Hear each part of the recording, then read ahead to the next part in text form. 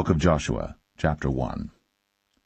Now after the death of Moses, the servant of the Lord, it came to pass that the Lord spake unto Joshua the son of Nun, Moses' minister, saying, Moses my servant is dead. Now therefore arise, go over this Jordan, thou and all this people, unto the land which I do give to them, even to the children of Israel. Every place that the sole of your foot shall tread upon, that have I given unto you, as I said unto Moses, from the wilderness and this Lebanon even unto the great river, the river Euphrates, all the land of the Hittites, and unto the great sea toward the going down of the sun, shall be your coast. There shall not any man be able to stand before thee all the days of thy life. As I was with Moses, so I will be with thee. I will not fail thee nor forsake thee.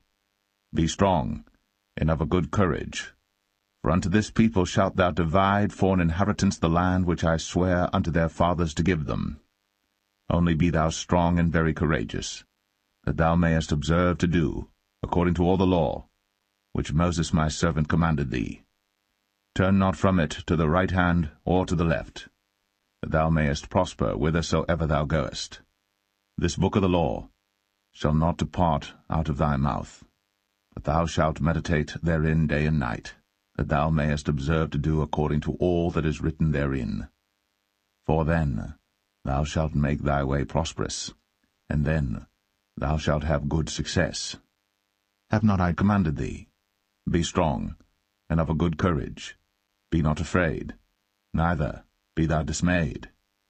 For the Lord thy God is with thee whithersoever thou goest. Then Joshua commanded the officers of the people, saying, Pass through the host, and command the people, saying, Prepare you victuals, for within 3 days ye shall pass over this Jordan to go in to possess the land, which the Lord your God giveth you to possess it.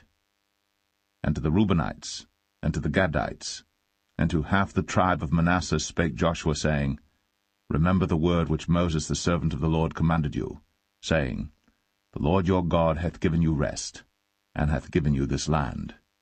Your wives, your little ones, and your cattle shall remain in the land which Moses gave you on this side Jordan. But ye shall pass before your brethren armed, all the mighty men of valor, and help them, until the Lord have given your brethren rest, as he hath given you. And they also have possessed the land which the Lord your God giveth them. Then ye shall return unto the land of your possession, and enjoy it, which Moses the Lord's servant gave you on this side Jordan toward the sunrising. And they answered Joshua, saying, All that thou commandest us we will do, and whithersoever thou sendest us we will go, according as we hearkened unto Moses in all things, so will we hearken unto thee. Only the Lord thy God be with thee, as he was with Moses. Whosoever he be that doth rebel against thy commandment, and will not hearken unto thy words in all that thou commandest him, he shall be put to death. Only be strong, and of a good courage.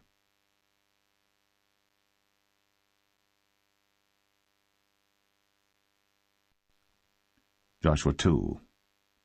And Joshua the son of Nun sent out of Shittim 2 men to spy secretly, saying, Go view the land, even Jericho.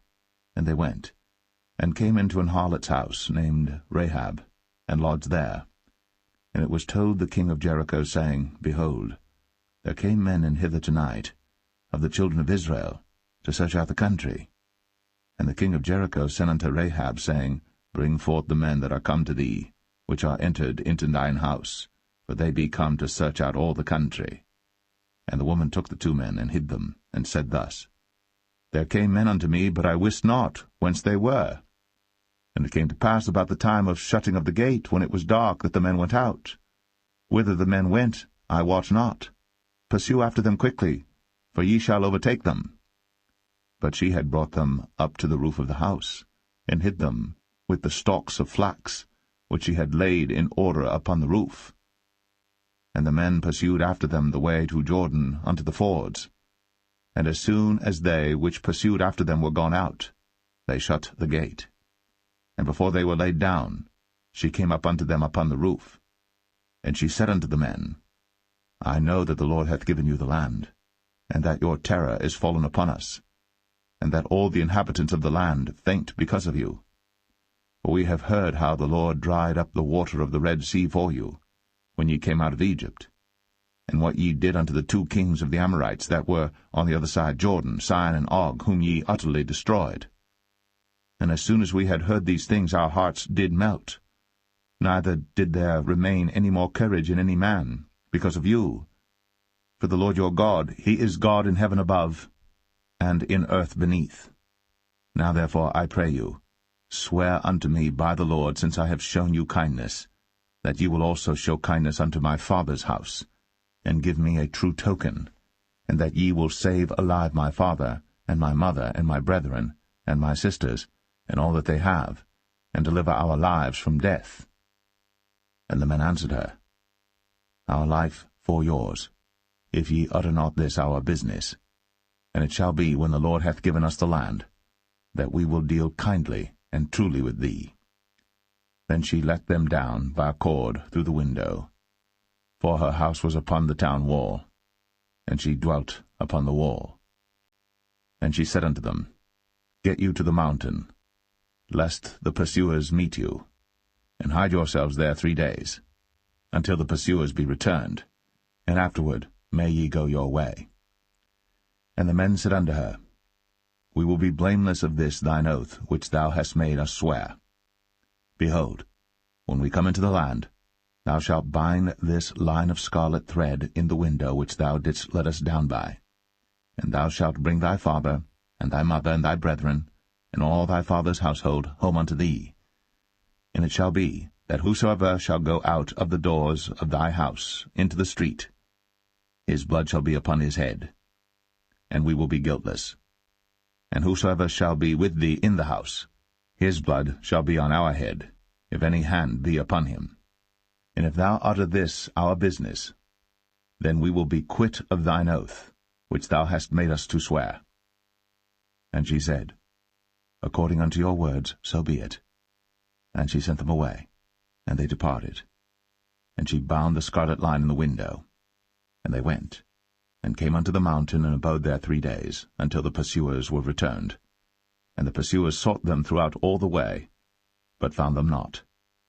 So the 2 men returned, and descended from the mountain, and passed over, and came to Joshua the son of Nun, and told him all things that befell them.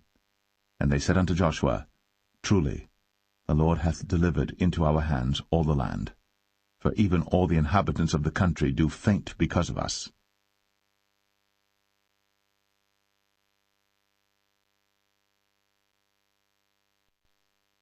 Joshua 3. And Joshua rose early in the morning, and they removed from Shittim, and came to Jordan, he and all the children of Israel, and lodged there before they passed over. And it came to pass after 3 days that the officers went through the host. And they commanded the people, saying, When ye see the ark of the covenant of the Lord your God, and the priests the Levites bearing it, then ye shall remove from your place, and go after it. Yet there shall be a space between you and it, about 2,000 cubits by measure. Come not near unto it, that ye may know the way by which ye must go. For ye have not passed this way heretofore.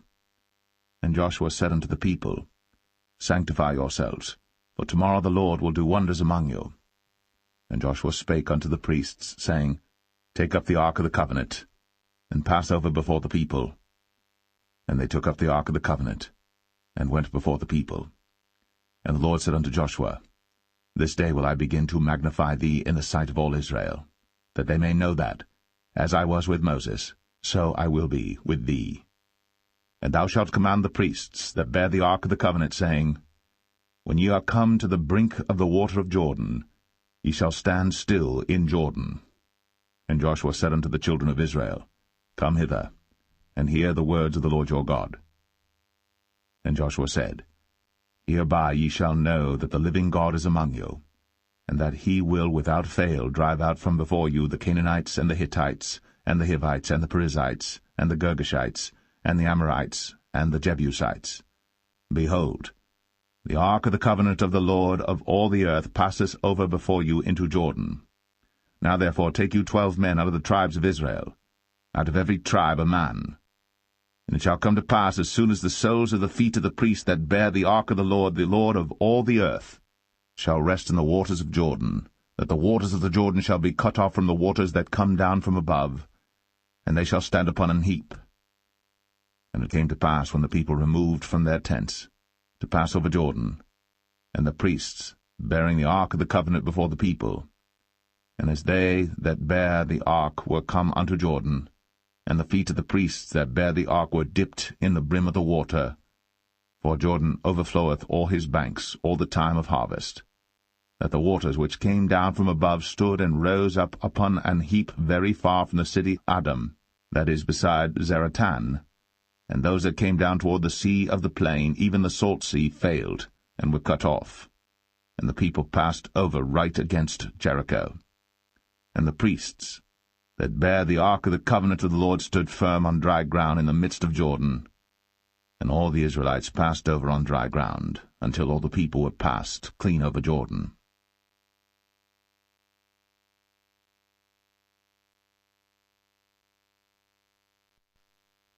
Joshua 4.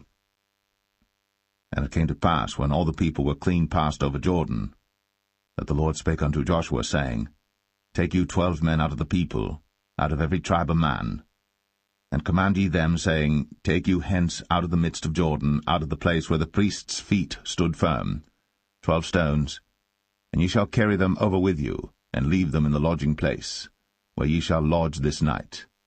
Then Joshua called the 12 men, whom he had prepared of the children of Israel, out of every tribe a man. And Joshua said unto them, Pass over before the ark of the Lord your God into the midst of Jordan, and take you up every man of you a stone upon his shoulder, according unto the number of the tribes of the children of Israel, that this may be a sign among you, that when your children ask their fathers in time to come, saying, What mean ye by these stones? Then ye shall answer them, that the waters of Jordan were cut off before the ark of the covenant of the Lord when it passed over Jordan. The waters of Jordan were cut off, and these stones shall be for a memorial unto the children of Israel forever.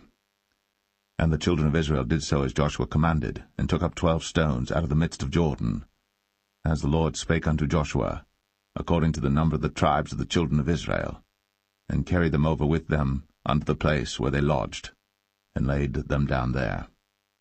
And Joshua set up 12 stones in the midst of Jordan, in the place where the feet of the priests which bare the ark of the covenant stood, and they are there unto this day.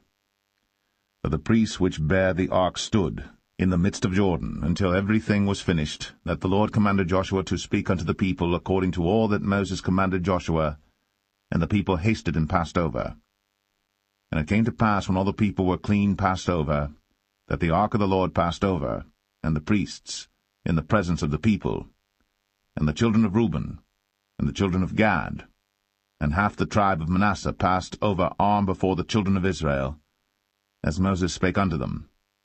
About 40,000 prepared for war passed over before the Lord unto battle, to the plains of Jericho. On that day the Lord magnified Joshua in the sight of all Israel, and they feared him, as they feared Moses, all the days of his life. And the Lord spake unto Joshua, saying, Command the priests that bear the ark of the testimony, that they come up out of Jordan. Joshua therefore commanded the priests, saying, Come ye up out of Jordan. And it came to pass, when the priests that bear the ark of the covenant of the Lord were come up out of the midst of Jordan, and the soles of the priests' feet were lifted up unto the dry land, that the waters of Jordan returned unto their place, and flowed over all his banks as they did before. And the people came up out of Jordan on the 10th day of the 1st month, and encamped in Gilgal, in the east border of Jericho. And those 12 stones which they took out of Jordan did Joshua pitch in Gilgal. And he spake unto the children of Israel, saying, When your children shall ask their fathers in time to come, saying, What mean these stones? Then ye shall let your children know, saying, Israel came over this Jordan on dry land. For the Lord your God dried up the waters of Jordan from before you, until you were passed over, as the Lord your God did to the Red Sea, which he dried up from before us, until we were gone over, that all the people of the earth might know the hand of the Lord, that it is mighty, that ye might fear the Lord your God forever.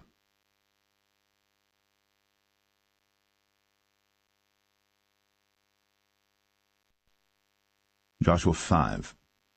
And it came to pass, when all the kings of the Amorites which were on the side of Jordan westward, and all the kings of the Canaanites which were by the sea, heard that the Lord had dried up the waters of the Jordan from before the children of Israel, until we were passed over, that their heart melted, neither was their spirit in them any more because of the children of Israel.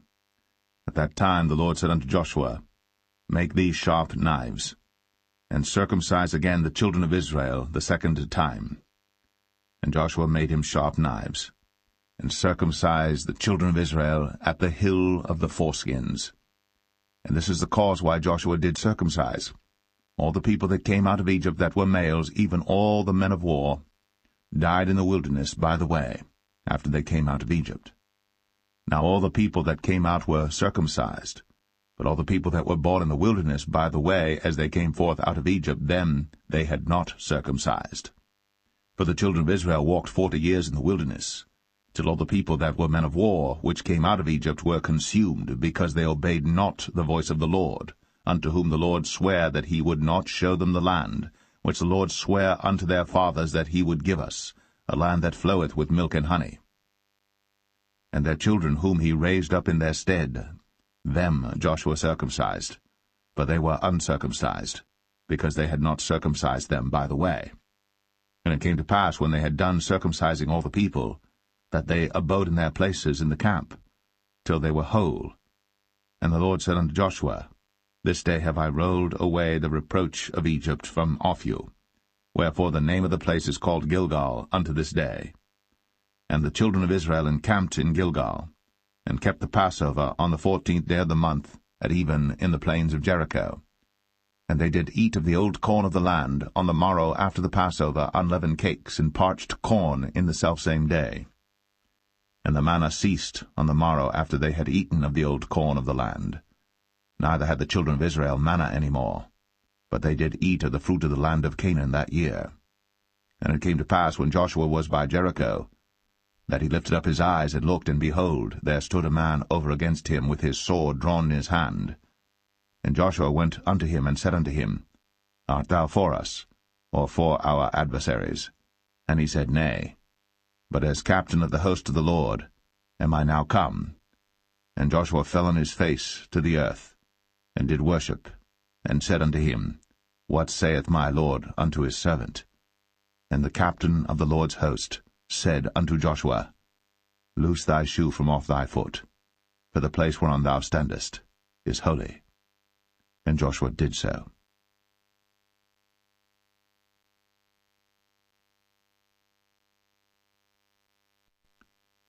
Joshua 6. Now Jericho was straitly shut up because of the children of Israel.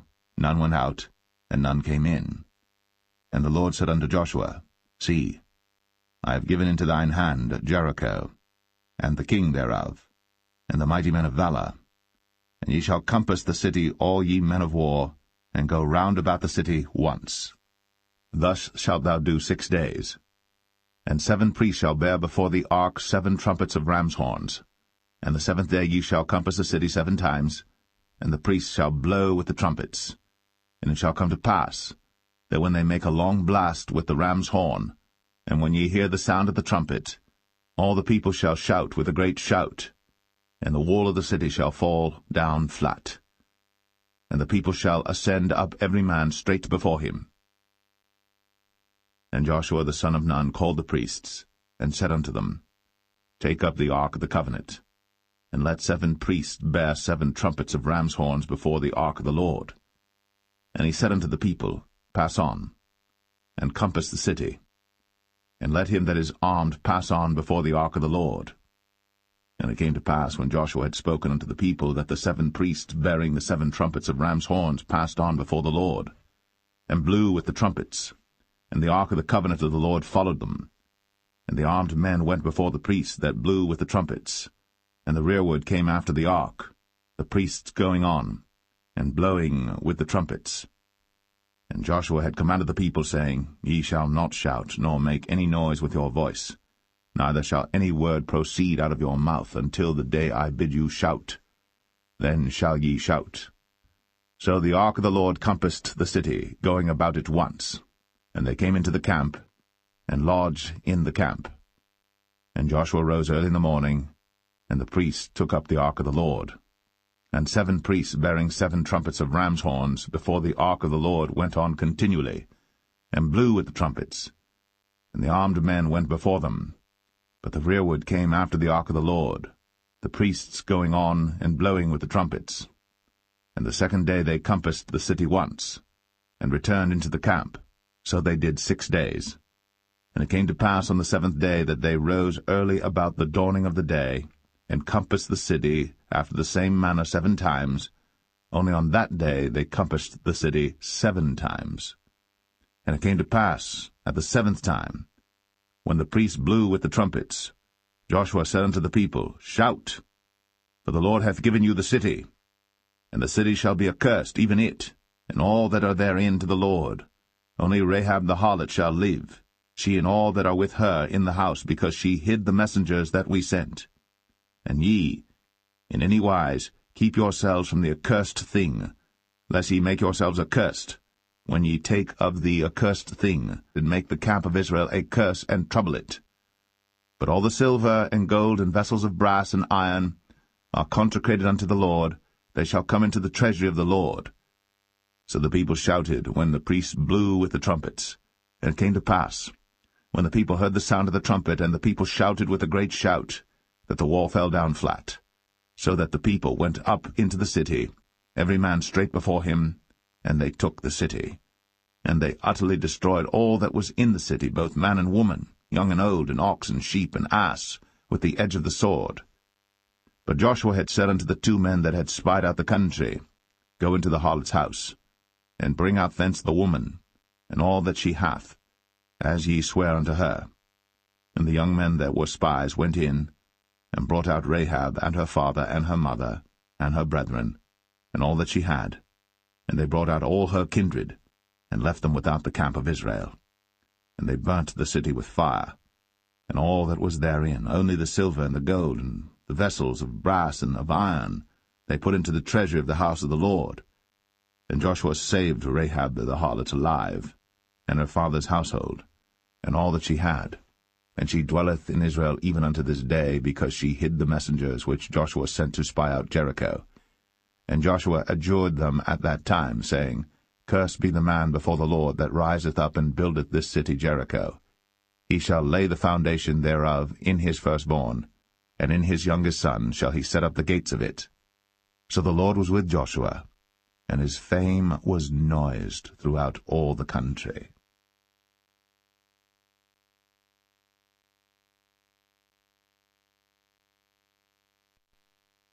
Joshua 7.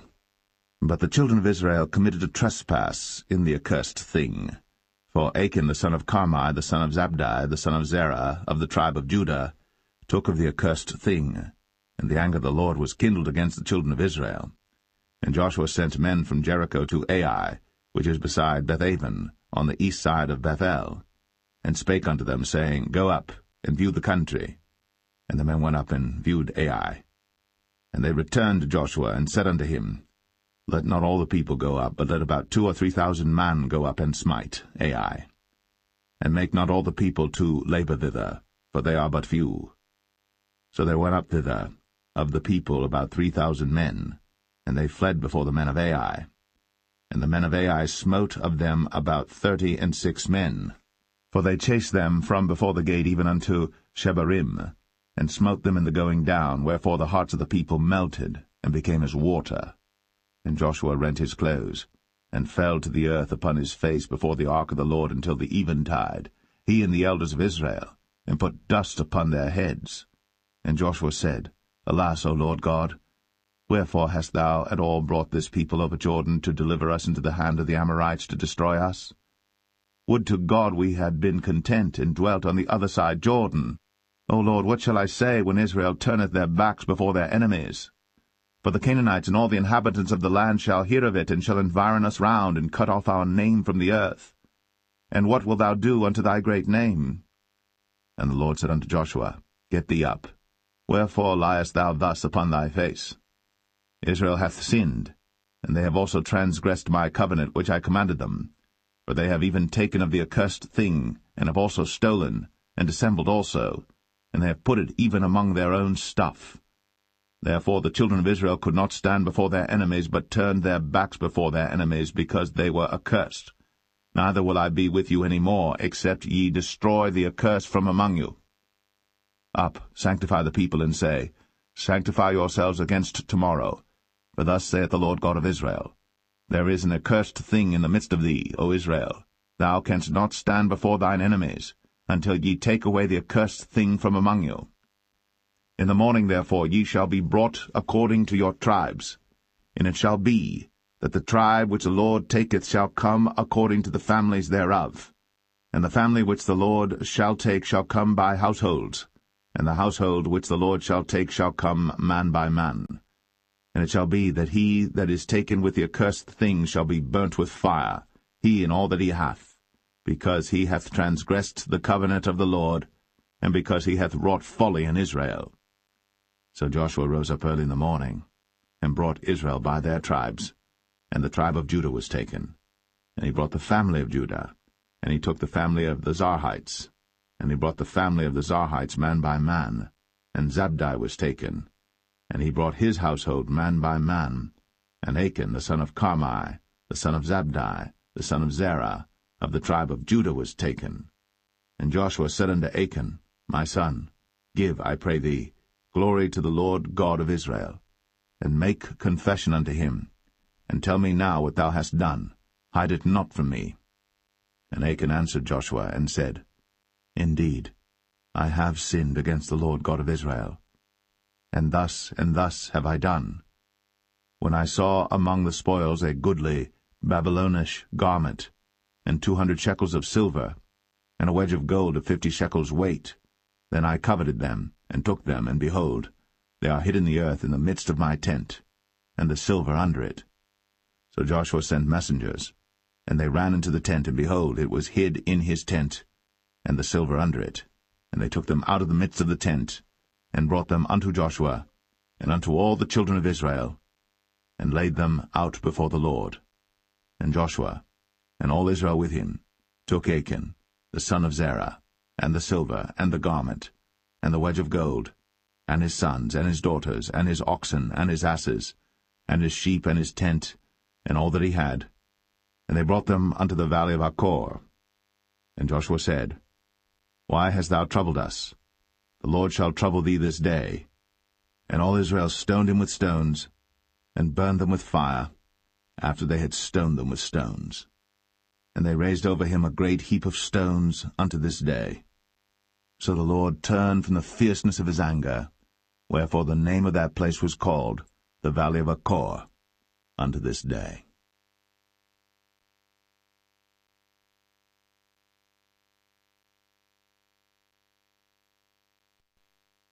Joshua 8. And the Lord said unto Joshua, Fear not, neither be thou dismayed. Take all the people of war with thee, and arise, go up to Ai. See, I have given into thy hand the king of Ai, and his people, and his city, and his land. And thou shalt do to Ai and her king, as thou didst unto Jericho and her king. Only the spoil thereof, and the cattle thereof shall ye take for a prey unto yourselves. Lay thee an ambush for the city behind it. So Joshua rose, and all the people of war, to go up against Ai. And Joshua chose out 30,000 mighty men of valor, and sent them away by night. And he commanded them, saying, Behold, ye shall lie in wait against the city, even behind the city. Go not very far from the city, but be ye all ready. And I, and all the people that are with me, will approach unto the city. And it shall come to pass, when they come out against us, as at the first, that we will flee before them. For they will come out after us, till we have drawn them from the city. But they will say, They flee before us, as at the first. Therefore we will flee before them. Then ye shall rise up from the ambush, and seize upon the city. For the Lord your God will deliver it into your hand. And it shall be, when ye have taken the city, that ye shall set the city on fire, according to the commandment of the Lord shall ye do. See, I have commanded you. Joshua therefore sent them forth. And they went to lie in ambush, and abode between Bethel and Ai, on the west side of Ai. But Joshua lodged that night among the people. And Joshua rose up early in the morning, and numbered the people, and went up, he and the elders of Israel, before the people to Ai. And all the people, even the people of war that were with him, went up, and drew nigh, and came before the city, and pitched on the north side of Ai. Now there was a valley between them and Ai. And he took about 5,000 men, and set them to lie in ambush between Bethel and Ai, on the west side of the city.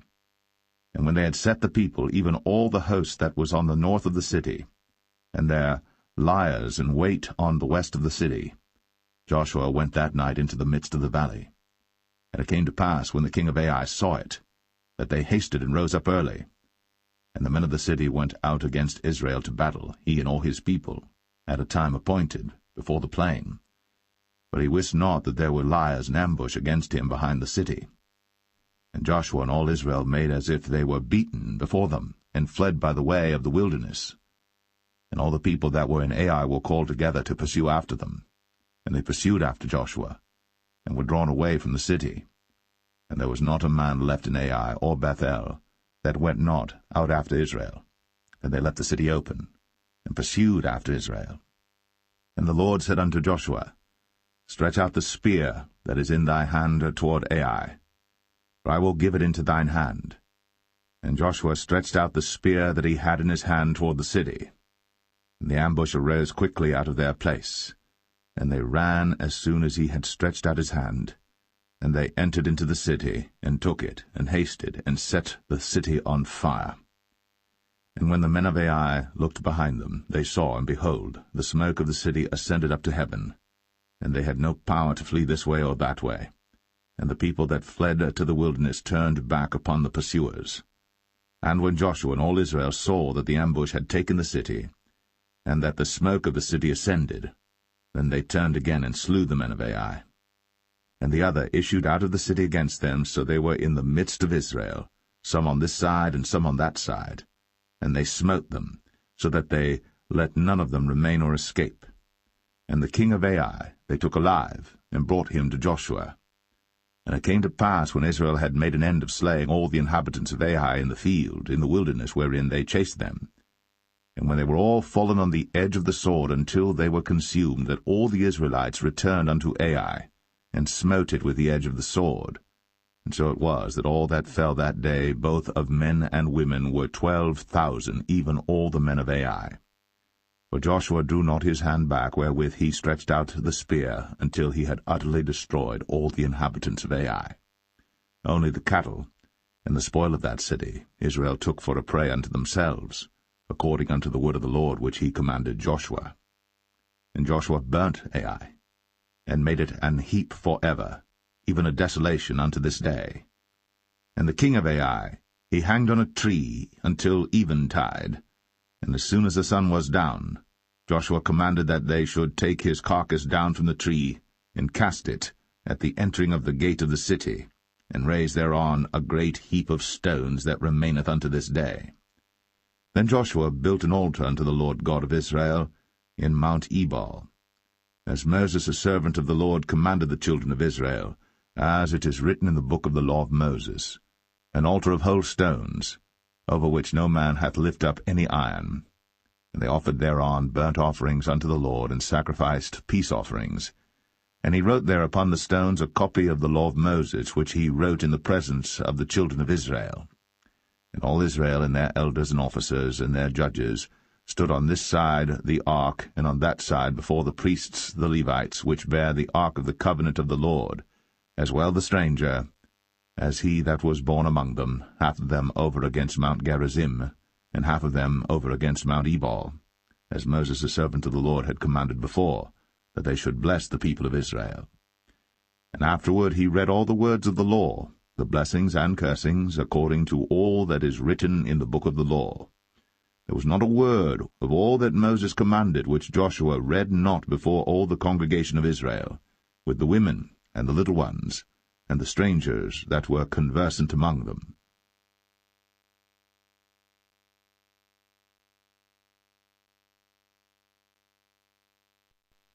Joshua 9.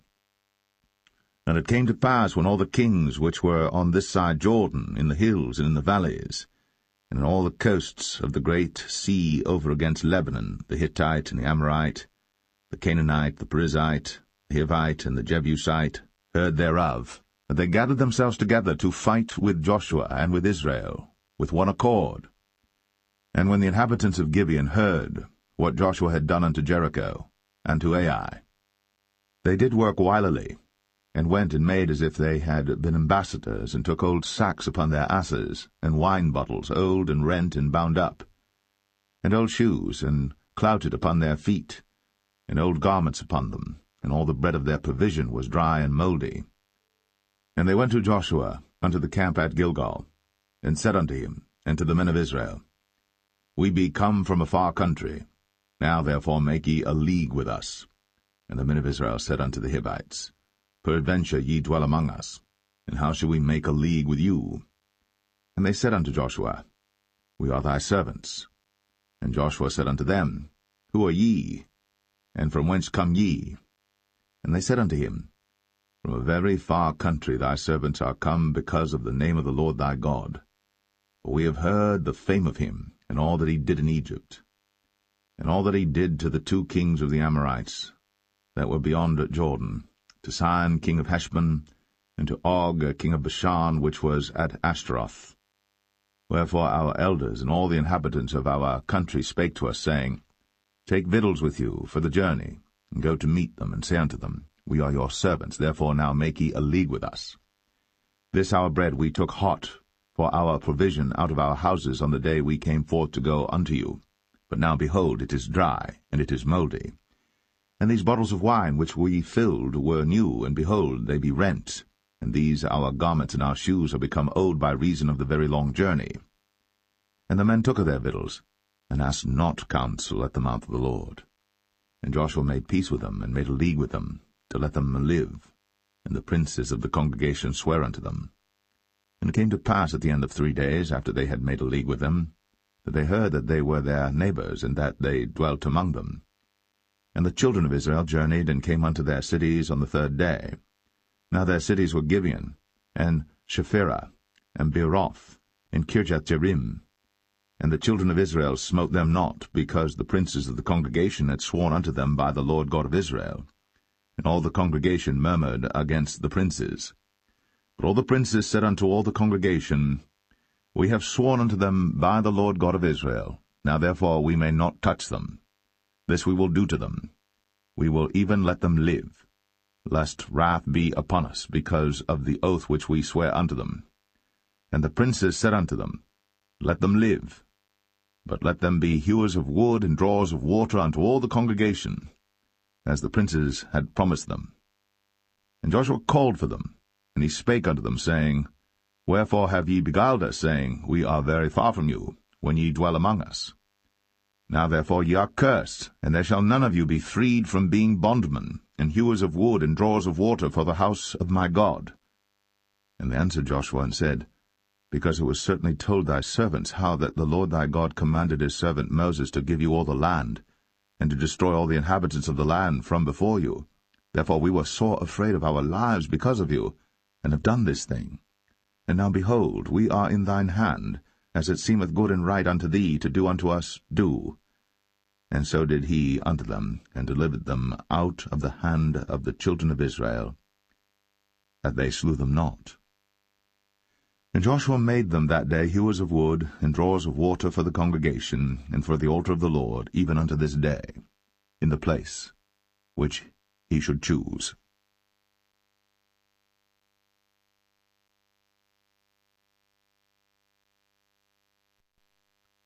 Joshua 10. Now it came to pass, when Adonizedek, king of Jerusalem, had heard how Joshua had taken Ai, and had utterly destroyed it, as he had done to Jericho and her king, so he had done to Ai and her king, and how the inhabitants of Gibeon had made peace with Israel, and were among them, that they feared greatly, because Gibeon was a great city, as one of the royal cities, and because it was greater than Ai, and all the men thereof were mighty. Wherefore Adonizedek, king of Jerusalem, sent unto Hoam, king of Hebron, and unto Piram, king of Jarmuth, and unto Japhia, king of Lachish, and unto Debir, king of Eglon, saying, Come up unto me, and help me, that we may smite Gibeon, for it hath made peace with Joshua and with the children of Israel. Therefore the 5 kings of the Amorites, the king of Jerusalem, the king of Hebron, the king of Jarmuth, the king of Lachish, the king of Eglon, gathered themselves together, and went up, they and all their hosts, and encamped before Gibeon, and made war against it. And the men of Gibeon sent unto Joshua to the camp to Gilgal, saying, Slack not thy hand from thy servants. Come up to us quickly, and save us and help us, for all the kings of the Amorites that dwell in the mountains are gathered together against us. So Joshua ascended from Gilgal, he and all the people of war with him, and all the mighty men of valor. And the Lord said unto Joshua, Fear them not, for I have delivered them into thine hand. There shall not a man of them stand before thee. Joshua therefore came unto them suddenly, and went up from Gilgal all night. And the Lord discomfited them before Israel, and slew them with a great slaughter at Gibeon, and chased them along the way that goeth up to Beth-horon, and smote them to Azekah and unto Makkedah. And it came to pass, as they fled from before Israel, and were in the going down to Beth-horon, that the Lord cast down great stones from heaven upon them unto Azekah, and they died. There were more which died with hailstones than they whom the children of Israel slew with the sword. Then spake Joshua to the Lord in the day when the Lord delivered up the Amorites before the children of Israel. And he said in the sight of Israel, Sun, stand thou still upon Gibeon, and thou, moon, in the valley of Ajalon. And the sun stood still, and the moon stayed, until the people had avenged themselves upon their enemies. Is not this written in the book of Jasher? So the sun stood still in the midst of heaven, and hasted not to go down about a whole day. And there was no day like that before it or after it, that the Lord hearkened unto the voice of a man, for the Lord fought for Israel. And Joshua returned, and all Israel with him, unto the camp to Gilgal. But these 5 kings fled and hid themselves in the cave at Makkedah. And it was told Joshua, saying, The 5 kings are found hid in a cave at Makkedah. And Joshua said, Roll great stones upon the mouth of the cave, and set men by it for to keep them.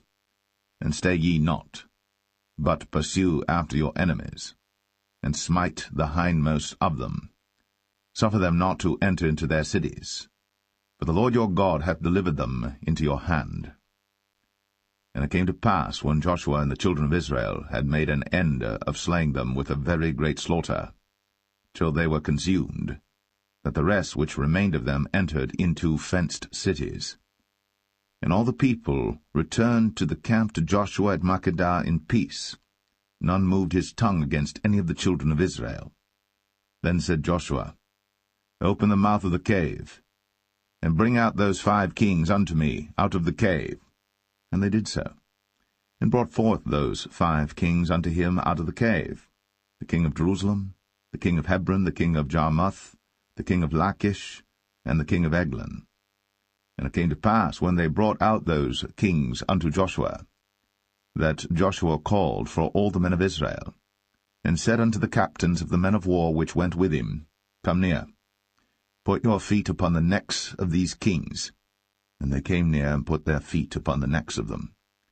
And Joshua said unto them, Fear not, nor be dismayed. Be strong and of good courage.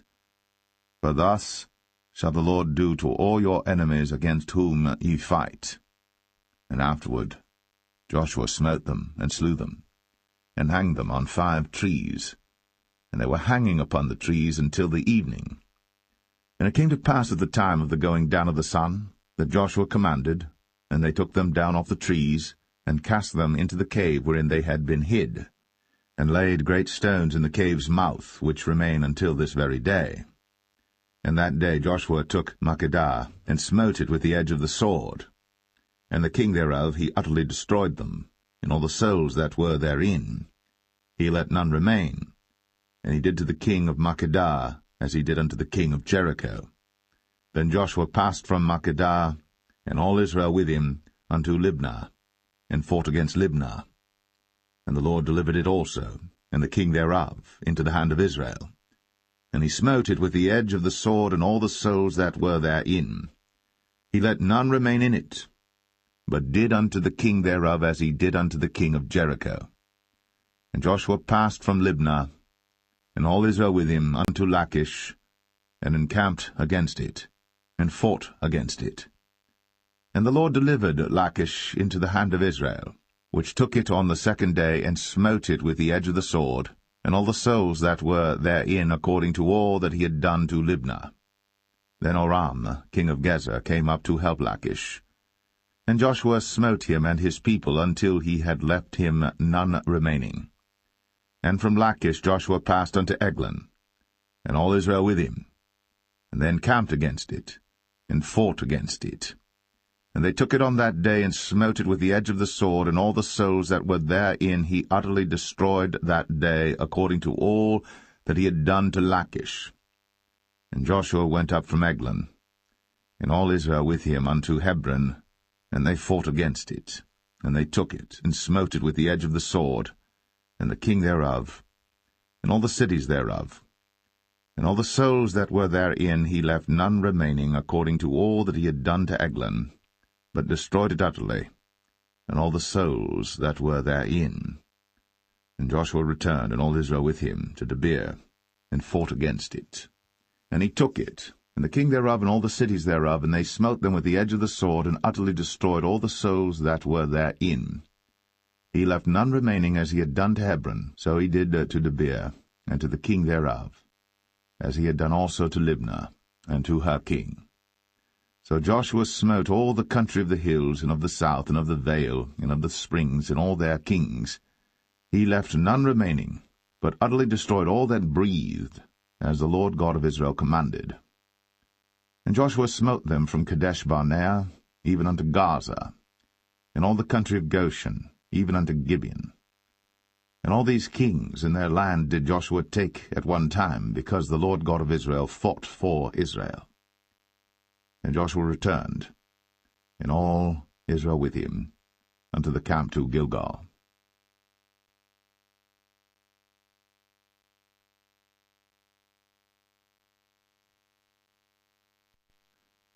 Joshua 11.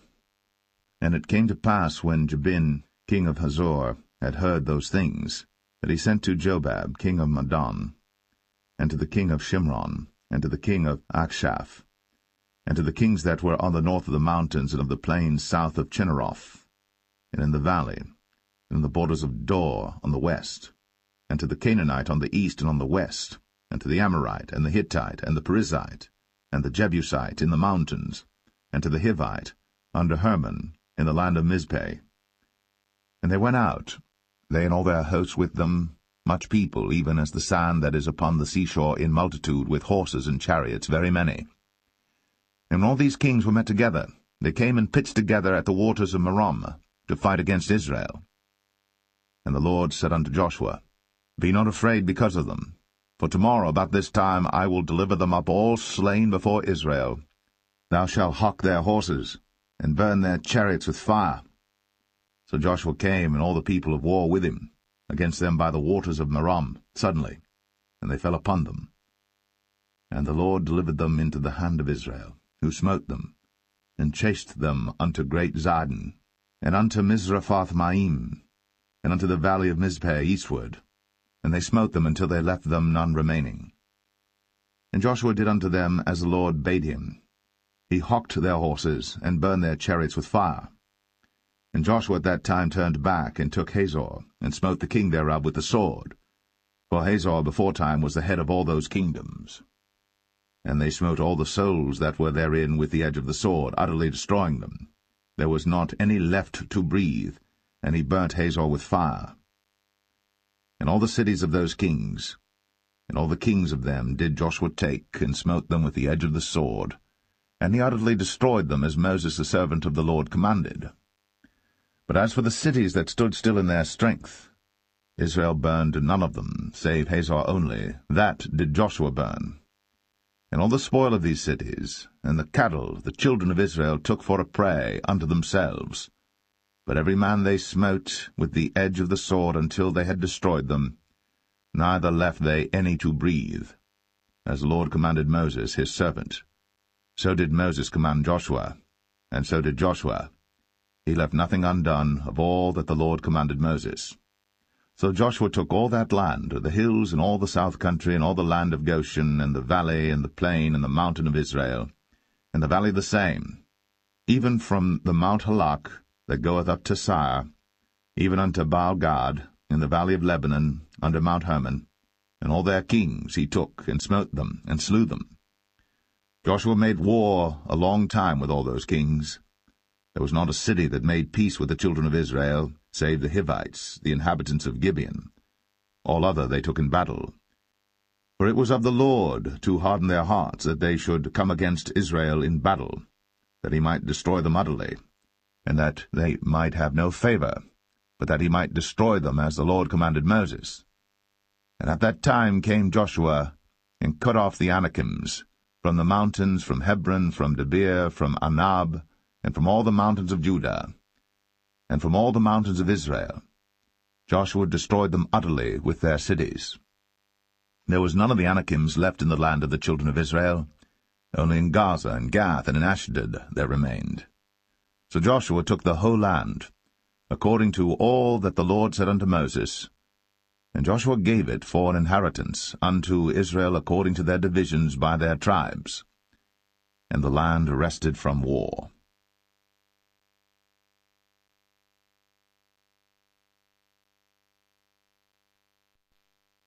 Joshua 12. Now these are the kings of the land which the children of Israel smote, and possessed their land on the other side Jordan toward the rising of the sun, from the river Arnon unto Mount Hermon, and all the plain on the east. Sihon king of the Amorites, who dwelt in Heshbon, and ruled from Aroer, which is upon the bank of the river Arnon, and from the middle of the river, and from half Gilead even unto the river Jabbok, which is the border of the children of Ammon, and from the plain of the sea of Chinneroth on the east, and unto the sea of the plain, even the salt sea on the east, the way to Beth Jeshemeth, and from the south under Ashtath Pisgah, and the coast of Og king of Bashan, which was of the remnant of the giants that dwelt in Ashtaroth, and at Edrei, and reigned in Mount Hermon, and in Salcah, and in all Bashan, unto the border of the Geshurites, and the Maacathites, and half Gilead, the border of Sihon king of Heshbon. Them did Moses the servant of the Lord, and the children of Israel smite. And Moses the servant of the Lord gave it for a possession unto the Reubenites, and the Gadites, and the half tribe of Manasseh. And these are the kings of the country which Joshua and the children of Israel smote on this side Jordan on the west, from Baal-Gad in the valley of Lebanon even unto the Mount Halak, that goeth up to Sire, which Joshua gave unto the tribes of Israel for possession according to their divisions, in the mountains, and in the valleys, and in the plains, and in the springs, and in the wilderness, and in the south country, the Hittites, the Amorites, and the Canaanites, the Perizzites, the Hivites, and the Jebusites. The king of Jericho won, the king of Ai, which is beside Bethel, won.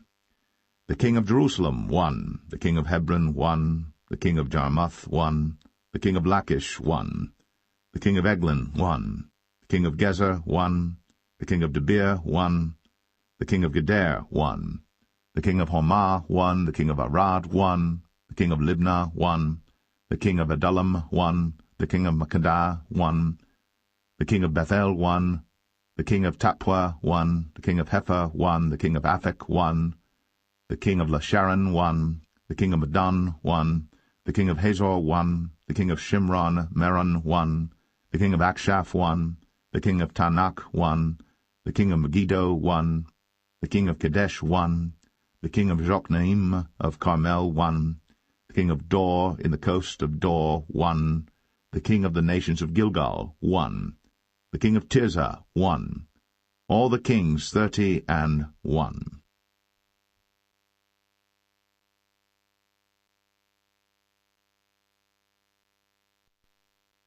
Joshua 13. Now Joshua was old, and stricken in years. And the Lord said unto him, Thou art old and stricken in years, and there remaineth yet very much land to be possessed. This is the land that yet remaineth, all the borders of the Philistines, and all Geshuri, from Sihor, which is before Egypt, even unto the borders of Ekron northward, which is counted to the Canaanite, 5 lords of the Philistines, the Gazathites, and the Astathites, the Ashkolanites, the Gittites, and the Ekronites, also the Avites. From the south all the land of the Canaanites, and Mearah, that is beside the Sidonians, unto Aphek, to the borders of the Amorites, and the land of the Giblites in all Lebanon, toward the sunrising, from Baal-Gad, under Mount Hermon, unto the entering into Hamath. All the inhabitants of the hill country from Lebanon unto Misrephoth-Maim, and all the Sidonians, them will I drive out before the children of Israel. Only divide thou it by lot unto the Israelites for an inheritance, as I have commanded thee. Now therefore divide this land for an inheritance unto the 9 tribes, and the half-tribe of Manasseh, with whom the Reubenites and the Gadites have received their inheritance which Moses gave them, beyond Jordan eastward, even as Moses the servant of the Lord gave them, from Aroer that is upon the bank of the river Arnon, and the city that is in the midst of the river, and all the plain of Medeba, unto Dibon, and all the cities of Sihon, king of the Amorites, which reigned in Heshbon, unto the border of the children of Ammon, and Gilead, and the border of the Geshurites and Maacathites, and all Mount Hermon, and all Bashan, unto Salcah, all the kingdom of Og and Bashan, which reigned in Ashtaroth and in Edrei, who remained of the remnant of the giants, for these did Moses smite and cast them out.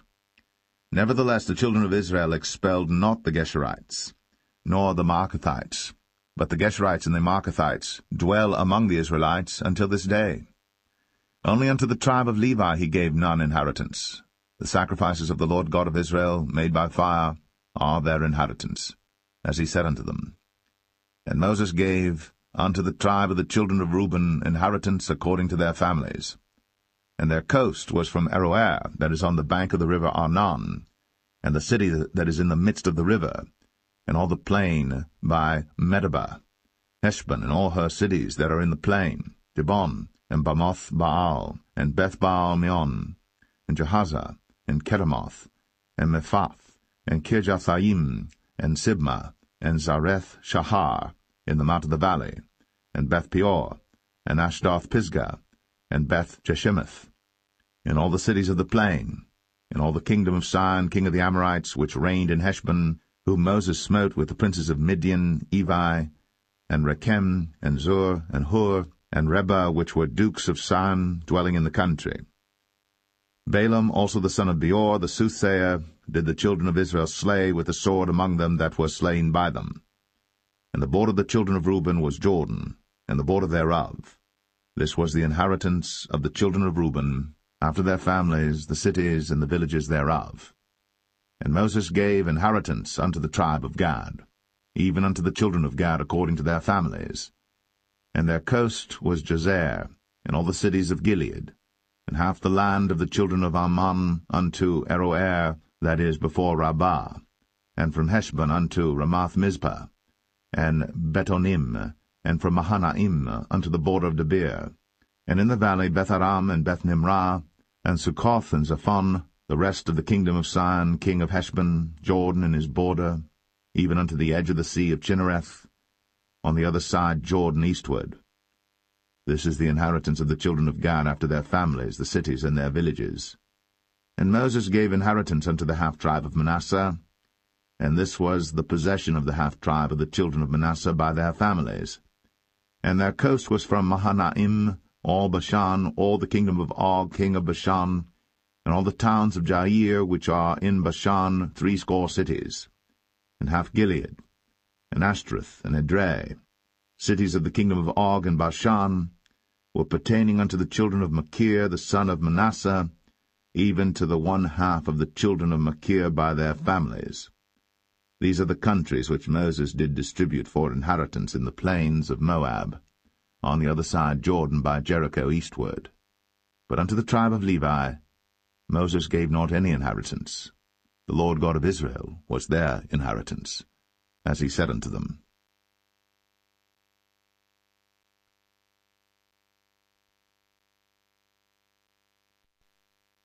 Joshua 14. And these are the countries which the children of Israel inherited in the land of Canaan, which Eleazar the priest, and Joshua the son of Nun, and the heads of the fathers of the tribes of the children of Israel, distributed for inheritance to them. By lot was their inheritance, as the Lord commanded by the hand of Moses, for the 9 tribes and for the half-tribe. For Moses had given the inheritance of 2 tribes and an half-tribe on the other side Jordan, but unto the Levites he gave none inheritance among them. For the children of Joseph were 2 tribes, Manasseh and Ephraim. Therefore they gave no part unto the Levites in the land, save cities to dwell in, with their suburbs for their cattle and for their substance. As the Lord commanded Moses, so the children of Israel did, and they divided the land.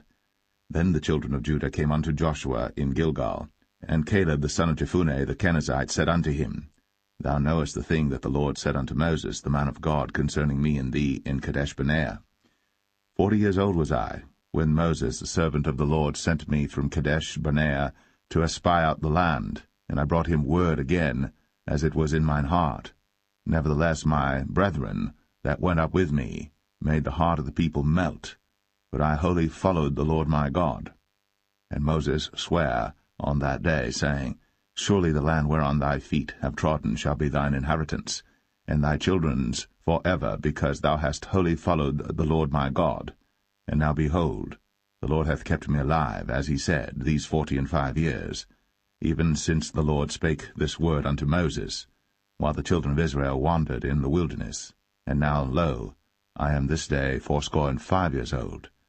As yet I am as strong this day as I was in the day that Moses sent me. As my strength was then, even so is my strength now, for war, both to go out and to come in. Now therefore give me this mountain, whereof the Lord spake in that day. For thou heardest in that day how the Anakims were there, and that the cities were great and fenced.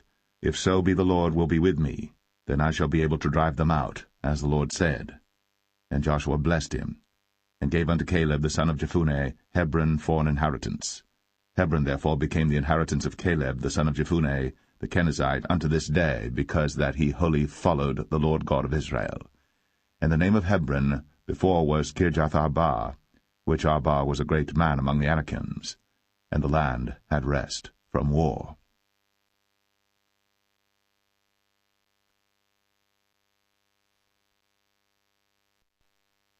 Joshua 15. This then was the lot of the tribe of the children of Judah by their families, even to the border of Edom, the wilderness of Zin. Southward was the uttermost part of the south coast. And their south border was from the shore of the salt sea, from the bay that looketh southward. And it went out to the south side to Male Akrabim, and passed along to Zin, and ascended up on the south side unto Kadesh-barnea, and passed along to Hezron, and went up to Adar, and fenced a compass to Karkah. From thence it passed toward Asmon, and went out unto the river of Egypt, and the goings out of that coast were at the sea. This shall be your south coast. And the east border was the salt sea, even unto the end of Jordan, and their border in the north quarter was from the bay of the sea at the uttermost part of Jordan. And the border went up to Beth-hoglah, and passed along by the north by Beth-arabah. And the border went up to the stone of Bohan the son of Reuben. And the border went up toward Debir from the valley of Achor, and so northward, looking toward Gilgal, that is, before the going up to Adamim, which is on the south side of the river. And the border passed toward the waters of En-shemesh, and the goings out thereof were at En-rogel. And the border went up by the valley of the son of Hinnom, unto the south side of the Jebusite, the same as Jerusalem. And the border went up to the top of the mountain that lieth before the valley of Hinnom, westward, which is at the end of the valley of the giants, northward. And the border was drawn from the top of the hill unto the fountain of the water of Nephtoah, and went out to the cities of Mount Ephron, and the border was drawn to Baal-ah, which is Kirjath-jearim, and the border compassed from Baal-ah westward unto Mount Seir, and passed along unto the side of Mount Jearim, which is Chesalon, on the north side, and went down to Beth-shemesh, and passed on to Timnah. And the border went out unto the side of Ekron northward, and the border was drawn to Shikron, and passed along to Mount Baalah, and went out unto Jabneel, and the goings out of the border were at the sea. And the west border was to the great sea, and the coast thereof. This is the coast of the children of Judah, round about according to their families. And unto Caleb the son of Jephunneh he gave a part among the children of Judah, according to the commandment of the Lord to Joshua, even the city of Arba, the father of Anak, which city is Hebron.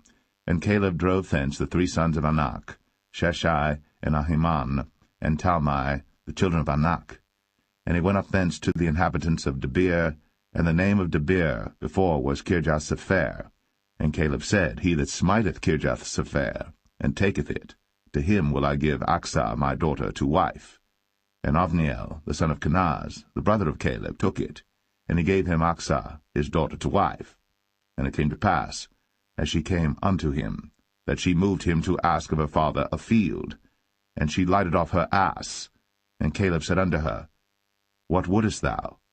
Who answered, Give me a blessing, for thou hast given me a south land, give me also springs of water.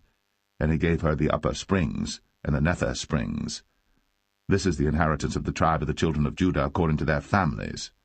And the uttermost cities of the tribe of the children of Judah toward the coast of Edom southward were Kabzeel, and Adair, and Jagur, and Kinnah, and Dimnah, and Aradah, and Kadesh, and Hazor, and Ithnan, Ziph, and Telem, and Bealoth, and Hazor, and Haratah, and Kirioth, and Hezron, which is Hazor, Amam, and Shema, and Maladah, and Hazar Gadah, and Heshmon, and Beth Paulett, and Hazar Shual, and Beersheba, and Bizjothjah, Baalah, and Aim, and Azem, and El-Talad, and Chesil, and Hormah, and Ziklag, and Madmanah, and Sansanah, and Lebaoth, and Shilhim, and Ain, and Rimmon. All the cities are 29, with their villages. And in the valley, Eshtaol, and Zoreah, and Ashnah, and Zanoah, and Enganim, Tapua, and Anam, Jarmuth, and Adullam, Sokoh, and Azekah, and Shadaim, and Adathaim, and Gederah, and Gederothaim, 14 cities with their villages, Zenan, and Hadashah, and Migdal-Gad, and Dilian, and Mespah, and Joktheel, Lachish, and Bozkath, and Eglon, and Kabon, and Lamam, and Kitlish, and Gederoth, Beth-Dagon, and Naamah, and Makkedah, 16 cities with their villages, Libnah, and Ether, and Ashan, and Jiphthah, and Ashnah, and Nazib, and Keilah, and Akzib, and Maresha, 9 cities with their villages, Ekron with her towns and her villages.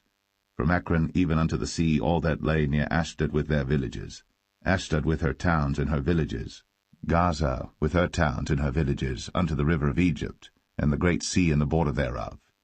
And in the mountains Shamir, and Jatir, and Sokoh, and Danah, and Kirjath-sanah, which is Debir, and Anab, and Eshtema, and Anim, and Goshen, and Holon, and Gilo, 11 cities with their villages, Arab, and Dumah, and Eshan, and Janum, and Beth-Tapua, and Aphekah, and Humtah, and Kirjath-arba, which is Hebron, and Zior, 9 cities with their villages, Maon, Carmel, and Ziph, and Juttah, and Jezreel, and Jokdeam, and Zanoah, Cain, Gibeah, and Timnah, 10 cities with their villages, Halhal, Beth-zur, and Gedor, and Marath, and Beth-anoth, and El-Tekon, 6 cities with their villages, Kirjath-baal, which is Kirjath-jearim, and Rabbah, 2 cities with their villages. In the wilderness, Beth-arabah, Medin, and Sekaka, and Nibshan, and the city of Salt, and En-gedi, 6 cities with their villages. As for the Jebusites, the inhabitants of Jerusalem, the children of Judah could not drive them out, but the Jebusites dwell with the children of Judah at Jerusalem unto this day.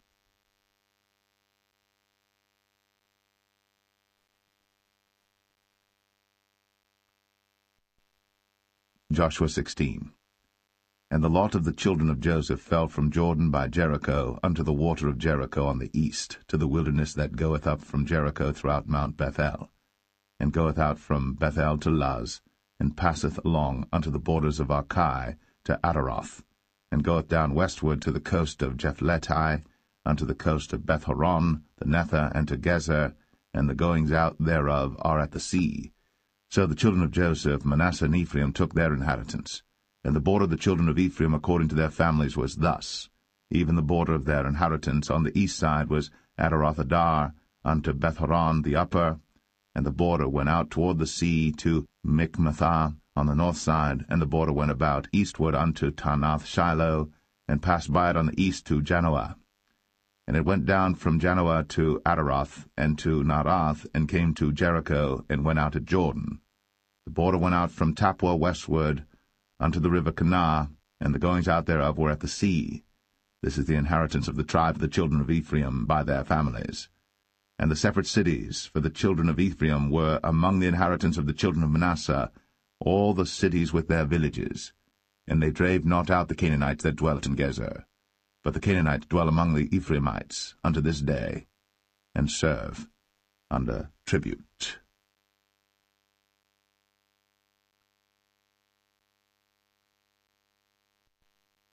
Joshua 17. There was also a lot for the tribe of Manasseh, for he was the firstborn of Joseph, to wit, for Machir, the firstborn of Manasseh, the father of Gilead, because he was a man of war. Therefore he had Gilead and Bashan. There was also a lot for the rest of the children of Manasseh by their families, for the children of Abiezer, and for the children of Helek, and for the children of Azriel, and for the children of Shechem, and for the children of Hepher, and for the children of Shemida. These were the male children of Manasseh the son of Joseph by their families. But Zelophehad, the son of Hepher, the son of Gilead, the son of Machir, the son of Manasseh, had no sons, but daughters, and these are the names of his daughters, Mahlah and Noah, Hoglah, Milcah, and Tirzah. And they came near before Eleazar the priest, and before Joshua the son of Nun, and before the princes, saying, The Lord commanded Moses to give us an inheritance among our brethren. Therefore, according to the commandment of the Lord, he gave them an inheritance among the brethren of their father. And there fell 10 portions to Manasseh, beside the land of Gilead and Bashan, which were on the other side Jordan, because the daughters of Manasseh had an inheritance among his sons, and the rest of Manasseh's sons had the land of Gilead. And the coast of Manasseh was from Asher to Michmethah, that lieth before Shechem, and the border went along on the right hand unto the inhabitants of En-Tappuah. Now Manasseh had the land of Tappuah, but Tappuah on the border of Manasseh belonged to the children of Ephraim. And the coast descended unto the river Kanah, southward of the river. These cities of Ephraim are among the cities of Manasseh. The coast of Manasseh also was on the north side of the river, and the outgoings of it were at the sea.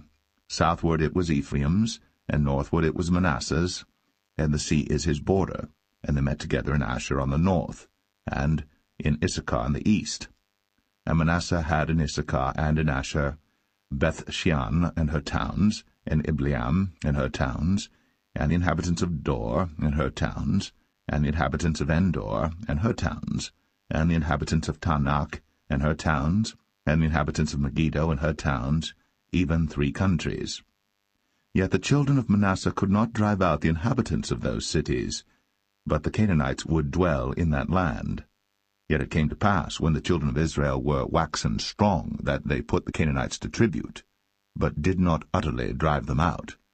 And the children of Joseph spake unto Joshua, saying, Why hast thou given me but 1 lot, and 1 portion to inherit, seeing I am a great people, forasmuch as the Lord hath blessed me hitherto? And Joshua answered them, If thou be a great people, then get thee up to the wood country, and cut down for thyself there in the land of the Perizzites, and of the giants, if Mount Ephraim be too narrow for thee. And the children of Joseph said, The hill is not enough for us. And all the Canaanites that dwell in the land of the valley have chariots of iron, both they who are of Beth-shean and her towns, and they who are of the valley of Jezreel. And Joshua spake unto the house of Joseph, even to Ephraim and to Manasseh, saying, Thou art a great people, and hast great power. Thou shalt not have 1 lot only. But the mountain shall be thine, for it is a wood, and thou shalt cut it down, and the outgoings of it shall be thine. For thou shalt drive out the Canaanites, though they have iron chariots, and though they be strong.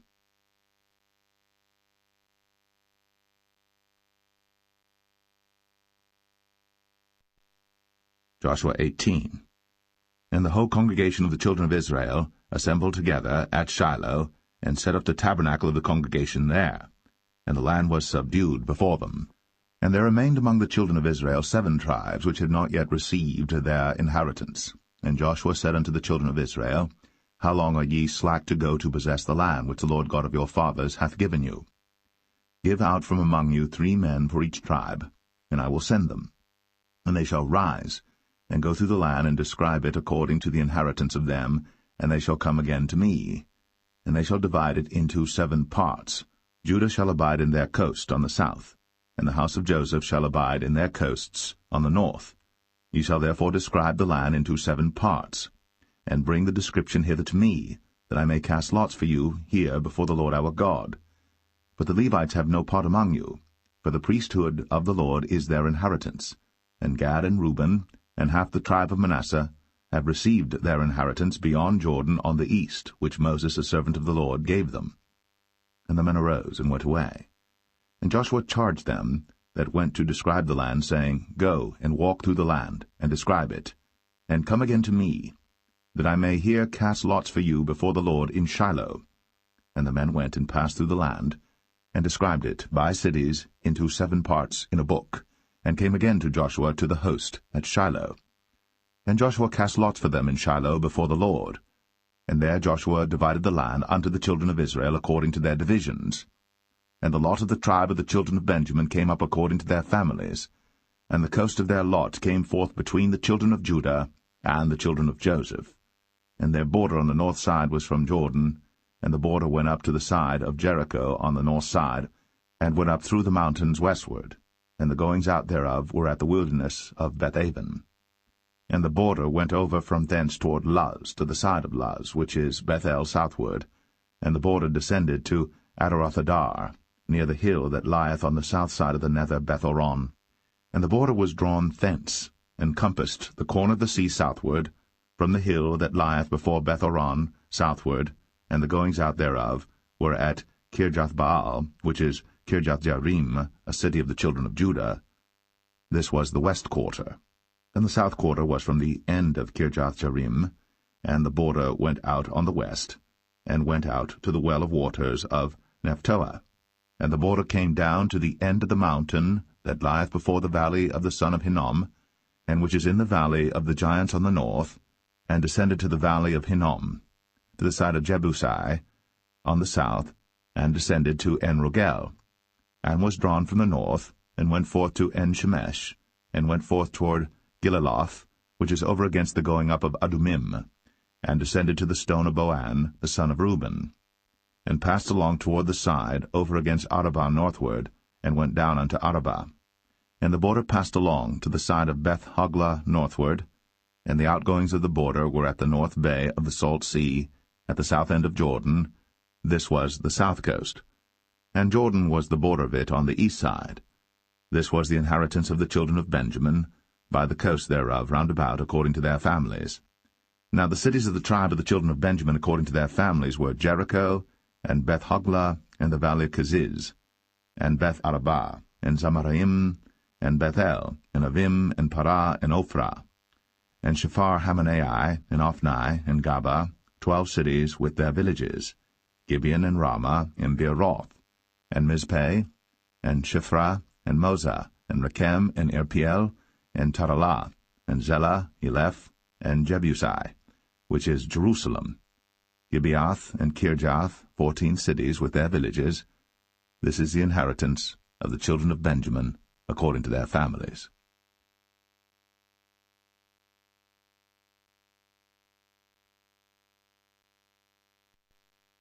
Joshua 19. And the second lot came forth to Simeon, even for the tribe of the children of Simeon according to their families, and their inheritance was within the inheritance of the children of Judah. And they had in their inheritance Beersheba, or Sheba, and Moladah, and Hazar-Shual, and Baalah, and Azem, and El-Talad, and Bethul, and Hormah, and Ziklag, and Beth-Makabath, and Hazar-Susah, and Beth-Lebaoth, and Sharuim, 13 cities in their villages. Ain, Rimmon, and Ether, and Ashan, 4 cities in their villages, and all the villages that were round about these cities to Balath-beer, Ramath of the south. This is the inheritance of the tribe of the children of Simeon according to their families. Out of the portion of the children of Judah was the inheritance of the children of Simeon, for the part of the children of Judah was too much for them. Therefore the children of Simeon had their inheritance within the inheritance of them. And the third lot came up for the children of Zebulun according to their families, and the border of their inheritance was unto Sarid. And their border went up toward the sea, and Maralah, and reached to Dabasheth, and reached to the river that is before Jokneam, and turned from Sarid eastward toward the sunrising unto the border of Chisloth-Tabor, and then goeth out to Daberath, and goeth up to Japhia, and from thence passeth on along on the east to Gittah-Hefer, to Ittachazin, and goeth out to Rimmon Methoar to Nea, and the border compasseth it on the north side to Hanathon, and the outgoings thereof are in the valley of Jiphthah-El, and Katath, and Nahalal, and Shimron, and Idalah, and Bethlehem, 12 cities with their villages. This is the inheritance of the children of Zebulun according to their families, these cities with their villages. And the fourth lot came out to Issachar, for the children of Issachar according to their families, and their border was toward Jezreel, and Chesuloth, and Shunem, and Ephraim, and Shan, and Anaharath, and Rabith, and Kishon, and Abez, and Rameth, and Enganim, and Enhadah, and Beth-Pazez. And the coast reacheth to Tabor, and Shahazimah, and Beth-Shemesh, and the outgoings of their border were at Jordan, 16 cities with their villages. This is the inheritance of the tribe of the children of Issachar according to their families, the cities and their villages. And the fifth lot came out for the tribe of the children of Asher according to their families, and their border was Helkath, and Halai, and Beten, and Akshaph, and Alamelech, and Amad, and Mishiel, and reacheth to Carmel westward, and to Shihor-Libnath, and turneth toward the sunrising to Beth-Dagon, and reacheth to Zebulun, and to the valley of Jiphthah-El, toward the north side of Beth-Emek, and Neiel, and goeth out to Kabul on the left hand, and Hebron, and Rehob, and Hammon, and Cana, even unto great Zidon. And then the coast turneth to Ramah, and to the strong city Tyre, and the coast turneth to Hosa, and the outgoings thereof are at the sea from the coast to Akzib. Umah also, and Aphek, and Rehob, 22 cities with their villages. This is the inheritance of the tribe of the children of Asher according to their families, these cities with their villages. The sixth lot came out to the children of Naphtali, even for the children of Naphtali according to their families. And their coast was from Heleph, from Alon to Zaananim, and Adamai, Nekeb, and Jabneel, unto Lacum, and the outgoings thereof were at Jordan. And then the coast turneth westward to Aznoth-Tabor, and goeth out from thence to Hukok, and reacheth to Zebulun on the south side, and reacheth to Asher on the west side, and to Judah upon Jordan toward the sunrising. And the fenced cities are Ziddim, Zer, and Hamath, Rakath, and Chinnereth, and Adamah, and Ramah, and Hazor, and Kadesh, and Edrei, and En-Hazor, and Aran, and Migdal-El, Horem, and Bethanath, and Beth-Shemesh, 19 cities with their villages. This is the inheritance of the tribe of the children of Naphtali according to their families, the cities and their villages. And the seventh lot came out for the tribe of the children of Dan according to their families, and the coast of their inheritance was Zorah, and Eshtaol, and Ir-Shemesh, and Sha'alabim, and Ailan, and Jedlah, and Elon, and Thimnathah, and Ekron, and Eltekah, and Gibbethon, and Baalath, and Jehud, and Bene Barak, and Gath-Rimmon, and Mijarkon, and Rakon with the border before Japho.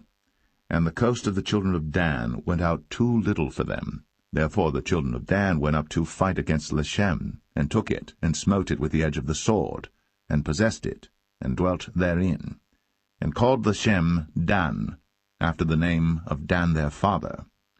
This is the inheritance of the tribe of the children of Dan, according to their families, these cities with their villages. When they had made an end of dividing the land for inheritance by their coasts, the children of Israel gave an inheritance to Joshua the son of Nun among them. According to the word of the Lord they gave him the city which he asked, even Timnath-Serah, in Mount Ephraim. And he built the city, and dwelt therein.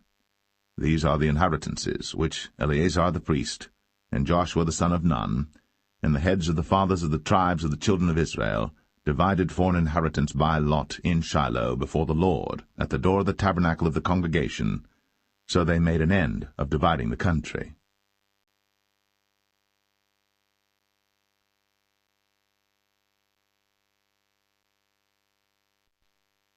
Joshua 20.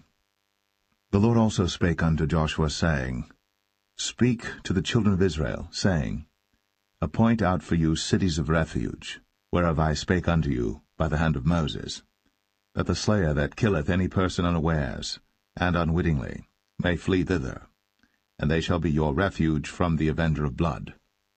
And when he that doth flee unto one of those cities shall stand at the entering of the gate of the city, and shall declare his cause in the ears of the elders of that city, they shall take him into the city unto them, and give him a place that he may dwell among them.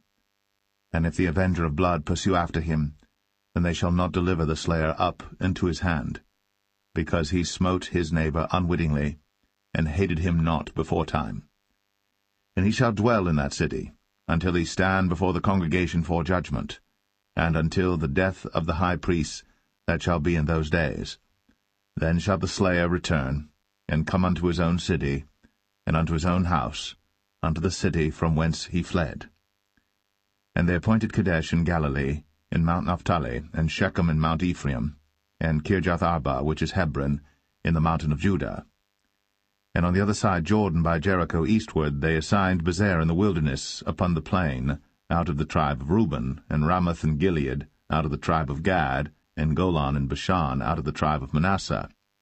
These were the cities appointed for all the children of Israel, and for the stranger that sojourneth among them, that whosoever killeth any person at unawares might flee thither, and not die by the hand of the avenger of blood, until he stood before the congregation.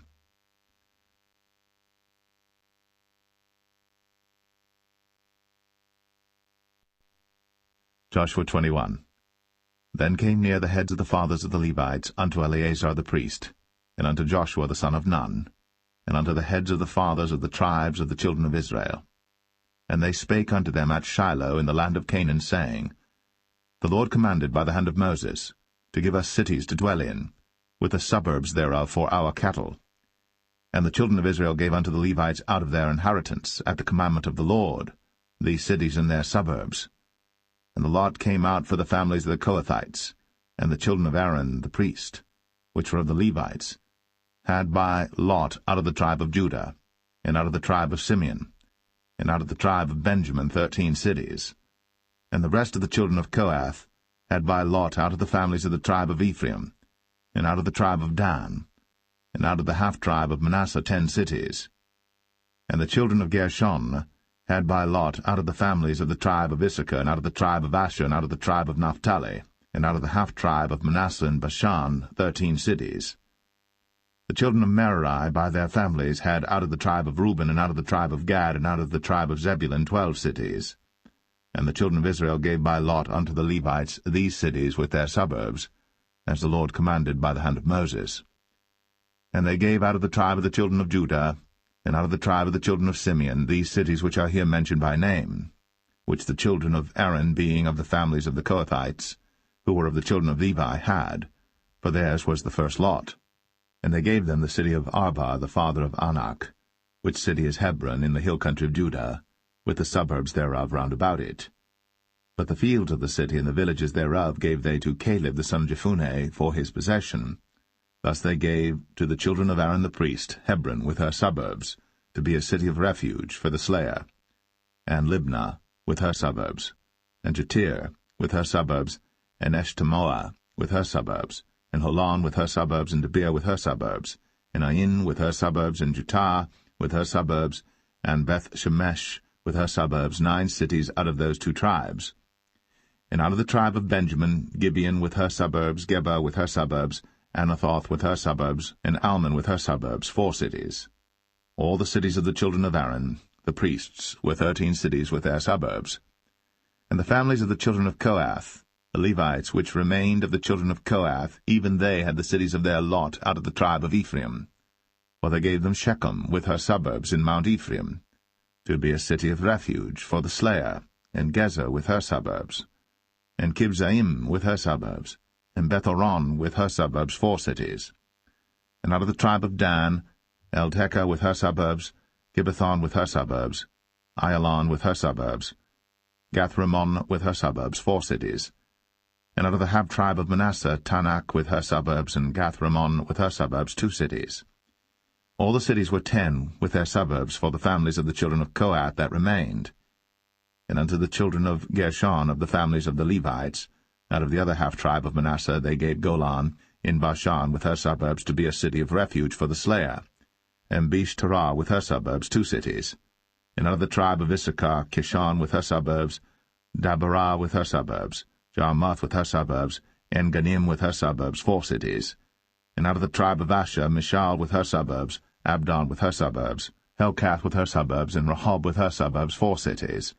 And out of the tribe of Naphtali, Kadesh in Galilee with her suburbs, to be a city of refuge for the slayer, and Hamath-dor with her suburbs, and Kartan with her suburbs, 3 cities.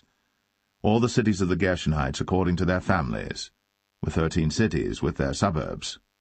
And unto the families of the children of Merari, the rest of the Levites, out of the tribe of Zebulun, Jokneam with her suburbs, and Kartar with her suburbs, Dimnah with her suburbs, Nahalal with her suburbs, 4 cities. And out of the tribe of Reuben, Bezer with her suburbs, and Jahazah with her suburbs, Kedemoth with her suburbs, Mephaath with her suburbs, 4 cities. And out of the tribe of Gad, Ramoth and Gilead with her suburbs, to be a city of refuge for the slayer, and Mahanaim with her suburbs, Heshbon with her suburbs, Jazer with her suburbs, 4 cities in all. So all the cities for the children of Merari by their families, which were remaining of the families of the Levites, were by their lot 12 cities. All the cities of the Levites within the possession of the children of Israel were 40, and 8 cities with their suburbs. These cities were every one with their suburbs round about them. Thus were all these cities. And the Lord gave unto Israel all the land which he sware to give unto their fathers, and they possessed it, and dwelt therein. And the Lord gave them rest round about, according to all that he sware unto their fathers, and there stood not a man of all their enemies before them.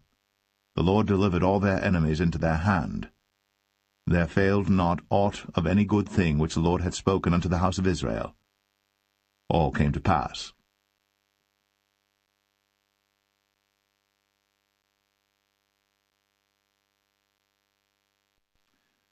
Joshua 22. Then Joshua called the Reubenites, and the Gadites, and the half-tribe of Manasseh, and said unto them, Ye have kept all that Moses the servant of the Lord commanded you, and have obeyed my voice in all that I commanded you. Ye have not left your brethren these many days unto this day, but have kept the charge of the commandment of the Lord your God. And now the Lord your God hath given rest unto your brethren, as he promised them. Therefore now return ye, and get you unto your tents, and unto the land of your possession, which Moses the servant of the Lord gave you on the other side Jordan. But take diligent heed to do the commandment and the law, which Moses the servant of the Lord charged you, to love the Lord your God, and to walk in all his ways, and to keep his commandments, and to cleave unto him, and to serve him with all your heart and with all your soul. So Joshua blessed them, and sent them away, and they went unto their tents. Now to the 1/2 of the tribe of Manasseh Moses had given possession in Bashan, but unto the other half thereof gave Joshua among their brethren on this side Jordan westward.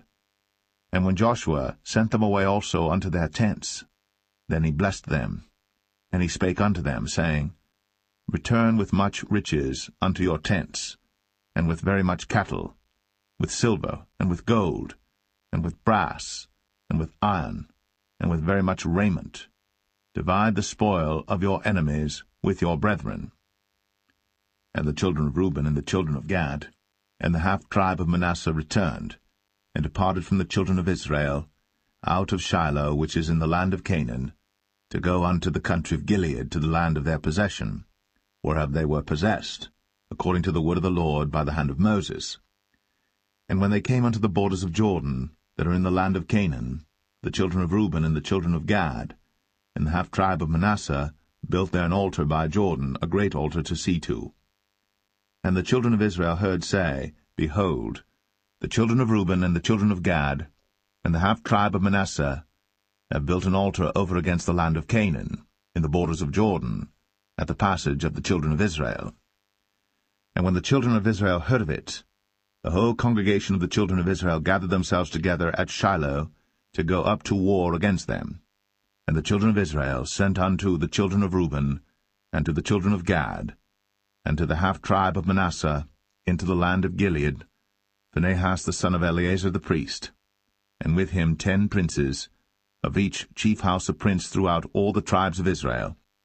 And each one was an head of the house of their fathers among the thousands of Israel. And they came unto the children of Reuben, and to the children of Gad, and to the half-tribe of Manasseh, unto the land of Gilead. And they spake with them, saying, Thus saith the whole congregation of the Lord, What trespass is this that ye have committed against the God of Israel, to turn away this day from following the Lord, in that ye have builded you an altar, that ye might rebel this day against the Lord? Is the iniquity of Peor too little for us, from which we are not cleansed until this day, although there was a plague in the congregation of the Lord, but that ye must turn away this day from following the Lord? And it will be, seeing ye rebel today against the Lord, that tomorrow he will be wroth with the whole congregation of Israel. Notwithstanding, if the land of your possession be unclean, then pass ye over unto the land of the possession of the Lord, wherein the Lord's tabernacle dwelleth, and take possession among us. But rebel not against the Lord, nor rebel against us, in building you an altar beside the altar of the Lord our God. Did not Achan the son of Zerah commit a trespass in the accursed thing, and wrath fell on all the congregation of Israel? And that man perished not alone in his iniquity. Then the children of Reuben, and the children of Gad, and the half-tribe of Manasseh answered and said unto the heads of the thousands of Israel, The Lord God of gods, the Lord God of gods, he knoweth, and Israel he shall know, if it be in rebellion, or if in transgression against the Lord, save us not this day, that we have built us an altar to turn from following the Lord, or if to offer thereon burnt offering, or meat offering, or if to offer peace offerings thereon. Let the Lord himself require it. And if we have not rather done it for fear of this thing, saying, In time to come your children might speak unto our children, saying, What have ye to do with the Lord God of Israel? For the Lord hath made Jordan a border between us and you. Ye children of Reuben, and children of Gad, ye have no part in the Lord. So shall your children make our children cease from fearing the Lord. Therefore we said, Let us now prepare to build us an altar, not for burnt offering, nor for sacrifice, but that it may be a witness between us and you and our generations after us, that we might do the service of the Lord before him with our burnt offerings, and with our sacrifices, and with our peace offerings, that your children may not say to our children in time to come, Ye have no part in the Lord. Therefore said we that it shall be, when they should so say to us, or to our generations in time to come, that we may say again, Behold, the pattern of the altar of the Lord, which our fathers made, not for burnt offerings, nor for sacrifices, but it is a witness between us and you. God forbid that we should rebel against the Lord, and turn this day from following the Lord, to build an altar for burnt offerings, for meat offerings, or for sacrifices beside the altar of the Lord our God, that is before his tabernacle. And when Phinehas the priest, and the princes of the congregation, and heads of the thousands of Israel which were with him, heard the words that the children of Reuben, and the children of Gad, and the children of Manasseh spake, it pleased them. And Phinehas the son of Eleazar the priest said unto the children of Reuben, and to the children of Gad, and to the children of Manasseh, This day we perceive that the Lord is among us, because ye have not committed this trespass against the Lord. Now ye have delivered the children of Israel out of the hand of the Lord. And Phinehas the son of Eleazar the priest, and the princes, returned from the children of Reuben, and from the children of Gad, out of the land of Gilead, unto the land of Canaan, to the children of Israel, and brought them word again. And the thing pleased the children of Israel. And the children of Israel blessed God, and did not intend to go up against them in battle, to destroy the land wherein the children of Reuben and Gad dwelt. And the children of Reuben and the children of Gad called the altar Ed, for it shall be a witness between us that the Lord is God.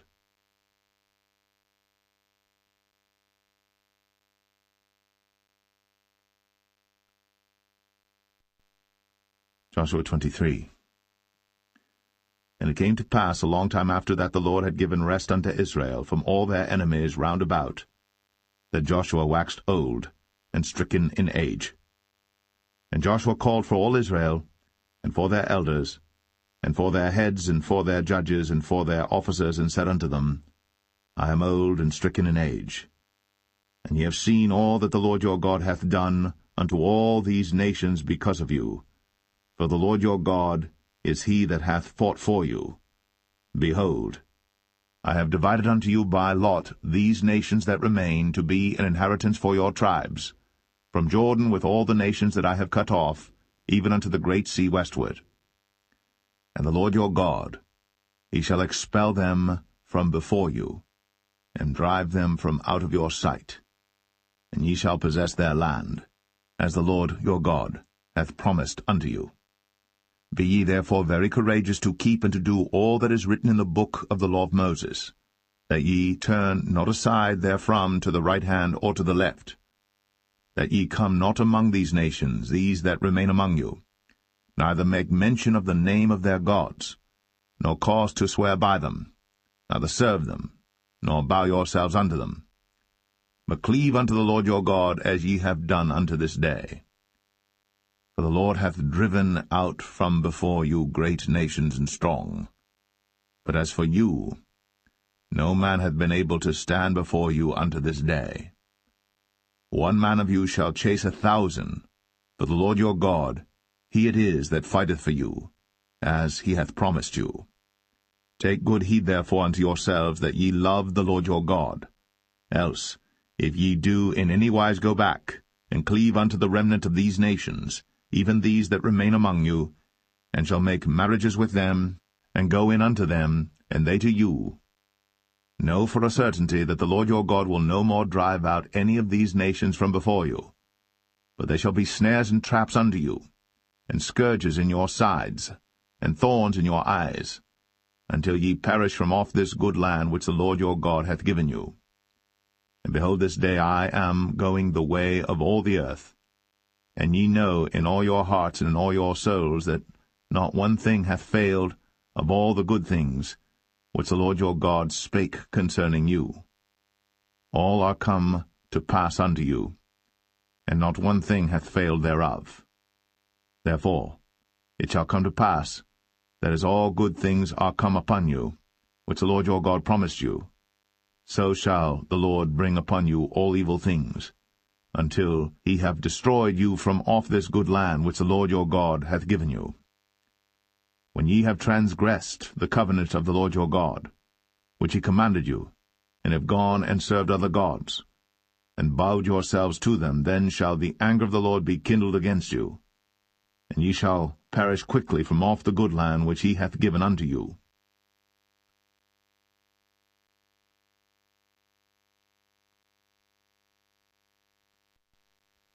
Joshua 24. And Joshua gathered all the tribes of Israel to Shechem, and called for the elders of Israel, and for their heads, and for their judges, and for their officers, and they presented themselves before God. And Joshua said unto all the people, Thus saith the Lord God of Israel, Your fathers dwelt on the other side of the flood in old time, even Terah, the father of Abraham, and the father of Nachor, and they served other gods. And I took your father Abraham from the other side of the flood, and led him throughout all the land of Canaan, and multiplied his seed, and gave him Isaac. And I gave unto Isaac Jacob and Esau. And I gave unto Esau Mount Seir to possess it. But Jacob and his children went down into Egypt. I sent Moses also, and Aaron, and I plagued Egypt, according to that which I did among them. And afterward I brought you out. And I brought your fathers out of Egypt, and ye came unto the sea. And the Egyptians pursued after your fathers with chariots and horsemen unto the Red Sea. And when they cried unto the Lord, he put darkness between you and the Egyptians, and brought the sea upon them, and covered them. And your eyes have seen what I have done in Egypt, and ye dwelt in the wilderness a long season. And I brought you into the land of the Amorites, which dwelt on the other side Jordan, and they fought with you, and I gave them into your hand, that ye might possess their land. And I destroyed them from before you. Then Balak the son of Zippor, king of Moab, arose and warred against Israel, and sent and called Balaam the son of Beor to curse you. But I would not hearken unto Balaam, therefore he blessed you still. So I delivered you out of his hand. And ye went over Jordan, and came unto Jericho, and the men of Jericho fought against you, the Amorites, and the Perizzites, and the Canaanites, and the Hittites, and the Girgashites, the Hivites, and the Jebusites, and I delivered them into your hand. And I sent the hornet before you, which drave them out from before you, even the 2 kings of the Amorites, but not with thy sword, nor with thy bow. And I have given you a land for which ye did not labor, and cities which ye built not, and ye dwell in them. Of the vineyards and oliveyards which ye planted not do ye eat. Now therefore fear the Lord, and serve him in sincerity and in truth. And put away the gods which your fathers served on the other side of the flood and in Egypt, and serve ye the Lord. And if it seem evil unto you to serve the Lord, choose you this day whom ye will serve, whether the gods which your fathers served that were on the other side of the flood, or the gods of the Amorites, in whose land ye dwell. But as for me and my house, we will serve the Lord. And the people answered and said, God forbid that we should forsake the Lord, to serve other gods. For the Lord our God, he it is that brought us up and our fathers out of the land of Egypt, from the house of bondage, and which did those great signs in our sight, and preserved us in all the way wherein we went, and among all the people through whom we passed. And the Lord drave out from before us all the people, even the Amorites which dwelt in the land. Therefore will we also serve the Lord, for he is our God. And Joshua said unto the people, Ye cannot serve the Lord, for he is an holy God. He is a jealous God. He will not forgive your transgressions nor your sins. If ye forsake the Lord, and serve strange gods, then he will turn, and do you hurt, and consume you. After that he hath done you good. And the people said unto Joshua, Nay, but we will serve the Lord. And Joshua said unto the people, Ye are witnesses against yourselves, that ye have chosen you the Lord to serve him. And they said, We are witnesses. Now therefore put away, said he, the strange gods which are among you, and incline your heart unto the Lord God of Israel. And the people said unto Joshua, The Lord our God will we serve, and his voice will we obey. So Joshua made a covenant with the people that day, and set them a statute and an ordinance in Shechem. And Joshua wrote these words in the book of the law of God, and took a great stone, and set it up there under an oak that was by the sanctuary of the Lord. And Joshua said unto all the people, Behold, this stone shall be a witness unto us, for it hath heard all the words of the Lord which he spake unto us. It shall be therefore a witness unto you, lest ye deny your God. So Joshua let the people depart, every man unto his inheritance. And it came to pass after these things that Joshua the son of Nun, the servant of the Lord, died, being 110 years old. And they buried him in the border of his inheritance in Timnath-serah, which is in Mount Ephraim, on the north side of the hill of Gaash. And Israel served the Lord all the days of Joshua, and all the days of the elders that overlived Joshua, and which had known all the works of the Lord that he had done for Israel. And the bones of Joseph, which the children of Israel brought up out of Egypt, buried they in Shechem in a parcel of ground, which Jacob bought of the sons of Hamor, the father of Shechem, for 100 pieces of silver. And it became the inheritance of the children of Joseph. And Eleazar the son of Aaron died. And they buried him in a hill that pertained to Phinehas his son, which was given him in Mount Ephraim.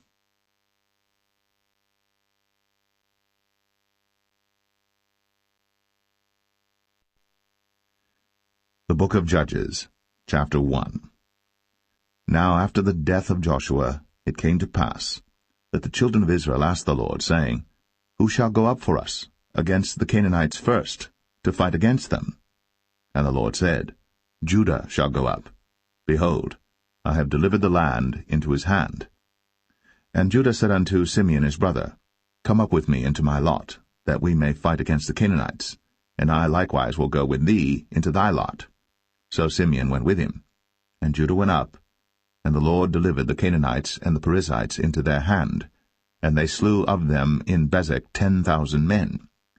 And they found Adoni-Bezek in Bezek, and they fought against him, and they slew the Canaanites and the Perizzites. But Adoni-Bezek fled, and they pursued after him, and caught him, and cut off his thumbs and his great toes. And Adoni-Bezek said, 70 kings, having their thumbs and their great toes cut off, gathered their meat under my table, as I have done, so God hath requited me. And they brought him to Jerusalem, and there he died. Now the children of Judah had fought against Jerusalem, and had taken it, and smitten it with the edge of the sword, and set the city on fire.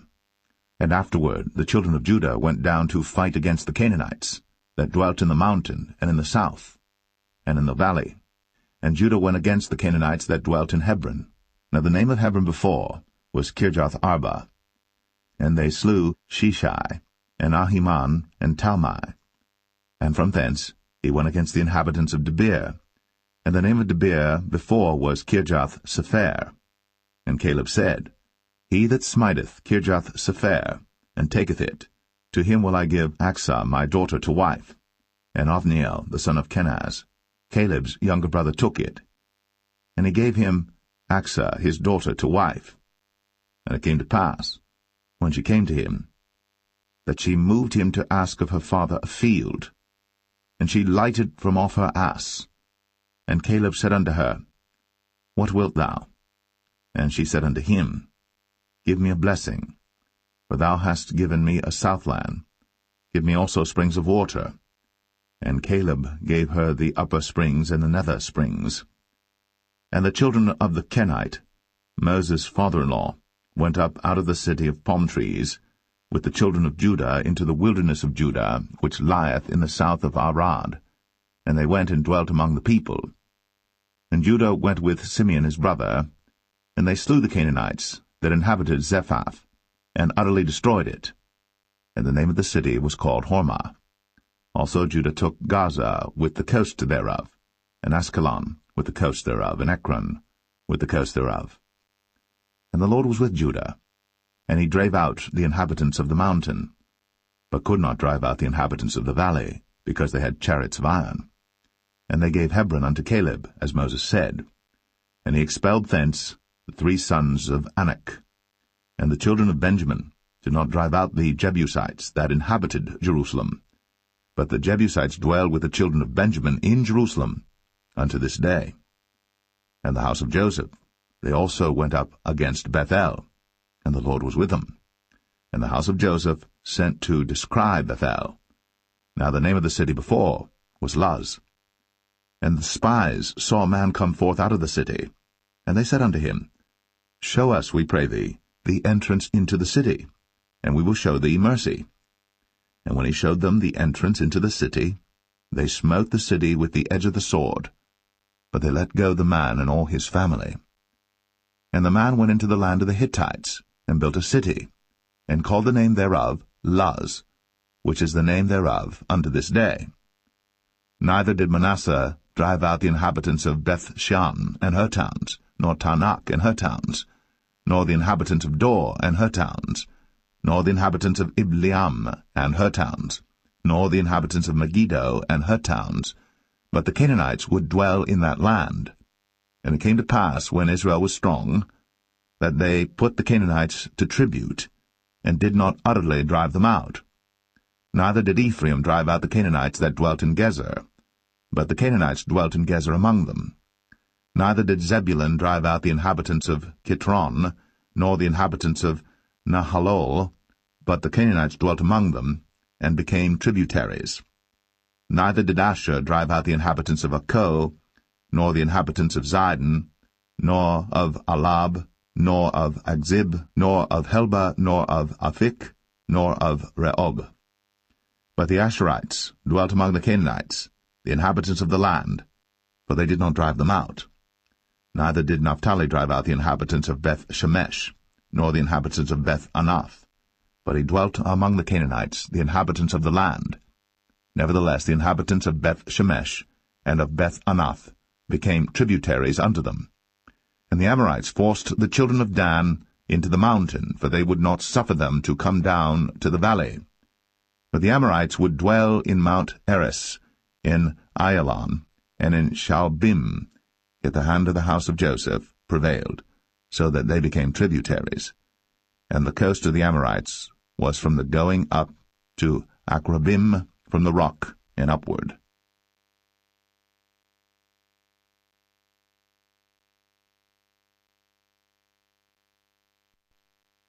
Judges 2.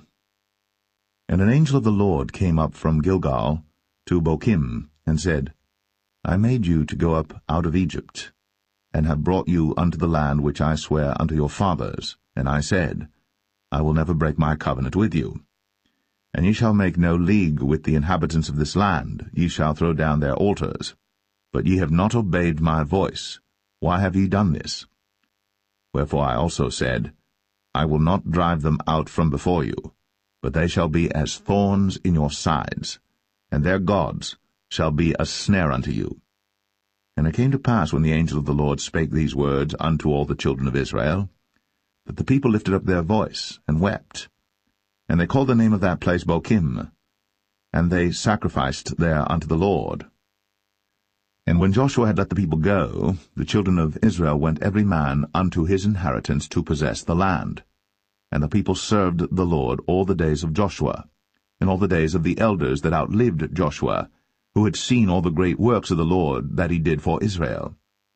And Joshua the son of Nun, the servant of the Lord, died, being 110 years old. And they buried him in the border of his inheritance, in Timnath-Eres, in the mount of Ephraim, on the north side of the hill Gaash. And also all that generation were gathered unto their fathers. And there arose another generation after them, which knew not the Lord, nor yet the works which he had done for Israel. And the children of Israel did evil in the sight of the Lord, and served Baalim. And they forsook the Lord God of their fathers, which brought them out of the land of Egypt, and followed other gods of the people that were round about them, and bowed themselves unto them, and provoked the Lord to anger. And they forsook the Lord, and served Baal and Ashtoreth. And the anger of the Lord was hot against Israel, and he delivered them into the hands of spoilers that spoiled them, and he sold them into the hands of their enemies round about, so that they could not any longer stand before their enemies. Whithersoever they went out, the hand of the Lord was against them for evil, as the Lord had said, and as the Lord had sworn unto them, and they were greatly distressed. Nevertheless the Lord raised up judges, which delivered them out of the hand of those that spoiled them. And yet they would not hearken unto their judges, but they went a-whoring after other gods, and bowed themselves unto them. They turned quickly out of the way which their fathers walked in, obeying the commandments of the Lord. But they did not so. And when the Lord raised them up judges, then the Lord was with the judge, and delivered them out of the hand of their enemies all the days of the judge. For it repented the Lord because of their groanings by reason of them that oppressed them and vexed them. And it came to pass, when the judge was dead, that they returned and corrupted themselves more than their fathers, in following other gods to serve them, and to bow down unto them. They ceased not from their own doings, nor from their stubborn way. And the anger of the Lord was hot against Israel, and he said, Because that this people hath transgressed my covenant which I commanded their fathers, and have not hearkened unto my voice, I also will not henceforth drive out any from before them of the nations which Joshua left when he died, that through them I may prove Israel, whether they will keep the way of the Lord to walk therein, as their fathers did keep it, or not. Therefore the Lord left those nations without driving them out hastily, neither delivered he them into the hand of Joshua.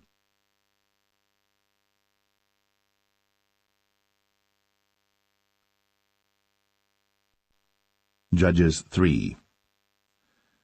Now these are the nations which the Lord left, to prove Israel by them, even as many of Israel as had not known all the wars of Canaan. Only that the generations of the children of Israel might know, to teach them war, at the least such as before knew nothing thereof. Namely, 5 lords of the Philistines, and all the Canaanites, and the Sidonians, and the Hivites, that dwelt in Mount Lebanon, from Mount Baal-Hermon unto the entering in of Hamath. And they were to prove Israel by them, to know whether they would hearken unto the commandments of the Lord, which he commanded their fathers by the hand of Moses. And the children of Israel dwelt among the Canaanites, Hittites, and Amorites, and Perizzites, and Hivites, and Jebusites. And they took their daughters to be their wives, and gave their daughters to their sons, and served their gods. And the children of Israel did evil in the sight of the Lord, and forgat the Lord their God, and served Baalim and the groves.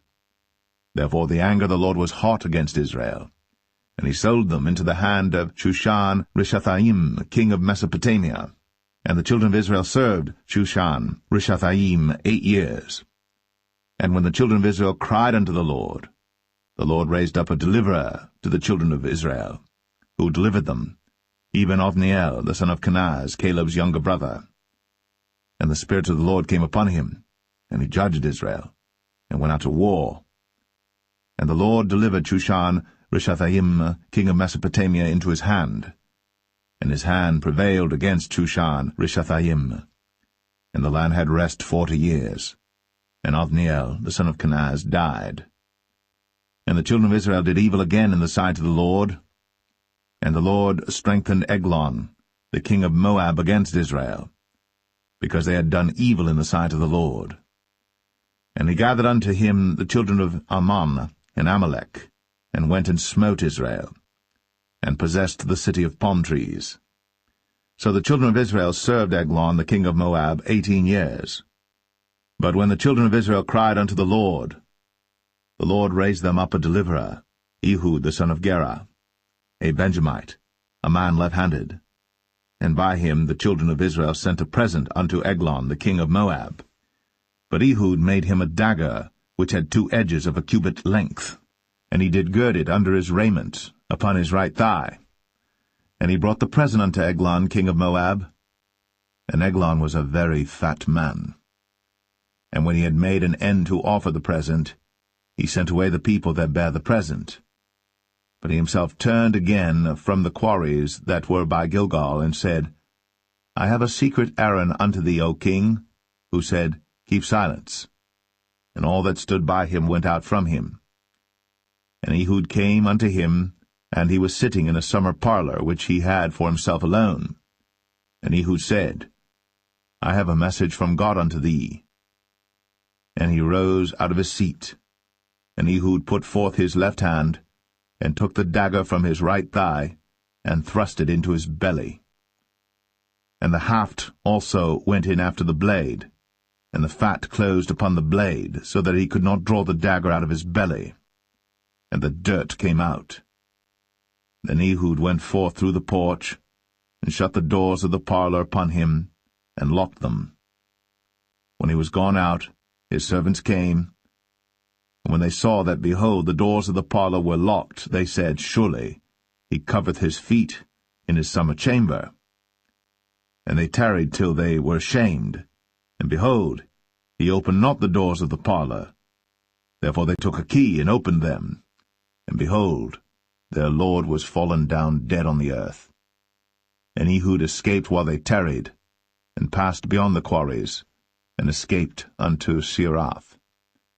And it came to pass, when he was come, that he blew a trumpet in the mountain of Ephraim, and the children of Israel went down with him from the mount, and he before them.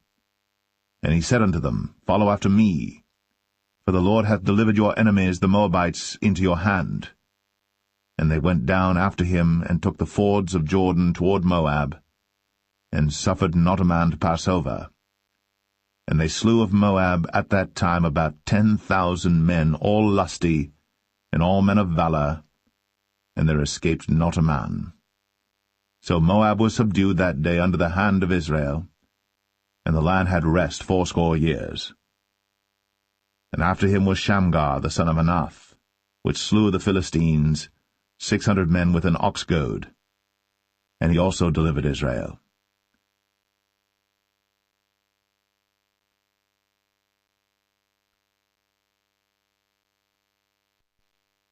Judges 4.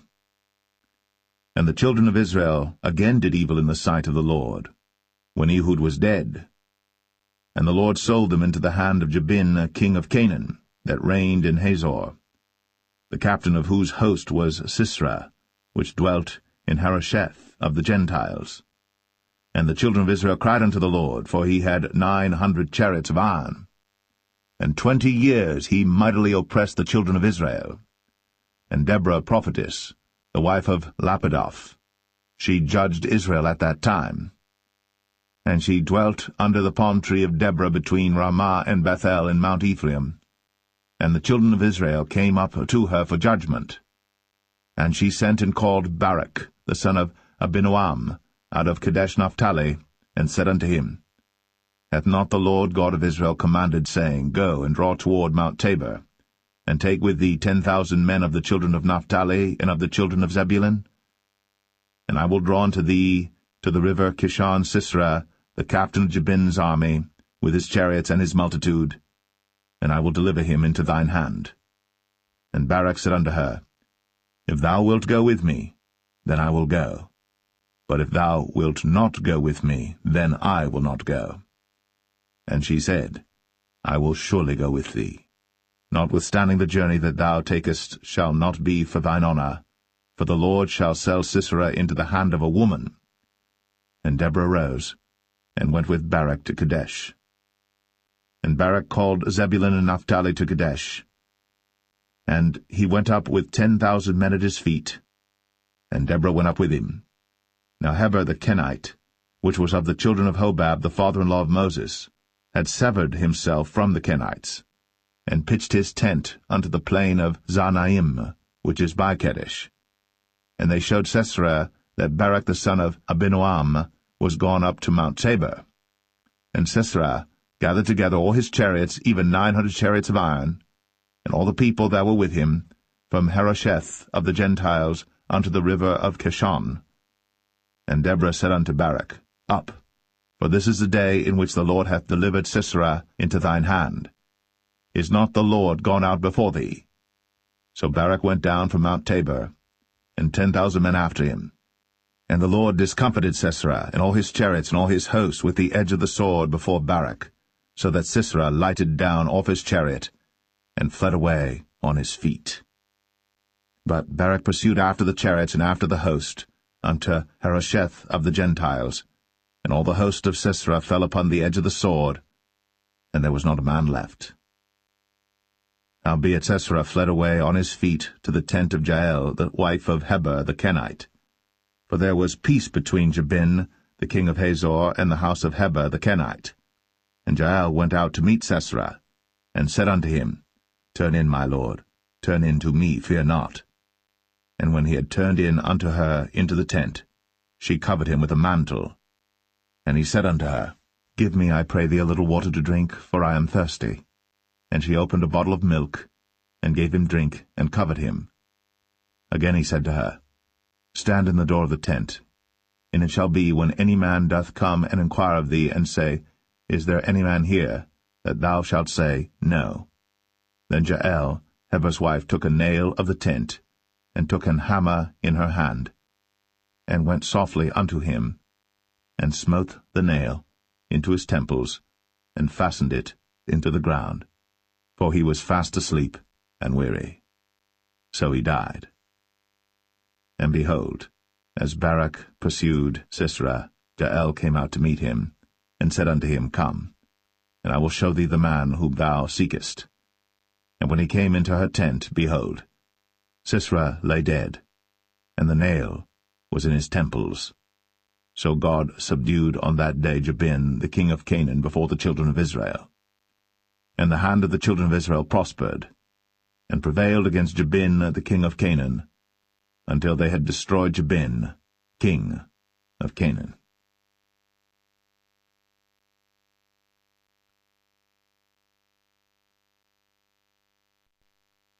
Judges 5. Then sang Deborah and Barak, the son of Abinoam, on that day, saying, Praise ye the Lord for the avenging of Israel, when the people willingly offered themselves. Hear, O ye kings, give ear, O ye princes.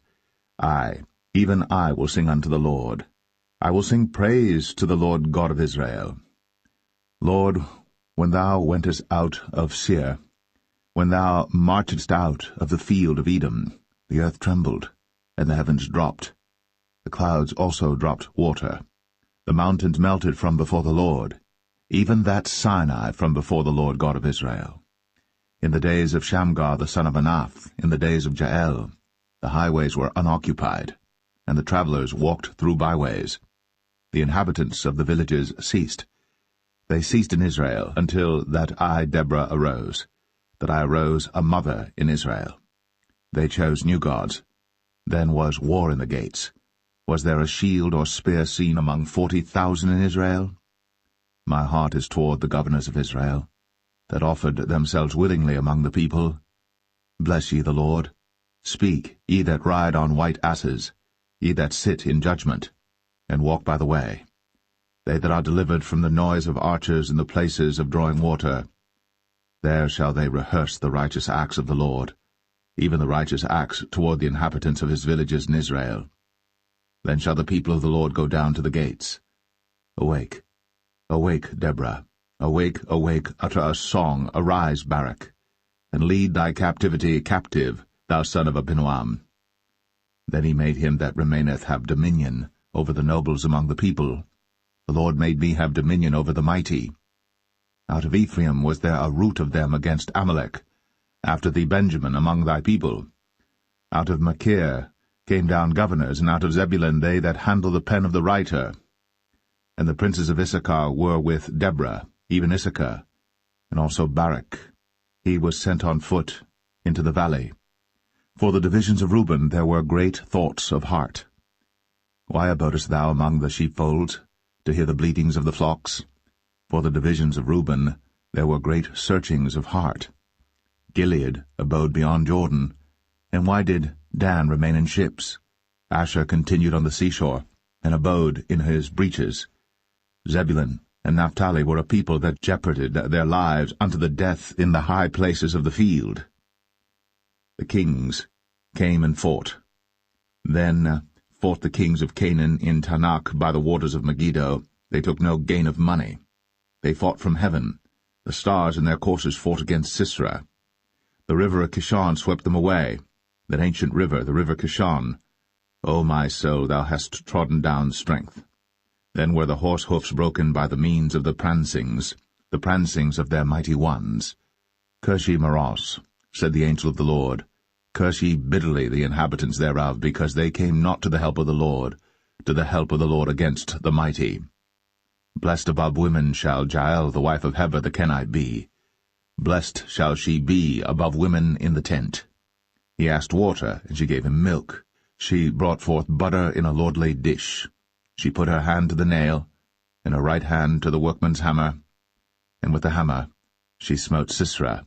She smote off his head, when she had pierced and stricken through his temples. At her feet he bowed, he fell, he lay down. At her feet he bowed, he fell. Where he bowed, there he fell down dead. The mother of Sisera looked out at a window, and cried through the lattice, Why is his chariot so long in coming? Why tarry the wheels of his chariot? Her wise ladies answered her, yea, she returned, answered to herself. Have they not sped?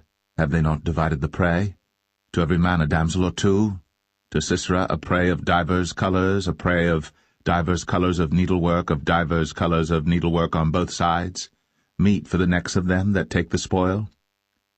So let all thine enemies perish, O Lord, but let them that love him be as the sun when he goeth forth in his might. And the land had rest 40 years.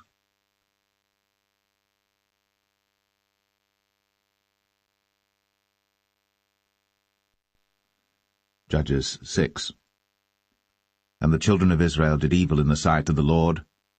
And the Lord delivered them into the hand of Midian 7 years. And the hand of Midian prevailed against Israel, and because of the Midianites, the children of Israel made them the dens which are in the mountains and caves and strongholds. And so it was, when Israel had sown, that the Midianites came up, and the Amalekites and the children of the east, even they came up against them, and they encamped against them, and destroyed the increase of the earth, till thou come unto Gaza, and left no sustenance for Israel, neither sheep, nor ox, nor ass. For they came up with their cattle and their tents, and they came as grasshoppers for multitude, for both they and their camels were without number. And they entered into the land to destroy it. And Israel was greatly impoverished because of the Midianites, and the children of Israel cried unto the Lord. And it came to pass, when the children of Israel cried unto the Lord because of the Midianites, that the Lord sent a prophet unto the children of Israel, which said unto them, Thus saith the Lord God of Israel, I brought you up from Egypt, and brought you forth out of the house of bondage. And I delivered you out of the hand of the Egyptians, and out of the hand of all that oppressed you, and drave them out from before you, and gave you their land. I said unto you, I am the Lord your God. Fear not the gods of the Amorites, in whose land ye dwell. But ye have not obeyed my voice. And there came an angel of the Lord, and sat under an oak which was in Ophrah, that pertained unto Joash the Abiezrite. And his son Gideon threshed wheat by the winepress to hide it from the Midianites. And the angel of the Lord appeared unto him, and said unto him, The Lord is with thee, thou mighty man of valour. And Gideon said unto him, O my Lord, if the Lord be with us, why then is all this befallen us? And where be all his miracles which our fathers told us of, saying, Did not the Lord bring us up from Egypt? But now the Lord hath forsaken us, and delivered us into the hands of the Midianites. And the Lord looked upon him, and said, Go in this thy might, and thou shalt save Israel from the hand of the Midianites. Have not I sent thee? And he said unto him, O my Lord, wherewith shall I save Israel? Behold, my family is poor in Manasseh, and I am the least in my father's house. And the Lord said unto him, Surely I will be with thee, and thou shalt smite the Midianites as one man. And he said unto him, If now I have found grace in thy sight, then show me a sign that thou talkest with me. Depart not hence, I pray thee, until I come unto thee, and bring forth my present, and set it before thee. And he said, I will tarry until thou come again. And Gideon went in, and made ready a kid, and unleavened cakes of an ephah of flour. The flesh he put in a basket, and he put the broth in a pot, and brought it out unto him under the oak, and presented it. And the angel of God said unto him, Take the flesh and the unleavened cakes, and lay them upon this rock, and pour out the broth. And he did so. Then the angel of the Lord put forth the end of the staff that was in his hand, and touched the flesh and the unleavened cakes. And there rose up fire out of the rock, and consumed the flesh and the unleavened cakes. Then the angel of the Lord departed out of his sight. And when Gideon perceived that he was an angel of the Lord, Gideon said, Alas, O Lord God, for because I have seen an angel of the Lord face to face.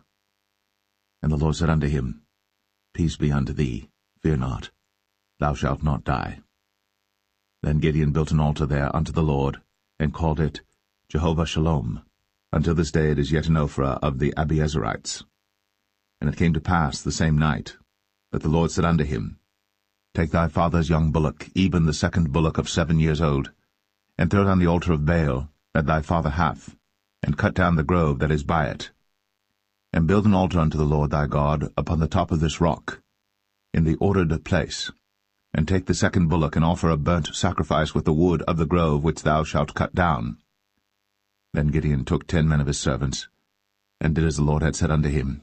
And so it was, because he feared his father's household and the men of the city, that he could not do it by day, that he did it by night. And when the men of the city arose early in the morning, behold, the altar of Baal was cast down, and the grove was cut down that was by it, and the second bullock was offered upon the altar that was built. And they said one to another, Who hath done this thing? And when they inquired and asked, they said, Gideon the son of Joash hath done this thing.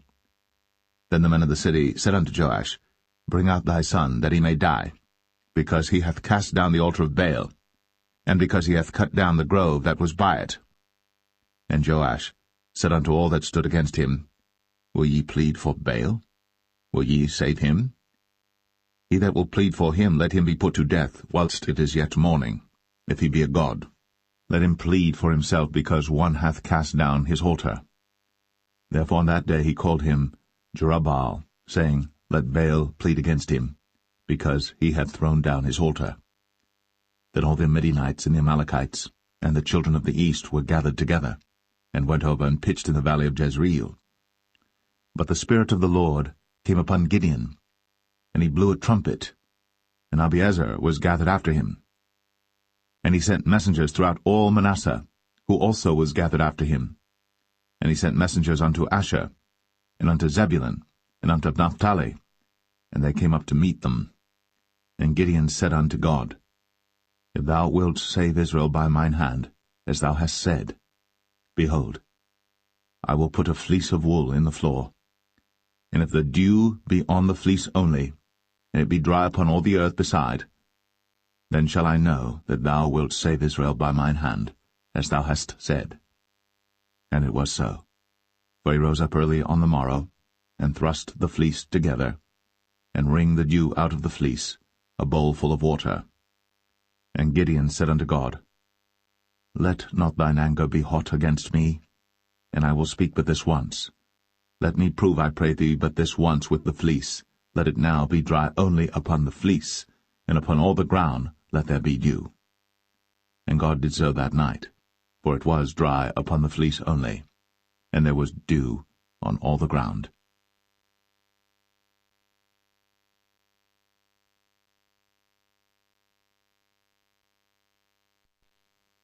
Judges 7. Then Jerubbaal, who is Gideon, and all the people that were with him, rose up early, and pitched beside the well of Harad, so that the host of the Midianites were on the north side of them, by the hill of Moreh in the valley. And the Lord said unto Gideon, The people that are with thee are too many for me to give the Midianites into their hands, lest Israel vaunt themselves against me, saying, Mine own hand hath saved me. Now therefore go to, proclaim in the ears of the people, saying, Whosoever is fearful and afraid, let him return and depart early from Mount Gilead. And there returned to the people 22,000, and there remained 10,000. And the Lord said unto Gideon, The people are yet too many. Bring them down unto the water, and I will try them for thee there. And it shall be that of whom I say unto thee, This shall go with thee, the same shall go with thee. And of whomsoever I say unto thee, This shall not go with thee, the same shall not go. So he brought down the people unto the water. And the Lord said unto Gideon, Every one that lappeth of the water with his tongue, as a dog lappeth, him shalt thou set by himself, likewise every one that boweth down upon his knees to drink. And the number of them that lapped, putting their hand to their mouth, were 300 men. But all the rest of the people bowed down upon their knees to drink water. And the Lord said unto Gideon, By the 300 men that lapped will I save you, and deliver the Midianites into thine hand, and let all the other people go every man unto his place. So the people took victuals in their hand, and their trumpets, and he sent all the rest of Israel every man unto his tent, and retained those 300 men, and the host of Midian was beneath him in the valley. And it came to pass the same night that the Lord said unto him, Arise, get thee down unto the host, for I have delivered it into thine hand. But if thou fear to go down, go thou with Phurah thy servant down to the host. And thou shalt hear what they say, and afterward shall thine hands be strengthened to go down unto the host. Then went he down with Phurah his servant unto the outside of the armed men that were in the host.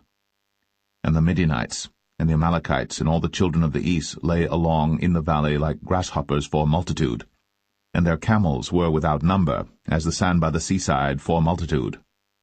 And when Gideon was come, behold, there was a man that told a dream unto his fellow, and said, Behold, I dreamed a dream, and lo, a cake of barley bread tumbled into the host of Midian, and came unto a tent. and smote it, that it fell, and overturned it, that the tent lay along. And his fellow answered and said, This is nothing else save the sword of Gideon, the son of Joash, a man of Israel. For into his hand hath God delivered Midian, and all the host. And it was so, when Gideon heard the telling of the dream and the interpretation thereof, that he worshipped and returned into the host of Israel, and said, Arise, for the Lord hath delivered into your hand the host of Midian. And he divided the 300 men into 3 companies, and he put a trumpet in every man's hand, with empty pitchers and lamps within the pitchers. And he said unto them, Look on me, and do likewise, and behold, when I come to the outside of the camp, it shall be that as I do, so shall ye do. When I blow with the trumpet, I and all that are with me, then blow ye the trumpets also on every side of all the camp, and say, The sword of the Lord and of Gideon. So Gideon and the 100 men that were with him came unto the outside of the camp in the beginning of the middle watch. And they had but newly set the watch, and they blew the trumpets, and brake the pitchers that were in their hands. And the 3 companies blew the trumpets, and brake the pitchers, and held the lamps in their left hands, and the trumpets in their right hands, to blow withal. And they cried, The sword of the Lord and of Gideon. And they stood every man in his place round about the camp. And all the host ran and cried and fled. And the 300 blew the trumpets, and the Lord set every man's sword against his fellow, even throughout all the host. And the host fled to Beth-shittah in Zererath, and to the border of Abel-meholah, unto Tabbath. And the men of Israel gathered themselves together out of Naphtali, and out of Asher, and out of all Manasseh, and pursued after the Midianites. And Gideon sent messengers throughout all Mount Ephraim, saying, Come down against the Midianites, and take before them the waters unto Beth-barah and Jordan. Then all the men of Ephraim gathered themselves together, and took the waters unto Beth-barah and Jordan. And they took 2 princes of the Midianites, Oreb and Zeb. And they slew Oreb upon the rock Oreb, and Zeb they slew at the winepress of Zeb, and pursued Midian, and brought the heads of Oreb and Zeb to Gideon on the other side Jordan.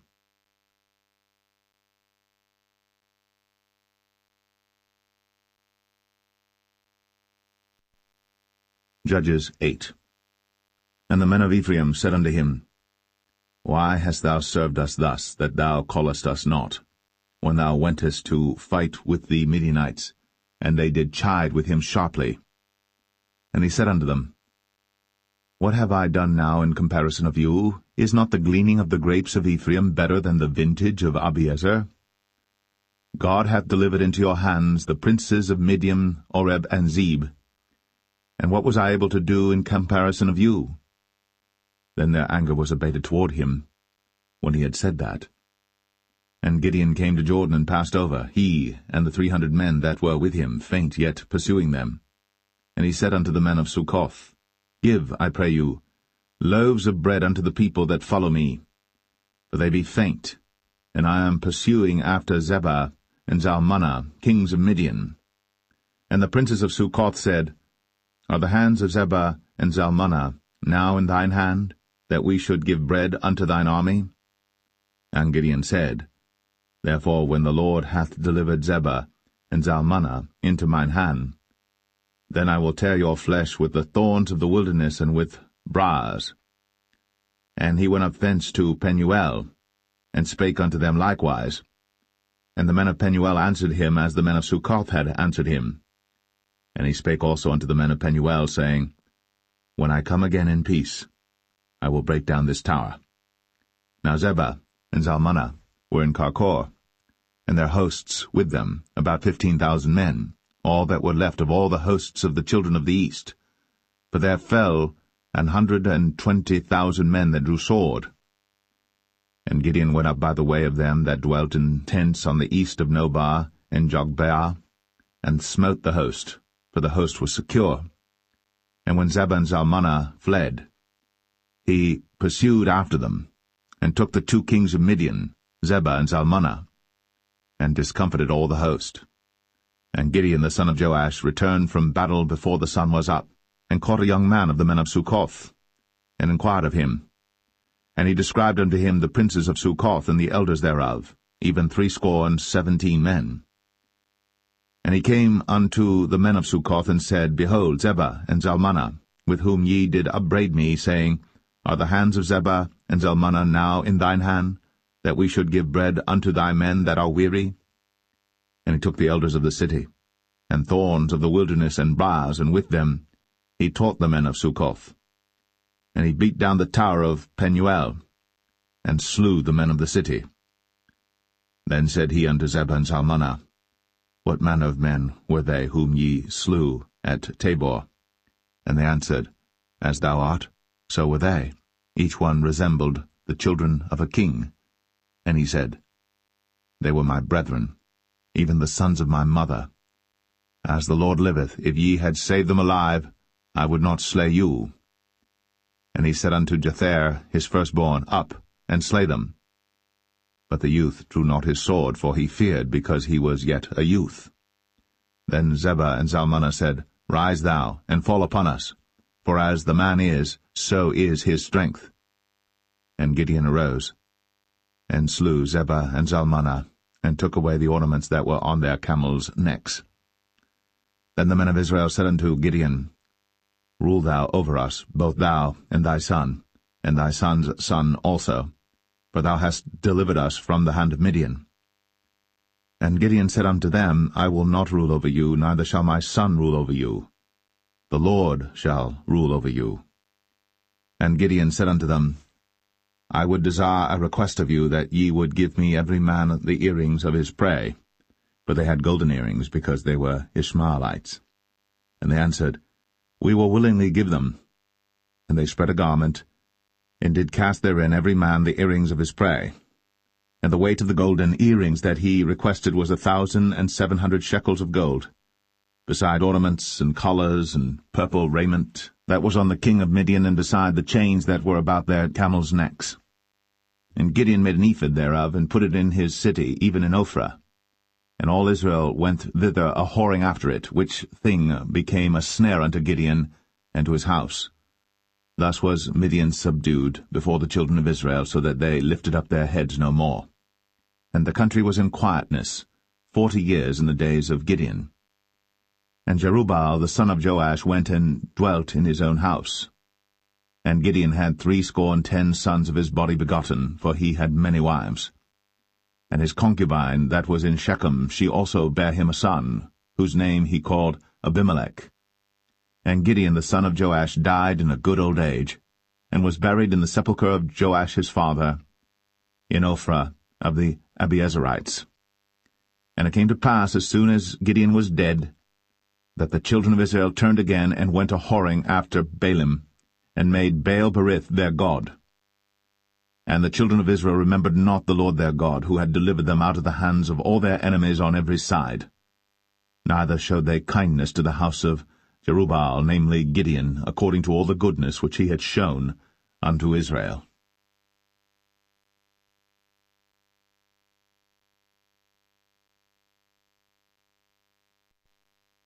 Judges 9.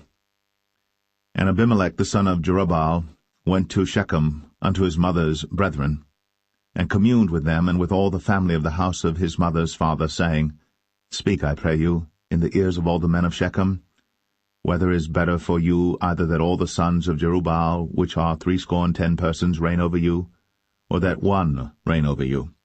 Remember also that I am your bone and your flesh. And his mother's brethren spake of him in the ears of all the men of Shechem all these words.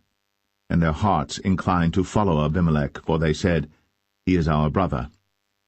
And they gave him 70 pieces of silver out of the house of Baal-berith, wherewith Abimelech hired vain and light persons which followed him. And he went unto his father's house at Ophrah, and slew his brethren the sons of Jerubbaal, being 70 persons, upon one stone. Notwithstanding yet Jotham, the youngest son of Jerubbaal, was left, for he hid himself. And all the men of Shechem gathered together, and all the house of Millo, and went, and made Abimelech king by the plain of the pillar that was in Shechem. And when they told it to Jotham, he went and stood in the top of Mount Gerizim, and lifted up his voice, and cried and said unto them, Hearken unto me, ye men of Shechem, that God may hearken unto you. The trees went forth on a time to anoint a king over them, and they said unto the olive tree, Reign thou over us. But the olive tree said unto them, Should I leave my fatness, wherewith by me they honour God and man, and go to be promoted over the trees? And the trees said to the fig tree, Come thou, and reign over us. But the fig tree said unto them, Should I forsake my sweetness and my good fruit, and go to be promoted over the trees? Then said the trees unto the vine, Come thou, and reign over us. And the vine said unto them, Should I leave my wine, which cheereth God and man, and go to be promoted over the trees? Then said all the trees unto the bramble, Come thou, and reign over us. And the bramble said unto the trees, If in truth ye anoint me king over you, then come, and put your trust in my shadow, and if not, let fire come out of the bramble, and devour the cedars of Lebanon. Now therefore, if ye have done truly and sincerely, in that ye have made Abimelech king, and if ye have dealt well with Jerubbaal and his house, and have done unto him according to the deserving of his hands. For my father fought for you, and adventured his life far, and delivered you out of the hand of Midian. And ye are risen up against my father's house this day, and have slain his sons, 70 persons, upon one stone, and have made Abimelech the son of his maidservant king over the men of Shechem, because he is your brother. If ye then have dealt truly and sincerely with Jerubbaal and with his house this day, then rejoice ye in Abimelech, and let him also rejoice in you. But if not, let fire come out from Abimelech, and devour the men of Shechem, and the house of Millo. And let fire come out from the men of Shechem, and from the house of Millo, and devour Abimelech. And Jotham ran away and fled, and went to Beer, and dwelt there for fear of Abimelech his brother. When Abimelech had reigned 3 years over Israel, then God sent an evil spirit between Abimelech and the men of Shechem. And the men of Shechem dealt treacherously with Abimelech, that the cruelty done to the 70 sons of Jerubbaal might come, and their blood be laid upon Abimelech their brother, which slew them, and upon the men of Shechem, which aided him in the killing of his brethren. And the men of Shechem set liers in wait for him in the top of the mountains, and they robbed all that came along that way by them. And it was told Abimelech. And Gaal, the son of Ebed, came with his brethren, and went over to Shechem. And the men of Shechem put their confidence in him. And they went out into the fields, and gathered their vineyards, and trod the grapes, and made merry, and went to the house of their God, and did eat and drink, and cursed Abimelech. And Gaal the son of Ebed said, Who is Abimelech, and who is Shechem, that we should serve him? Is not he the son of Jerubbaal, and Zebul his officer? Serve the men of Hamor, the father of Shechem, for why should we serve him? And would to God this people were under my hand, then would I remove Abimelech. And he said to Abimelech, Increase thine army, and come out. And when Zebul, the ruler of the city, heard the words of Gaal the son of Ebed, his anger was kindled. And he sent messengers unto Abimelech privily, saying, Behold, Gaal the son of Ebed and his brethren be come to Shechem, and behold, they fortify the city against thee. Now therefore up by night thou and the people that is with thee, and lie in wait in the field. And it shall be that in the morning, as soon as the sun is up, thou shalt rise early, and set upon the city, and behold, when he and the people that is with him come out against thee, then mayest thou do to them as thou shalt find occasion. And Abimelech rose up, and all the people that were with him by night, and they laid wait against Shechem in 4 companies. And Gaal the son of Ebed went out and stood in the entering of the gate of the city. And Abimelech rose up, and the people that were with him, from lying in wait.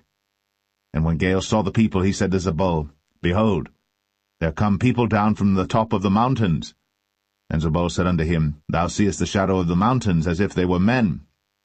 And Gaal spake again and said, See, there come people down by the middle of the land, and another company come along by the plain of Meonim.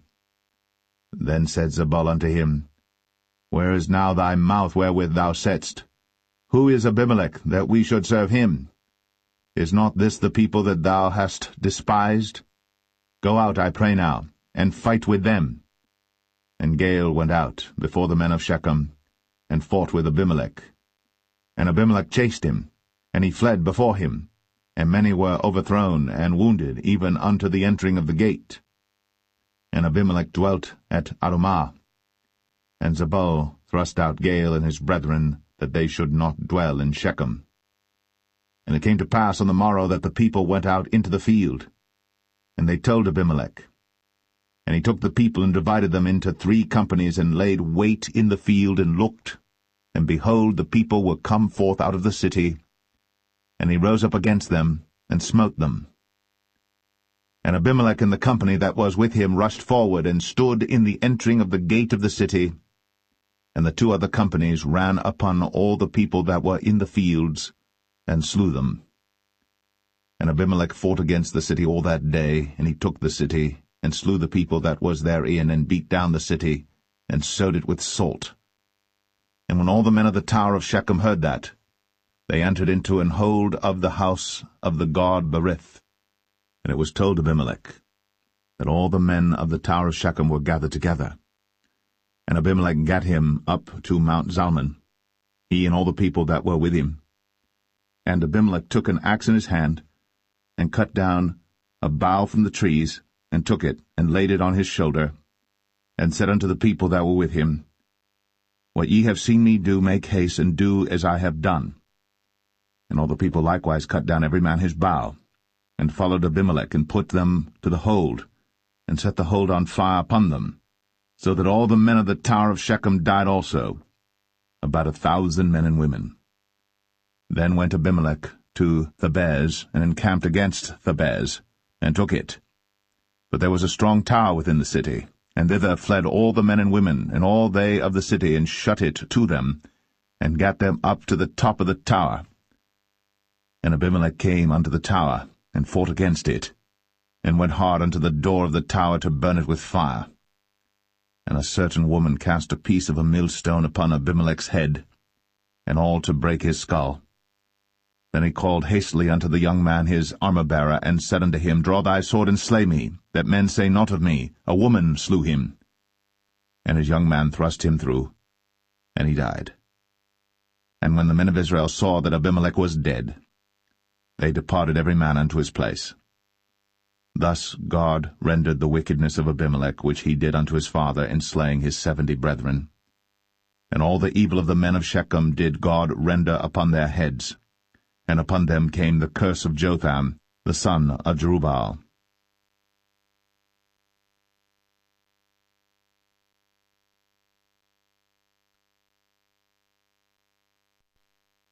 Judges 10. And after Abimelech there arose to defend Israel Tola the son of Puah, the son of Dodo, a man of Issachar. And he dwelt in Shamir in Mount Ephraim. And he judged Israel 23 years, and died, and was buried in Shamir. And after him arose Jair, a Gileadite, and judged Israel 22 years. And he had 30 sons that rode on 30 ass colts. And they had 30 cities, which are called Hovath-Jair unto this day, which are in the land of Gilead. And Jair died, and was buried in Kaman. And the children of Israel did evil again in the sight of the Lord, and served Baalim, and Ashtoreth, and the gods of Syria, and the gods of Zidon, and the gods of Moab, and the gods of the children of Ammon, and the gods of the Philistines, and forsook the Lord, and served not him. And the anger of the Lord was hot against Israel, and he sold them into the hands of the Philistines, and into the hands of the children of Ammon. And that year they vexed and oppressed the children of Israel. 18 years, all the children of Israel that were on the other side Jordan in the land of the Amorites, which is in Gilead. Moreover, the children of Ammon passed over Jordan to fight also against Judah, and against Benjamin, and against the house of Ephraim, so that Israel was sore distressed. And the children of Israel cried unto the Lord, saying, We have sinned against thee, both because we have forsaken our God, and also served Baalim. And the Lord said unto the children of Israel, Did not I deliver you from the Egyptians, and from the Amorites, from the children of Ammon, and from the Philistines?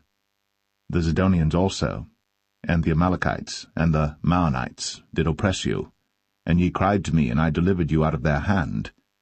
Yet ye have forsaken me, and served other gods, wherefore I will deliver you no more.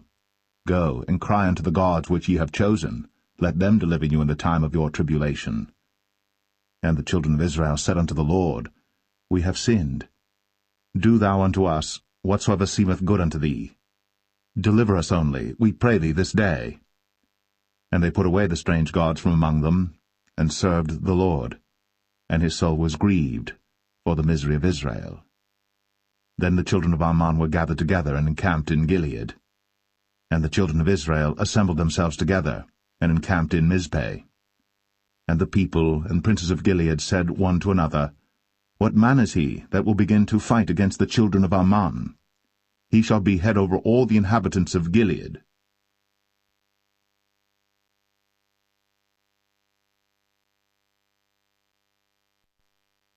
Judges 11. Now Jephthah, the Gileadite, was a mighty man of valor, and he was the son of an harlot. And Gilead begat Jephthah. And Gilead's wife bare him sons, and his wife's sons grew up. And they thrust out Jephthah, and said unto him, Thou shalt not inherit in our father's house, for thou art the son of a strange woman. Then Jephthah fled from his brethren, and dwelt in the land of Tob. And there were gathered vain men to Jephthah, and went out with him. And it came to pass in process of time, that the children of Ammon made war against Israel. And it was so that when the children of Ammon made war against Israel, the elders of Gilead went to fetch Jephthah out of the land of Tob. And they said unto Jephthah, Come, and be our captain, that we may fight with the children of Ammon. And Jephthah said unto the elders of Gilead, Did not ye hate me, and expel me out of my father's house? And why are ye come unto me now, when ye are in distress?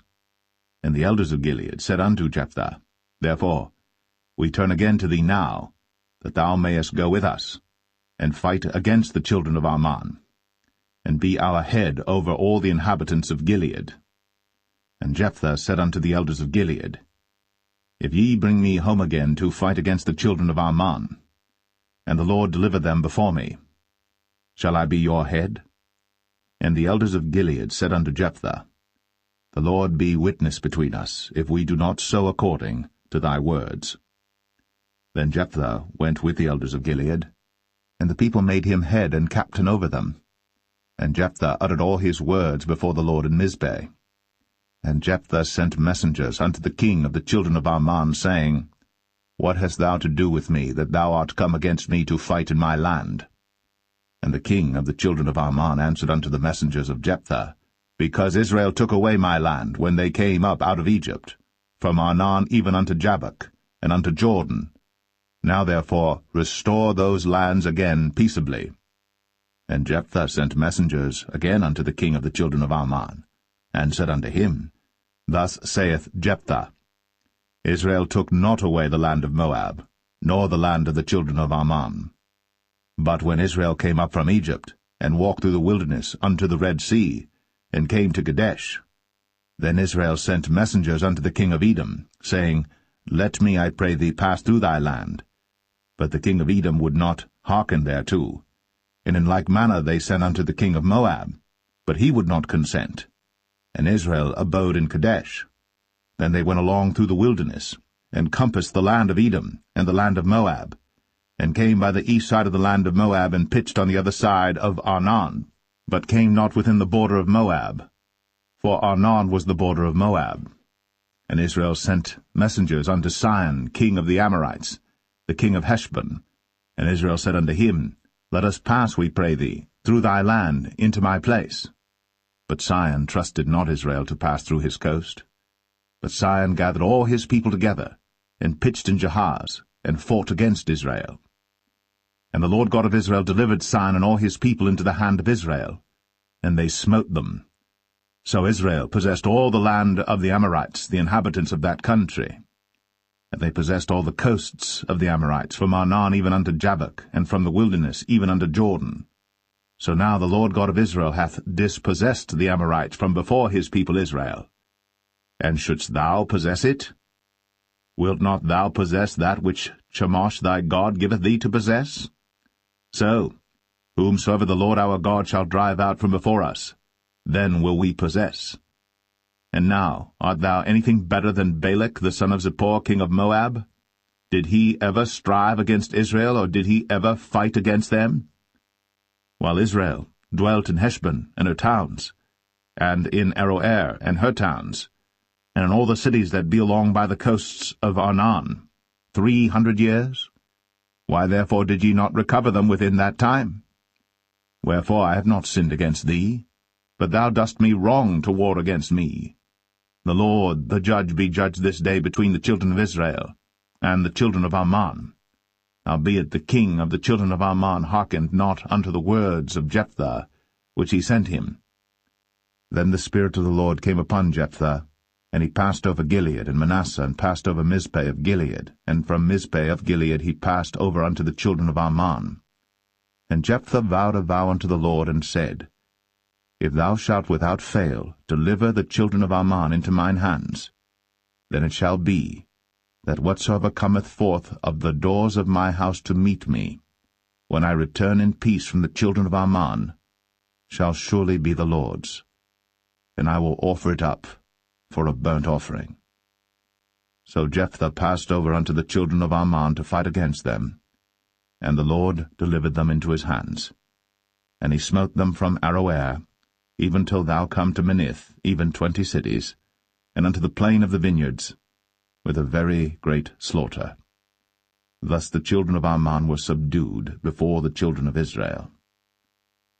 And Jephthah came to Mizpeh unto his house, and behold, his daughter came out to meet him, with timbrels and with dances, and she was his only child. Beside her he had neither son nor daughter. And it came to pass, when he saw her, that he rent his clothes, and said, Alas, my daughter, thou hast brought me very low, and thou art one of them that trouble me. For I have opened my mouth unto the Lord, and I cannot go back. And she said unto him, My father, if thou hast opened thy mouth unto the Lord, do to me according to that which hath proceeded out of thy mouth.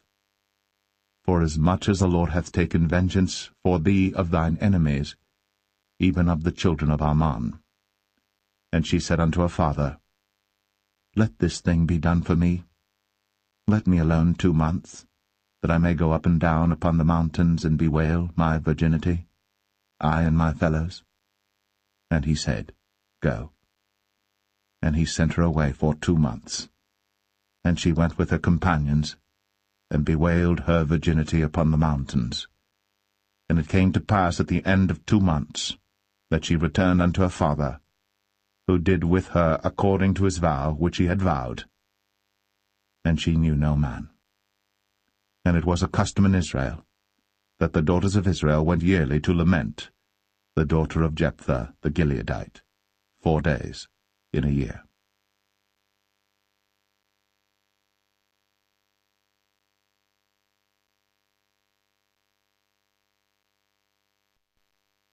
Judges 12. And the men of Ephraim gathered themselves together, and went northward, and said unto Jephthah, Wherefore passedst thou over to fight against the children of Ammon, and didst not call us to go with thee? We will burn thine house upon thee with fire. And Jephthah said unto them, I and my people were at great strife with the children of Ammon. And when I called you, ye delivered me not out of their hands. And when I saw that ye delivered me not, I put my life in my hands, and passed over against the children of Ammon. And the Lord delivered them into my hand. Wherefore then are ye come up unto me this day, to fight against me? Then Jephthah gathered together all the men of Gilead, and fought with Ephraim. And the men of Gilead smote Ephraim, because they said, Ye Gileadites are fugitives of Ephraim among the Ephraimites, and among the Manassites. And the Gileadites took the passages of Jordan before the Ephraimites. And it was so, that when those Ephraimites which were escaped said, Let me go over, that the men of Gilead said unto him, Art thou an Ephraimite? If he said, Nay. Then said they unto him, Say now, Shibboleth.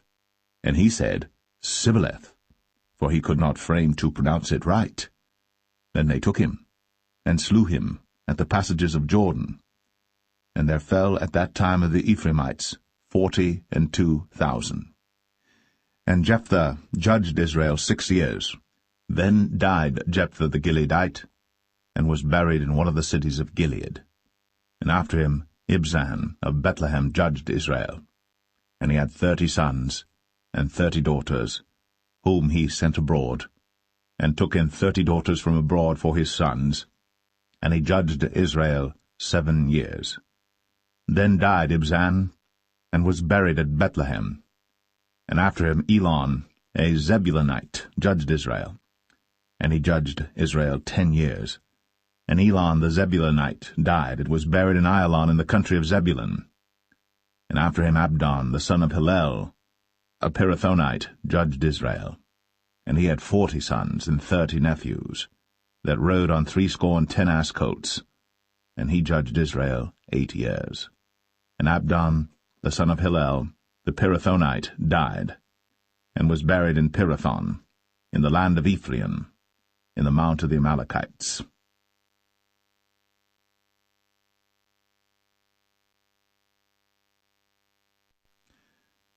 Judges 13.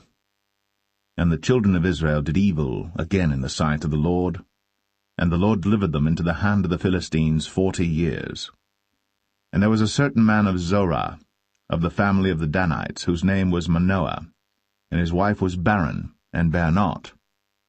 And the angel of the Lord appeared unto the woman, and said unto her, Behold now, thou art barren, and bearest not, but thou shalt conceive, and bear a son. Now therefore beware, I pray thee, and drink not wine nor strong drink, and eat not any unclean thing. For lo, thou shalt conceive and bear a son, and no razor shall come on his head, for the child shall be a Nazarite unto God from the womb, and he shall begin to deliver Israel out of the hand of the Philistines. Then the woman came and told her husband, saying, A man of God came unto me, and his countenance was like the countenance of an angel of God, very terrible. But I asked him not whence he was, neither told he me his name. But he said unto me, Behold, thou shalt conceive, and bear a son. And now drink no wine nor strong drink, neither eat any unclean thing, for the child shall be a Nazarite to God from the womb to the day of his death. Then Manoah entreated the Lord, and said, O my Lord, let the man of God which thou didst send come again unto us, and teach us what we shall do unto the child that shall be born. And God hearkened to the voice of Manoah. And the angel of God came again unto the woman as she sat in the field. But Manoah, her husband, was not with her. And the woman made haste, and ran, and showed her husband, and said unto him, Behold, the man hath appeared unto me, that came unto me the other day.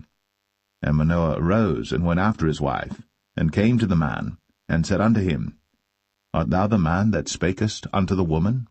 And he said, I am. And Manoah said, Now let thy words come to pass. How shall we order the child, and how shall we do unto him?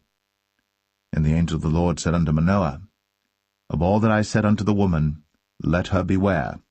She may not eat of anything that cometh of the vine, neither let her drink wine or strong drink, nor eat any unclean thing. All that I commanded her let her observe. And Manoah said unto the angel of the Lord, I pray thee, let us detain thee, until we shall have made ready a kid for thee.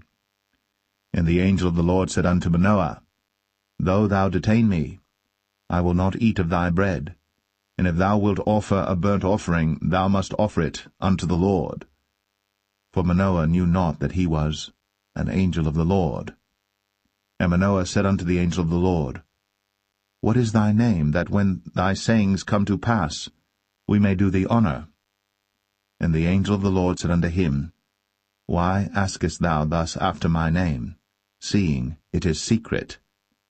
So Manoah took a kid with a meat offering, and offered it upon a rock unto the Lord. And the angel did wondrously. And Manoah and his wife looked on. For it came to pass, when the flame went up toward heaven from off the altar, that the angel of the Lord ascended in the flame of the altar. And Manoah and his wife looked on it, and fell on their faces to the ground. But the angel of the Lord did no more appear to Manoah and to his wife. Then Manoah knew that he was an angel of the Lord. And Manoah said unto his wife, We shall surely die, because we have seen God.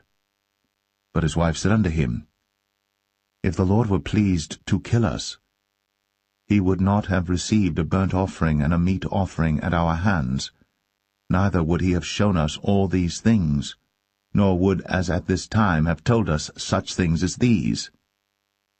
And the woman bare a son, and called his name Samson. And the child grew, and the Lord blessed him. And the Spirit of the Lord began to move him at times in the camp of Dan, between Zorah and Eshtaol.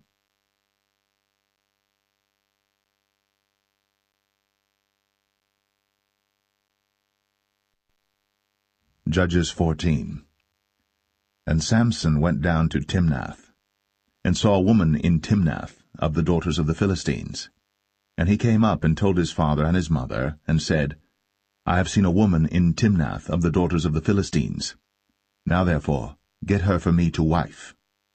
Then his father and his mother said unto him, Is there never a woman among the daughters of thy brethren, or among all my people, that thou goest to take a wife of the uncircumcised Philistines? And Samson said unto his father, Get her for me, for she pleaseth me well. But his father and his mother knew not that it was of the Lord that he sought an occasion against the Philistines, for at that time the Philistines had dominion over Israel. Then went Samson down, and his father and his mother, to Timnath, and came to the vineyards of Timnath. And behold, a young lion roared against him. And the Spirit of the Lord came mightily upon him, and he rent him as he would have rent a kid, and he had nothing in his hand. But he told not his father or his mother what he had done. And he went down, and talked with the woman, and she pleased Samson well. And after a time he returned to take her. And he turned aside to see the carcass of the lion, and behold, there was a swarm of bees and honey in the carcass of the lion.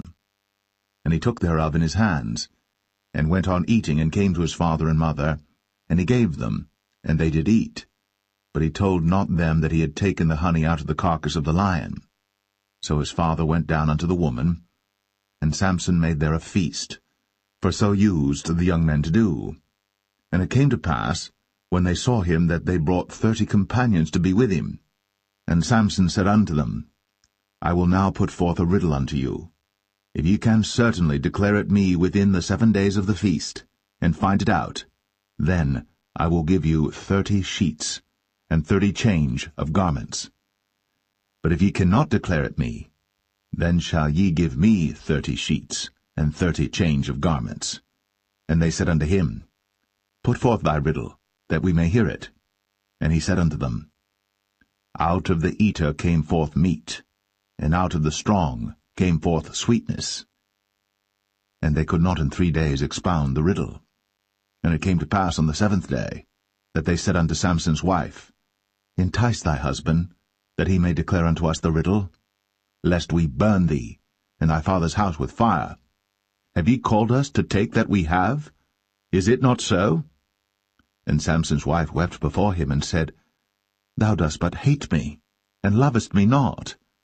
Thou hast put forth a riddle unto the children of my people, and hast not told it me. And he said unto her, Behold, I have not told it my father nor my mother, and shall I tell it thee? And she wept before him the 7 days, while their feast lasted. And it came to pass on the 7th day, that he told her, because she lay sore upon him, and she told the riddle to the children of her people. And the men of the city said unto him on the 7th day before the sun went down, What is sweeter than honey? And what is stronger than a lion?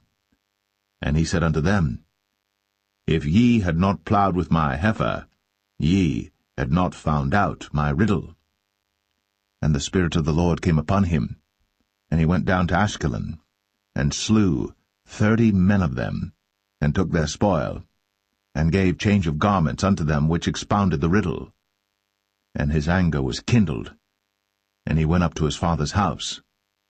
But Samson's wife was given to his companion, whom he had used as his friend.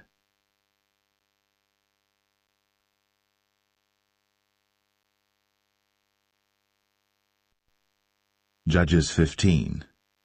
But it came to pass within a while after, in the time of wheat harvest, that Samson visited his wife with a kid, and he said, I will go in to my wife into the chamber.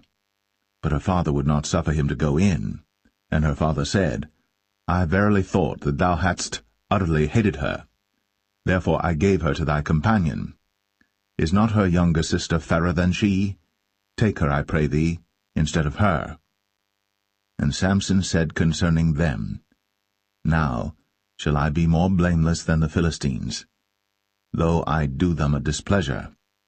And Samson went and caught 300 foxes, and took firebrands, and turned tail to tail, and put a firebrand in the midst between two tails. And when he had set the brands on fire, he let them go into the standing corn of the Philistines, and burnt up both the shocks, and also the standing corn with the vineyards and olives. Then the Philistines said, Who hath done this? And they answered, Samson, the son-in-law of the Timnite, because he had taken his wife, and given her to his companion.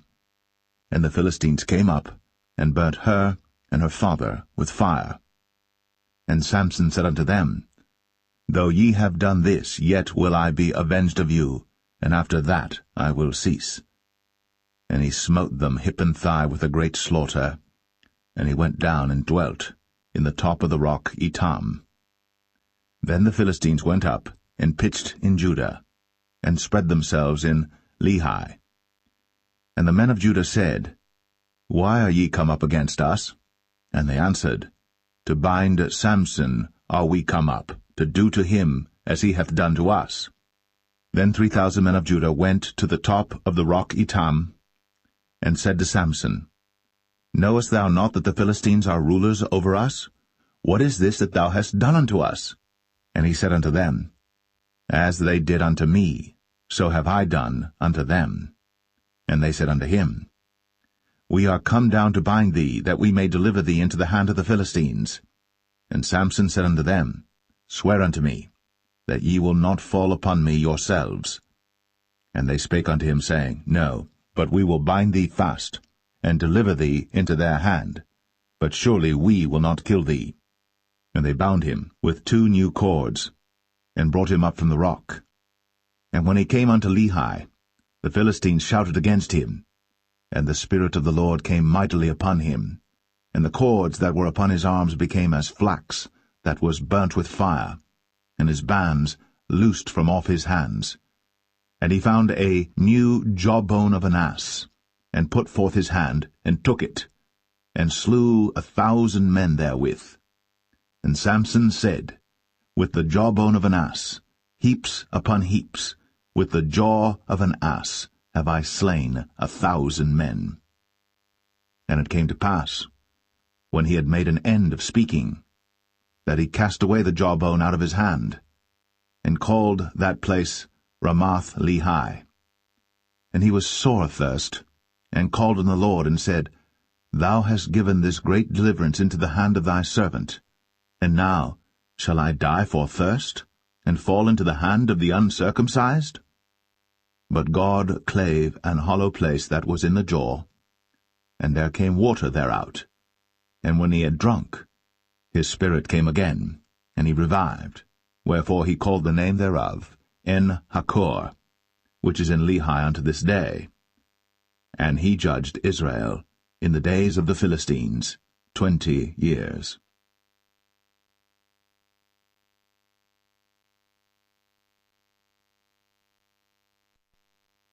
Judges 16. Then went Samson to Gaza, and saw there an harlot, and went in unto her. And it was told the Gazites, saying, Samson is come hither. And they compassed him in, and laid wait for him all night in the gate of the city, and were quiet all the night, saying, In the morning, when it is day, we shall kill him. And Samson lay till midnight, and arose at midnight, and took the doors of the gate of the city, and the 2 posts, and went away with them, bar and all, and put them upon his shoulders, and carried them up to the top of an hill that is before Hebron. And it came to pass afterward, that he loved a woman in the valley of Sorek, whose name was Delilah.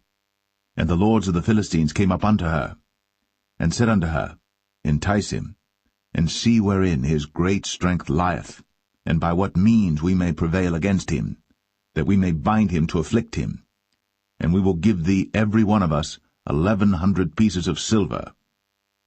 And Delilah said to Samson, Tell me, I pray thee, wherein thy great strength lieth, and wherewith thou mightest be bound to afflict thee? And Samson said unto her, If they bind me with 7 green withs that were never dried, then shall I be weak, and be as another man. Then the lords of the Philistines brought up to her 7 green withs, which had not been dried, and she bound him with them. Now there were men lying in wait, abiding with her in the chamber. And she said unto him, The Philistines be upon thee, Samson. And he brake the withs, as a thread of tow is broken when it toucheth the fire. So his strength was not known. And Delilah said unto Samson, Behold, thou hast mocked me, and told me lies. Now tell me, I pray thee, wherewith thou mightest be bound. And he said unto her, If they bind me fast with new ropes, that never were occupied, then shall I be weak, and be as another man. Delilah therefore took new ropes, and bound him therewith, and said unto him, The Philistines be upon thee, Samson. And there were liers in wait, abiding in the chamber. And he brake them from off his arms like a thread. And Delilah said unto Samson, Hitherto thou hast mocked me, and told me lies. Tell me wherewith thou mightest be bound. And he said unto her, If thou weavest the 7 locks of my head with the web. And she fastened it with the pin, and said unto him, The Philistines be upon thee, Samson. And he awaked out of his sleep, and went away with the pin of the beam, and with the web. And she said unto him, How canst thou say, I love thee, when thine heart is not with me?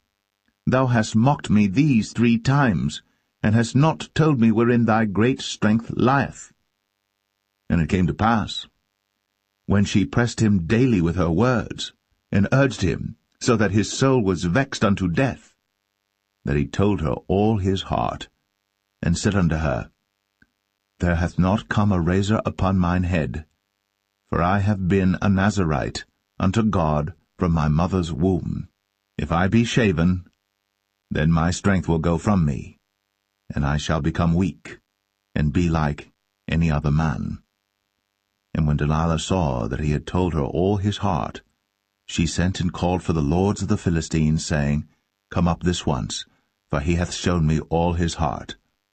Then the lords of the Philistines came up unto her, and brought money in their hand. And she made him sleep upon her knees. And she called for a man, and she caused him to shave off the 7 locks of his head. And she began to afflict him, and his strength went from him. And she said, The Philistines be upon thee, Samson. And he awoke out of his sleep, and said, I will go out as at other times before, and shake myself. And he wist not that the Lord was departed from him. But the Philistines took him, and put out his eyes, and brought him down to Gaza, and bound him with fetters of brass, and he did grind in the prison house. Howbeit, the hair of his head began to grow again after he was shaven. Then the lords of the Philistines gathered them together, for to offer a great sacrifice unto Dagon their god, and to rejoice, for they said, Our God hath delivered Samson our enemy into our hand. And when the people saw him, they praised their God, for they said, Our God hath delivered into our hands our enemy, and the destroyer of our country, which slew many of us. And it came to pass, when their hearts were merry, that they said, Call for Samson, that he may make us sport. And they called for Samson out of the prison house. And he made them sport, and they set him between the pillars. And Samson said unto the lad that held him by the hand, Suffer me that I may feel the pillars whereupon the house standeth, that I may lean upon them. Now the house was full of men and women, and all the lords of the Philistines were there. And there were upon the roof about 3,000 men and women that beheld, while Samson made sport. And Samson called unto the Lord, and said, O Lord God, remember me, I pray thee, and strengthen me, I pray thee, only this once, O God, that I may be at once avenged of the Philistines for my 2 eyes. And Samson took hold of the 2 middle pillars upon which the house stood, and on which it was borne up, of the one with his right hand, and of the other with his left. And Samson said, Let me die with the Philistines. And he bowed himself with all his might. And the house fell upon the lords, and upon all the people that were therein. So the dead which he slew at his death were more than they which he slew in his life. Then his brethren and all the house of his father came down, and took him, and brought him up, and buried him between Zorah and Eshtaol, in the burying place of Manoah his father. And he judged Israel 20 years.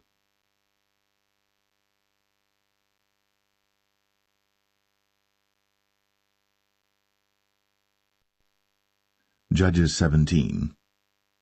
And there was a man of Mount Ephraim, whose name was Micah. And he said unto his mother, The 1,100 shekels of silver that were taken from thee, about which thou cursedst, and spakest of also in mine ears, behold, the silver is with me, I took it. And his mother said, Blessed be thou of the Lord, my son. And when he had restored the 1,100 shekels of silver to his mother said, I had wholly dedicated the silver unto the Lord from my hand for my son, to make a graven image and a molten image. Now therefore I will restore it unto thee. Yet he restored the money unto his mother, and his mother took 200 shekels of silver, and gave them to the founder, who made thereof a graven image and a molten image, and they were in the house of Micah. And the man Micah had an house of gods, and made an ephod, and teraphim, and consecrated one of his sons, who became his priest. In those days there was no king in Israel, but every man did that which was right in his own eyes. And there was a young man out of Bethlehem, Judah, of the family of Judah, who was a Levite, and he sojourned there. And the man departed out of the city from Bethlehem, Judah, to sojourn where he could find a place. And he came to Mount Ephraim, to the house of Micah, as he journeyed. And Micah said unto him, Whence comest thou? And he said unto him, I am a Levite of Bethlehem, Judah, and I go to sojourn where I may find a place. And Micah said unto him, Dwell with me, and be unto me a father and a priest, and I will give thee 10 shekels of silver by the year, and a suit of apparel, and thy victuals. So the Levite went in. And the Levite was content to dwell with the man, and the young man was unto him as one of his sons. And Micah consecrated the Levite, and the young man became his priest, and was in the house of Micah. Then said Micah, Now know I that the Lord will do me good, seeing I have a Levite to my priest.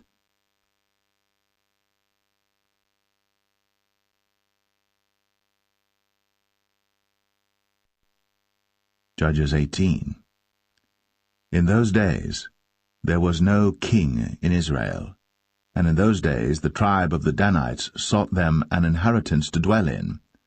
For unto that day all their inheritance had not fallen unto them among the tribes of Israel. And the children of Dan sent of their family 5 men from their coasts, men of valor, from Zorah and from Eshtaol, to spy out the land, and to search it. And they said unto them, Go, search the land. Who, when they came to Mount Ephraim, to the house of Micah, they lodged there. When they were by the house of Micah, they knew the voice of the young man the Levite, and they turned in thither, and said unto him, Who brought thee hither? And what makest thou in this place? And what hast thou here? And he said unto them, Thus and thus dealeth Micah with me, and hath hired me, and I am his priest. And they said unto him, Ask counsel, we pray thee, of God, that we may know whether our way which we go shall be prosperous. And the priest said unto them, Go in peace. Before the Lord is your way wherein ye go. Then the 5 men departed, and came to Laish, and saw the people that were therein, how they dwelt careless, after the manner of the Zidonians, quiet and secure, and there was no magistrate in the land that might put them to shame in any thing, and they were far from the Zidonians, and had no business with any man. And they came unto their brethren to Zoar and Eshtaol, and their brethren said unto them, What say ye? And they said, Arise, that we may go up against them, for we have seen the land, and behold, it is very good. And are ye still? Be not slothful to go, and to enter to possess the land. When ye go, ye shall come unto a people secure, and to a large land, for God hath given it into your hands, a place where there is no want of anything that is in the earth. And there went from thence of the family of the Danites, out of Zorah and out of Eshtaol, 600 men appointed with weapons of war. And they went up and pitched in Kirjath-jearim, in Judah, wherefore they called that place Mahane Dan unto this day. Behold, it is behind Kirjath-jearim. And they passed thence unto Mount Ephraim, and came unto the house of Micah. Then answered the 5 men that went to spy out the country of Laish, and said unto their brethren, Do ye know that there is in these houses an ephod, and teraphim, and a graven image, and a molten image? Now therefore consider what ye have to do. And they turned thitherward, and came to the house of the young man the Levite, even unto the house of Micah, and saluted him. And the 600 men appointed with their weapons of war, which were of the children of Dan, stood by the entering of the gate. And the 5 men that went to spy out the land went up, and came in thither, and took the graven image, and the ephod, and the teraphim, and the molten image. And the priest stood in the entering of the gate, with the 600 men that were appointed with weapons of war. And these went into Micah's house, and fetched the carved image, the ephod, and the teraphim, and the molten image. Then said the priest unto them, What do ye? And they said unto him, Hold thy peace, lay thine hand upon thy mouth, and go with us, and be to us a father and a priest. Is it better for thee to be a priest unto the house of one man, or that thou be a priest unto a tribe and a family in Israel? And the priest's heart was glad, and he took the ephod, and the teraphim, and the graven image, and went in the midst of the people. So they turned, and departed, and put the little ones and the cattle in the carriage before them. And when they were a good way from the house of Micah, the men that were in the houses near to Micah's house were gathered together, and overtook the children of Dan. And they cried unto the children of Dan, and they turned their faces, and said unto Micah, What aileth thee, that thou comest with such a company?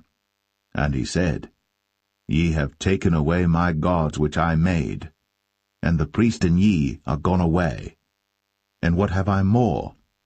And what is this that ye say unto me? What aileth thee?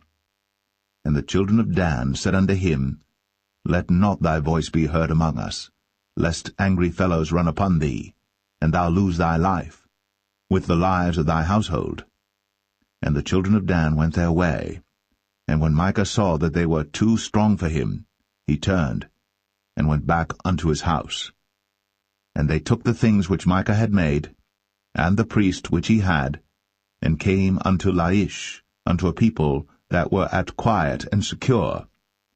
And they smote them with the edge of the sword, and burnt the city with fire. And there was no deliverer, because it was far from Zidon, and they had no business with any man. And it was in the valley that lieth by Beth-rehob, and they built a city, and dwelt therein. And they called the name of the city Dan, after the name of Dan their father, who was born unto Israel. Howbeit, the name of the city was Laish at the first. And the children of Dan set up the graven image, and Jonathan the son of Gershom, the son of Manasseh, he and his sons were priests to the tribe of Dan, until the day of the captivity of the land. And they set them up, Micah's graven image, which he made, all the time that the house of God was in Shiloh.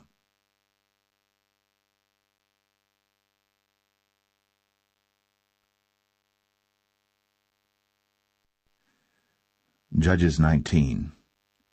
And it came to pass in those days, when there was no king in Israel, that there was a certain Levite sojourning on the side of Mount Ephraim, who took to him a concubine out of Bethlehem Judah. And his concubine played the whore against him, and went away from him unto her father's house to Bethlehem Judah, and was there 4 whole months. And her husband arose, and went after her, to speak friendly unto her, and to bring her again, having his servant with him, and a couple of asses. And she brought him into her father's house. And when the father of the damsel saw him, he rejoiced to meet him. And his father-in-law, the damsel's father, retained him, and he abode with him 3 days. So they did eat and drink and lodged there. And it came to pass on the 4th day, when they arose early in the morning, that he rose up to depart. And the damsel's father said unto his son-in-law, Comfort thine heart with a morsel of bread, and afterward go your way. And they sat down, and did eat and drink both of them together. For the damsel's father had said unto the man, Be content, I pray thee, and tarry all night, and let thine heart be merry. And when the man rose up to depart, his father-in-law urged him, therefore he lodged there again. And he rose early in the morning on the 5th day to depart. And the damsel's father said, Comfort thine heart, I pray thee. And they tarried until afternoon, and they did eat both of them. And when the man rose up to depart, he and his concubine, and his servant, his father-in-law, the damsel's father, said unto him, Behold, now the day draweth toward evening. I pray you, tarry all night. Behold, the day groweth to an end. Lodge here, that thine heart may be merry. And tomorrow get you early on your way, that thou mayest go home. But the man would not tarry that night, but he rose up and departed, and came over against Jebus, which is Jerusalem. And there were with him 2 asses saddled. His concubine also was with him. And when they were by Jebus, the day was far spent. And the servant said unto his master, Come, I pray thee, and let us turn into this city of the Jebusites, and lodge in it. And his master said unto him, We will not turn aside hither into the city of a stranger, that is not of the children of Israel. We will pass over to Gibeah. And he said unto his servant, Come, and let us draw near to one of these places to lodge all night in Gibeah, or in Ramah. And they passed on, and went their way. And the sun went down upon them when they were by Gibeah, which belongeth to Benjamin. And they turned aside thither, to go in and to lodge in Gibeah. And when he went in, he sat him down in a street of the city, for there was no man that took them into his house to lodging. And behold, there came an old man from his work out of the field at even, which was also of Mount Ephraim, and he sojourned in Gibeah. But the men of the place were Benjamites. And when he had lifted up his eyes, he saw a wayfaring man in the street of the city. And the old man said, Whither goest thou? And whence comest thou? And he said unto him, We are passing from Bethlehem Judah toward the side of Mount Ephraim. From thence am I. And I went to Bethlehem Judah, but I am now going to the house of the Lord, and there is no man that receiveth me to house. Yet there is both straw and provender for our asses, and there is bread and wine also for me, and for thy handmaid, and for the young man which is with thy servants. There is no want of anything. And the old man said, Peace be with thee. Howsoever let all thy wants lie upon me, only lodge not in the street.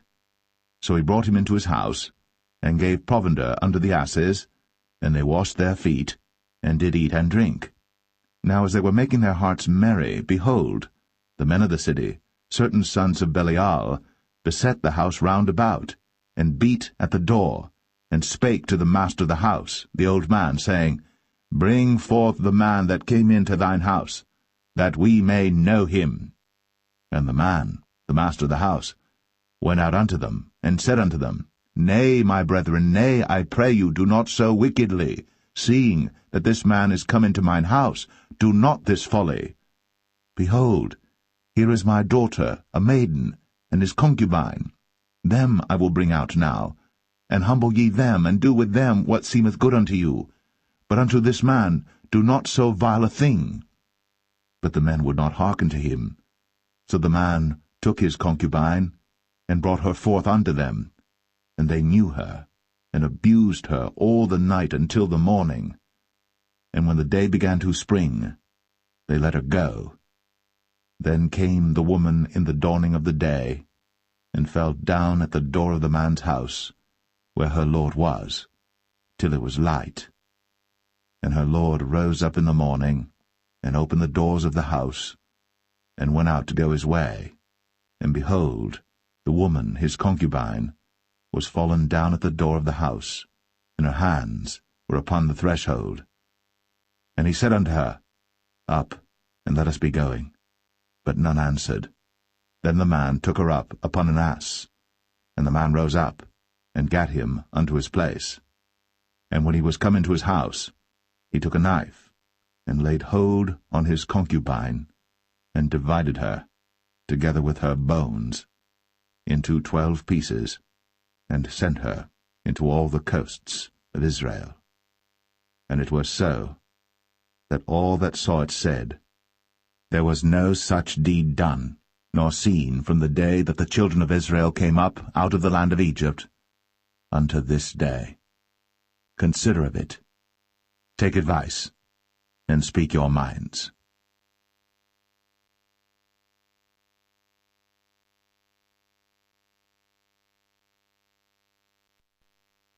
Judges 20. Then all the children of Israel went out, and the congregation was gathered together as one man, from Dan even to Beersheba, with the land of Gilead, unto the Lord in Mizpeh. And the chief of all the people, even of all the tribes of Israel, presented themselves in the assembly of the people of God, 400,000 footmen that drew sword. Now the children of Benjamin heard that the children of Israel were gone up to Mizpeh. Then said the children of Israel, Tell us, how was this wickedness? And the Levite, the husband of the woman that was slain, answered and said, I came into Gibeah, that belongeth to Benjamin, I and my concubine, to lodge. And the men of Gibeah rose against me, and beset the house round about upon me by night, and thought to have slain me, and my concubine have they forced, that she is dead. And I took my concubine, and cut her in pieces, and sent her throughout all the country of the inheritance of Israel, for they have committed lewdness and folly in Israel. Behold, ye are all children of Israel, give here your advice and counsel. And all the people arose as one man, saying, We will not any of us go to his tent, neither will we any of us turn into his house. But now this shall be the thing which we will do to Gibeah. We will go up by lot against it. And we will take 10 men of 100 throughout all the tribes of Israel, and 100 of 1,000, and 1,000 out of 10,000, to fetch victual for the people, that they may do, when they come to Gibeah of Benjamin, according to all the folly that they have wrought in Israel. So all the men of Israel were gathered against the city, knit together as one man. And the tribes of Israel sent men through all the tribe of Benjamin, saying, What wickedness is this that is done among you? Now therefore, deliver us the men, the children of Belial, which are in Gibeah, that we may put them to death, and put away evil from Israel. But the children of Benjamin would not hearken to the voice of their brethren, the children of Israel. But the children of Benjamin gathered themselves together out of the cities unto Gibeah, to go out to battle against the children of Israel. And the children of Benjamin were numbered at that time out of the cities 26,000 men that drew sword, beside the inhabitants of Gibeah, which were numbered 700 chosen men. Among all this people there was 700 chosen men left-handed. Every one could sling stones at an hairbreadth, and not miss. And the men of Israel beside Benjamin were numbered 400,000 men that drew sword. All these were men of war. And the children of Israel arose, and went up to the house of God, and asked counsel of God, and said, Which of us shall go up first to the battle against the children of Benjamin? And the Lord said, Judah shall go up first. And the children of Israel rose up in the morning, and encamped against Gibeah. And the men of Israel went out to battle against Benjamin. And the men of Israel put themselves in array to fight against them at Gibeah. And the children of Benjamin came forth out of Gibeah, and destroyed down to the ground of the Israelites that day 22,000 men. And the people, the men of Israel, encouraged themselves, and set their battle again in array in the place where they put themselves in array the first day. And the children of Israel went up and wept before the Lord until even, and asked counsel of the Lord, saying, Shall I go up again to battle against the children of Benjamin my brother? And the Lord said, Go up against him. And the children of Israel came near against the children of Benjamin the second day. And Benjamin went forth against them out of Gibeah the second day, and destroyed down to the ground of the children of Israel again 18,000 men. All these drew the sword. Then all the children of Israel and all the people went up, and came unto the house of God, and wept, and sat there before the Lord, and fasted that day until even, and offered burnt offerings and peace offerings before the Lord. And the children of Israel inquired of the Lord, for the ark of the covenant of God was there in those days.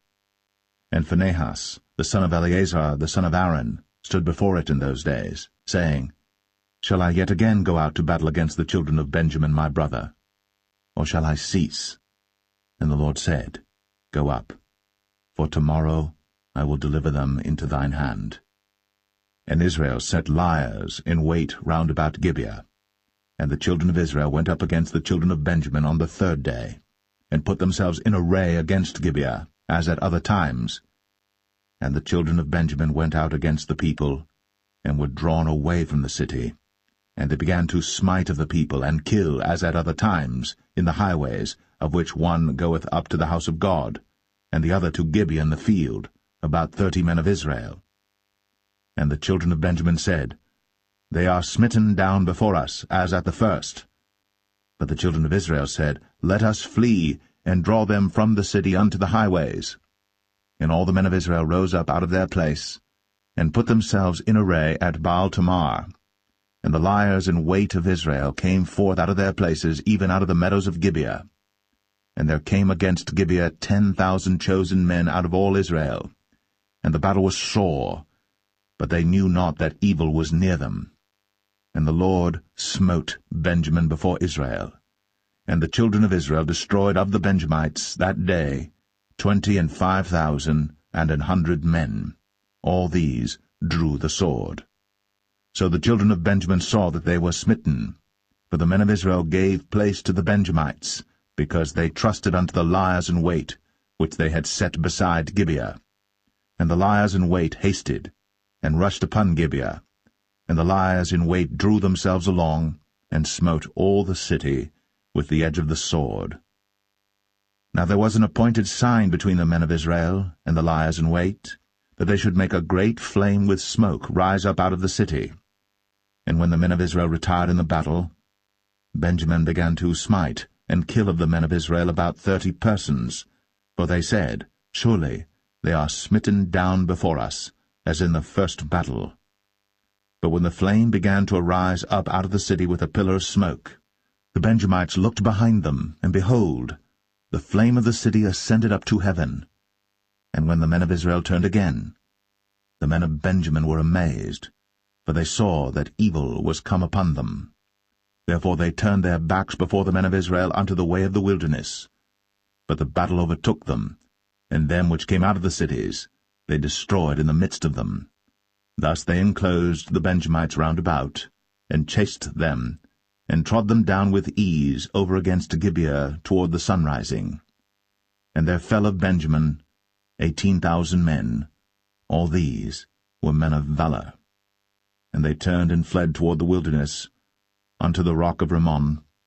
And they gleaned of them in the highways 5,000 men, and pursued hard after them unto Kidom, and slew 2,000 men of them.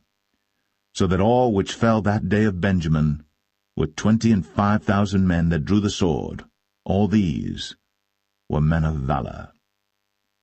But 600 men turned and fled to the wilderness unto the rock Rimmon, and abode in the rock Rimmon 4 months. And the men of Israel turned again upon the children of Benjamin, and smote them with the edge of the sword, as well the men of every city as the beast, and all that came to hand. Also they set on fire all the cities that they came to.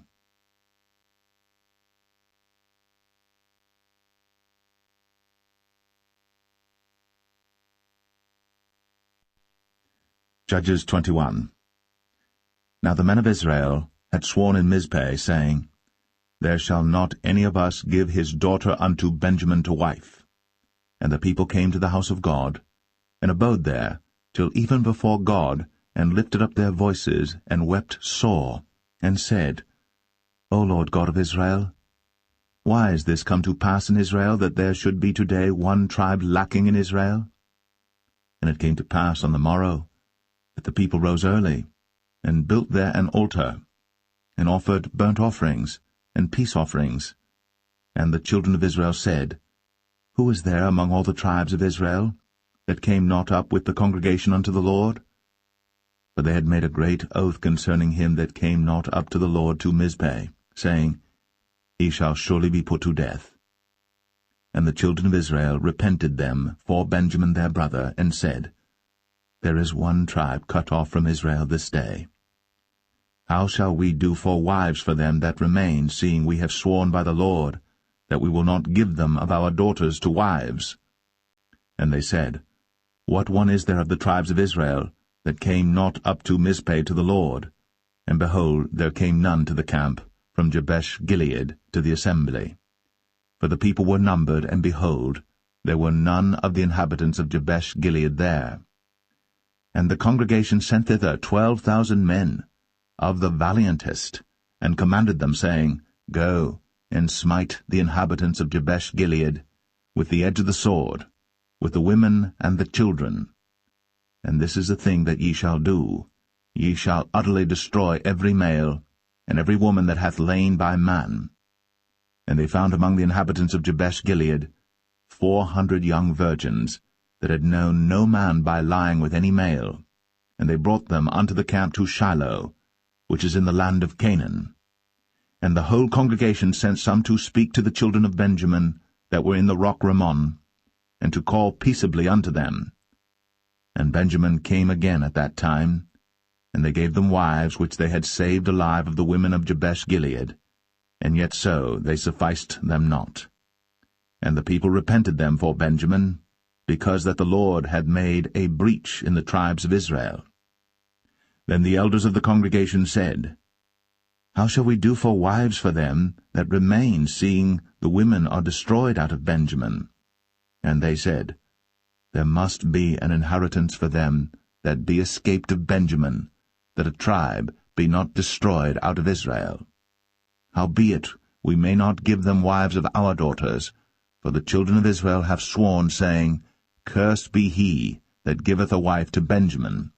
Then they said, Behold, there is a feast of the Lord in Shiloh yearly, in a place which is on the north side of Bethel, on the east side of the highway that goeth up from Bethel to Shechem, and on the south of Lebonah.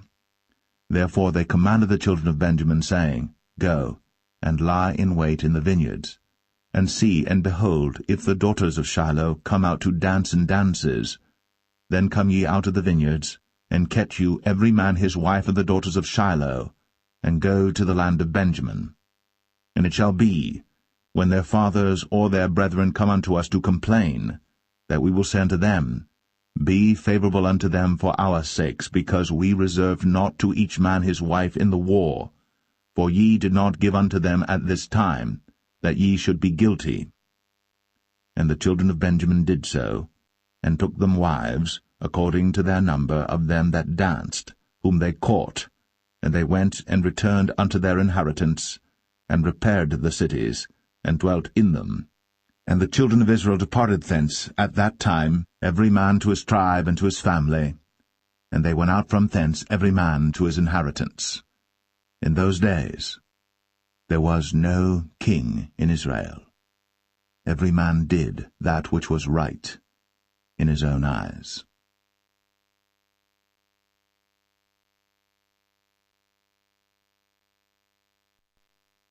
The Book of Ruth, Chapter 1. Now it came to pass in the days when the judges ruled, that there was a famine in the land, and a certain man of Bethlehem, Judah, went to sojourn in the country of Moab, he and his wife, and his 2 sons. And the name of the man was Elimelech, and the name of his wife Naomi, and the name of his 2 sons Mahlon and Chilion, Ephrathites of Bethlehem, Judah. And they came into the country of Moab, and continued there. And Elimelech, Naomi's husband, died, and she was left, and her 2 sons. And they took them wives of the women of Moab. The name of the one was Orpah, and the name of the other Ruth. And they dwelled there about 10 years. And Mahlon and Chilion died also, both of them. And the woman was left of her 2 sons and her husband. Then she arose with her daughters-in-law, that she might return from the country of Moab.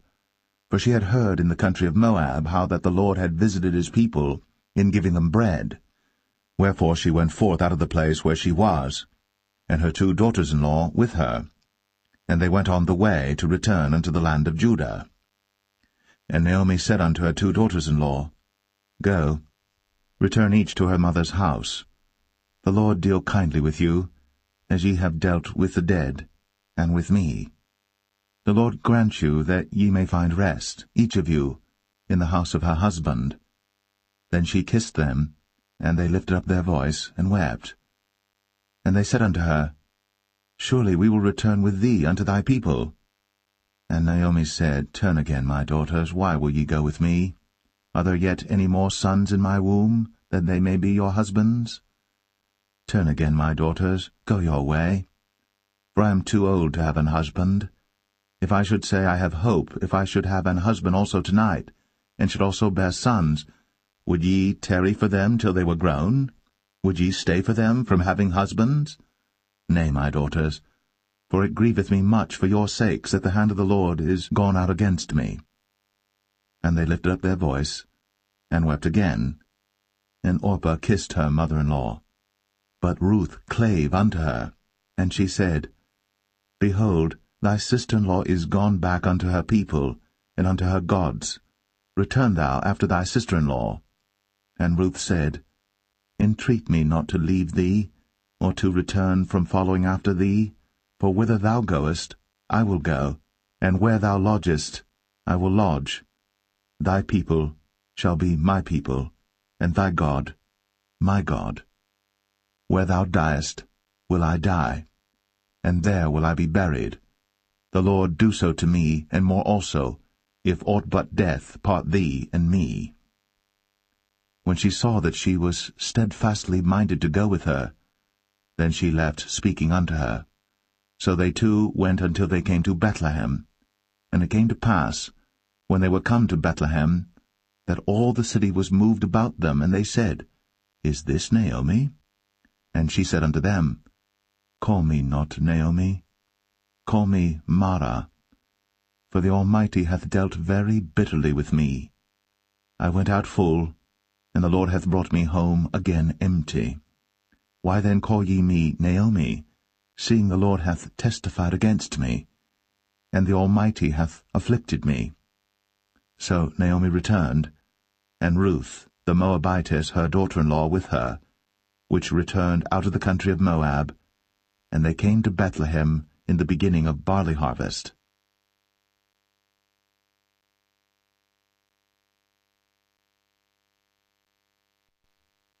Ruth 2. And Naomi had a kinsman of her husband's, a mighty man of wealth, of the family of Elimelech, and his name was Boaz. And Ruth the Moabitess said unto Naomi, Let me now go to the field, and glean ears of corn after him in whose sight I shall find grace. And she said unto her, Go, my daughter.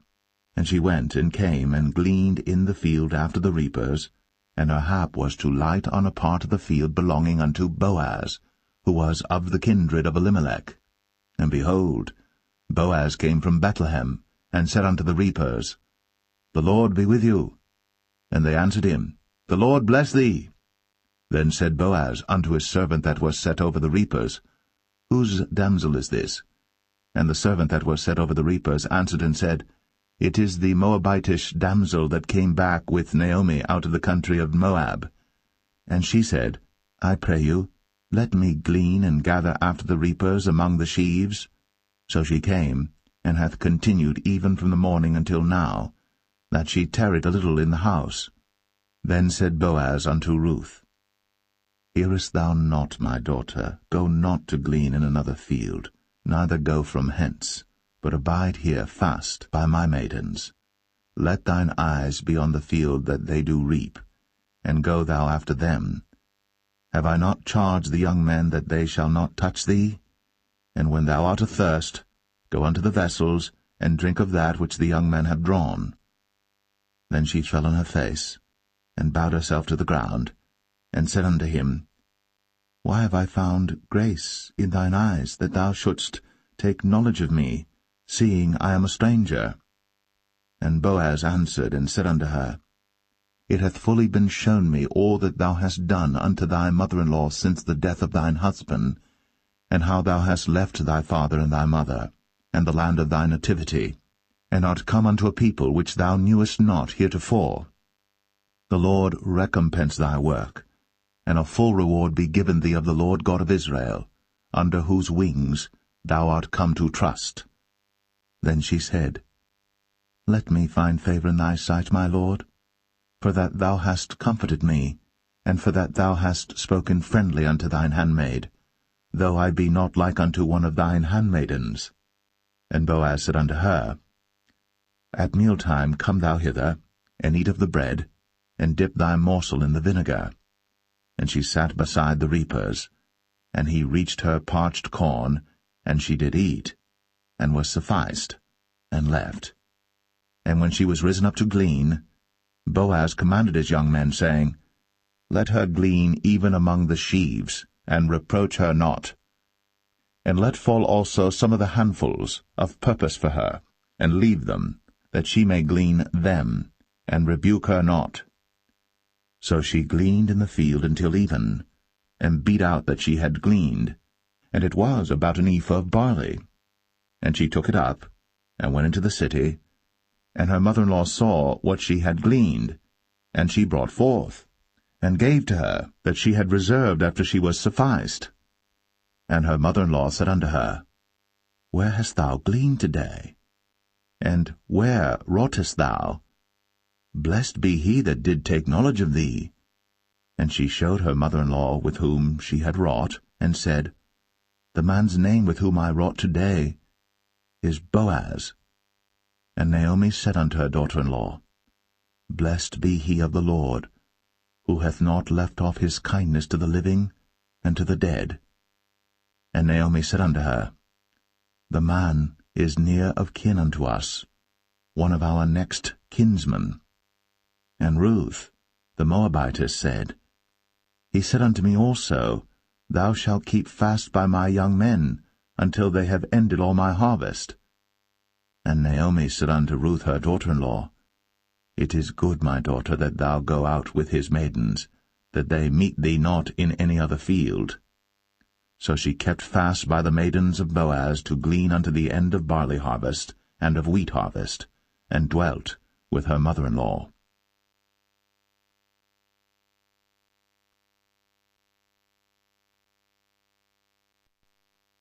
Ruth 3. Then Naomi her mother-in-law said unto her, My daughter, shall I not seek rest for thee, that it may be well with thee? And now is not Boaz of our kindred, with whose maidens thou wast? Behold, he winnoweth barley tonight in the threshing floor. Wash thyself therefore, and anoint thee, and put thy raiment upon thee, and get thee down to the floor. But make not thyself known unto the man until he shall have done eating and drinking. And it shall be, when he lieth down, that thou shalt mark the place where he shall lie, and thou shalt go in, and uncover his feet, and lay thee down, and he will tell thee what thou shalt do. And she said unto her, All that thou sayest unto me, I will do. And she went down unto the floor, and did according to all that her mother-in-law bade her. And when Boaz had eaten and drunk, and his heart was merry, he went to lie down at the end of the heap of corn. And she came softly, and uncovered his feet, and laid her down. And it came to pass at midnight, that the man was afraid, and turned himself, and behold, a woman lay at his feet. And he said, Who art thou? And she answered, I am Ruth thine handmaid. Spread therefore thy skirt over thine handmaid, for thou art a near kinsman. And he said, Blessed be thou of the Lord, my daughter, for thou hast shown more kindness in the latter end than at the beginning, inasmuch as thou followest not young men, whether poor or rich. And now, my daughter, fear not. I will do to thee all that thou requirest, for all the city of my people doth know that thou art a virtuous woman. And now it is true that I am thy near kinsman. Howbeit, there is a kinsman nearer than I. Tarry this night, and it shall be in the morning that if he will perform unto thee the part of a kinsman, well, let him do the kinsman's part. But if he will not do the part of a kinsman to thee, then will I do the part of a kinsman to thee, as the Lord liveth. Lie down until the morning. And she lay at his feet until the morning, and she rose up before one could know another. And he said, Let it not be known that a woman came into the floor. Also he said, Bring the veil that thou hast upon thee, and hold it. And when she held it, he measured 6 measures of barley, and laid it on her. And she went into the city. And when she came to her mother-in-law, she said, Who art thou, my daughter? And she told her all that the man had done to her. And she said, These 6 measures of barley gave he me, for he said to me, Go not empty unto thy mother-in-law. Then said she, Sit still, my daughter, until thou know how the matter will fall, for the man will not be in rest until he have finished the thing this day.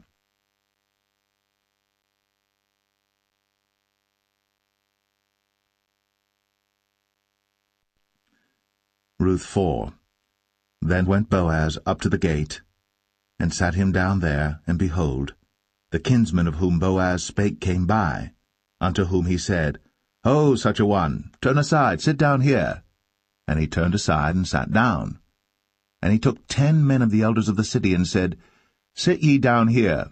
And they sat down. And he said unto the kinsman, Naomi, that is come again out of the country of Moab, selleth a parcel of land, which was our brother Elimelech's. And I thought to advertise thee, saying, Buy it before the inhabitants, and before the elders of my people. If thou wilt redeem it, redeem it. But if thou wilt not redeem it, then tell me, that I may know. For there is none to redeem it beside thee, and I am after thee. And he said, I will redeem it.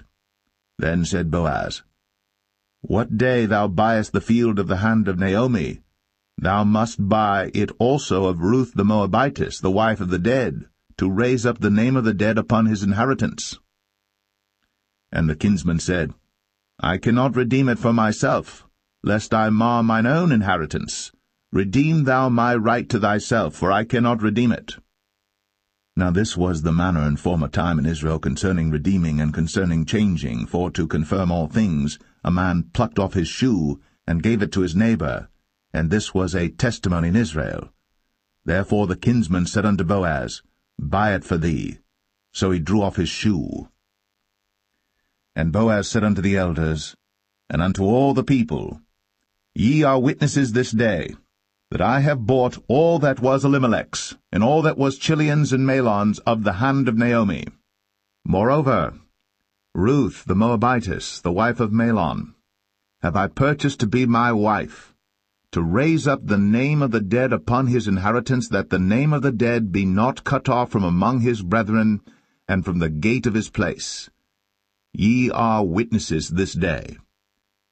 And all the people that were in the gate, and the elders said, We are witnesses. The Lord make the woman that is come into thine house like Rachel and like Leah, which two did build the house of Israel, and do thou worthily in Ephratah, and be famous in Bethlehem. And let thy house be like the house of Pharez, whom Tamar bare unto Judah, of the seed which the Lord shall give thee of this young woman. So Boaz took Ruth, and she was his wife. And when he went in unto her, the Lord gave her conception, and she bare a son. And the women said unto Naomi, Blessed be the Lord, which hath not left thee this day without a kinsman, that his name may be famous in Israel. And he shall be unto thee a restorer of thy life, and a nourisher of thine old age. For thy daughter-in-law, which loveth thee, which is better to thee than 7 sons, hath borne him. And Naomi took the child, and laid it in her bosom, and became nurse unto it. And the women her neighbours gave it a name, saying, There is a son born to Naomi. And they called his name Obed. He is the father of Jesse, the father of David. Now these are the generations of Pharez. Pharez begat Hezron, and Hezron begat Ram, and Ram begat Amminadab, and Amminadab begat Nahshon, and Nahshon begat Salmon, and Salmon begat Boaz, and Boaz begat Obed, and Obed begat Jesse, and Jesse begat David.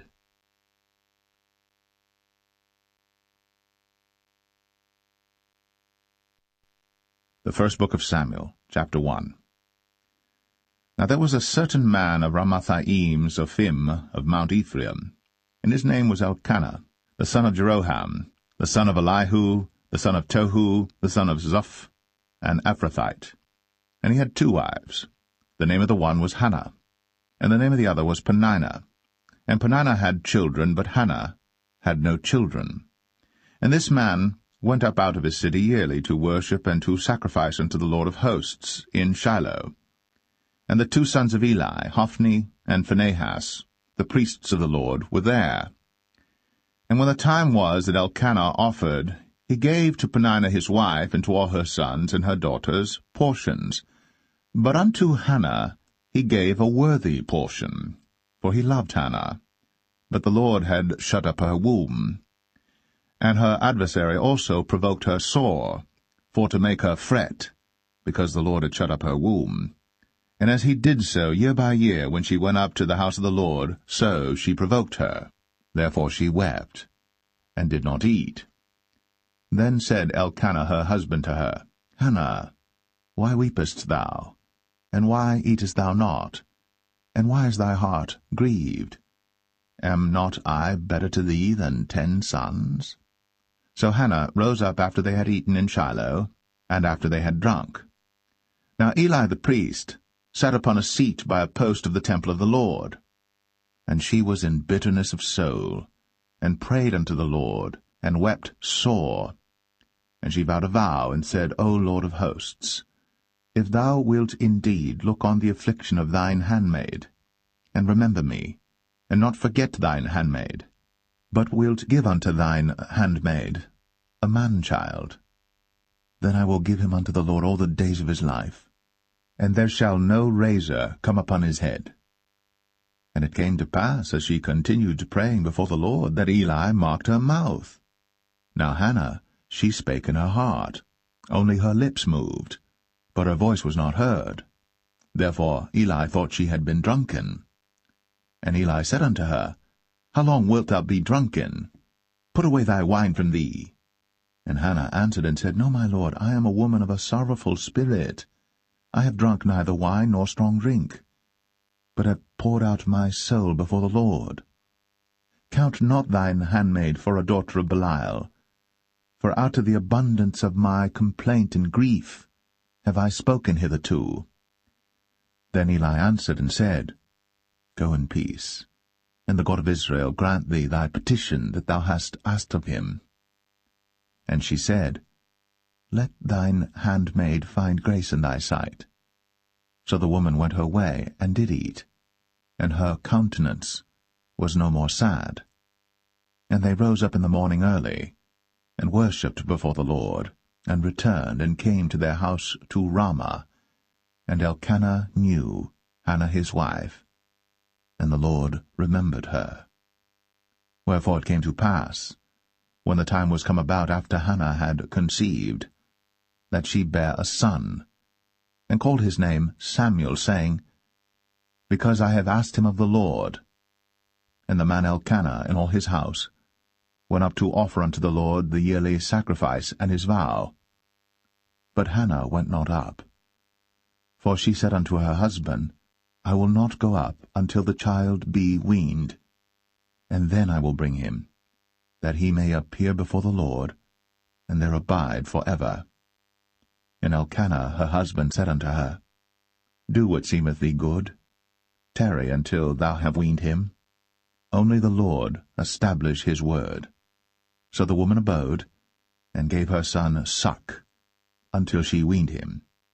And when she had weaned him, she took him up with her, with 3 bullocks, and 1 ephah of flour, and a bottle of wine, and brought him unto the house of the Lord in Shiloh. And the child was young. And they slew a bullock, and brought the child to Eli. And she said, O my lord, as thy soul liveth, my lord, I am the woman that stood by thee here, praying unto the Lord. For this child I prayed, and the Lord hath given me my petition, which I asked of him. Therefore also I have lent him to the Lord. As long as he liveth, he shall be lent to the Lord. And he worshipped the Lord there.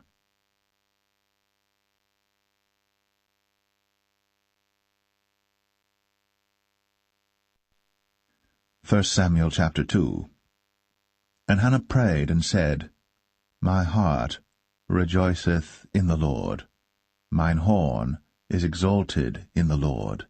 My mouth is enlarged over mine enemies, because I rejoice in thy salvation.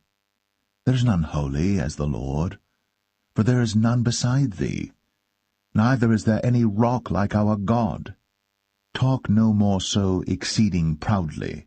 Let not arrogancy come out of your mouth. For the Lord is a God of knowledge, and by him actions are weighed. The bows of the mighty men are broken, and they that stumbled are girded with strength. They that were full have hired out themselves for bread, and they that were hungry ceased, so that the barren hath borne 7, and she that hath many children is waxed feeble. The Lord killeth, and maketh alive. He bringeth down to the grave, and bringeth up. The Lord maketh poor, and maketh rich. He bringeth low, and lifteth up. He raiseth up the poor out of the dust, and lifteth up the beggar from the dunghill, to set them among princes, and to make them inherit the throne of glory. For the pillars of the earth are the Lord's, and he hath set the world upon them. He will keep the feet of his saints, and the wicked shall be silent in darkness, for by strength shall no man prevail. The adversaries of the Lord shall be broken to pieces. Out of heaven shall he thunder upon them. The Lord shall judge the ends of the earth, and he shall give strength unto his king, and exalt the horn of his anointed. And Elkanah went to Ramah to his house, and the child did minister unto the Lord before Eli the priest. Now the sons of Eli were sons of Belial. They knew not the Lord. And the priest's custom with the people was, that when any man offered sacrifice, the priest's servant came, while the flesh was in seething, with a flesh hook of 3 teeth in his hand, and he struck it into the pan or kettle or cauldron or pot. All that the flesh hook brought up, the priest took for himself. So they did in Shiloh unto all the Israelites that came thither. Also before they burnt the fat, the priest's servant came and said to the man that sacrificed, Give flesh to roast for the priest, for he will not have sodden flesh of thee, but raw. And if any man said unto him, Let them not fail to burn the fat presently, and then take as much as thy soul desireth, then he would answer him, Nay, but thou shalt give it me now, and if not, I will take it by force. Wherefore the sin of the young men was very great before the Lord, for men abhorred the offering of the Lord. But Samuel ministered before the Lord, being a child, girded with a linen ephod. Moreover, his mother made him a little coat, and brought it to him from year to year, when she came up with her husband to offer the yearly sacrifice. And Eli blessed Elkanah and his wife, and said, The Lord give thee seed of this woman for the loan which is lent to the Lord. And they went unto their own home. And the Lord visited Hannah, so that she conceived, and bare 3 sons and 2 daughters. And the child Samuel grew before the Lord. Now Eli was very old, and heard all that his sons did unto all Israel, and how they lay with the women that assembled at the door of the tabernacle of the congregation. And he said unto them, Why do ye such things? For I hear of your evil dealings by all this people. Nay, my sons, for it is no good report that I hear. Ye make the Lord's people to transgress. If one man sin against another, the judge shall judge him. But if a man sin against the Lord, who shall entreat for him? Notwithstanding, they hearkened not unto the voice of their father, because the Lord would slay them. And the child Samuel grew on, and was in favor both with the Lord and also with men. And there came a man of God unto Eli, and said unto him, Thus saith the Lord, Did I plainly appear unto the house of thy father, when they were in Egypt, in Pharaoh's house? And did I choose him out of all the tribes of Israel to be my priest, to offer upon mine altar, to burn incense, to wear an ephod before me? And did I give unto the house of thy father all the offerings made by fire of the children of Israel? Wherefore kick ye at my sacrifice and at mine offering, which I have commanded in my habitation, and honourest thy sons above me, to make yourselves fat with the chiefest of all the offerings of Israel my people? Wherefore the Lord God of Israel saith, I said indeed that thy house and the house of thy father should walk before me for ever. But now the Lord saith, Be it far from me, for them that honour me I will honour, and they that despise me shall be lightly esteemed. Behold, the days come that I will cut off thine arm, and the arm of thy father's house, that there shall not be an old man in thine house. And thou shalt see an enemy in my habitation, in all the wealth which God shall give Israel. And there shall not be an old man in thine house for ever. And the man of thine whom I shall not cut off from mine altar shall be to consume thine eyes and to grieve thine heart, and all the increase of thine house shall die in the flower of their age. And this shall be a sign unto thee, that shall come upon thy 2 sons, on Hophni and Phinehas, in one day. They shall die, both of them.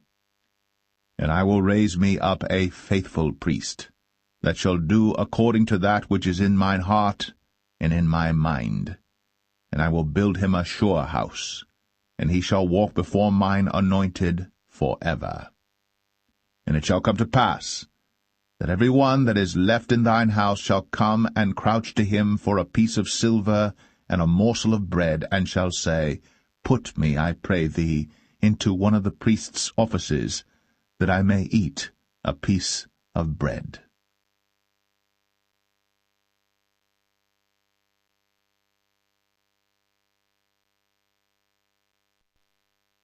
1 Samuel 3.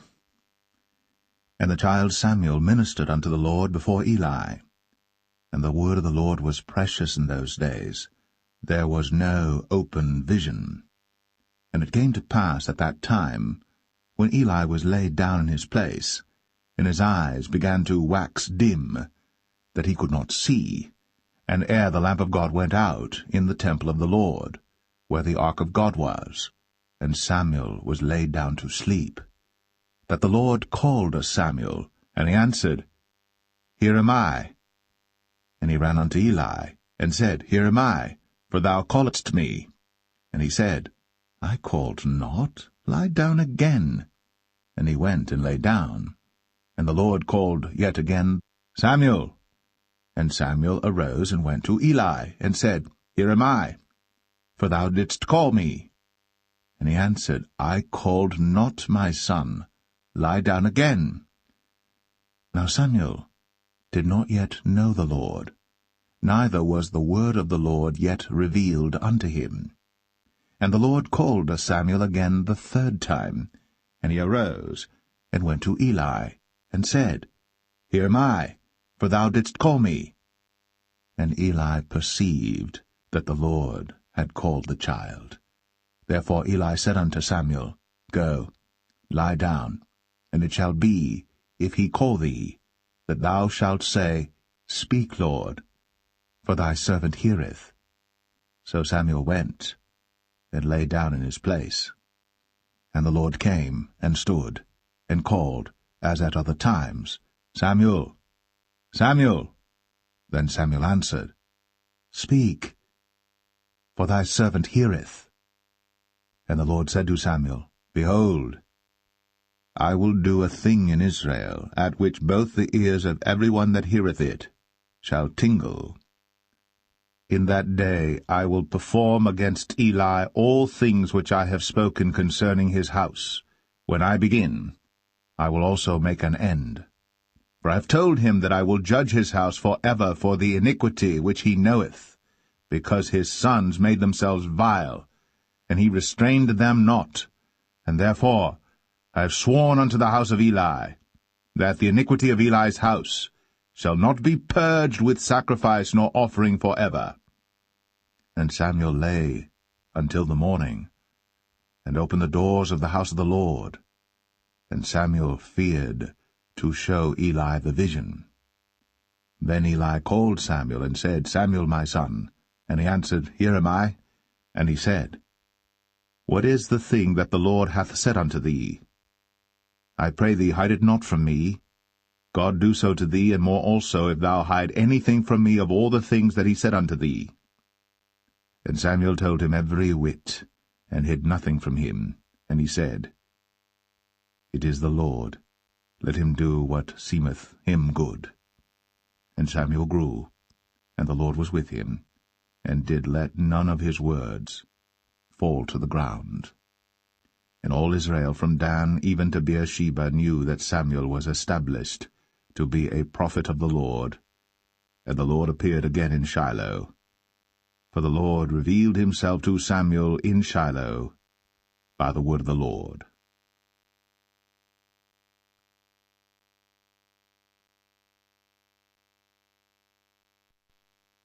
1 Samuel 4. And the word of Samuel came to all Israel. Now Israel went out against the Philistines to battle, and pitched beside Ebenezer. And the Philistines pitched in Aphek. And the Philistines put themselves in array against Israel. And when they joined battle, Israel was smitten before the Philistines, and they slew of the army in the field about 4,000 men. And when the people were come into the camp, the elders of Israel said, Wherefore hath the Lord smitten us today before the Philistines? Let us fetch the ark of the covenant of the Lord out of Shiloh unto us, that, when it cometh among us, it may save us out of the hand of our enemies. So the people sent to Shiloh, that they might bring from thence the ark of the covenant of the Lord of hosts, which dwelleth between the cherubims. And the two sons of Eli, Hophni and Phinehas, were there with the ark of the covenant of God. And when the ark of the covenant of the Lord came into the camp, all Israel shouted with a great shout, so that the earth rang again. And when the Philistines heard the noise of the shout, they said, What meaneth the noise of this great shout in the camp of the Hebrews? And they understood that the ark of the Lord was come into the camp. And the Philistines were afraid, for they said, God is come into the camp. And they said, Woe unto us, for there hath not been such a thing heretofore. Woe unto us! Who shall deliver us out of the hand of these mighty gods? These are the gods that smote the Egyptians with all the plagues in the wilderness. Be strong, and quit yourselves like men, O ye Philistines, that ye be not servants unto the Hebrews, as they have been to you. Quit yourselves like men, and fight. And the Philistines fought, and Israel was smitten, and they fled every man into his tent. And there was a very great slaughter, for there fell of Israel 30,000 footmen. And the ark of God was taken, and the 2 sons of Eli, Hophni and Phinehas, were slain. And there ran a man of Benjamin out of the army, and came to Shiloh the same day with his clothes rent, and with earth upon his head. And when he came, lo, Eli sat upon a seat by the wayside, watching, for his heart trembled for the ark of God. And when the man came into the city and told it, all the city cried out. And when Eli heard the noise of the crying, he said, What meaneth the noise of this tumult? And the man came in hastily, and told Eli. Now Eli was 98 years old, and his eyes were dim, that he could not see. And the man said unto Eli, I am he that came out of the army, and I fled today out of the army. And he said, What is that done, my son? And the messenger answered and said, Israel is fled before the Philistines, and there hath been also a great slaughter among the people. And thy 2 sons also, Hophni and Phinehas, are dead, and the ark of God is taken. And it came to pass, when he made mention of the ark of God, that he fell from off the seat backward by the side of the gate, and his neck brake, and he died. For he was an old man, and heavy, and he had judged Israel 40 years. And his daughter-in-law Phinehas' wife was with child, near to be delivered. And when she heard the tidings that the ark of God was taken, and that her father-in-law and her husband were dead, she bowed herself and travailed, for her pains came upon her. And about the time of her death the women that stood by her said unto her, Fear not, for thou hast borne a son. But she answered not, neither did she regard it. And she named the child Ichabod, saying, The glory is departed from Israel, because the ark of God was taken, and because of her father-in-law and her husband. And she said, The glory is departed from Israel, for the ark of God is taken.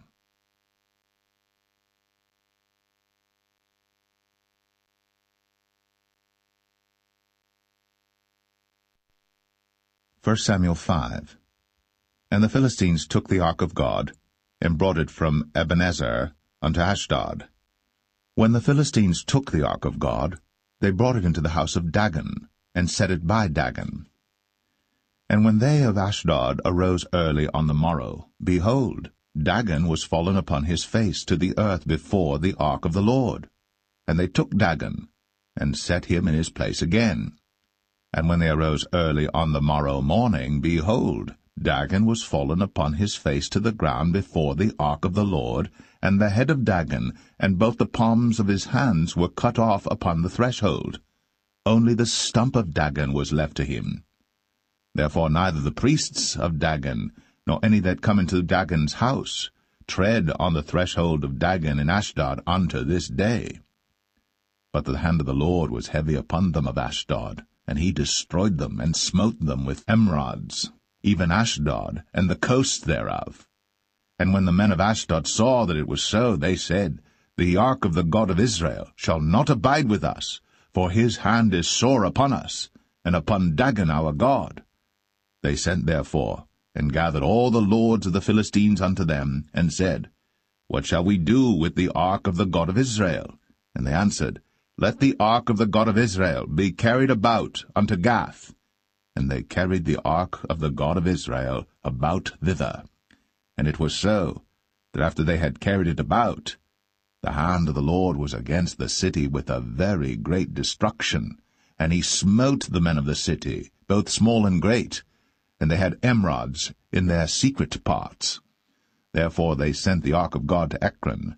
And it came to pass, as the ark of God came to Ekron, that the Ekronites cried out, saying, They have brought about the ark of the God of Israel to us, to slay us and our people. So they sent and gathered together all the lords of the Philistines, and said, Send away the ark of the God of Israel, and let it go again to his own place, that it slay us not and our people. For there was a deadly destruction throughout all the city. the hand of God was very heavy there, and the men that died not were smitten with the emerods, and the cry of the city went up to heaven.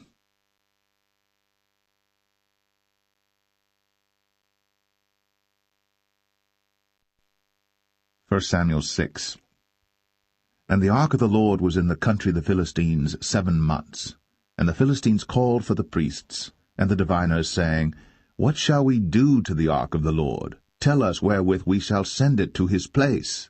And they said, If ye send away the ark of the God of Israel, send it not empty, but in any wise return him a trespass offering. Then ye shall be healed, and it shall be known to you why his hand is not removed from you. Then said they, What shall be the trespass offering which we shall return to him? They answered, 5 golden emerods, and 5 golden mice, according to the number of the lords of the Philistines. For one plague was on you all, and on your lords. Wherefore ye shall make images of your emerods, and images of your mice that mar the land. And ye shall give glory unto the God of Israel. Peradventure he will lighten his hand from off you, and from off your gods, and from off your land. Wherefore then do ye harden your hearts, as the Egyptians and Pharaoh hardened their hearts, when he had wrought wonderfully among them? Did they not let the people go, and they departed? Now therefore make a new cart, and take 2 milch kine, on which there hath come no yoke, and tie the kine to the cart, and bring their calves home from them. And take the ark of the Lord, and lay it upon the cart, and put the jewels of gold, which ye return him for a trespass offering, in a coffer by the side thereof, and send it away, that it may go. And see, if it goeth up by the way of his own coast, to Bethshemesh, then he hath done us this great evil. But if not, then we shall know that it is not his hand that smote us. It was a chance that happened to us. And the men did so, and took 2 milch kine, and tied them to the cart, and shut up their calves at home. And they laid the ark of the Lord upon the cart, and the coffer with the mice of gold, and the images of their emerods. And the kine took the straight way to the way of Bethshemesh, and went along the highway, lowing as they went, and turned not aside to the right hand or to the left. And the lords of the Philistines went after them unto the border of Bethshemesh. And they of Bethshemesh were reaping their wheat harvest in the valley. And they lifted up their eyes, and saw the ark, and rejoiced to see it.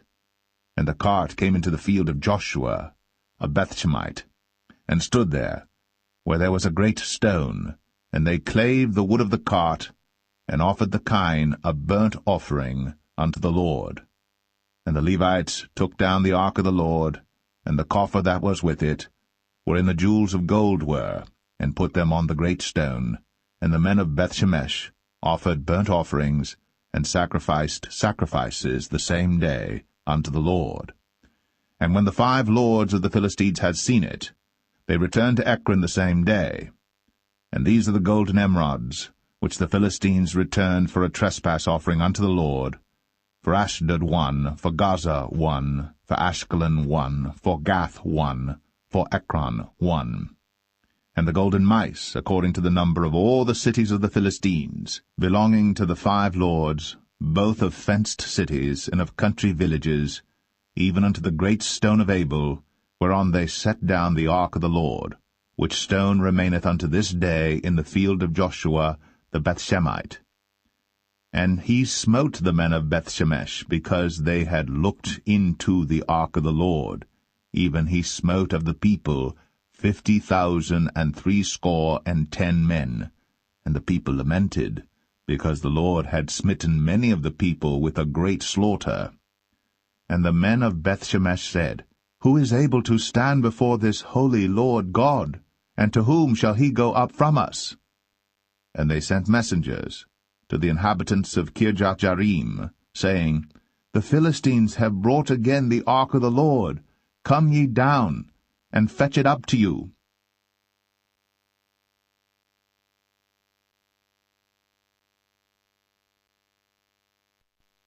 First Samuel 7. And the men of Kirjath-jearim came and fetched up the ark of the Lord, and brought it into the house of Abinadab in the hill, and sanctified Eleazar his son to keep the ark of the Lord. And it came to pass, while the ark abode in Kirjath-jearim, that the time was long, for it was 20 years. And all the house of Israel lamented after the Lord. And Samuel spake unto all the house of Israel, saying, If ye do return unto the Lord with all your hearts, then put away the strange gods and Ashtoreth from among you, and prepare your hearts unto the Lord, and serve him only, and he will deliver you out of the hand of the Philistines. Then the children of Israel did put away Baalim and Ashtoreth, and served the Lord only. And Samuel said, Gather all Israel to Mizpeh, and I will pray for you unto the Lord. And they gathered together to Mizpeh, and drew water, and poured it out before the Lord, and fasted on that day, and said there, We have sinned against the Lord. And Samuel judged the children of Israel in Mizpeh. And when the Philistines heard that the children of Israel were gathered together to Mizpeh, the lords of the Philistines went up against Israel.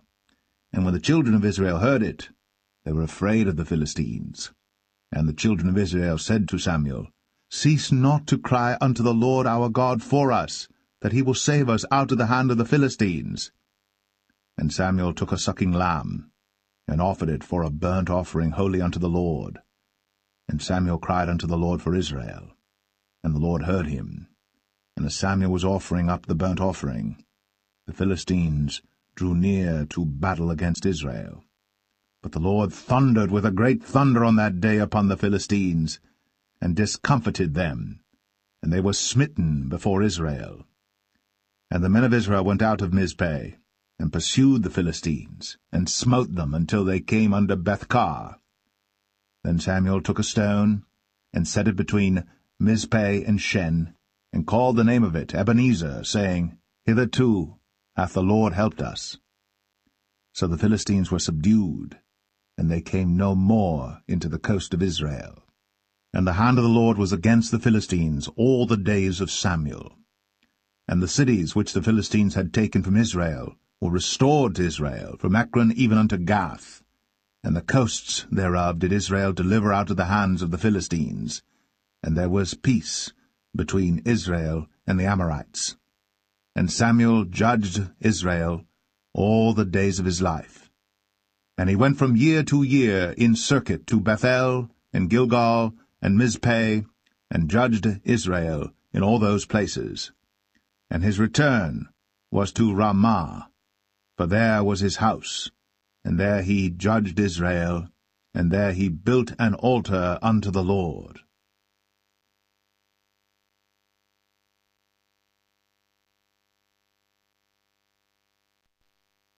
1 Samuel 8. And it came to pass, when Samuel was old, that he made his sons judges over Israel. Now the name of his firstborn was Joel, and the name of his second Abiah. They were judges in Beersheba. And his sons walked not in his ways, but turned aside after lucre, and took bribes, and perverted judgment. And all the elders of Israel gathered themselves together, and came to Samuel unto Ramah, and said unto him, Behold, thou art old, and thy sons walk not in thy ways. Now make us a king to judge us like all the nations. But the thing displeased Samuel, when they said, Give us a king to judge us. And Samuel prayed unto the Lord. And the Lord said unto Samuel, Hearken unto the voice of the people, in all that they say unto thee. For they have not rejected thee, but they have rejected me, that I should not reign over them. According to all the works which they have done since the day that I brought them up out of Egypt, even unto this day, wherewith they have forsaken me, and served other gods, so do they also unto thee. Now therefore hearken unto their voice, howbeit yet protest solemnly unto them, and show them the manner of the king that shall reign over them. And Samuel told all the words of the Lord unto the people that asked of him a king. And he said, This will be the manner of the king that shall reign over you. He will take your sons, and appoint them for himself, for his chariots, and to be his horsemen, and some shall run before his chariots. And he will appoint him captains over thousands, and captains over 50s, and will set them to ear his ground, and to reap his harvest, and to make his instruments of war, and instruments of his chariots. And he will take your daughters to be confectionaries, and to be cooks, and to be bakers. And he will take your fields and your vineyards and your oliveyards, even the best of them, and give them to his servants. And he will take the tenth of your seed and of your vineyards, and give to his officers and to his servants. And he will take your men-servants and your maid-servants and your goodliest young men and your asses, and put them to his work. He will take the tenth of your sheep, and ye shall be his servants. And ye shall cry out in that day because of your king which ye shall have chosen you. And the Lord will not hear you in that day. Nevertheless, the people refused to obey the voice of Samuel, and they said, Nay, but we will have a king over us, that we also may be like all the nations, and that our king may judge us, and go out before us, and fight our battles. And Samuel heard all the words of the people, and he rehearsed them in the ears of the Lord. And the Lord said to Samuel, Hearken unto their voice, and make them a king. And Samuel said unto the men of Israel, Go ye every man unto his city.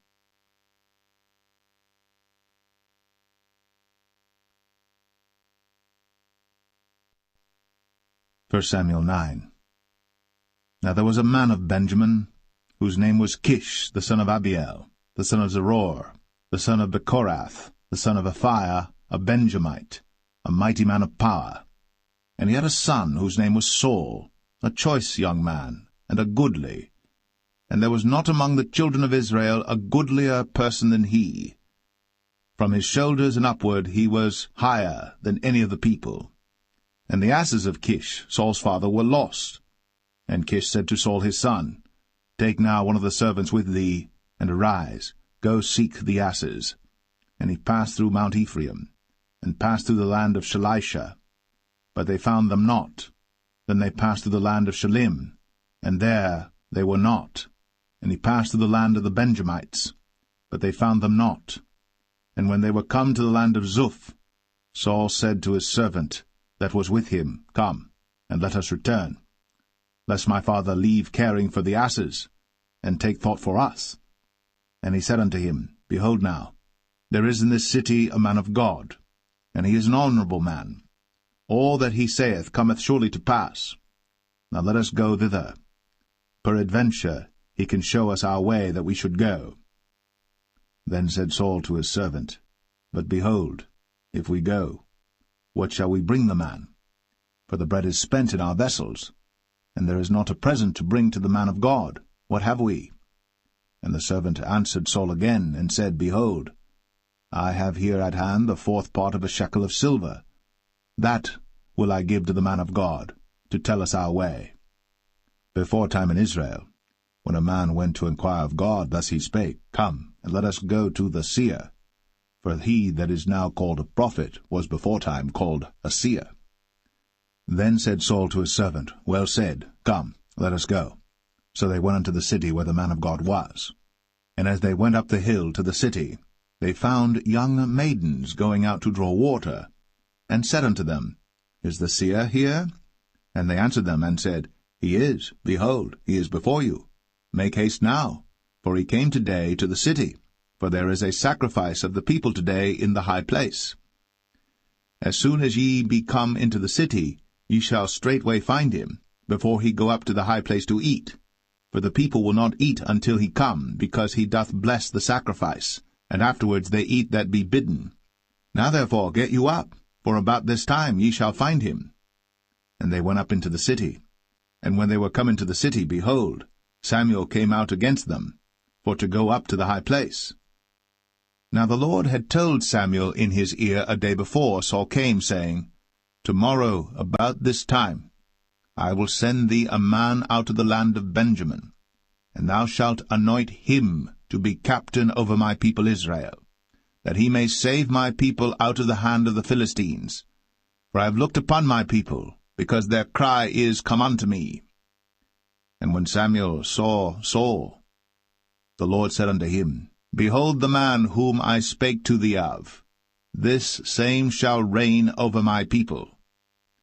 Then Saul drew near to Samuel in the gate, and said, Tell me, I pray thee, where the seer's house is. And Samuel answered Saul, and said, I am the seer. Go up before me unto the high place. For ye shall eat with me today, and tomorrow I will let thee go, and will tell thee all that is in thine heart. And as for thine asses that were lost 3 days ago, set not thy mind on them, for they are found.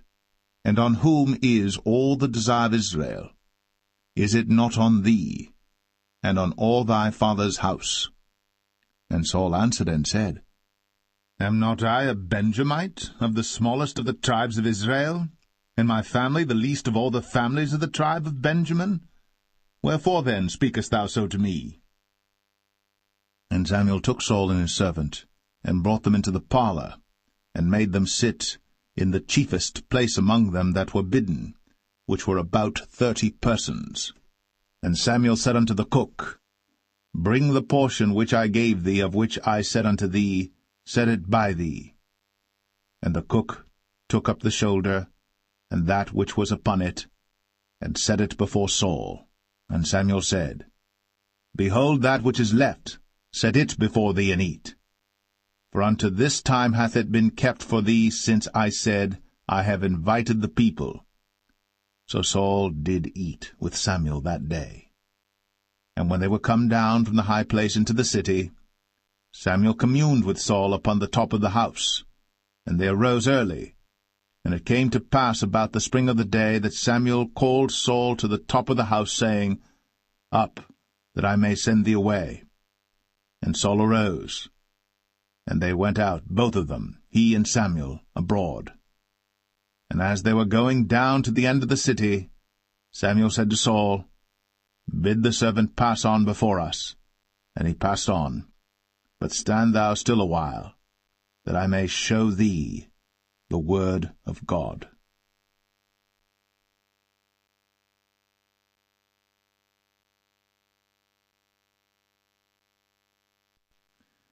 1 Samuel 10. Then Samuel took a vial of oil, and poured it upon his head, and kissed him, and said, Is it not because the Lord hath anointed thee to be captain over his inheritance? When thou art departed from me today, then thou shalt find 2 men by Rachel's sepulchre, in the border of Benjamin at Zelzah. And they will say unto thee, The asses which thou wentest to seek are found. And lo, thy father hath left the care of the asses, and sorroweth for you, saying, What shall I do for my son?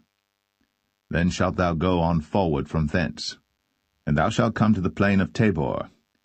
And there shall meet thee 3 men going up to God to Bethel, one carrying 3 kids, and another carrying 3 loaves of bread, and another carrying a bottle of wine.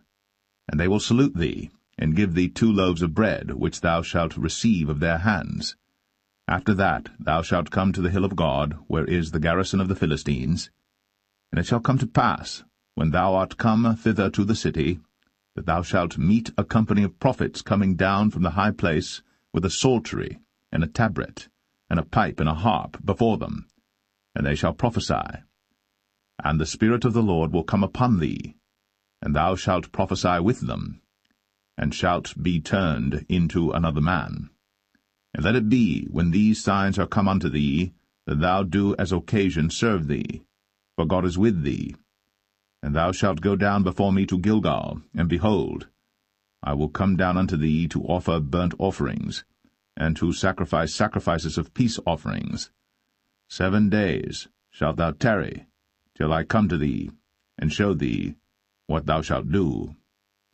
And it was so that when he had turned his back to go from Samuel, God gave him another heart. And all those signs came to pass that day. And when they came thither to the hill, behold, a company of prophets met him, and the Spirit of God came upon him, and he prophesied among them. And it came to pass, when all that knew him beforetime saw that, behold, he prophesied among the prophets, Then the people said one to another, What is this that is come unto the son of Kish? Is Saul also among the prophets? And one of the same place answered and said, But who is their father? Therefore it became a proverb, Is Saul also among the prophets? And when he had made an end of prophesying, he came to the high place. And Saul's uncle said unto him and to his servant, Whither went ye? And he said, To seek the asses. And when we saw that they were nowhere, we came to Samuel. And Saul's uncle said, Tell me, I pray thee, what Samuel said unto you. And Saul said unto his uncle, He told us plainly that the asses were found. But of the matter of the kingdom whereof Samuel spake, he told him not. And Samuel called the people together unto the Lord to Mizpeh, and said unto the children of Israel, Thus saith the Lord God of Israel, I brought up Israel out of Egypt, and delivered you out of the hand of the Egyptians, and out of the hand of all kingdoms, and of them that oppressed you. And ye have this day rejected your God, who himself saved you out of all your adversities and your tribulations. And ye have said unto him, Nay, but set a king over us. Now therefore present yourselves before the Lord by your tribes and by your thousands. And when Samuel had caused all the tribes of Israel to come near, the tribe of Benjamin was taken. When he had caused the tribe of Benjamin to come near by their families, the family of Matri was taken. And Saul the son of Kish was taken. And when they sought him, he could not be found. Therefore they inquired of the Lord further, if the man should yet come thither. And the Lord answered, Behold, he hath hid himself among the stuff. And they ran and fetched him thence. And when he stood among the people, he was higher than any of the people, from his shoulders and upward. And Samuel said to all the people, See ye him, whom the Lord hath chosen, that there is none like him among all the people? And all the people shouted and said, God save the king. Then Samuel told the people the manner of the kingdom, and wrote it in a book, and laid it up before the Lord. And Samuel sent all the people away, every man to his house. And Saul also went home to Gibeah, and there went with him a band of men, whose hearts God had touched. But the children of Belial said, How shall this man save us?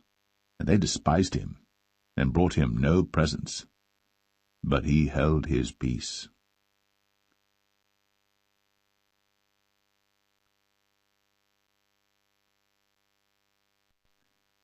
1 Samuel 11. Then Nahash the Ammonite came up, and encamped against Jabesh-Gilead. And all the men of Jabesh said unto Nahash, Make a covenant with us, and we will serve thee. And Nahash the Ammonite answered them, On this condition will I make a covenant with you, that I may thrust out all your right eyes, and lay it for a reproach upon all Israel. And the elders of Jabesh said unto him, Give us 7 days' respite, that we may send messengers unto all the coasts of Israel, and then, if there be no man to save us, we will come out to thee. Then came the messengers to Gibeah of Saul, and told the tidings in the ears of the people. And all the people lifted up their voices and wept. And behold, Saul came after the herd out of the field, and Saul said, What aileth the people that they weep? And they told him the tidings of the men of Jabesh. And the Spirit of God came upon Saul when he heard those tidings, and his anger was kindled greatly. And he took a yoke of oxen, and hewed them in pieces, and sent them throughout all the coast of Israel by the hands of messengers, saying, Whosoever cometh not forth after Saul and after Samuel, so shall it be done unto his oxen. And the fear of the Lord fell on the people, and they came out with one consent. And when he numbered them in Bezek, the children of Israel were 300,000, and the men of Judah 30,000. And they said unto the messengers that came, Thus shall ye say unto the men of Jabesh-Gilead, Tomorrow by that time the sun be hot, ye shall have help. And the messengers came and showed it to the men of Jabesh, and they were glad. Therefore the men of Jabesh said, Tomorrow we will come out unto you, and ye shall do with us all that seemeth good unto you. And it was so in the morrow, that Saul put the people in 3 companies, and they came into the midst of the host in the morning watch, and slew the Ammonites until the heat of the day. And it came to pass that they which remained were scattered, so that 2 of them were not left together. And the people said unto Samuel, Who is he that said, Shall Saul reign over us? Bring the men, that we may put them to death. And Saul said, There shall not a man be put to death this day, for today the Lord hath wrought salvation in Israel. Then said Samuel to the people, Come, and let us go to Gilgal, and renew the kingdom there. And all the people went to Gilgal, and there they made Saul king before the Lord in Gilgal, and there they sacrificed sacrifices of peace offerings before the Lord. And there Saul and all the men of Israel rejoiced greatly.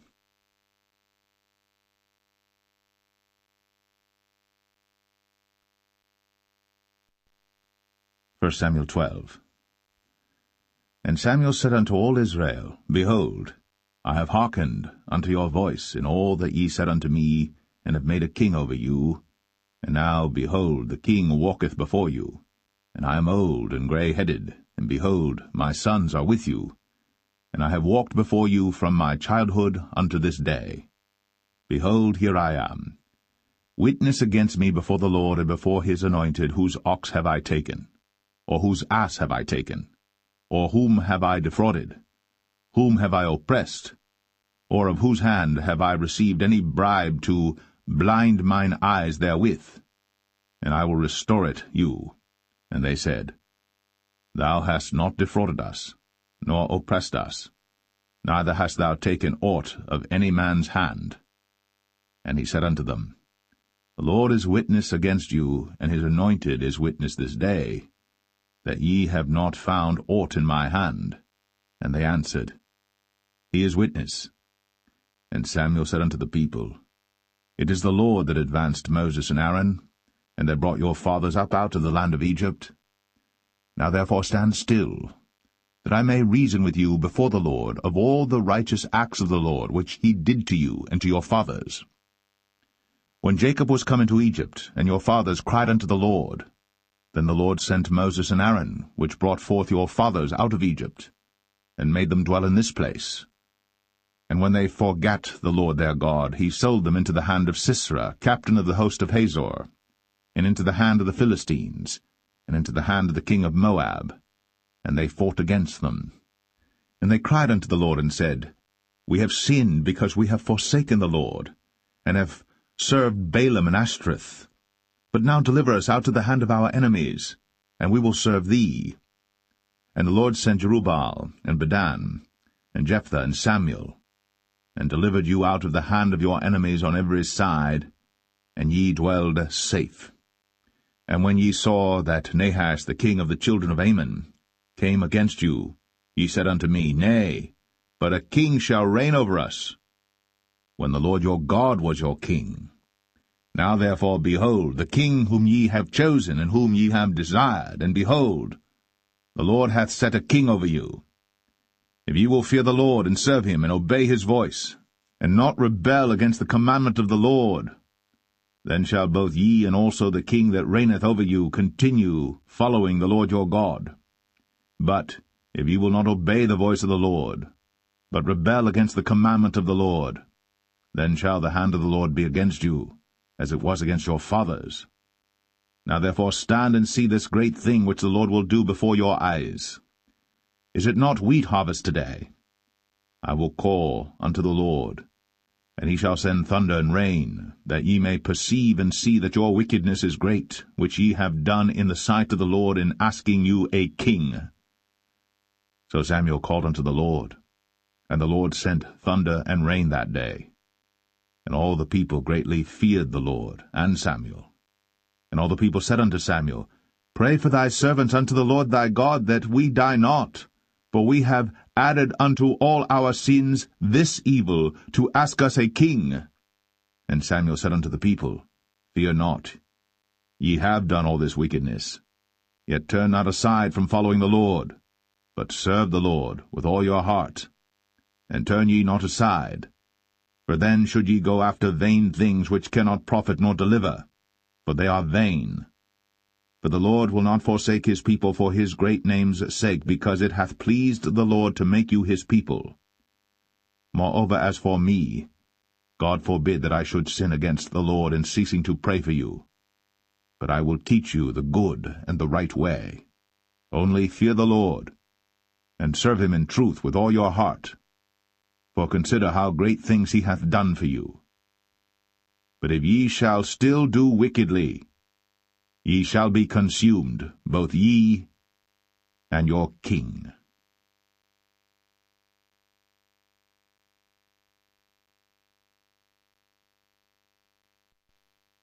1 Samuel 13. Saul reigned 1 year. And when he had reigned 2 years over Israel, Saul chose him 3,000 men of Israel, whereof 2,000 were with Saul in Michmash and in Mount Bethel, and 1,000 were with Jonathan in Gibeah of Benjamin. And the rest of the people he sent every man to his tent. And Jonathan smote the garrison of the Philistines that was in Geba. And the Philistines heard of it. And Saul blew the trumpet throughout all the land, saying, Let the Hebrews hear. And all Israel heard say that Saul had smitten a garrison of the Philistines, and that Israel also was had in abomination with the Philistines. And the people were called together after Saul to Gilgal. And the Philistines gathered themselves together to fight with Israel, 30,000 chariots and 6,000 horsemen, and people as the sand which is on the seashore in multitude. And they came up, and pitched in Michmash, eastward from Bethaven. When the men of Israel saw that they were in a strait, for the people were distressed, then the people did hide themselves in caves, and in thickets, and in rocks, and in high places, and in pits. And some of the Hebrews went over Jordan to the land of Gad and Gilead. As for Saul, he was yet in Gilgal, and all the people followed him, trembling. And he tarried 7 days according to the set time that Samuel had appointed. But Samuel came not to Gilgal, and the people were scattered from him. And Saul said, Bring hither a burnt offering to me, and peace offerings. And he offered the burnt offering. And it came to pass that as soon as he had made an end of offering the burnt offering, behold, Samuel came. And Saul went out to meet him, that he might salute him. And Samuel said, What hast thou done? And Saul said, Because I saw that the people were scattered from me, and that thou camest not within the days appointed, and that the Philistines gathered themselves together at Michmash. Therefore said I, The Philistines will come down now upon me to Gilgal, and I have not made supplication unto the Lord. I forced myself therefore, and offered a burnt offering. And Samuel said to Saul, Thou hast done foolishly. Thou hast not kept the commandment of the Lord thy God, which he commanded thee. For now would the Lord have established thy kingdom upon Israel for ever. But now thy kingdom shall not continue. The Lord hath sought him a man after his own heart. And the Lord hath commanded him to be captain over his people, because thou hast not kept that which the Lord commanded thee. And Samuel arose, and gat him up from Gilgal unto Gibeah of Benjamin. And Saul numbered the people that were present with him about 600 men. And Saul and Jonathan his son, and the people that were present with him, abode in Gibeah of Benjamin. But the Philistines encamped in Michmash. And the spoilers came out of the camp of the Philistines in 3 companies. 1 company turned unto the way that leadeth to Ophrah, unto the land of Shual. And another company turned the way to Bethhoron, and another company turned to the way of the border that looketh to the valley of Zeboim, toward the wilderness. Now there was no smith found throughout all the land of Israel. For the Philistines said, Lest the Hebrews make them swords or spears. But all the Israelites went down to the Philistines to sharpen every man his share, and his coulter, and his axe, and his mattock. Yet they had a file for the mattocks, and for the coulters, and for the forks, and for the axes, and to sharpen the goads. So it came to pass in the day of battle that there was neither sword nor spear found in the hand of any of the people that were with Saul and Jonathan. But with Saul and with Jonathan his son was there found.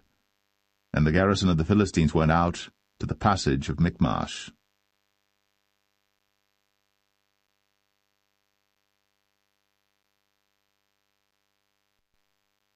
1 Samuel 14. Now it came to pass upon a day that Jonathan the son of Saul said unto the young man that bare his armor, Come, and let us go over to the Philistines' garrison that is on the other side. But he told not his father. And Saul tarried in the uttermost part of Gibeah, under a pomegranate tree which is in Migron, and the people that were with him were about 600 men. And Ahiah, the son of Ahitub, Ichabod's brother, the son of Phinehas, the son of Eli, the Lord's priest in Shiloh, wearing an ephod. And the people knew not that Jonathan was gone. And between the passages, by which Jonathan sought to go over unto the Philistines' garrison, there was a sharp rock on the one side, and a sharp rock on the other side.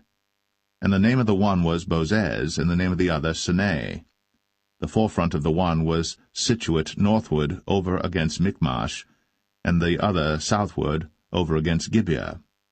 And Jonathan said to the young men that bare his armor, Come, and let us go over unto the garrison of these uncircumcised. It may be that the Lord will work for us, for there is no restraint to the Lord to save by many or by few. And his armor-bearer said unto him, Do all that is in thine heart, turn thee, behold, I am with thee according to thy heart. Then said Jonathan, Behold, we will pass over unto these men, and we will discover ourselves unto them. If they say thus unto us, Tarry until we come to you, then we will stand still in our place, and will not go up unto them. But if they say thus, Come up unto us, then we will go up. For the Lord hath delivered them into our hand, and this shall be a sign unto us. And both of them discovered themselves unto the garrison of the Philistines. And the Philistines said, Behold, the Hebrews come forth out of the holes where they had hid themselves. And the men of the garrison answered Jonathan and his armor-bearer, and said, Come up to us, and we will show you a thing. And Jonathan said unto his armor-bearer, Come up after me, for the Lord hath delivered them into the hand of Israel. And Jonathan climbed up upon his hands and upon his feet, and his armor-bearer after him, and they fell before Jonathan, and his armor-bearer slew after him.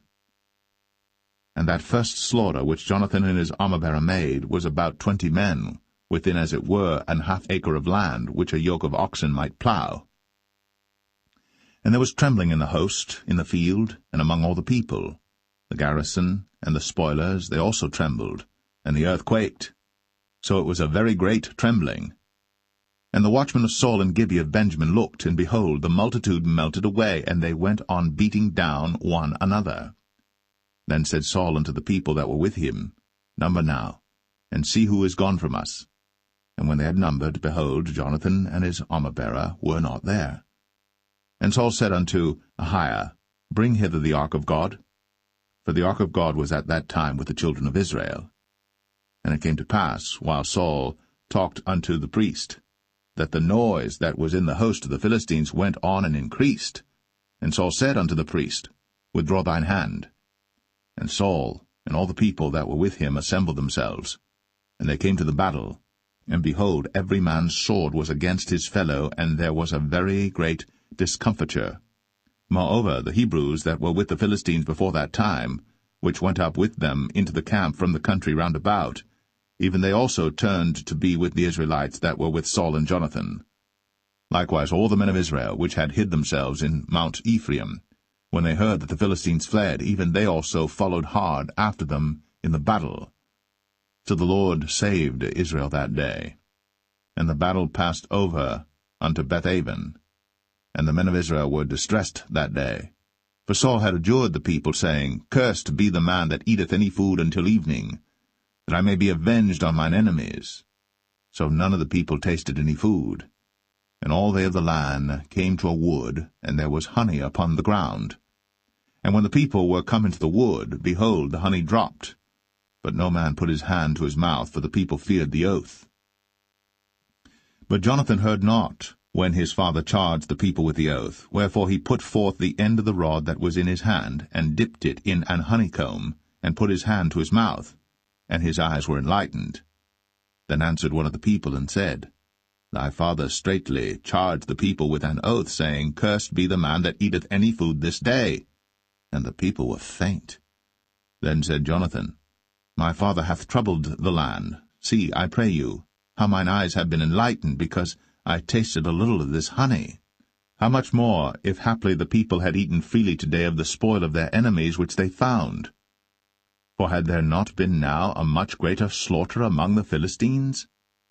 And they smote the Philistines that day, from Michmash to Ailon, and the people were very faint. And the people flew upon the spoil, and took sheep and oxen and calves, and slew them on the ground. And the people did eat them with the blood. Then they told Saul, saying, Behold, the people sin against the Lord, in that they eat with the blood. And he said, Ye have transgressed. Roll a great stone unto me this day. And Saul said, Disperse yourselves among the people, and say unto them, Bring me hither every man his ox, and every man his sheep, and slay them here, and eat, and sin not against the Lord in eating with the blood. And all the people brought every man his ox with him that night, and slew them there. And Saul built an altar unto the Lord. The same was the first altar that he built unto the Lord.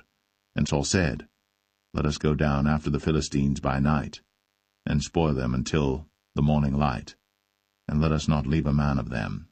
And they said, Do whatsoever seemeth good unto thee. Then said the priest, Let us draw near hither unto God. And Saul asked counsel of God, Shall I go down after the Philistines? Wilt thou deliver them into the hand of Israel? But he answered him not that day. And Saul said, Draw ye near hither, all the chief of the people, and know and see wherein this sin hath been this day. For as the Lord liveth, which saveth Israel, though it be in Jonathan my son, he shall surely die. But there was not a man among all the people that answered him. Then said he unto all Israel, Be ye on one side, and I and Jonathan my son will be on the other side. And the people said unto Saul, Do what seemeth good unto thee. Therefore Saul said unto the Lord God of Israel, Give a perfect lot. And Saul and Jonathan were taken, but the people escaped. And Saul said, Cast lots between me and Jonathan my son. And Jonathan was taken. Then Saul said to Jonathan, Tell me what thou hast done. And Jonathan told him, and said, I did but taste a little honey with the end of the rod that was in mine hand, and lo, I must die. And Saul answered, God do so and more also, for thou shalt surely die, Jonathan. And the people said unto Saul, Shall Jonathan die, who hath wrought this great salvation in Israel? God forbid, as the Lord liveth. There shall not one hair of his head fall to the ground, for he hath wrought with God this day. So the people rescued Jonathan, that he died not. Then Saul went up from following the Philistines, and the Philistines went to their own place. So Saul took the kingdom over Israel, and fought against all his enemies on every side, against Moab, and against the children of Ammon, and against Edom, and against the kings of Zobah, and against the Philistines, and whithersoever he turned himself, he vexed them. And he gathered an host, and smote the Amalekites, and delivered Israel out of the hands of them that spoiled them. Now the sons of Saul were Jonathan and Ishui, and Melch-Ishui. And the names of his two daughters were these, the name of the firstborn Merab, and the name of the younger Michal. And the name of Saul's wife was Ahinoam, the daughter of Ahimaaz. And the name of the captain of his host was Abner, the son of Ner, Saul's uncle. And Kish was the father of Saul, and Ner, the father of Abner, was the son of Abiel. And there was sore war against the Philistines all the days of Saul. And when Saul saw any strong man or any valiant man, he took him unto him.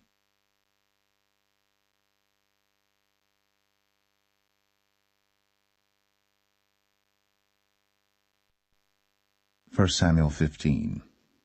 Samuel also said unto Saul, The Lord sent me to anoint thee to be king over his people, over Israel. Now therefore hearken thou unto the voice of the words of the Lord. Thus saith the Lord of hosts, I remember that which Amalek did to Israel, how he laid wait for him in the way when he came up from Egypt. Now go, and smite Amalek, and utterly destroy all that they have, and spare them not, but slay both man and woman, infant and suckling, ox and sheep, camel and ass. And Saul gathered the people together, and numbered them in Telaim 200,000 footmen. and 10,000 men of Judah. And Saul came to a city of Amalek, and laid wait in the valley. And Saul said unto the Kenites, Go, depart, get you down from among the Amalekites, lest I destroy you with them. For ye showed kindness to all the children of Israel when they came up out of Egypt. So the Kenites departed from among the Amalekites. And Saul smote the Amalekites from Havilah until thou comest to Shur, that is over against Egypt. And he took Agag, the king of the Amalekites, alive, and utterly destroyed all the people with the edge of the sword. But Saul and the people spared Agag, and the best of the sheep, and of the oxen, and of the fatlings, and the lambs, and all that was good, and would not utterly destroy them. But everything that was vile and refuse, that they destroyed utterly. Then came the word of the Lord unto Samuel, saying, It repenteth me that I have set up Saul to be king, for he is turned back from following me, and hath not performed my commandments. And it grieved Samuel, and he cried unto the Lord all night. And when Samuel rose early to meet Saul in the morning, it was told Samuel, saying, Saul came to Carmel, and behold, he set him up a place, and is gone about, and passed on, and gone down to Gilgal. And Samuel came to Saul, and Saul said unto him, Blessed be thou of the Lord, I have performed the commandment of the Lord. And Samuel said, What meaneth then this bleating of the sheep in mine ears, and the lowing of the oxen which I hear? And Saul said, They have brought them from the Amalekites, for the people spared the best of the sheep and of the oxen to sacrifice unto the Lord thy God, and the rest we have utterly destroyed. Then Samuel said unto Saul, Stay, and I will tell thee what the Lord hath said to me this night. And he said unto him, Say on. And Samuel said, When thou wast little in thine own sight, wast thou not made the head of the tribes of Israel? And the Lord anointed thee king over Israel? And the Lord sent thee on a journey, and said, Go, and utterly destroy the sinners, the Amalekites, and fight against them until they be consumed. Wherefore then didst thou not obey the voice of the Lord, but didst fly upon the spoil, and didst evil in the sight of the Lord? And Saul said unto Samuel, Yea, I have obeyed the voice of the Lord, and have gone the way which the Lord sent me, and have brought Agag, the king of Amalek, and have utterly destroyed the Amalekites. But the people took of the spoil sheep and oxen, the chief of the things which should have been utterly destroyed, to sacrifice unto the Lord thy God in Gilgal. And Samuel said, Hath the Lord as great delight in burnt offerings and sacrifices as in obeying the voice of the Lord? Behold, to obey is better than sacrifice, and to hearken than the fat of rams. For rebellion is as the sin of witchcraft, and stubbornness is as iniquity and idolatry, because thou hast rejected the word of the Lord. He hath also rejected thee from being king. And Saul said unto Samuel, I have sinned, for I have transgressed the commandment of the Lord, and thy words, because I feared the people, and obeyed their voice. Now therefore, I pray thee, pardon my sin, and turn again with me, that I may worship the Lord. And Samuel said unto Saul, I will not return with thee, for thou hast rejected the word of the Lord, and the Lord hath rejected thee from being king over Israel. And as Samuel turned about to go away, he laid hold upon the skirt of his mantle, and it rent. And Samuel said unto him, The Lord hath rent the kingdom of Israel from thee this day, and hath given it to a neighbor of thine, that is better than thou. And also the strength of Israel will not lie nor repent, for he is not a man that he should repent. Then he said, I have sinned. Yet honor me now, I pray thee, before the elders of my people, and before Israel, and turn again with me, that I may worship the Lord thy God. So Samuel turned again after Saul, and Saul worshipped the Lord. Then said Samuel, Bring ye hither to me Agag the king of the Amalekites. And Agag came unto him delicately, and Agag said, Surely the bitterness of death is past. And Samuel said, As thy sword hath made women childless, so shall thy mother be childless among women.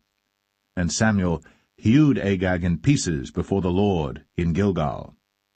Then Samuel went to Ramah, and Saul went up to his house to Gibeah of Saul. And Samuel came no more to see Saul until the day of his death. Nevertheless Samuel mourned for Saul, and the Lord repented that he had made Saul king over Israel.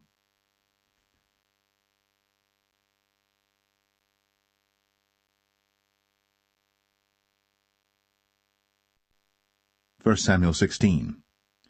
And the Lord said unto Samuel, How long wilt thou mourn for Saul, seeing I have rejected him from reigning over Israel? Fill thine horn with oil, and go. I will send thee to Jesse the Bethlehemite, for I have provided me a king among his sons. And Samuel said, How can I go? If Saul hear it, he will kill me. And the Lord said, Take an heifer with thee, and say, I am come to sacrifice to the Lord. And call Jesse to the sacrifice. And I will show thee what thou shalt do, and thou shalt anoint unto me him whom I name unto thee. And Samuel did that which the Lord spake, and came to Bethlehem. And the elders of the town trembled at his coming, and said, Comest thou peaceably? And he said, Peaceably. I am come to sacrifice unto the Lord. Sanctify yourselves, and come with me to the sacrifice. And he sanctified Jesse and his sons, and called them to the sacrifice. And it came to pass, when they were come, that he looked on Eliab, and said, Surely the Lord's anointed is before him. But the Lord said unto Samuel, Look not on his countenance, or on the height of his stature, because I have refused him.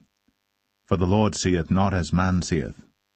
For man looketh on the outward appearance, but the Lord looketh on the heart. Then Jesse called Abinadab, and made him pass before Samuel, and he said, Neither hath the Lord chosen this. Then Jesse made Shammah to pass by, and he said, Neither hath the Lord chosen this. Again Jesse made 7 of his sons to pass before Samuel. And Samuel said unto Jesse, The Lord hath not chosen these. And Samuel said unto Jesse, Are here all thy children? And he said, There remaineth yet the youngest, and behold, he keepeth the sheep. And Samuel said unto Jesse, Send and fetch him, for we will not sit down till he come hither. And he sent and brought him in. Now he was ruddy, and withal of a beautiful countenance, and goodly to look to. And the Lord said, Arise, anoint him, for this is he. Then Samuel took the horn of oil, and anointed him in the midst of his brethren. And the Spirit of the Lord came upon David from that day forward. So Samuel rose up, and went to Ramah. But the Spirit of the Lord departed from Saul, and an evil spirit from the Lord troubled him. And Saul's servant said unto him, Behold now, an evil spirit from God troubleth thee. Let our Lord now command thy servants, which are before thee, to seek out a man, who is a cunning player on an harp. And it shall come to pass, when the evil spirit from God is upon thee, that he shall play with his hand, and thou shalt be well. And Saul said unto his servants, Provide me now a man that can play well, and bring him to me. Then answered one of the servants, and said, Behold, I have seen a son of Jesse the Bethlehemite, that is cunning in playing, and a mighty valiant man, and a man of war, and prudent in matters, and a comely person. And the Lord is with him. Wherefore Saul sent messengers unto Jesse, and said, Send me David thy son, which is with the sheep. And Jesse took an ass laden with bread, and a bottle of wine, and a kid, and sent them by David his son unto Saul. And David came to Saul, and stood before him. And he loved him greatly, and he became his armor-bearer. And Saul sent to Jesse, saying, Let David, I pray thee, stand before me, for he hath found favor in my sight. And it came to pass, when the evil spirit from God was upon Saul, that David took an harp, and played with his hand. So Saul was refreshed, and was well, and the evil spirit departed from him.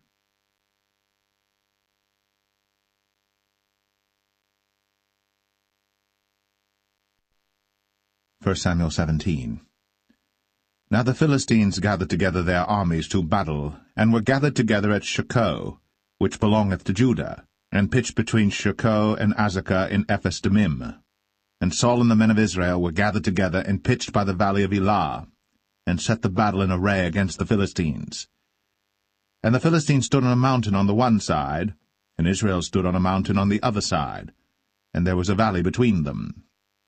And there went out a champion out of the camp of the Philistines, named Goliath of Gath, whose height was 6 cubits and a span. And he had an helmet of brass upon his head, and he was armed with a coat of mail, and the weight of the coat was 5,000 shekels of brass. And he had greaves of brass upon his legs, and a target of brass between his shoulders. And the staff of his spear was like a weaver's beam, and his spear's head weighed 600 shekels of iron, and one bearing a shield went before him. And he stood and cried unto the armies of Israel, and said unto them, Why are ye come out to set your battle in array? Am not I a Philistine, and ye servants to Saul? Choose you a man for you, and let him come down to me. If he be able to fight with me and to kill me, then will we be your servants. But if I prevail against him, and kill him, then shall ye be our servants, and serve us. And the Philistine said, I defy the armies of Israel this day. Give me a man, that we may fight together. When Saul and all Israel heard those words of the Philistine, they were dismayed, and greatly afraid. Now David was the son of that Ephrathite of Bethlehem, Judah, whose name was Jesse, and he had 8 sons. And the man went among men for an old man in the days of Saul. And the 3 eldest sons of Jesse went and followed Saul to the battle.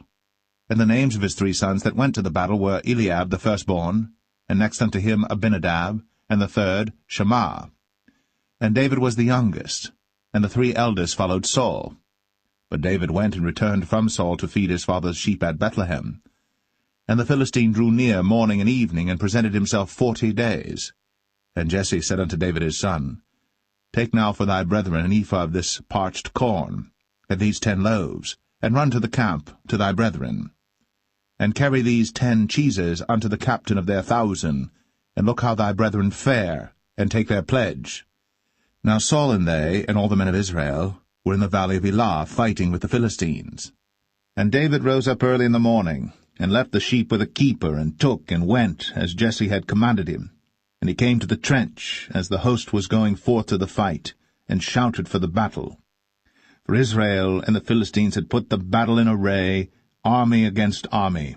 And David left his carriage in the hand of the keeper of the carriage, and ran into the army, and came and saluted his brethren.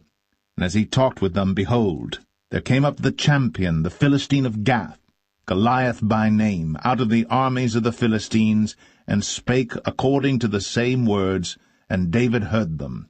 And all the men of Israel, when they saw the man, fled from him, and were sore afraid.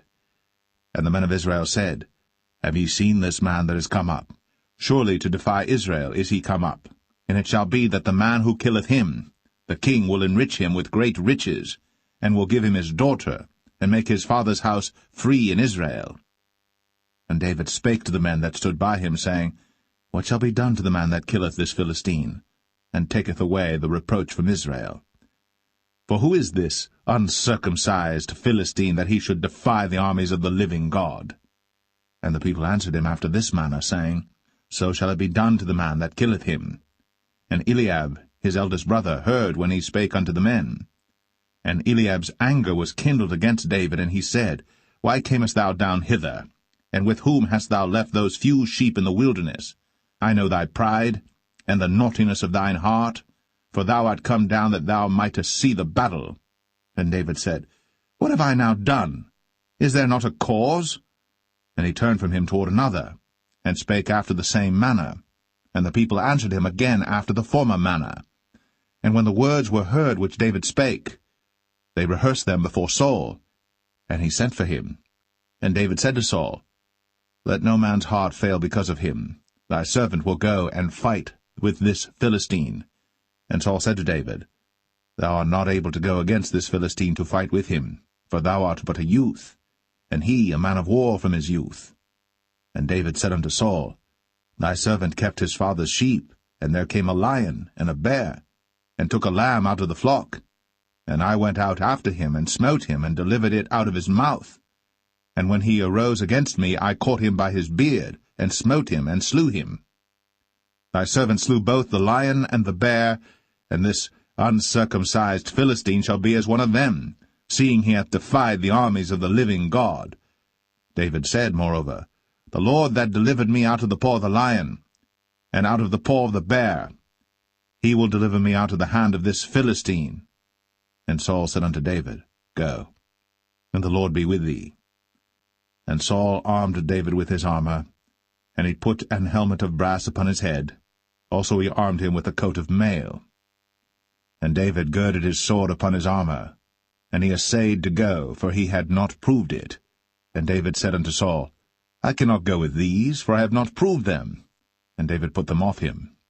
And he took his staff in his hand, and chose him 5 smooth stones out of the brook, and put them in a shepherd's bag which he had, even in a scrip, and his sling was in his hand. And he drew near to the Philistine. And the Philistine came on and drew near unto David.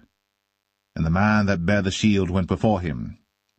And when the Philistine looked about and saw David, he disdained him, for he was but a youth, and ruddy, and of a fair countenance. And the Philistine said unto David, Am I a dog that thou comest to me with staves? And the Philistine cursed David by his gods.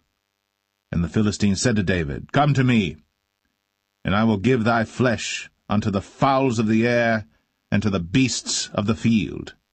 Then said David to the Philistine, Thou comest to me with a sword, and with a spear, and with a shield. But I come to thee in the name of the Lord of hosts, the God of the armies of Israel, whom thou hast defied. This day will the Lord deliver thee into mine hand, and I will smite thee, and take thine head from thee.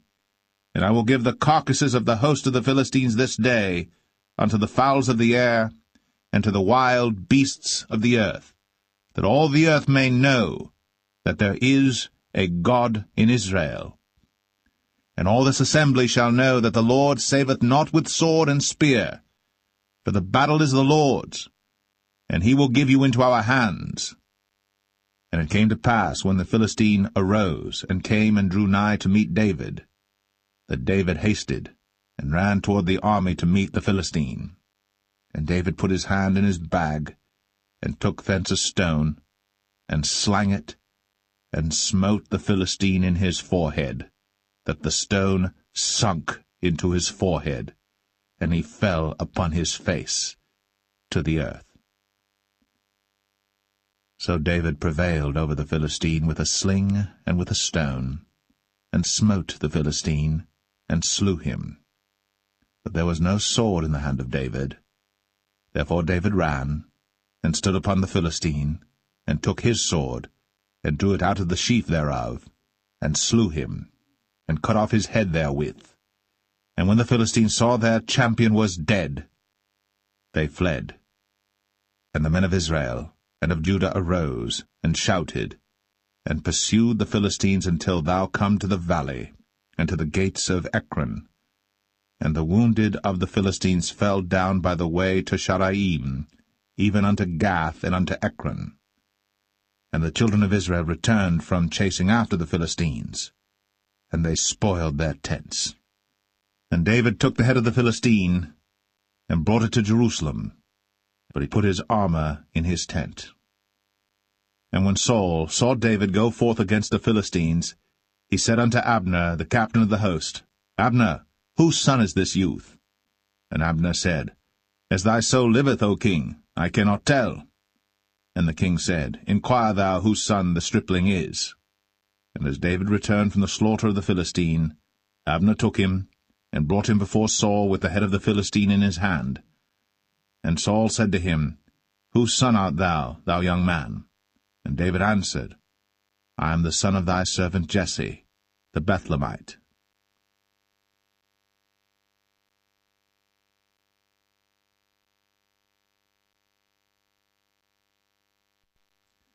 1 Samuel 18. And it came to pass, when he had made an end of speaking unto Saul, that the soul of Jonathan was knit with the soul of David, and Jonathan loved him as his own soul. And Saul took him that day, and would let him go no more home to his father's house. Then Jonathan and David made a covenant, because he loved him as his own soul. And Jonathan stripped himself of the robe that was upon him, and gave it to David, and his garments, even to his sword, and to his bow, and to his girdle. And David went out whithersoever Saul sent him, and behaved himself wisely. And Saul set him over the men of war, and he was accepted in the sight of all the people, and also in the sight of Saul's servants.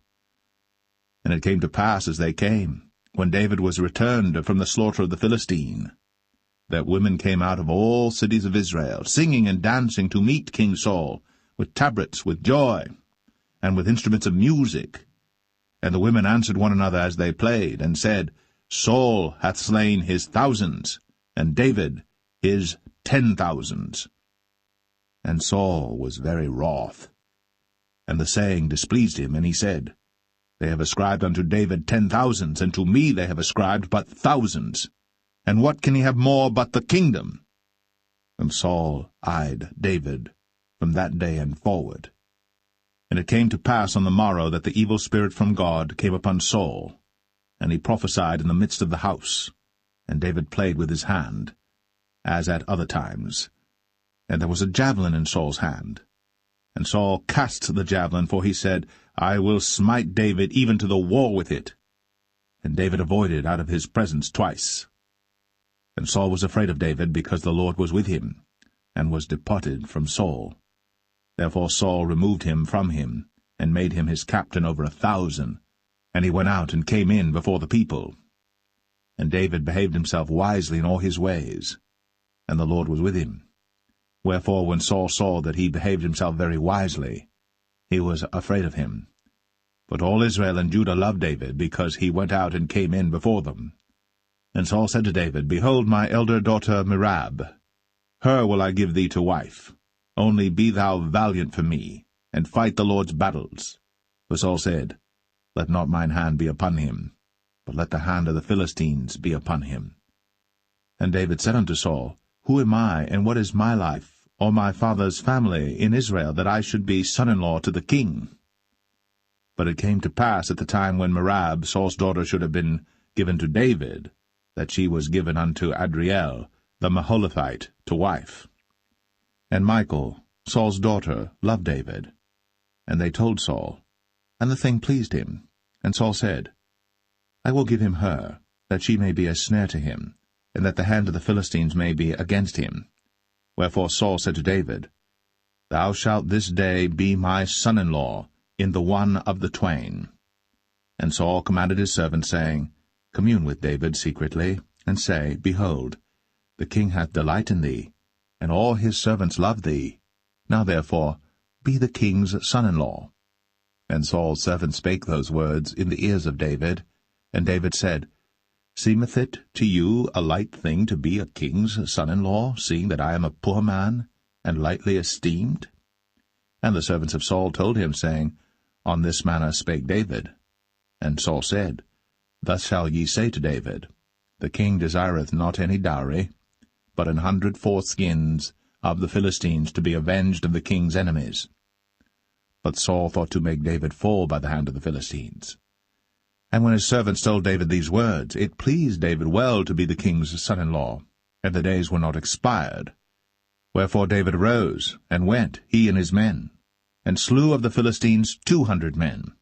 And David brought their foreskins, and they gave them in full tale to the king, that he might be the king's son-in-law. And Saul gave him Michal his daughter to wife. And Saul saw and knew that the Lord was with David, and that Michal, Saul's daughter, loved him.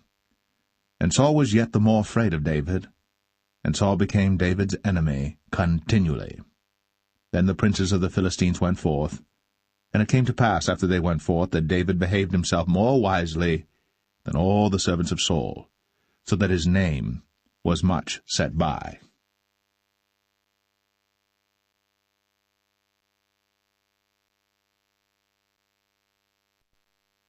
1 Samuel 19. And Saul spake to Jonathan his son, and to all his servants, that they should kill David. But Jonathan Saul's son delighted much in David. And Jonathan told David, saying, Saul my father seeketh to kill thee. Now therefore, I pray thee, take heed to thyself until the morning, and abide in a secret place, and hide thyself.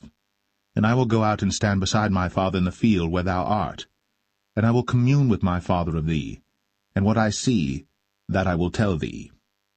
And Jonathan spake good of David unto Saul his father, and said unto him, Let not the king sin against his servant, against David, because he hath not sinned against thee, and because his works have been to thee ward very good.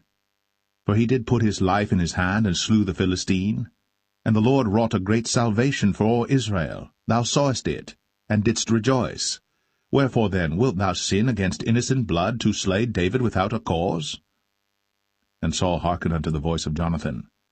And Saul sware, As the Lord liveth, he shall not be slain. And Jonathan called David. And Jonathan showed him all those things.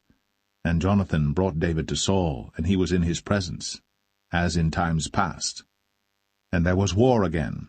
And David went out, and fought with the Philistines, and slew them with a great slaughter, and they fled from him.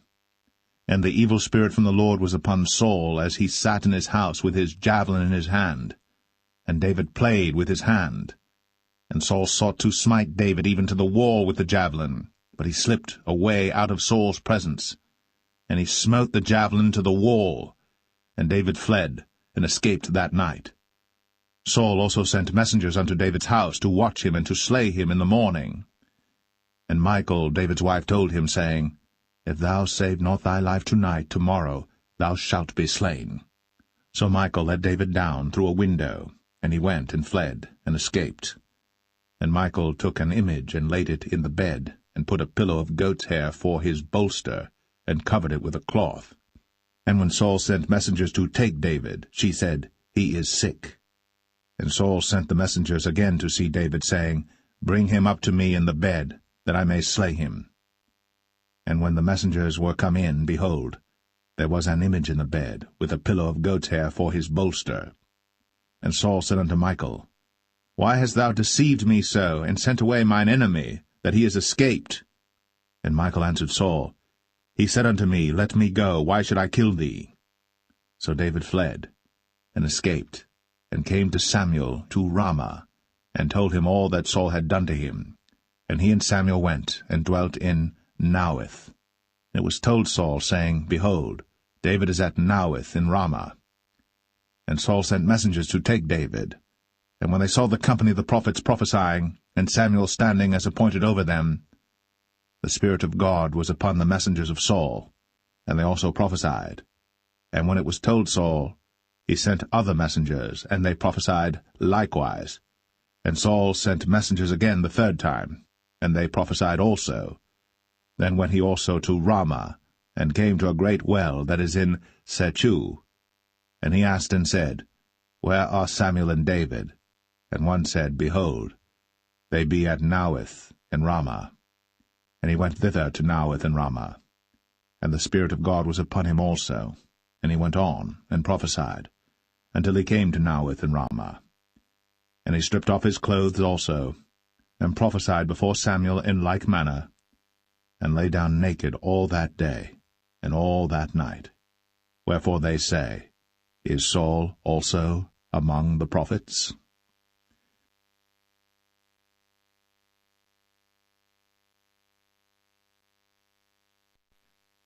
1 Samuel 20. And David fled from Naueth in Ramah, and came and said before Jonathan, What have I done? What is mine iniquity? And what is my sin before thy father, that he seeketh my life? And he said unto him, God forbid, thou shalt not die. Behold, my father will do nothing either great or small, but that he will show it me. And why should my father hide this thing from me? It is not so. And David sware moreover, and said, Thy father certainly knoweth that I have found grace in thine eyes. And he saith, Let not Jonathan know this, lest he be grieved. But truly as the Lord liveth, and as thy soul liveth, there is but a step between me and death. Then said Jonathan unto David, Whatsoever thy soul desireth, I will even do it for thee. And David said unto Jonathan, Behold, tomorrow is the new moon, and I should not fail to sit with the king at meat, but let me go, that I may hide myself in the field unto the third day at even. If thy father tall miss me, then say, David earnestly asked leave of me that he might run to Bethlehem his city, for there is a yearly sacrifice there for all the family. If he say thus, it is well, thy servant shall have peace. But if he be very wroth, then be sure that evil is determined by him. Therefore thou shalt deal kindly with thy servant. For thou hast brought thy servant into a covenant of the Lord with thee. Notwithstanding, if there be in me iniquity, slay me thyself. For why shouldest thou bring me to thy father? And Jonathan said, Far be it from thee, for if I knew certainly that evil were determined by my father to come upon thee, then would not I tell it thee? Then said David to Jonathan, Who shall tell me? Or what if thy father answer thee roughly? And Jonathan said unto David, Come, and let us go out into the field. And they went out, both of them, into the field. And Jonathan said unto David, O Lord God of Israel, when I have sounded my father about tomorrow any time, or the third day, and behold, if there be good toward David, and I then send not unto thee, and show it thee, the Lord do so, and much more to Jonathan. But if it please my father to do thee evil, then I will show it thee, and send thee away, that thou mayest go in peace, and the Lord be with thee, as he hath been with my father. And thou shalt not only while yet I live show me the kindness of the Lord, that I die not, but also thou shalt not cut off thy kindness from my house for ever, no, not when the Lord hath cut off the enemies of David every one from the face of the earth. So Jonathan made a covenant with the house of David, saying, Let the Lord even require it at the hand of David's enemies. And Jonathan caused David to swear again, because he loved him, for he loved him as he loved his own soul.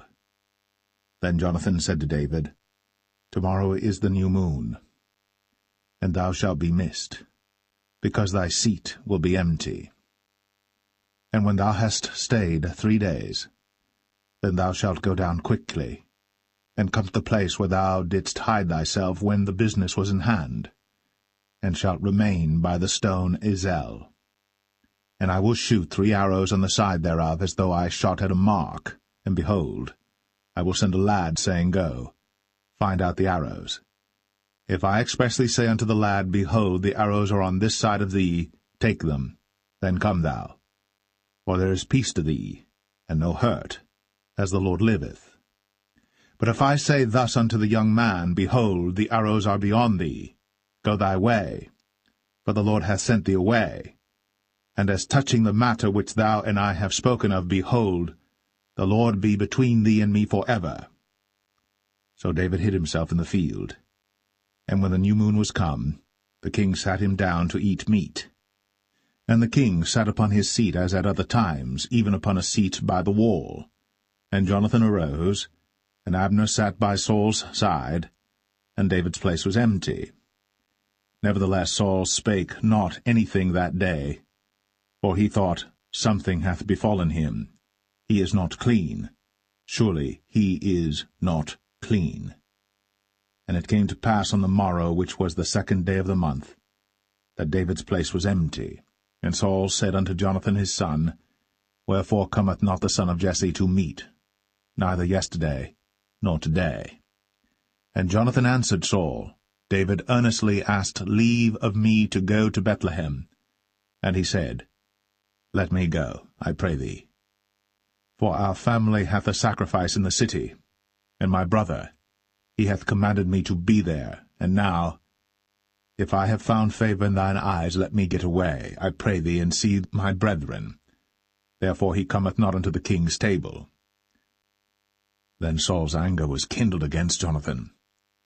And he said unto him, Thou son of the perverse, rebellious woman, do not I know that thou hast chosen the son of Jesse to thine own confusion, and unto the confusion of thy mother's nakedness? For as long as the son of Jesse liveth upon the ground, thou shalt not be established, nor thy kingdom. Wherefore, now send and fetch him unto me, for he shall surely die. And Jonathan answered Saul his father, and said unto him, Wherefore shall he be slain? What hath he done? And Saul cast a javelin at him to smite him, whereby Jonathan knew that it was determined of his father to slay David. So Jonathan arose from the table in fierce anger, and did eat no meat the 2nd day of the month, for he was grieved for David, because his father had done him shame. And it came to pass in the morning that Jonathan went out into the field at the time appointed with David, and a little lad with him. And he said unto his lad, Run, find out now the arrows which I shoot. And as the lad ran, he shot an arrow beyond him. And when the lad was come to the place of the arrow which Jonathan had shot, Jonathan cried after the lad, and said, Is not the arrow beyond thee? And Jonathan cried after the lad, Make speed, haste, stay not.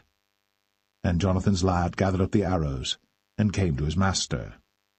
But the lad knew not anything, only Jonathan and David knew the matter. And Jonathan gave his artillery unto his lad, and said unto him, Go, carry them to the city. And as soon as the lad was gone, David arose out of a place toward the south, and fell on his face to the ground, and bowed himself 3 times.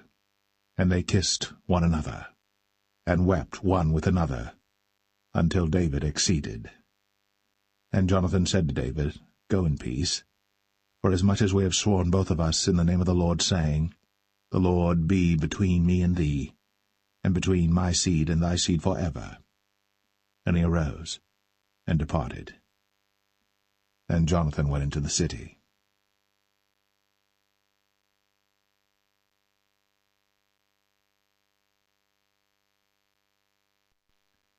First Samuel 21.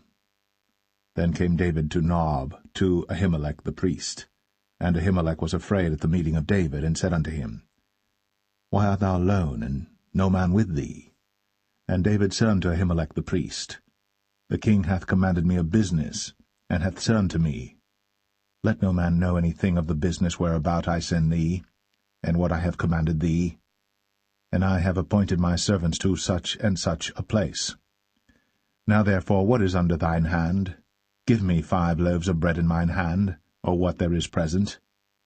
And the priest answered David, and said, There is no common bread under mine hand, but there is hallowed bread, if the young men have kept themselves at least from women. And David answered the priest, and said unto him, Of a truth, women have been kept from us, about these 3 days, since I came out. And the vessels of the young men are holy, and the bread is in a manner common, yea, though it were sanctified this day in the vessel. So the priests gave him hallowed bread, for there was no bread there but the showbread, that was taken from before the Lord, to put hot bread in the day when it was taken away. Now a certain man of the servants of Saul was there that day, detained before the Lord, and his name was Doeg, an Edomite, the chiefest of the herdmen that belonged to Saul. And David said unto Ahimelech, And is there not here under thine hand spear or sword? For I have neither brought my sword nor my weapons with me, because the king's business required haste. And the priest said, The sword of Goliath the Philistine, whom thou slewest in the valley of Elah, behold, it is here, wrapped in a cloth behind the ephod. If thou wilt take that, take it, for there is no other save that here. And David said, There is none like that, give it me.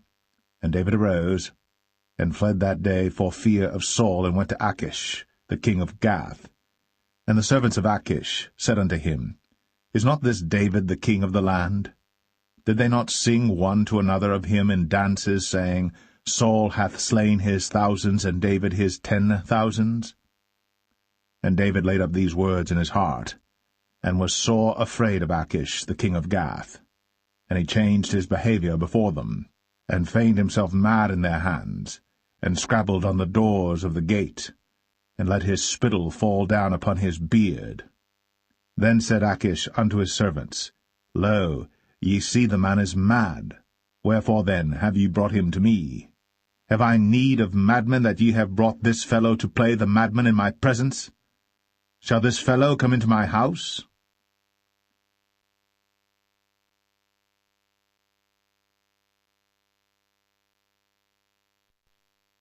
First Samuel 22. David therefore departed thence, and escaped to the cave Adullam. And when his brethren and all his father's house heard it, they went down thither to him. And every one that was in distress, and every one that was in debt, and every one that was discontented gathered themselves unto him. And he became a captain over them. And there were with him about 400 men. And David went thence to Mizpeh of Moab. And he said unto the king of Moab, Let my father and my mother, I pray thee, come forth, and be with you, till I know what God will do for me. And he brought them before the king of Moab, and they dwelt with him all the while that David was in the hold. And the prophet Gad said unto David, Abide not in the hold, depart, and get thee into the land of Judah. Then David departed, and came into the forest of Hareth. When Saul heard that David was discovered, and the men that were with him. Now Saul abode in Gibeah under a tree in Ramah, having his spear in his hand, and all his servants were standing about him. Then Saul said unto his servants that stood about him, Hear now, ye Benjamites, will the son of Jesse give every one of you fields and vineyards, and make you all captains of thousands and captains of hundreds, that all of you have conspired against me? And there is none that showeth me that my son hath made a league with the son of Jesse. And there is none of you that is sorry for me, or showeth unto me that my son hath stirred up my servant against me, to lie in wait, as at this day. Then answered Doeg the Edomite, which was set over the servants of Saul, and said, I saw the son of Jesse coming to Nob, to Ahimelech, the son of Ahitub. And he inquired of the Lord for him, and gave him victuals, and gave him the sword of Goliath the Philistine. Then the king sent to call Ahimelech the priest, the son of Ahitub, and all his father's house, the priests that were in Nob, and they came all of them to the king. And Saul said, Hear now, thou son of Ahitub. And he answered, Here I am, my lord. And Saul said unto him, Why have ye conspired against me, thou and the son of Jesse, in that thou hast given him bread and a sword, and hast inquired of God for him, that he should rise against me to lie in wait, as at this day? Then Ahimelech answered the king, and said, And who is so faithful among all thy servants as David, which is the king's son-in-law, and goeth at thy bidding, and is honourable in thine house? Did I then begin to inquire of God for him? Be it far from me. Let not the king impute anything unto his servant, nor to all the house of my father, for thy servant knew nothing of all this, less or more. And the king said, Thou shalt surely die, Ahimelech, thou, and all thy father's house. And the king said unto the footmen that stood about him, Turn, and slay the priests of the Lord, because their hand also is with David, and because they knew when he fled, and did not show it to me. But the servants of the king would not put forth their hand to fall upon the priests of the Lord. And the king said to Doeg, Turn thou, and fall upon the priests. And Doeg the Edomite turned, and he fell upon the priests, and slew on that day 75 persons that did wear a linen ephod. And Nob, the city of the priests, smote he with the edge of the sword, both men and women, children and sucklings, and oxen and asses, and sheep, with the edge of the sword. And one of the sons of Ahimelech, the son of Ahitub, named Abiathar, escaped, and fled after David. And Abiathar showed David that Saul had slain the Lord's priests. And David said unto Abiathar, I knew it that day when Doeg the Edomite was there, that he would surely tell Saul, I have occasioned the death of all the persons of thy father's house. Abide thou with me. Fear not, for he that seeketh my life seeketh thy life. But with me thou shalt be in safeguard.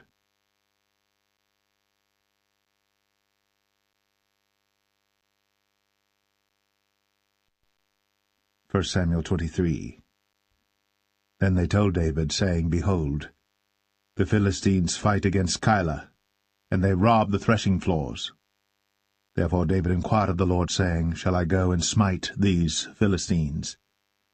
And the Lord said unto David, Go, and smite the Philistines, and save Keilah. And David's men said unto him, Behold, we be afraid here in Judah. How much more then if we come to Keilah against the armies of the Philistines? Then David inquired of the Lord yet again. And the Lord answered him and said, Arise, go down to Keilah, for I will deliver the Philistines into thine hand. So David and his men went to Keilah, and fought with the Philistines, and brought away their cattle, and smote them with a great slaughter. So David saved the inhabitants of Keilah. And it came to pass, when Abiathar, the son of Ahimelech, fled to David to Keilah, that he came down with an ephod in his hand.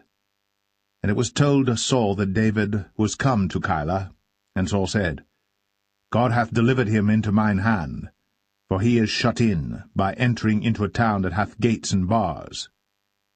And Saul called all the people together to war, to go down to Keilah, to besiege David and his men. And David knew that Saul secretly practiced mischief against him. And he said to Abiathar the priest, Bring hither the ephod. Then said David, O Lord God of Israel, Thy servant hath certainly heard that Saul seeketh to come to Keilah, to destroy the city for my sake. Will the men of Keilah deliver me up into his hand? Will Saul come down as thy servant hath heard? O Lord God of Israel, I beseech thee, tell thy servant. And the Lord said, He will come down. Then said David, Will the men of Keilah deliver me and my men into the hand of Saul? And the Lord said, They will deliver thee up. Then David and his men, which were about 600, arose, and departed out of Keilah, and went whithersoever they could go. And it was told Saul that David was escaped from Keilah, and he forbare to go forth. And David abode in the wilderness in strongholds, and remained in a mountain in the wilderness of Ziph. And Saul sought him every day, but God delivered him not into his hand. And David saw that Saul was come out to seek his life. And David was in the wilderness of Ziph in a wood. And Jonathan, Saul's son, arose, and went to David into the wood, and strengthened his hand in God. And he said unto him, Fear not, but the hand of Saul my father shall not find thee, and thou shalt be king over Israel, and I shall be next unto thee, and that also Saul my father knoweth. And they two made a covenant before the Lord. And David abode in the wood, and Jonathan went to his house. Then came up the Ziphites to Saul to Gibeah, saying, Doth not David hide himself with us in strongholds in the wood, in the hill of Hachilah, which is on the south of Jeshimon? Now therefore, O king, come down according to all the desire of thy soul to come down, and our part shall be to deliver him into the king's hand. And Saul said, Blessed be ye of the Lord, for ye have compassion on me. Go, I pray you, prepare yet, and know and see his place where his haunt is. And who hath seen him there? For it is told me that he dealeth very subtly. See therefore, and take knowledge of all the lurking places where he hideth himself, and come ye again to me with the certainty, and I will go with you. And it shall come to pass, if he be in the land, that I will search him out throughout all the thousands of Judah. And they arose, and went to Ziph before Saul. But David and his men were in the wilderness of Maon, in the plain on the south of Jeshimon. Saul also and his men went to seek him, and they told David, wherefore he came down into a rock, and abode in the wilderness of Maon.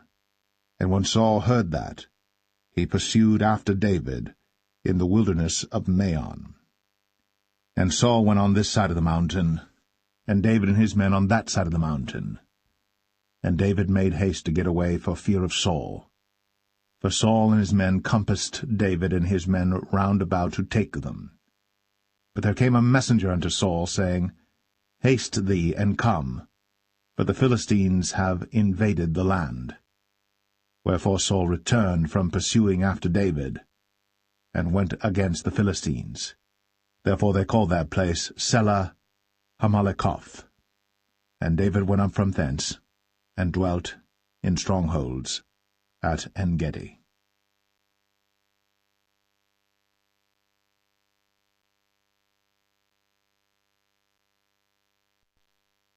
1 Samuel 24.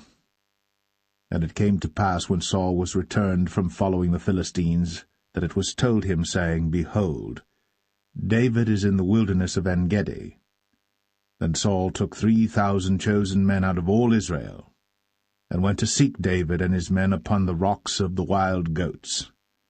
And he came to the sheepcots by the way, where was a cave, and Saul went in to cover his feet, and David and his men remained in the sides of the cave. And the men of David said unto him, Behold the day of which the Lord said unto thee, Behold, I will deliver thine enemy into thine hand, that thou mayest do to him as it shall seem good unto thee. Then David arose, and cut off the skirt of Saul's robe privily. And it came to pass afterward that David's heart smote him, because he had cut off Saul's skirt.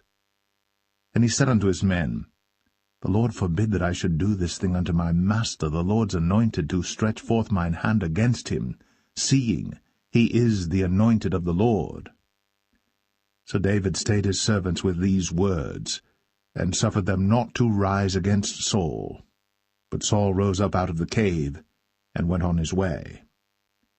David also rose afterward, and went out of the cave, and cried after Saul, saying, My lord the king. And when Saul looked behind him, David stooped with his face to the earth, and bowed himself. And David said to Saul, Wherefore hearest thou men's words, saying, Behold, David seeketh thy hurt? Behold, this day thine eyes have seen how that the Lord had delivered thee today into mine hand in the cave, and some bade me kill thee. But mine eyes spared thee, and I said, I will not put forth mine hand against my Lord, for he is the Lord's anointed. Moreover, my father, see the skirt of thy robe in my hand. For in that I cut off the skirt of thy robe, and killed thee not. Know thou, and see that there is neither evil nor transgression in mine hand. And I have not sinned against thee, yet thou huntest my soul to take it. The Lord judge between me and thee, and the Lord avenge me of thee, but mine hand shall not be upon thee. As saith the proverb of the ancients, Wickedness proceedeth from the wicked, but mine hand shall not be upon thee. After whom is the king of Israel come out? After whom dost thou pursue? After a dead dog, after a flea? The Lord therefore be judge, and judge between me and thee, and see, and plead my cause, and deliver me out of thine hand. And it came to pass, when David had made an end of speaking these words unto Saul, that Saul said, Is this thy voice, my son David? And Saul lifted up his voice, and wept. And he said to David, Thou art more righteous than I, for thou hast rewarded me good, whereas I have rewarded thee evil. And thou hast shown this day how that thou hast dealt well with me, forasmuch as when the Lord had delivered me into thine hand, thou killedst me not. For if a man find his enemy, will he let him go well away? Wherefore the Lord reward thee good for that thou hast done unto me this day. And now behold, I know well that thou shalt surely be king, and that the kingdom of Israel shall be established in thine hand. Swear now therefore unto me by the Lord, that thou wilt not cut off my seed after me, and that thou wilt not destroy my name out of my father's house. And David sware unto Saul. And Saul went home, but David and his men gat them up unto the hold.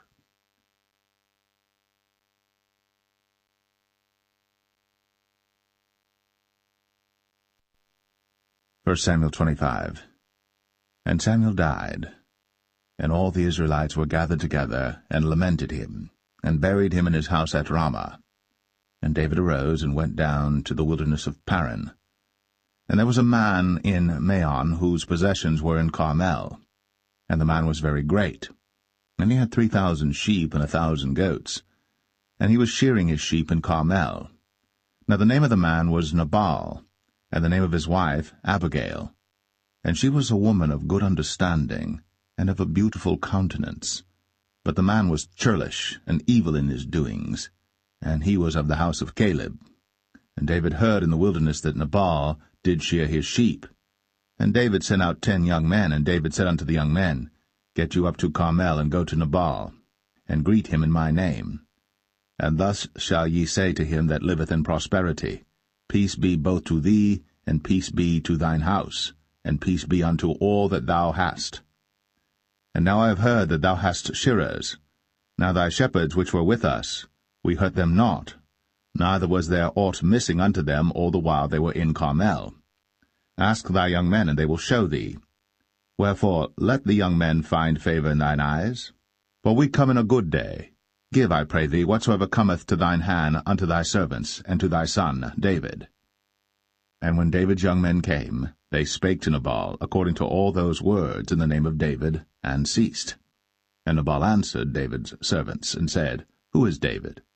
And who is the son of Jesse? There be many servants nowadays that break away every man from his master. Shall I then take my bread and my water and my flesh that I have killed for my shearers, and give it unto men whom I know not whence they be? So David's young men turned their way, and went again, and came and told him all those sayings. And David said unto his men, Gird ye on every man his sword. And they girded on every man his sword. And David also girded on his sword. And there went up after David about 400 men, and 200 abode by the stuff. But one of the young men told Abigail, Nabal's wife, saying, Behold, David sent messengers out of the wilderness to salute our master, and he railed on them. But the men were very good unto us, and we were not hurt, neither missed we any thing as long as we were conversant with them when we were in the fields. They were a wall unto us both by night and day. All the while we were with them keeping the sheep. Now therefore know and consider what thou wilt do, for evil is determined against our master, and against all his household. For he is such a son of Belial, that a man cannot speak to him. Then Abigail made haste, and took 200 loaves and 2 bottles of wine, and 5 sheep ready dressed, and 5 measures of parched corn, and 100 clusters of raisins, and 200 cakes of figs, and laid them on asses. And she said unto her servants, Go on before me, behold, I come after you. But she told not her husband Nabal. And it was so, as she rode on the ass, that she came down by the covert of the hill, and behold, David and his men came down against her, and she met them. Now David had said, Surely in vain have I kept all that this fellow hath in the wilderness, so that nothing was missed of all that pertained unto him. And he hath requited me evil for good. So, and more also do God unto the enemies of David, if I leave of all that pertain to him by the morning light any that pisseth against the wall. And when Abigail saw David, she hasted, and lighted off the ass, and fell before David on her face, and bowed herself to the ground, and fell at his feet, and said, Upon me, my lord, upon me let this iniquity be, and let thine handmaid, I pray thee, speak in thine audience, and hear the words of thine handmaid. Let not, my lord, I pray thee, regard this man of Belial, even Nabal. For as his name is, so is he. Nabal is his name, and folly is with him. But I, thine handmaid, saw not the young men of my lord, whom thou didst send. Now therefore, my lord, as the Lord liveth, and as thy soul liveth, seeing the Lord hath withholden thee from coming to shed blood, and from avenging thyself with thine own hand, now let thine enemies, and they that seek evil to my lord, be as Nabal. And now this blessing which thine handmaid hath brought unto my lord, let it even be given unto the young men that follow my lord. I pray thee, forgive the trespass of thine handmaid, for the Lord will certainly make my lord a sure house, because my lord fighteth the battles of the Lord, and evil hath not been found in thee all thy days. Yet a man is risen to pursue thee, and to seek thy soul. But the soul of my Lord shall be bound in the bundle of life with the Lord thy God, and the souls of thine enemies, them shall he sling out, as out of the middle of a sling. And it shall come to pass, when the Lord shall have done to my Lord according to all the good that he hath spoken concerning thee, and shall have appointed thee ruler over Israel, that this shall be no grief unto thee, nor offense of heart unto my Lord, either that thou hast shed blood causeless, or that my Lord hath avenged himself. But when the Lord shall have dealt well with my Lord, then remember thine handmaid. And David said to Abigail, Blessed be the Lord God of Israel, which sent thee this day to meet me. And blessed be thy advice, and blessed be thou, which hast kept me this day from coming to shed blood, and from avenging myself with mine own hand. For in very deed, as the Lord God of Israel liveth, which hath kept me back from hurting thee, except thou hadst hasted and come to meet me, surely there had not been left unto Nabal by the morning light any that pisseth against the wall. So David received of her hand that which she had brought him, and said unto her, Go up in peace to thine house. See, I have hearkened to thy voice, and have accepted thy person. And Abigail came to Nabal, and behold, he held a feast in his house, like the feast of a king. And Nabal's heart was merry within him, for he was very drunken. Wherefore she told him nothing, less or more, until the morning light. But it came to pass in the morning, when the wine was gone out of Nabal, and his wife had told him these things, that his heart died within him, and he became as a stone. And it came to pass about 10 days after, that the Lord smote Nabal, that he died. And when David heard that Nabal was dead, he said, Blessed be the Lord, that hath pleaded the cause of my reproach from the hand of Nabal, and hath kept his servant from evil. For the Lord hath returned the wickedness of Nabal upon his own head. And David sent and communed with Abigail, to take her to him to wife. And when the servants of David were come to Abigail to Carmel, they spake unto her, saying, David sent us unto thee, to take thee to him to wife. And she arose, and bowed herself on her face to the earth, and said, Behold, let thine handmaid be a servant to wash the feet of the servants of my Lord. And Abigail hasted, and arose, and rode upon an ass, with 5 damsels of hers that went after her. And she went after the messengers of David, and became his wife. David also took Ahinoam of Jezreel, and they were also both of them his wives. But Saul had given Michal his daughter, David's wife, to Phalti, the son of Laish, which was of Galim.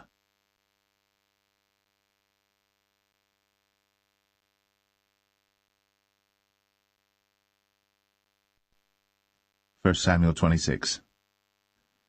And the Ziphites came unto Saul to Gibeah, saying, Doth not David hide himself in the hill of Hachilah, which is before Jeshimon?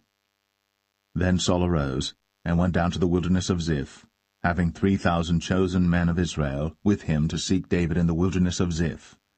And Saul pitched in the hill of Hachilah, which is before Jeshimon, by the way. But David abode in the wilderness, and he saw that Saul came after him into the wilderness.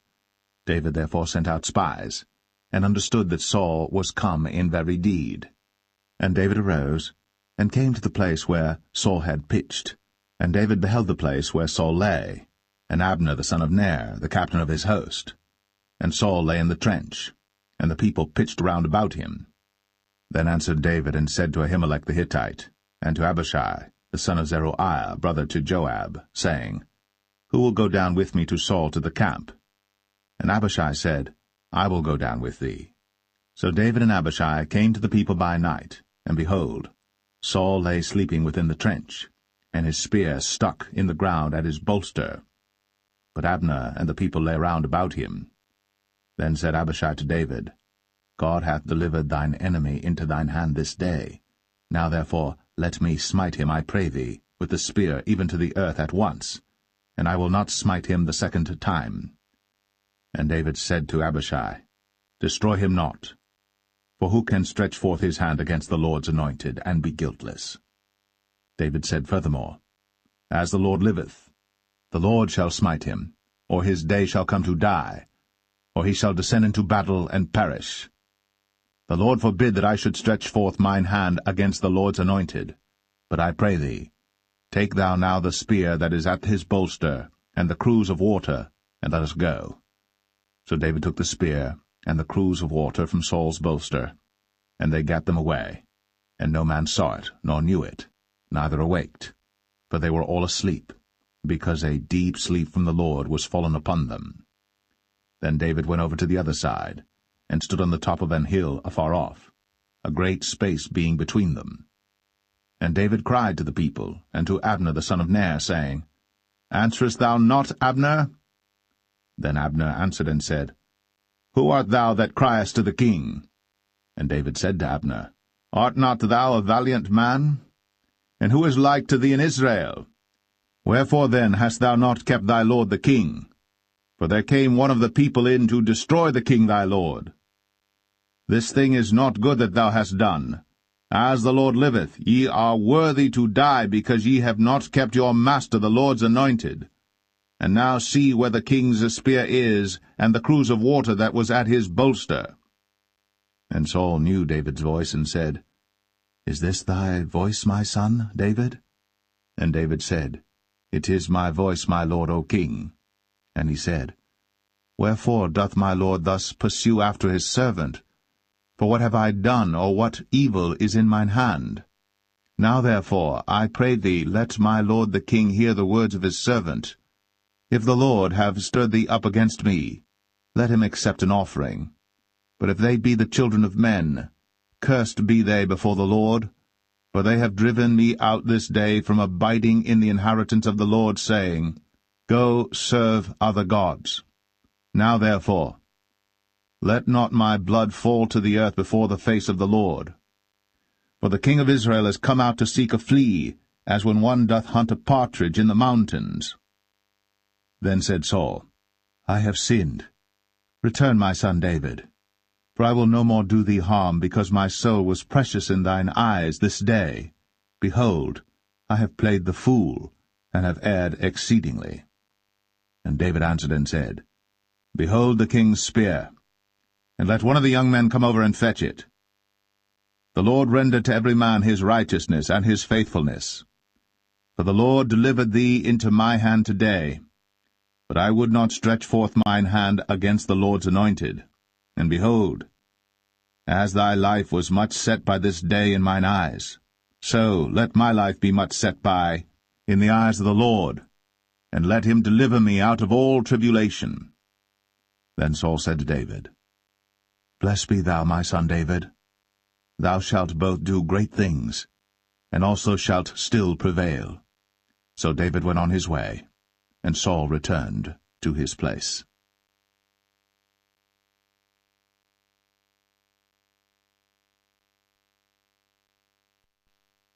1 Samuel 27. And David said in his heart, I shall now perish one day by the hand of Saul.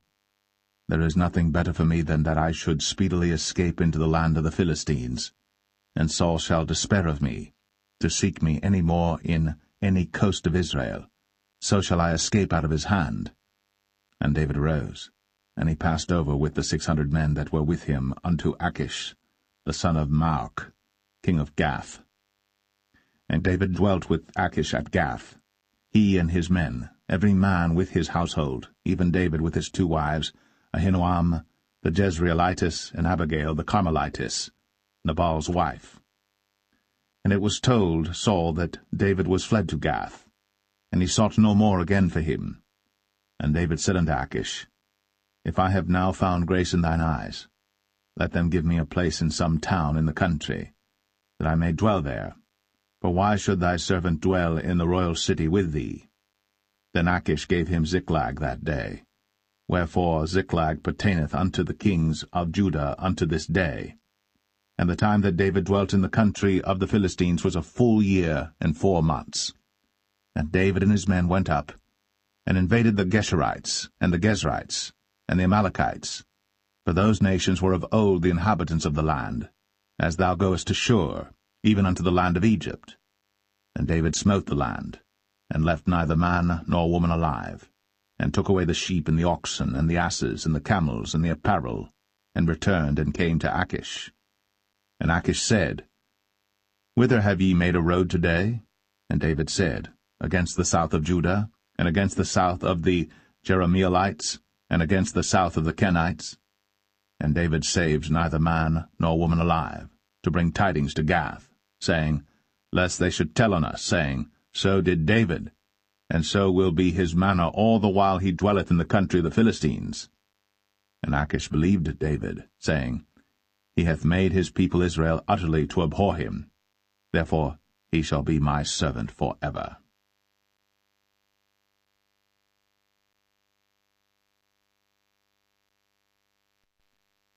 1 Samuel 28.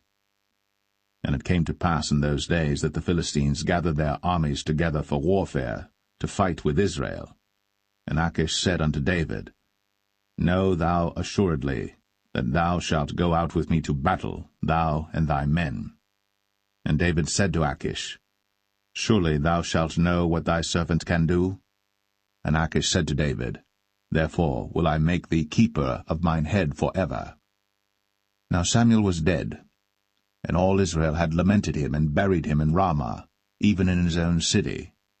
And Saul had put away those that had familiar spirits, and the wizards out of the land.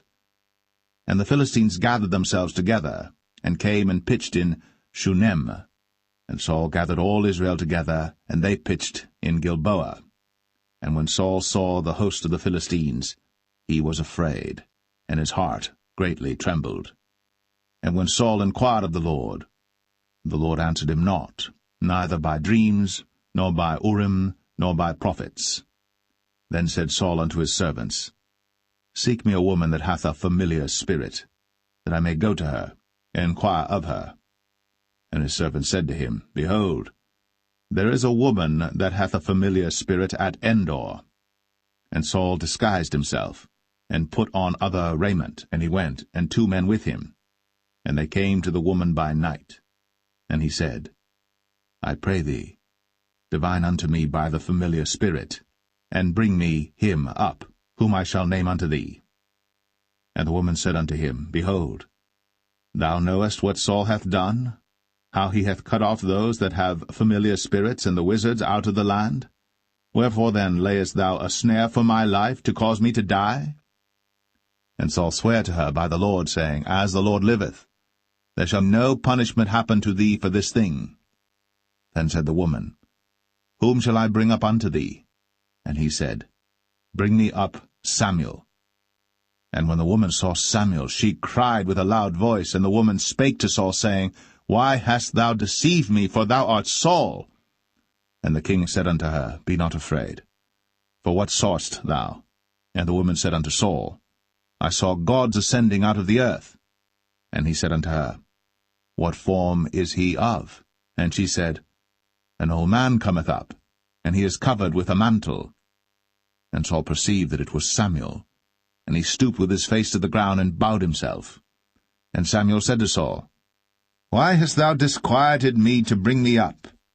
And Saul answered, I am sore distressed, for the Philistines make war against me, and God is departed from me, and answereth me no more, neither by prophets nor by dreams.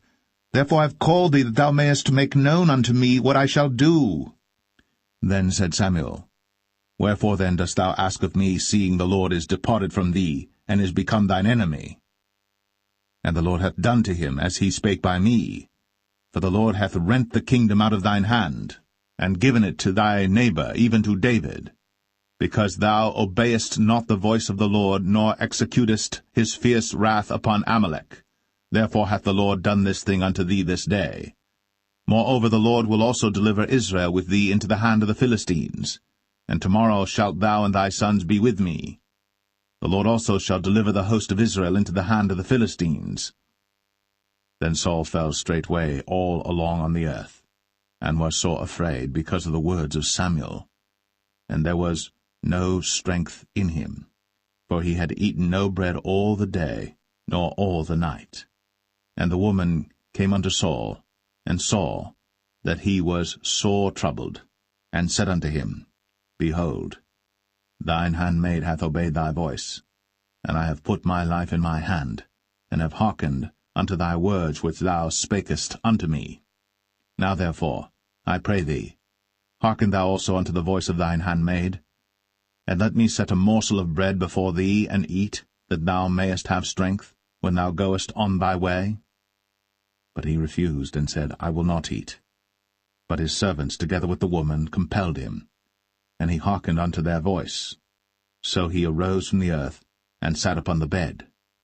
And the woman had a fat calf in the house, and she hasted and killed it, and took flour and kneaded it, and did bake unleavened bread thereof. And she brought it before Saul, and before his servants, and they did eat.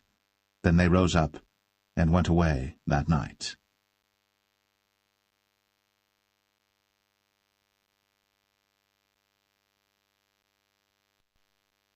First Samuel 29.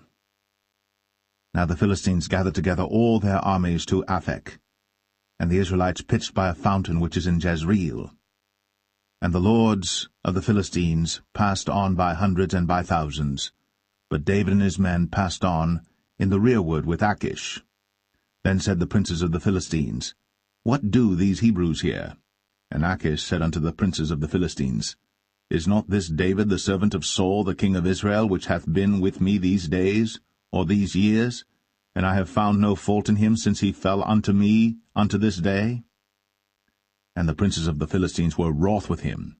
And the princes of the Philistines said unto him, Make this fellow return, that he may go again to his place which thou hast appointed him, and let him not go down with us to battle, lest in the battle he be an adversary to us. For wherewith should he reconcile himself unto his master? Should it not be with the heads of these men? Is not this David, of whom they sang one to another in dances, saying, Saul slew his thousands, and David his 10,000s? Then Achish called David and said unto him, Surely as the Lord liveth, thou hast been upright, and thy going out and thy coming in with me in the host is good in my sight. For I have not found evil in thee since the day of thy coming unto me unto this day. Nevertheless the Lord's favour thee not. Wherefore now return and go in peace, that thou displease not the lords of the Philistines. And David said unto Achish, But what have I done? And what hast thou found in thy servant so long as I have been with thee unto this day, that I may not go fight against the enemies of my lord the king? And Achish answered and said to David, I know that thou art good in my sight, as an angel of God. Notwithstanding the princes of the Philistines have said, He shall not go up with us to the battle. Wherefore now rise up early in the morning with thy master's servants that are come with thee, and as soon as ye be up early in the morning and have light, depart. So David and his men rose up early to depart in the morning, to return into the land of the Philistines. And the Philistines went up to Jezreel.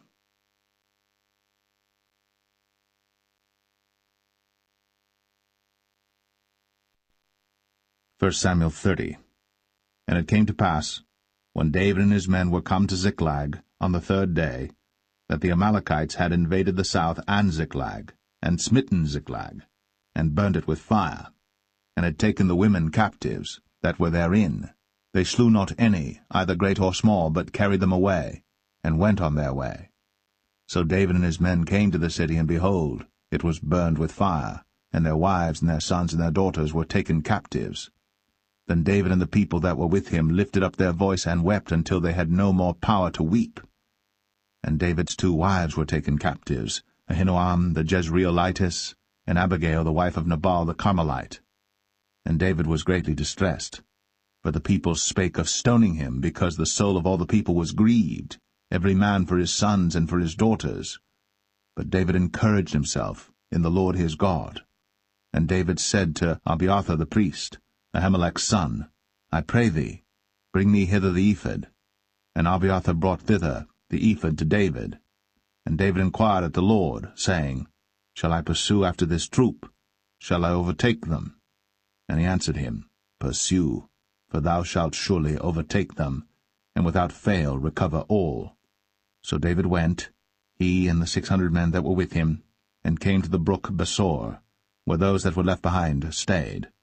But David pursued, he and 400 men, for 200 abode behind, which were so faint that they could not go over the brook Besor. And they found an Egyptian in the field, and brought him to David, and gave him bread, and he did eat. And they made him drink water. And they gave him a piece of a cake of figs, and 2 clusters of raisins. And when he had eaten, his spirit came again to him. For he had eaten no bread, nor drunk any water 3 days and 3 nights. And David said unto him, To whom belongest thou? And whence art thou? And he said, I am a young man of Egypt, servant to an Amalekite. And my master left me, because 3 days agone I fell sick. We made an invasion upon the south of the Cherethites, and upon the coast which belongeth to Judah, and upon the south of Caleb. And we burned Ziklag with fire. And David said to him, Canst thou bring me down to this company? And he said, Swear unto me by God, that thou wilt neither kill me, nor deliver me into the hands of my master, and I will bring thee down to this company. And when he had brought him down, behold, they were spread abroad upon all the earth, eating and drinking and dancing, because of all the great spoil that they had taken out of the land of the Philistines, and out of the land of Judah. And David smote them from the twilight even unto the evening of the next day. And there escaped not a man of them, save 400 young men which rode upon camels and fled. And David recovered all that the Amalekites had carried away. And David rescued his 2 wives. And there was nothing lacking to them, neither small nor great, neither sons nor daughters, neither spoil nor anything that they had taken to them. David recovered all. And David took all the flocks and the herds, which they drave before those other cattle, and said, This is David's spoil. And David came to the 200 men, which were so faint that they could not follow David, whom they had made also to abide at the brook Besor. And they went forth to meet David, and to meet the people that were with him. And when David came near to the people, he saluted them.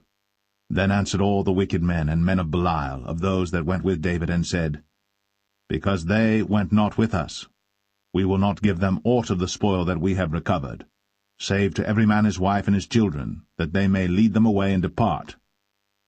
Then said David, Ye shall not do so, my brethren. With that which the Lord hath given us, who hath preserved us, and delivered the company that came against us into our hand. For who will hearken unto you in this matter? But as his part is that goeth down to the battle, so shall his part be that tarrieth by the stuff. They shall part alike. And it was so from that day forward that he made it a statute and an ordinance for Israel unto this day.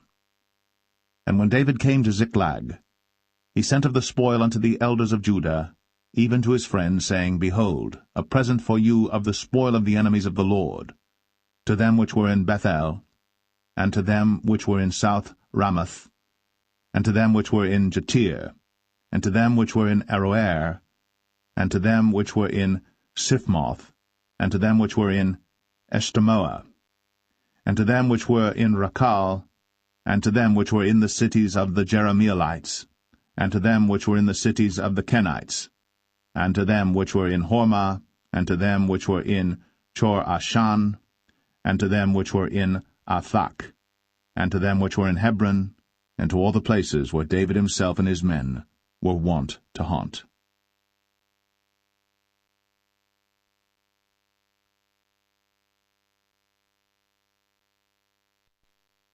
1 Samuel 31. Now the Philistines fought against Israel, and the men of Israel fled from before the Philistines, and fell down slain in Mount Gilboa. And the Philistines followed hard upon Saul and upon his sons. And the Philistines slew Jonathan, and Abinadab, and Malchishua, Saul's sons. And the battle went sore against Saul, and the archers hit him, and he was sore wounded of the archers. Then said Saul unto his armor-bearer, Draw thy sword, and thrust me through therewith, lest these uncircumcised come and thrust me through and abuse me. But his armor-bearer would not, for he was sore afraid. Therefore Saul took a sword, and fell upon it. And when his armor-bearer saw that Saul was dead, he fell likewise upon his sword, and died with him. So Saul died, and his 3 sons, and his armor-bearer, and all his men, that same day together. And when the men of Israel that were on the other side of the valley And they that were on the other side Jordan saw that the men of Israel fled, and that Saul and his sons were dead. They forsook the cities and fled. And the Philistines came and dwelt in them. And it came to pass on the morrow, when the Philistines came to strip the slain, that they found Saul and his 3 sons fallen in Mount Gilboa. And they cut off his head, and stripped off his armor, and sent into the land of the Philistines round about to publish it in the house of their idols, and among the people.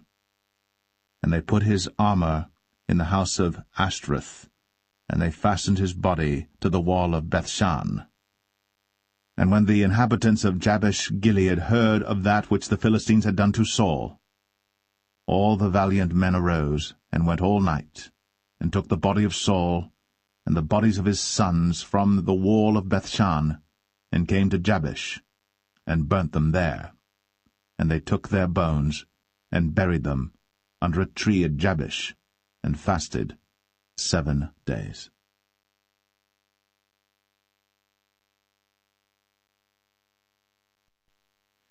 The second book of Samuel, chapter 1. Now it came to pass after the death of Saul, when David was returned from the slaughter of the Amalekites, and David had abode 2 days in Ziklag, it came even to pass on the 3rd day that, behold, a man came out of the camp from Saul with his clothes rent, and earth upon his head. And so it was when he came to David, that he fell to the earth, and did obeisance. And David said unto him, From whence comest thou? And he said unto him, Out of the camp of Israel am I escaped. And David said unto him, How went the matter? I pray thee, tell me.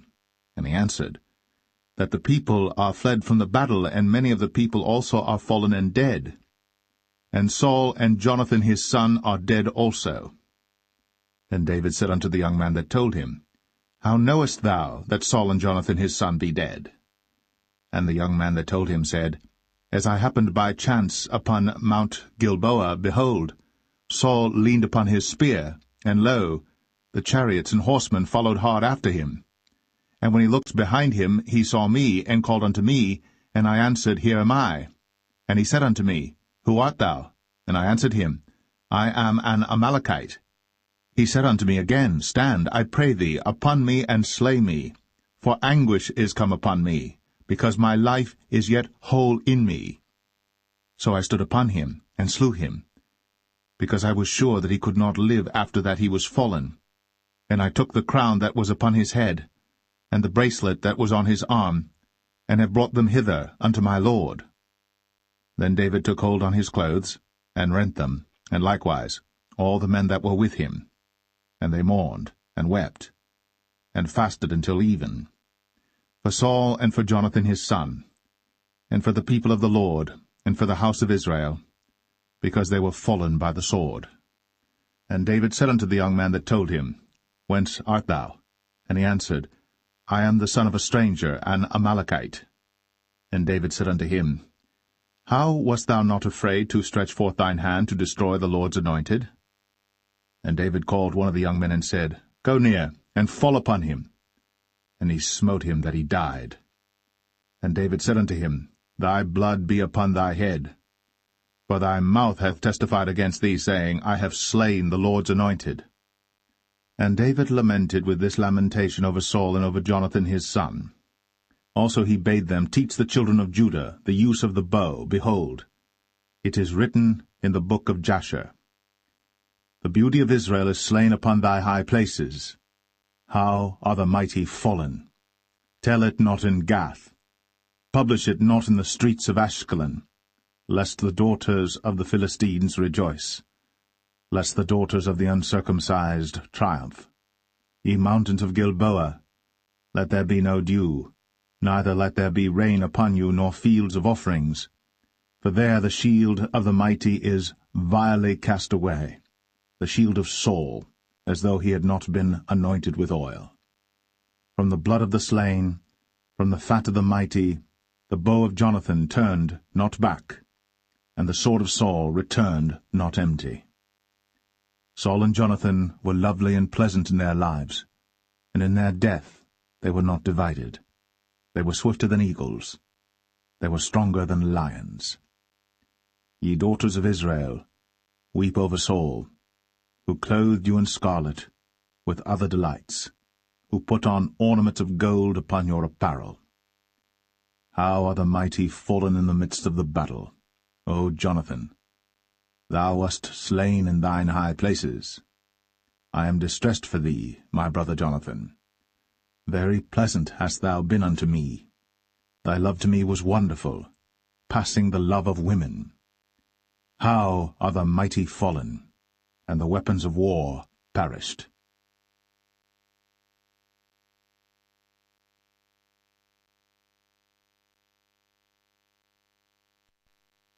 2 Samuel 2.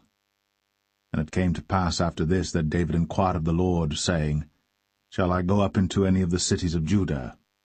And the Lord said unto him, Go up. And David said, Whither shall I go up? And he said, Unto Hebron. So David went up thither, and his 2 wives also, Ahinoam the Jezreelitess, and Abigail Nabal's wife, the Carmelite. And his men that were with him did David bring up, every man with his household, and they dwelt in the cities of Hebron. And the men of Judah came, and there they anointed David king over the house of Judah. And they told David, saying, that the men of Jabesh-Gilead were they that buried Saul. And David sent messengers unto the men of Jabesh-Gilead, and said unto them, Blessed be ye of the Lord, that ye have shown this kindness unto your Lord, even unto Saul, and have buried him. And now the Lord show kindness and truth unto you, and I also will requite you this kindness, because ye have done this thing. Therefore now let your hands be strengthened, and be ye valiant, for your master Saul is dead, and also the house of Judah have anointed me king over them. But Abner, the son of Ner, captain of Saul's host, took Ishbosheth, the son of Saul, and brought him over to Mahanaim, and made him king over Gilead, and over the Asherites, and over Jezreel, and over Ephraim, and over Benjamin, and over all Israel. Ishbosheth, Saul's son, was 40 years old when he began to reign over Israel, and reigned 2 years. But the house of Judah followed David. And the time that David was king in Hebron over the house of Judah was 7 years and 6 months. And Abner the son of Ner, and the servants of Ishbosheth the son of Saul, went out from Mahanaim to Gibeon. And Joab the son of Zeruiah, and the servants of David went out, and met together by the pool of Gibeon. And they sat down, the one on the one side of the pool, and the other on the other side of the pool. And Abner said to Joab, Let the young men now arise, and play before us. And Joab said, Let them arise. Then there arose and went over by number 12 of Benjamin, which pertained to Ishbosheth the son of Saul, and 12 of the servants of David. And they caught every one his fellow by the head, and thrust his sword in his fellow's side, so they fell down together.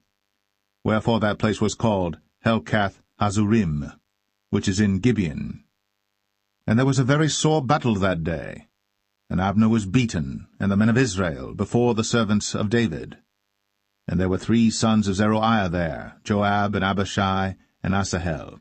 And Asahel was as light of foot as a wild roe.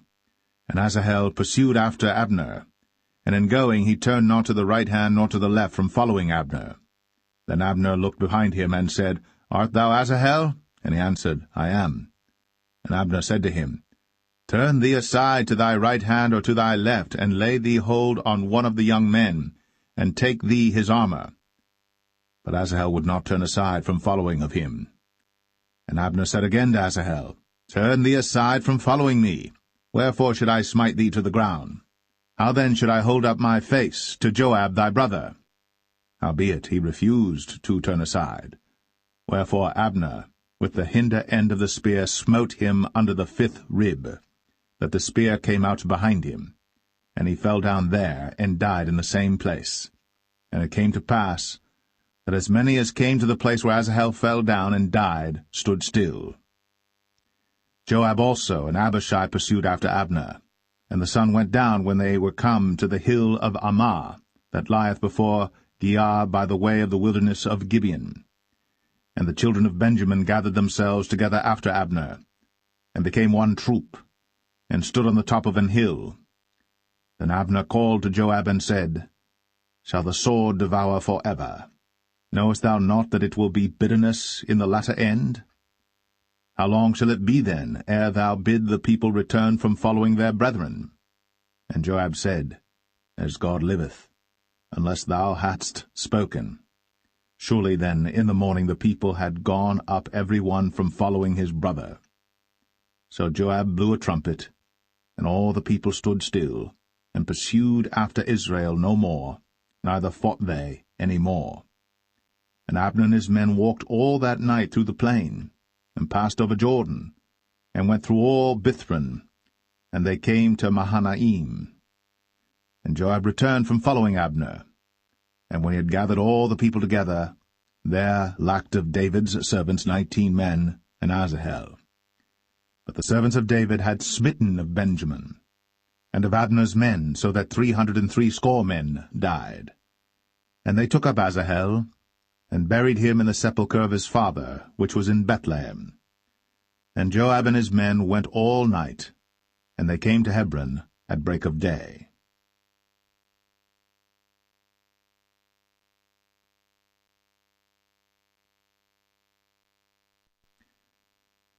2 Samuel 3.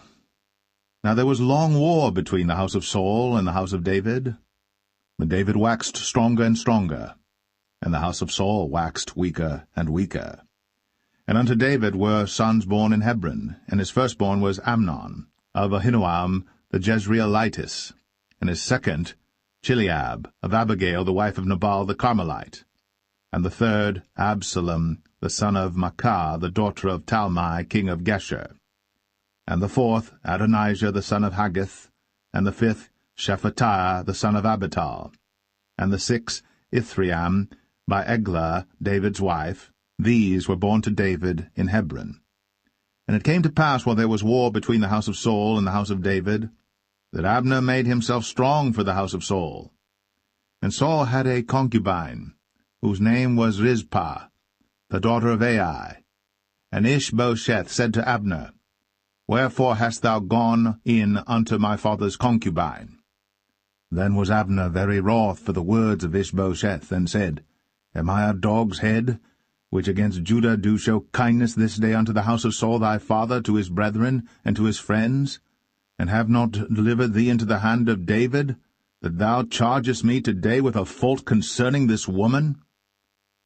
So do God to Abner, and more also, except as the Lord hath sworn to David, even so I do to him, to translate the kingdom from the house of Saul, and to set up the throne of David over Israel and over Judah, from Dan even to Beersheba.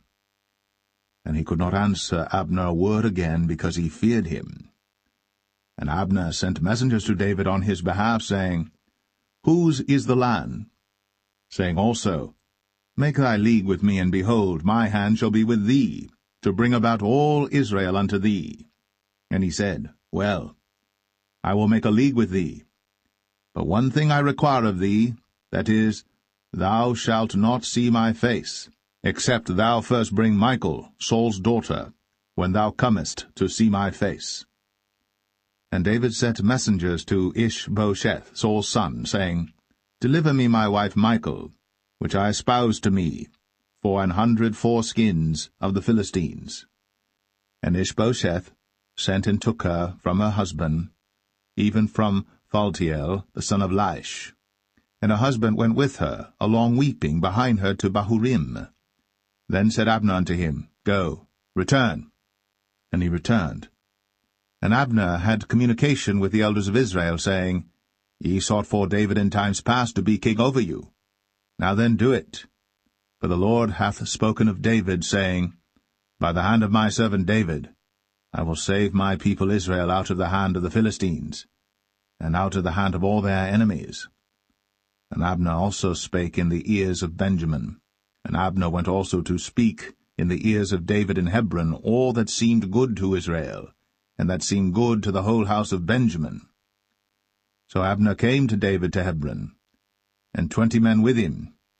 And David made Abner and the men that were with him a feast, And Abner said unto David, I will arise and go, and will gather all Israel unto my lord the king, that they may make a league with thee, and that thou mayest reign over all that thine heart desireth. And David sent Abner away, and he went in peace. And behold, the servants of David and Joab came from pursuing a troop, and brought in a great spoil with them. But Abner was not with David in Hebron, for he had sent him away, and he was gone in peace. When Joab and all the host that was with him were come, they told Joab, saying, Abner the son of Ner came to the king, and he hath sent him away, and he is gone in peace. Then Joab came to the king and said, What hast thou done? Behold, Abner came unto thee. Why is it that thou hast sent him away, and he is quite gone? Thou knowest Abner the son of Ner, that he came to deceive thee, and to know thy going out and thy coming in, and to know all that thou doest. And when Joab was come out from David, he sent messengers after Abner, which brought him again from the well of Sirah. But David knew it not. And when Abner was returned to Hebron, Joab took him aside in the gate to speak with him quietly, and smote him there, under the 5th rib, that he died, for the blood of Asahel his brother. And afterward, when David heard it, he said, I and my kingdom are guiltless before the Lord, for ever, from the blood of Abner the son of Ner. Let it rest on the head of Joab, and on all his father's house. And let there not fail from the house of Joab one that hath an issue, or that is a leper, or that leaneth on a staff, or that falleth on the sword, or that lacketh bread. So Joab and Abishai his brother slew Abner, because he had slain their brother Asahel at Gibeon in the battle. And David said to Joab and to all the people that were with him, Rend your clothes, and gird you with sackcloth, and mourn before Abner. And King David himself followed the bier. And they buried Abner in Hebron. And the king lifted up his voice, and wept at the grave of Abner. And all the people wept. And the king lamented over Abner, and said, Died Abner as a fool dieth. Thy hands were not bound, nor thy feet put into fetters. As a man falleth before wicked men, so fellest thou. And all the people wept again over him. And when all the people came to cause David to eat meat while it was yet day, David sware, saying, So do God to me, and more also, if I taste bread or aught else, till the sun be down. And all the people took notice of it, and it pleased them, as whatsoever the king did pleased all the people.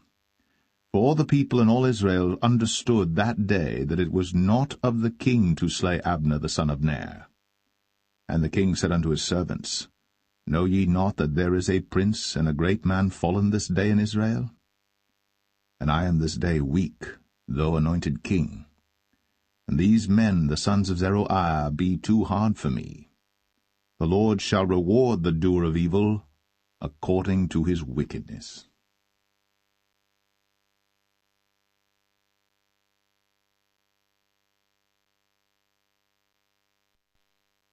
2 Samuel 4. And when Saul's son heard that Abner was dead in Hebron, his hands were feeble, and all the Israelites were troubled. And Saul's son had 2 men that were captains of bands. The name of the one was Baanah, and the name of the other Rechab, the sons of Rimmon, a Beerothite, of the children of Benjamin. For Beeroth also was reckoned to Benjamin.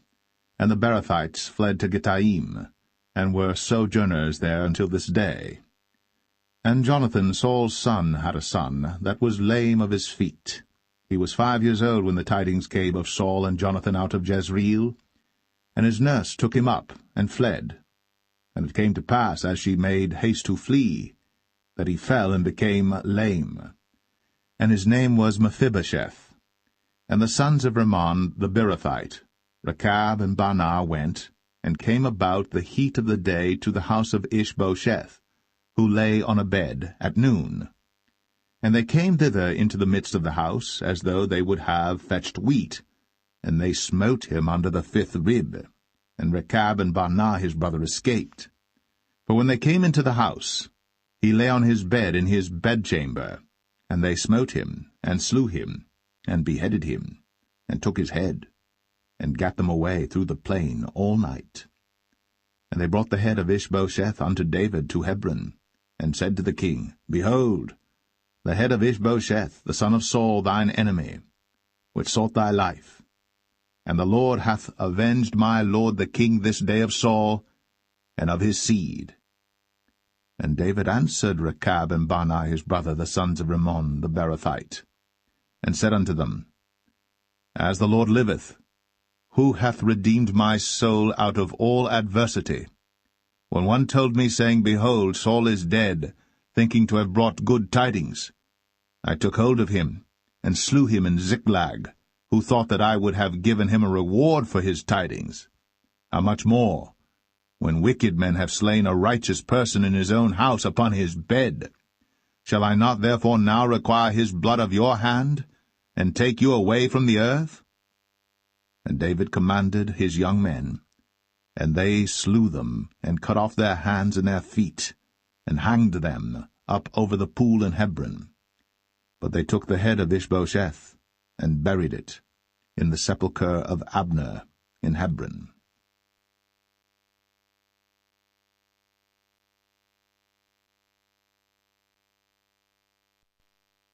2 Samuel 5. Then came all the tribes of Israel to David unto Hebron, and spake, saying, Behold, we are thy bone and thy flesh. Also in time past, when Saul was king over us, thou wast he that leddest out and broughtest in Israel. And the Lord said to thee, Thou shalt feed my people Israel, and thou shalt be a captain over Israel. So all the elders of Israel came to the king to Hebron, and King David made a league with them in Hebron before the Lord, and they anointed David king over Israel. David was 30 years old when he began to reign, and he reigned 40 years. In Hebron he reigned over Judah 7 years and 6 months, and in Jerusalem he reigned 33 years over all Israel and Judah. And the king and his men went to Jerusalem unto the Jebusites, the inhabitants of the land, which spake unto David, saying, Except thou take away the blind and the lame, thou shalt not come in hither, thinking, David cannot come in hither. Nevertheless, David took the stronghold of Zion, the same is the city of David. And David said on that day, Whosoever getteth up to the gutter, and smiteth the Jebusites, and the lame and the blind, that are hated of David's soul, he shall be chief and captain. Wherefore they said, The blind and the lame shall not come into the house. So David dwelt in the fort, and called it the city of David.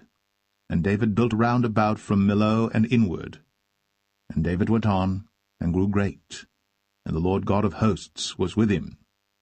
And Hiram king of Tyre sent messengers to David, and cedar trees, and carpenters, and masons, and they built David an house.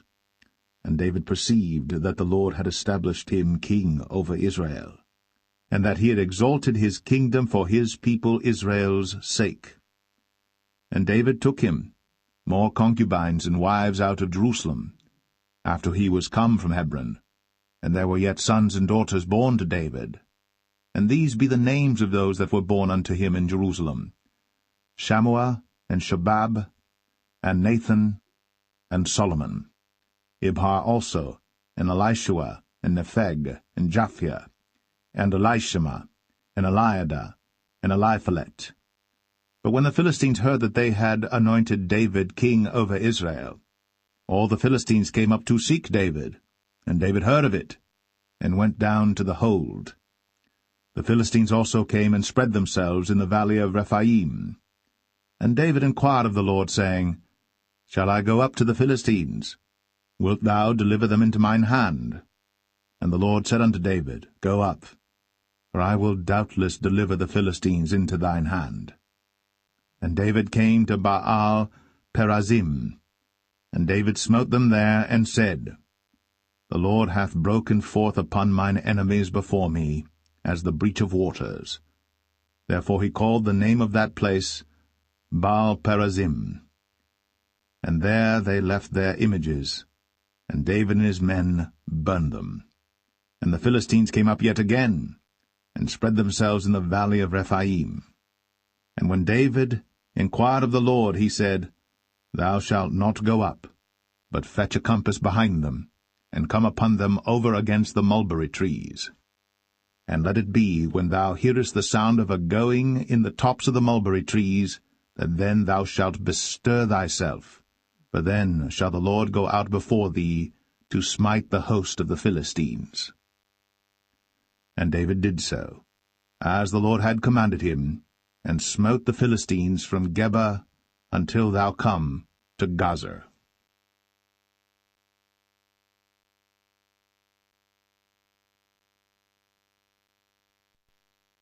2 Samuel 6. Again David gathered together all the chosen men of Israel, 30,000. And David arose and went with all the people that were with him from Baale of Judah, to bring up from thence the ark of God, whose name is called by the name of the Lord of hosts, that dwelleth between the cherubims. And they set the ark of God upon a new cart, and brought it out of the house of Abinadab that was in Gibeah. And Uzzah and Ahio, the sons of Abinadab, drave the new cart. And they brought it out of the house of Abinadab, which was at Gibeah, accompanying the ark of God, and Ahio went before the ark. And David and all the house of Israel played before the Lord in all manner of instruments made of fir wood, even on harps, and on psalteries, and on timbrels, and on cornets, and on cymbals. And when they came to Nachon's threshing floor, Uzzah put forth his hand to the ark of God, and took hold of it, for the oxen shook it. And the anger of the Lord was kindled against Uzzah, and God smote him there for his error. And there he died by the ark of God.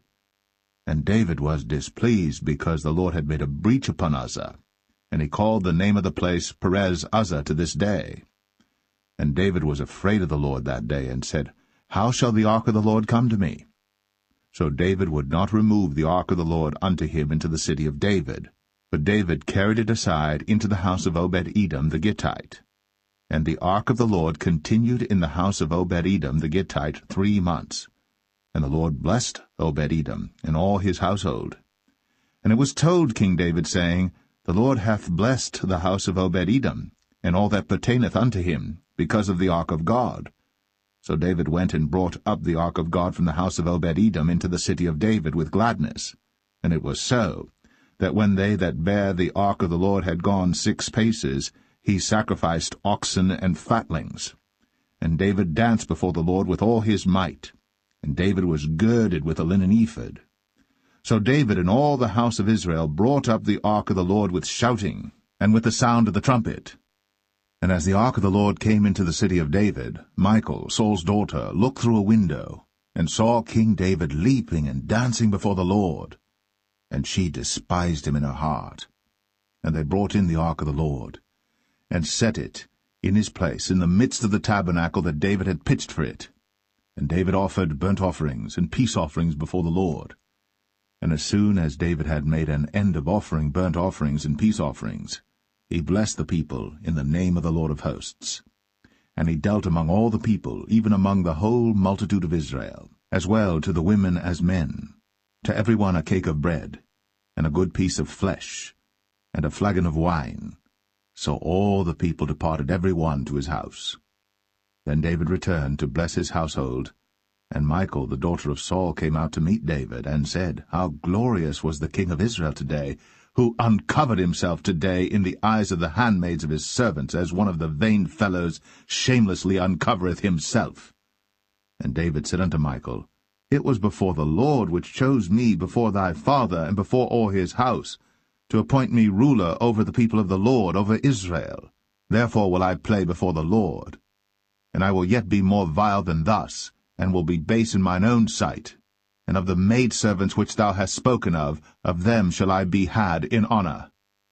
Therefore Michal, the daughter of Saul, had no child unto the day of her death.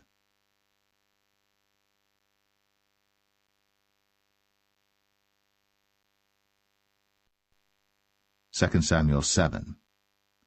And it came to pass, when the king sat in his house, and the Lord had given him rest round about from all his enemies, that the king said unto Nathan the prophet, See now, I dwell in an house of cedar, but the ark of God dwelleth within curtains. And Nathan said to the king, Go, do all that is in thine heart, for the Lord is with thee. And it came to pass that night that the word of the Lord came unto Nathan, saying, Go and tell my servant David, Thus saith the Lord, Shalt thou build me an house for me to dwell in? Whereas I have not dwelt in any house since the time that I brought up the children of Israel out of Egypt, even to this day, but have walked in a tent and in a tabernacle. In all the places wherein I have walked with all the children of Israel spake I a word with any of the tribes of Israel, whom I commanded to feed my people Israel, saying, Why build ye not me an house of cedar? Now therefore, so shalt thou say unto my servant David, Thus saith the Lord of hosts, I took thee from the sheepcot, from following the sheep, to be ruler over my people, over Israel. And I was with thee whithersoever thou wentest, and have cut off all thine enemies out of thy sight, and have made thee a great name, like unto the name of the great men that are in the earth. Moreover, I will appoint a place for my people Israel, and will plant them, that they may dwell in a place of their own, and move no more, neither shall the children of wickedness afflict them any more as beforetime. And as since the time that I commanded judges to be over my people Israel, and have caused thee to rest from all thine enemies, also the Lord telleth thee, that he will make thee an house. And when thy days be fulfilled, and thou shalt sleep with thy fathers, I will set up thy seed after thee, which shall proceed out of thy bowels, and I will establish his kingdom. He shall build an house for my name, and I will establish the throne of his kingdom for ever. I will be his father, and he shall be my son. If he commit iniquity, I will chasten him with the rod of men, and with the stripes of the children of men. But my mercy shall not depart away from him, as I took it from Saul, whom I put away before thee. And thine house, and thy kingdom shall be established for ever before thee. Thy throne shall be established for ever. According to all these words, and according to all this vision, so did Nathan speak unto David. Then went King David in, and sat before the Lord, and he said, Who am I, O Lord God? And what is my house that thou hast brought me hitherto? And this was yet a small thing in thy sight, O Lord God. But thou hast spoken also of thy servant's house for a great while to come. And is this the manner of man, O Lord God? And what can David say more unto thee? For thou, Lord God, knowest thy servant. For thy word's sake, and according to thine own heart, hast thou done all these great things, to make thy servant know them. Wherefore thou art great, O Lord God. For there is none like thee, neither is there any God beside thee, according to all that we have heard with our ears.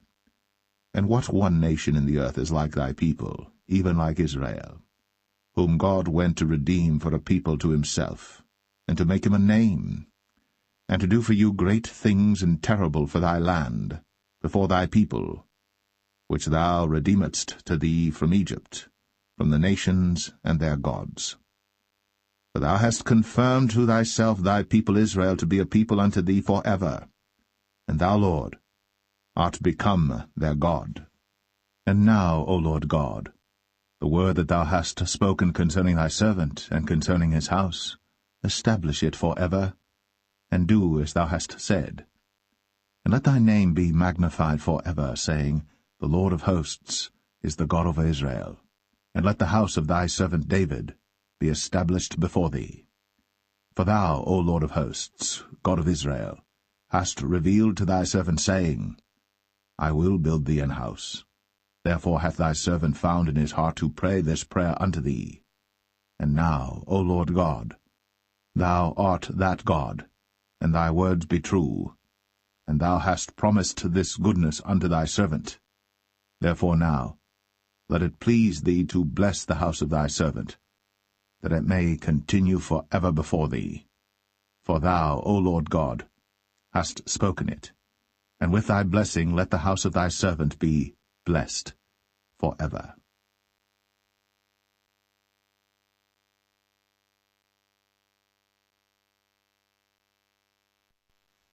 Second Samuel 8.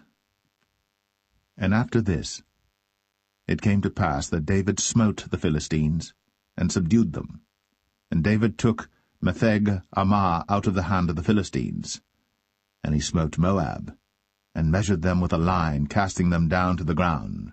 Even with 2 lines measured he, to put to death, and with 1 full line to keep alive. And so the Moabites became David's servants, and brought gifts. David smote also Hadadezer, the son of Rehob, king of Zobah, as he went to recover his border at the river Euphrates. And David took from him 1,000 chariots, and 700 horsemen, and 20,000 footmen. And David houghed all the chariot horses, but reserved of them 400 chariots. And when the Syrians of Damascus came to succor Hadadezer, king of Zobah, David slew of the Syrians 22,000 men. Then David put garrisons in Syria of Damascus, and the Syrians became servants to David and brought gifts. And the Lord preserved David whithersoever he went. And David took the shields of gold that were on the servants of Hadadezer, and brought them to Jerusalem. And from Betah and from Berothai, cities of Hadadezer, King David took exceeding much brass. When Toi, king of Hamath, heard that David had smitten all the host of Hadadezer, then Toi sent Joram his son unto King David to salute him and to bless him, because he had fought against Hadadezer, and smitten him.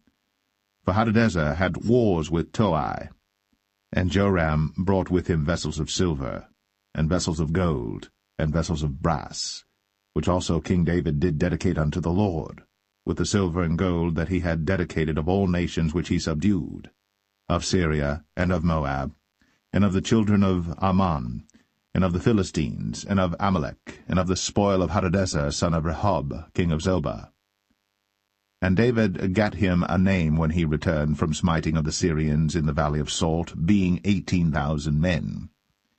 And he put garrisons in Edom. Throughout all Edom put he garrisons, and all they of Edom became David's servants. And the Lord preserved David whithersoever he went.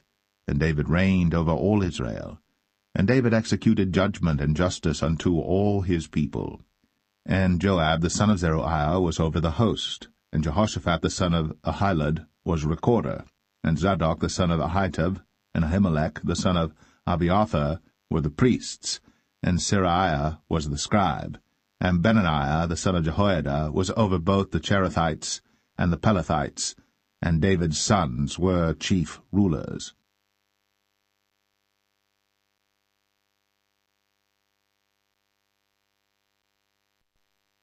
Second Samuel 9. And David said, Is there yet any that is left of the house of Saul, that I may show him kindness for Jonathan's sake? And there was of the house of Saul a servant whose name was Ziba. And when they had called him unto David, the king said unto him, Art thou Ziba? And he said, Thy servant is he. And the king said, Is there not yet any of the house of Saul, that I may show the kindness of God unto him? And Ziba said unto the king, Jonathan hath yet a son which is lame on his feet. And the king said unto him, Where is he? And Ziba said unto the king, Behold, he is in the house of Machir, the son of Ammiel, in Lo-debar. Then King David sent and fetched him out of the house of Machir, the son of Ammiel, from Lo-debar. Now when Mephibosheth, the son of Jonathan, the son of Saul, was come unto David, he fell on his face, and did reverence. And David said, Mephibosheth. And he answered, Behold, thy servant. And David said unto him, Fear not, for I will surely show thee kindness for Jonathan thy father's sake, and will restore thee all the land of Saul thy father, and thou shalt eat bread at my table continually. And he bowed himself, and said, What is thy servant, that thou shouldst look upon such a dead dog as I am? Then the king called to Ziba, Saul's servant, and said unto him, I have given unto thy master's son all that pertained to Saul, and to all his house. Thou therefore, and thy sons and thy servants shall till the land for him, and thou shalt bring in the fruits, that thy master's son may have food to eat. But Mephibosheth, thy master's son, shall eat bread always at my table. Now Ziba had 15 sons and 20 servants. Then said Ziba unto the king, According to all that my lord the king hath commanded his servant, so shall thy servant do. As for Mephibosheth, said the king, he shall eat at my table as one of the king's sons. And Mephibosheth had a young son whose name was Micah. And all that dwelt in the house of Ziba were servants unto Mephibosheth. So Mephibosheth dwelt in Jerusalem, for he did eat continually at the king's table, and was lame on both his feet.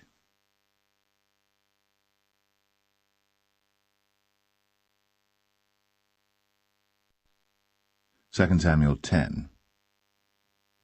And it came to pass after this, that the king of the children of Ammon died, and Hanan his son reigned in his stead. Then said David, I will show kindness unto Hanan the son of Nahash, as his father showed kindness unto me.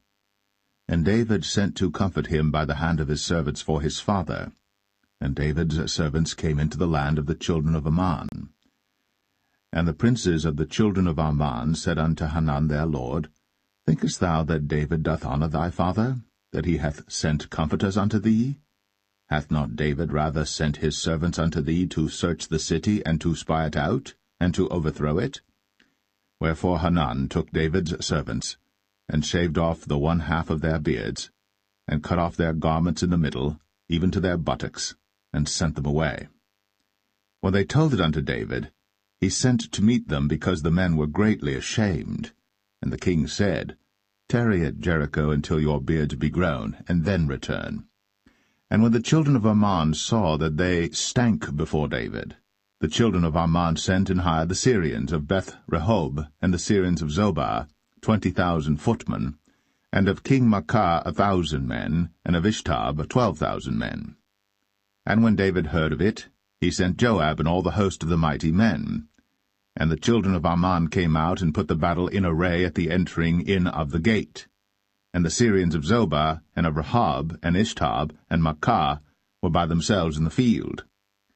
When Joab saw that the front of the battle was against him before and behind, he chose of all the choice men of Israel, and put them in array against the Syrians. And the rest of the people he delivered into the hand of Abishai his brother, that he might put them in array against the children of Ammon. And he said, If the Syrians be too strong for me, then thou shalt help me.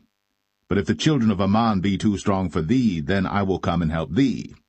Be of good courage. Let us play the men for our people, and for the cities of our God. And the Lord do that which seemeth him good. And Joab drew nigh, and the people that were with him, unto the battle against the Syrians. And they fled before him. And when the children of Ammon saw that the Syrians were fled, then fled they also before Abishai, and entered into the city. So Joab returned from the children of Ammon, and came to Jerusalem. And when the Syrians saw that they were smitten before Israel, they gathered themselves together. And Hadarezer sent, and brought out the Syrians that were beyond the river, and they came to Helam. And Shobach, the captain of the host of Hadarezer, went before them. And when it was told David, he gathered all Israel together, and passed over Jordan, and came to Helam. And the Syrians set themselves in array against David, and fought with him. And the Syrians fled before Israel. And David slew the men of 700 chariots of the Syrians, and 40,000 horsemen, and smote Shobach, the captain of their host, who died there. And when all the kings that were servants to Hadarezer saw that they were smitten before Israel, they made peace with Israel, and served them. So the Syrians feared to help the children of Ammon any more.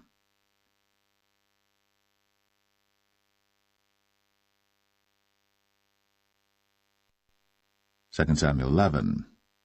And it came to pass, after the year was expired, at the time when kings go forth to battle, that David sent Joab and his servants with him, and all Israel. And they destroyed the children of Ammon, and besieged Rabbah. But David tarried still at Jerusalem. And it came to pass in an evening tide that David arose from off his bed, and walked upon the roof of the king's house. And from the roof he saw a woman washing herself, and the woman was very beautiful to look upon. And David sent and inquired after the woman. And one said, Is not this Bathsheba, the daughter of Eliam, the wife of Uriah the Hittite? And David sent messengers, and took her. And she came in unto him, and he lay with her, for she was purified from her uncleanness, and she returned unto her house. And the woman conceived, and sent and told David, and said, I am with child. And David sent to Joab, saying, Send me Uriah the Hittite. And Joab sent Uriah to David. And when Uriah was come unto him, David demanded of him how Joab did, and how the people did, and how the war prospered. And David said to Uriah, Go down to thy house, and wash thy feet. And Uriah departed out of the king's house, and there followed him a mess of meat from the king. But Uriah slept at the door of the king's house with all the servants of his lord, and went not down to his house. And when they had told David, saying, Uriah went not down unto his house, David said unto Uriah, Camest thou not from thy journey? Why then didst thou not go down unto thine house? And Uriah said unto David, The ark and Israel and Judah abide in tents, and my lord Joab and the servants of my lord are encamped in the open fields. Shall I then go into mine house to eat and to drink and to lie with my wife? As thou livest, and as thy soul liveth, I will not do this thing. And David said to Uriah, Tarry here today also, and tomorrow I will let thee depart. So Uriah abode in Jerusalem that day and the morrow. And when David had called him, he did eat and drink before him, and he made him drunk. And at even he went out to lie on his bed with the servants of his lord, but went not down to his house.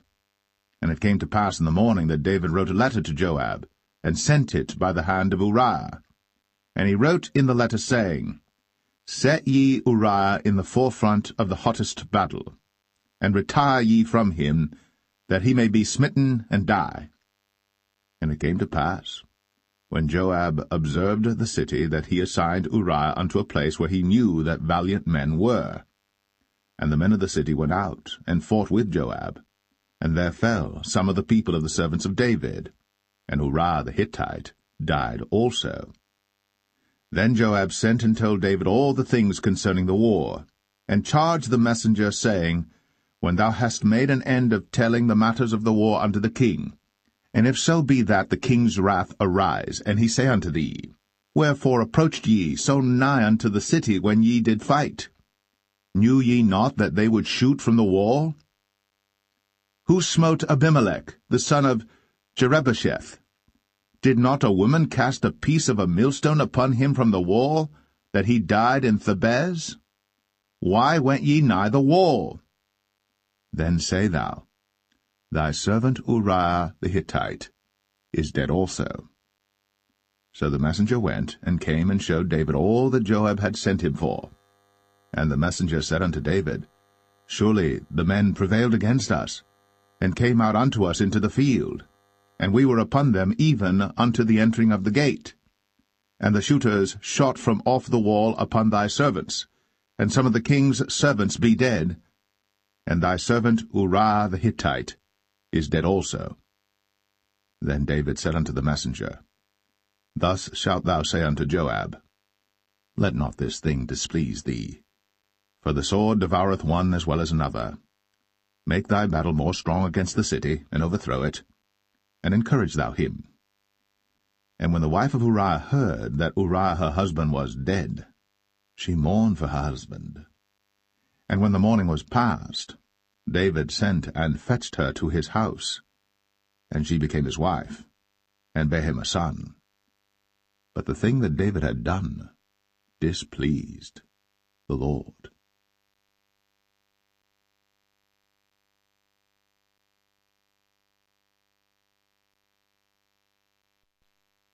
2 Samuel 12.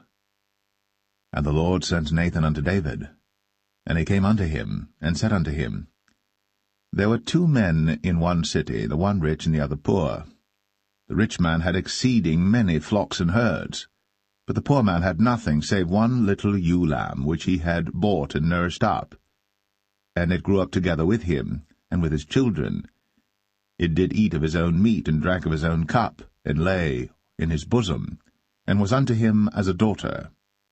And there came a traveller unto the rich man, and he spared to take of his own flock and of his own herd to dress for the wayfaring man that was come unto him, but took the poor man's lamb, and dressed it for the man that was come to him. And David's anger was greatly kindled against the man, and he said to Nathan, As the Lord liveth, the man that hath done this thing shall surely die, and he shall restore the lamb fourfold, because he did this thing, and because he had no pity. And Nathan said to David, Thou art the man. Thus saith the Lord God of Israel, I anointed thee king over Israel, and I delivered thee out of the hand of Saul. And I gave thee thy master's house, and thy master's wives into thy bosom, and gave thee the house of Israel and of Judah. And if that had been too little, I would moreover have given unto thee such and such things. Wherefore hast thou despised the commandment of the Lord to do evil in his sight? Thou hast killed Uriah the Hittite with the sword, and hast taken his wife to be thy wife, and hast slain him with the sword of the children of Ammon. Now, therefore, the sword shall never depart from thine house, because thou hast despised me, and hast taken the wife of Uriah the Hittite to be thy wife. Thus saith the Lord, Behold, I will raise up evil against thee out of thine own house, and I will take thy wives before thine eyes, and give them unto thy neighbor, and he shall lie with thy wives in the sight of this sun. For thou didst it secretly, but I will do this thing before all Israel, and before the sun. And David said unto Nathan, I have sinned against the Lord. And Nathan said unto David, The Lord also hath put away thy sin. Thou shalt not die. Howbeit, because by this deed thou hast given great occasion to the enemies of the Lord to blaspheme, the child also that is born unto thee shall surely die. And Nathan departed unto his house. And the Lord struck the child that Uriah's wife bare unto David, and it was very sick. David therefore besought God for the child.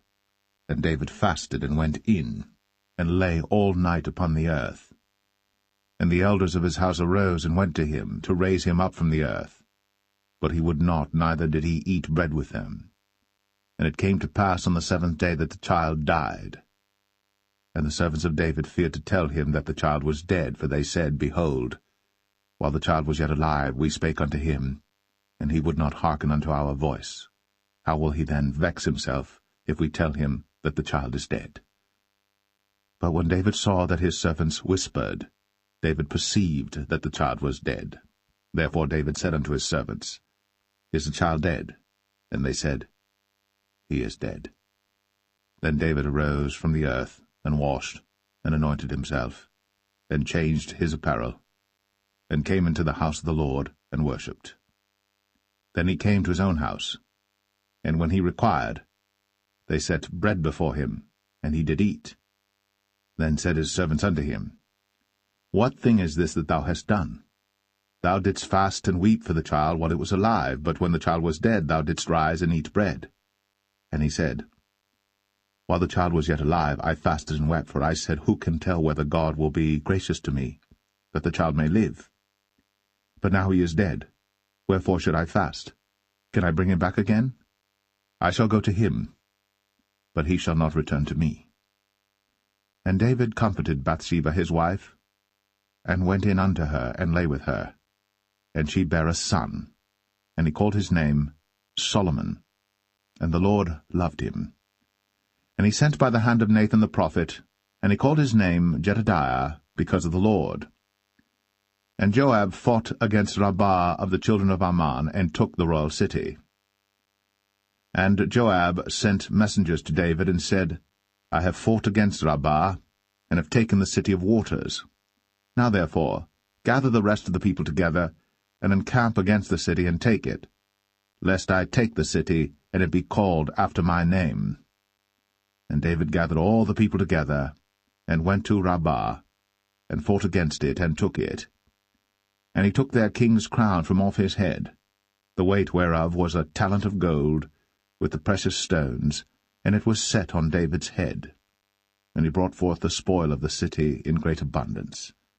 And he brought forth the people that were therein, and put them under saws, and under harrows of iron, and under axes of iron, and made them pass through the brick kiln.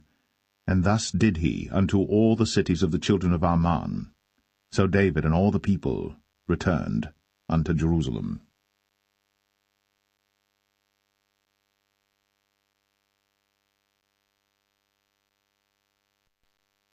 2 Samuel 13. And it came to pass after this, that Absalom the son of David had a fair sister whose name was Tamar, and Amnon the son of David loved her. And Amnon was so vexed that he felt sick for his sister Tamar, for she was a virgin, and Amnon thought it hard for him to do anything to her. But Amnon had a friend whose name was Jonadab, the son of Shimea, David's brother. And Jonadab was a very subtle man. And he said unto him, Why art thou, being the king's son, lean from day to day? Wilt thou not tell me? And Amnon said unto him, I love Tamar, my brother Absalom's sister. And Jonadab said unto him, Lay thee down on thy bed, and make thyself sick.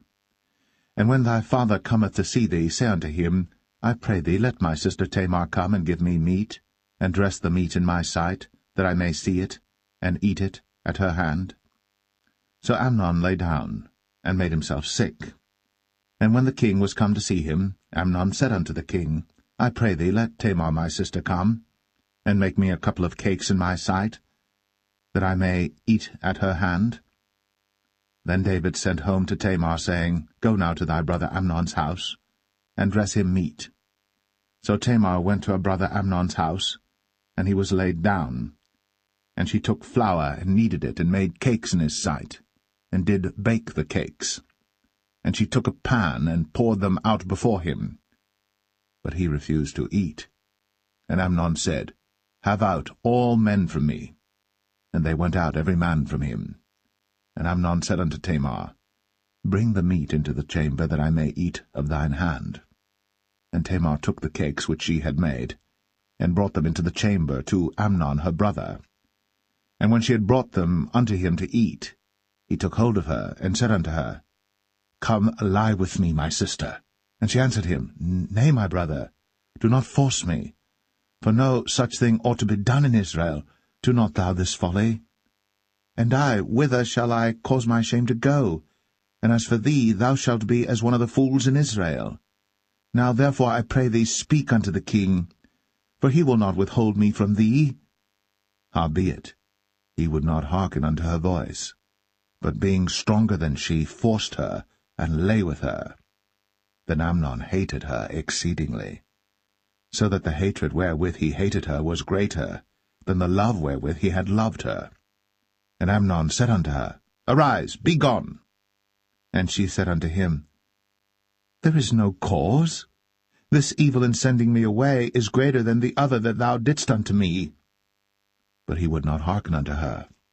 Then he called his servant that ministered unto him, and said, Put now this woman out from me, and bolt the door after her. And she had a garment of divers colours upon her, for with such robes were the king's daughters that were virgins apparelled. Then his servant brought her out, and bolted the door after her. And Tamar put ashes on her head, and rent her garment of divers colours that was on her, and laid her hand on her head, and went on crying. And Absalom, her brother, said unto her, Hath Amnon thy brother been with thee? But hold now thy peace, my sister. He is thy brother. Regard not this thing. So Tamar remained desolate in her brother Absalom's house. But when King David heard of all these things, he was very wroth. And Absalom spake unto his brother Amnon, neither good nor bad, for Absalom hated Amnon, because he had forced his sister Tamar. And it came to pass after 2 full years that Absalom had sheep-shearers in Baal-Hazor, which is beside Ephraim. And Absalom invited all the king's sons. And Absalom came to the king and said, Behold now, thy servant hath sheep-shearers. Let the king, I beseech thee, and his servants go with thy servant. And the king said to Absalom, Nay, my son, let us not all now go, lest we be chargeable unto thee. And he pressed him, howbeit he would not go, but blessed him. Then said Absalom, If not, I pray thee, let my brother Amnon go with us. And the king said unto him, Why should he go with thee? But Absalom pressed him that he let Amnon and all the king's sons go with him. Now Absalom had commanded his servant, saying, Mark ye now, when Amnon's heart is merry with wine, and when I say unto you, Smite Amnon, then kill him. Fear not. Have not I commanded you? Be courageous, and be valiant. And the servants of Absalom did unto Amnon, as Absalom had commanded. Then all the king's sons arose, and every man gat him up upon his mule, and fled. And it came to pass, while they were in the way, that tidings came to David, saying, Absalom hath slain all the king's sons, and there is not one of them left. Then the king arose, and tare his garments, and lay on the earth, and all his servants stood by with their clothes rent. And Jonadab, the son of Shemaiah, David's brother, answered and said, Let not my lord suppose that they have slain all the young men, the king's sons, for Amnon only is dead. For by the appointment of Absalom this hath been determined from the day that he forced his sister Tamar. Now therefore, let not my lord the king take the thing to his heart, to think that all the king's sons are dead, for Amnon only is dead. But Absalom fled. And the young man that kept the watch lifted up his eyes, and looked, and behold, there came much people by the way of the hillside behind him. And Jonadab said unto the king, Behold, the king's sons come, as thy servant said, so it is. And it came to pass, as soon as he had made an end of speaking, that, behold, the king's sons came, and lifted up their voice, and wept. And the king also and all his servants wept very sore. But Absalom fled and went to Talmai, the son of Ammihud, king of Geshur. And David mourned for his son every day. So Absalom fled, and went to Geshur, and was there 3 years. And the soul of King David longed to go forth unto Absalom, for he was comforted concerning Amnon, seeing he was dead.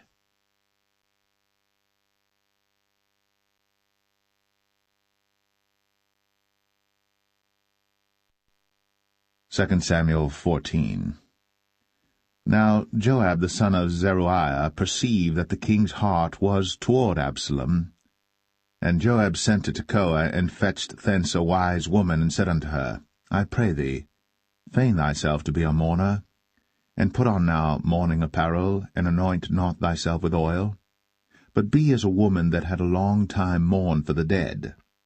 And come to the king, and speak on this manner unto him. So Joab put the words in her mouth. And when the woman of Tekoa spake to the king, she fell on her face to the ground, and did obeisance, and said, Help, O king. And the king said unto her, What aileth thee? And she answered, I am indeed a widow woman, and mine husband is dead. And thy handmaid had 2 sons, and they 2 strove together in the field, and there was none to part them.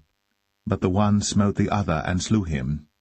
And behold, the whole family is risen against thine handmaid. And they said, Deliver him that smote his brother, that we may kill him for the life of his brother whom he slew. And we will destroy the heir also.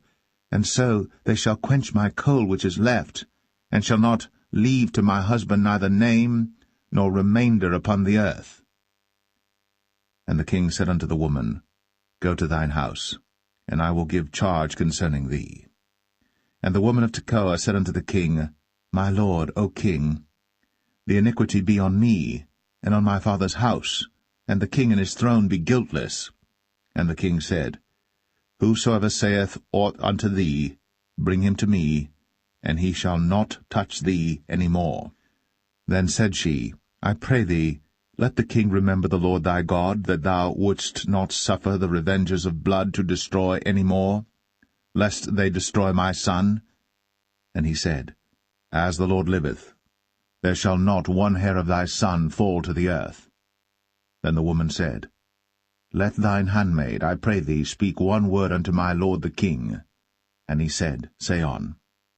And the woman said, Wherefore then hast thou thought such a thing against the people of God?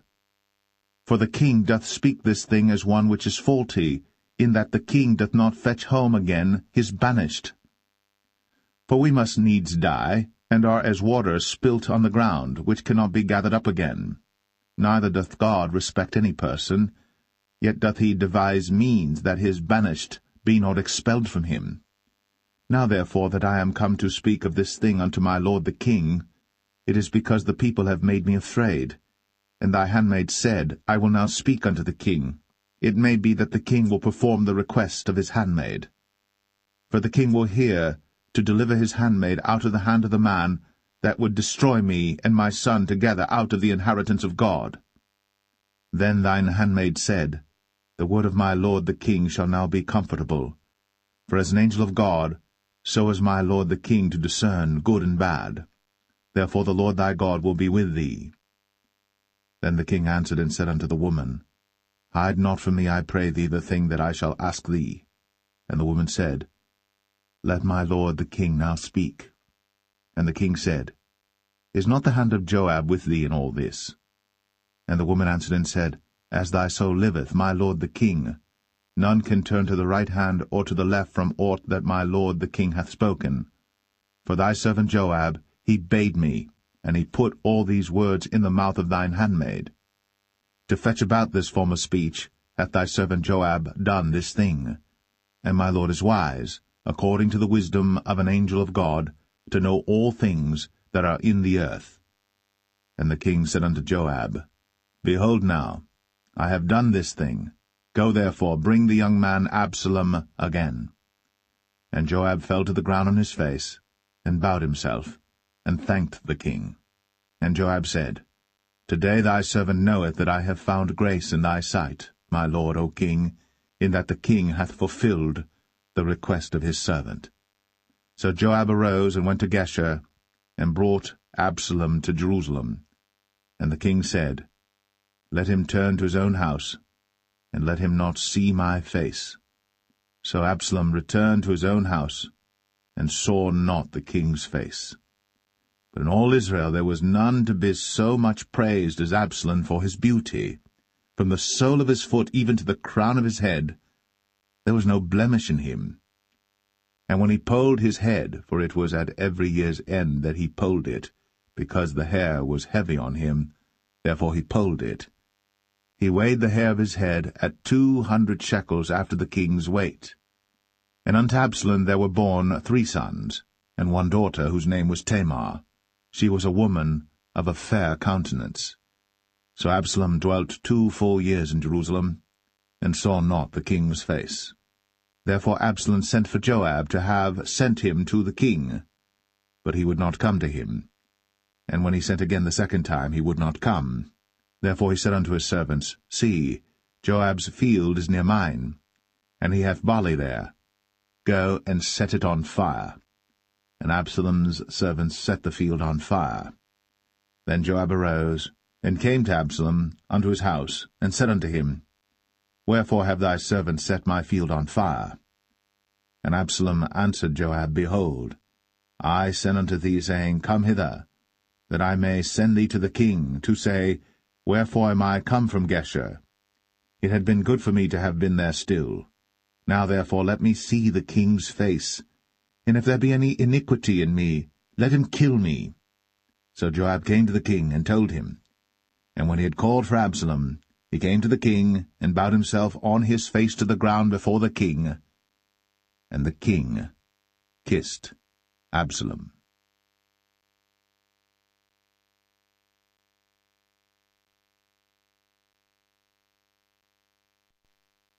2 Samuel 15.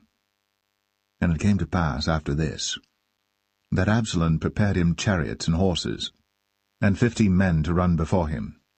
And Absalom rose up early, and stood beside the way of the gate. And it was so, that when any man that had a controversy came to the king for judgment, then Absalom called unto him, and said, Of what city art thou? And he said, Thy servant is of one of the tribes of Israel. And Absalom said unto him, See, thy matters are good and right, but there is no man deputed of the king to hear thee. Absalom said moreover, O that I were made judge in the land, that every man which hath any suit or cause might come unto me, and I would do him justice.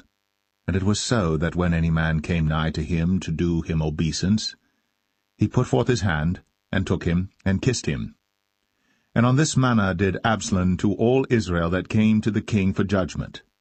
So Absalom stole the hearts of the men of Israel. And it came to pass after 40 years that Absalom said unto the king, I pray thee, let me go and pay my vow, which I have vowed unto the Lord in Hebron. For thy servant vowed a vow while I abode at Geshur in Syria, saying, If the Lord shall bring me again indeed to Jerusalem, then I will serve the Lord. And the king said unto him, Go in peace. So he arose, and went to Hebron. But Absalom sent spies throughout all the tribes of Israel, saying, As soon as ye hear the sound of the trumpet, then ye shall say, Absalom reigneth in Hebron. And with Absalom went 200 men out of Jerusalem, that were called, and they went in their simplicity, and they knew not anything. And Absalom sent for Ahithophel the Gilonite, David's counselor, from his city, even from Gilo, while he offered sacrifices. And the conspiracy was strong, for the people increased continually with Absalom. And there came a messenger to David, saying, The hearts of the men of Israel are after Absalom. And David said unto all his servants that were with him at Jerusalem, Arise, and let us flee. For we shall not else escape from Absalom. Make speed to depart, lest he overtake us suddenly, and bring evil upon us, and smite the city with the edge of the sword. And the king's servant said unto the king, Behold, thy servants are ready to do whatsoever my lord the king shall appoint. And the king went forth, and all his household after him. And the king left 10 women which were concubines to keep the house. And the king went forth, and all the people after him, and tarried in a place that was far off. And all his servants passed on beside him, and all the Cherethites, and all the Pelethites, and all the Gittites, 600 men which came after him from Gath, passed on before the king. Then said the king to Ittai the Gittite, Wherefore goest thou also with us? Return to thy place, and abide with the king, for thou art a stranger, and also an exile. Whereas thou camest but yesterday, should I this day make thee go up and down with us? Seeing I go whither I may, return thou, and take back thy brethren. Mercy and truth be with thee. And Ittai answered the king, and said, As the Lord liveth, and as my lord the king liveth, surely in what place my lord the king shall be, whether in death or life, even there also will thy servant be. And David said to Ittai, Go and pass over. And Ittai the Gittite passed over, and all his men, and all the little ones that were with him. And all the country wept with a loud voice. And all the people passed over. The king also himself passed over the brook Kidron. And all the people passed over toward the way of the wilderness. And lo, Zadok also, and all the Levites were with him, bearing the ark of the covenant of God.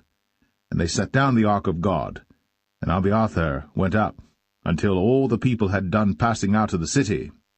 And the king said unto Zadok, Carry back the ark of God into the city. If I shall find favor in the eyes of the Lord, he will bring me again, and show me both it and his habitation. But if he thus say, I have no delight in thee, behold, here am I. Let him do to me as seemeth good unto him. The king said also unto Zadok the priest, Art not thou a seer? Return into the city in peace, and your 2 sons with you, Ahimaaz thy son, and Jonathan the son of Abiathar.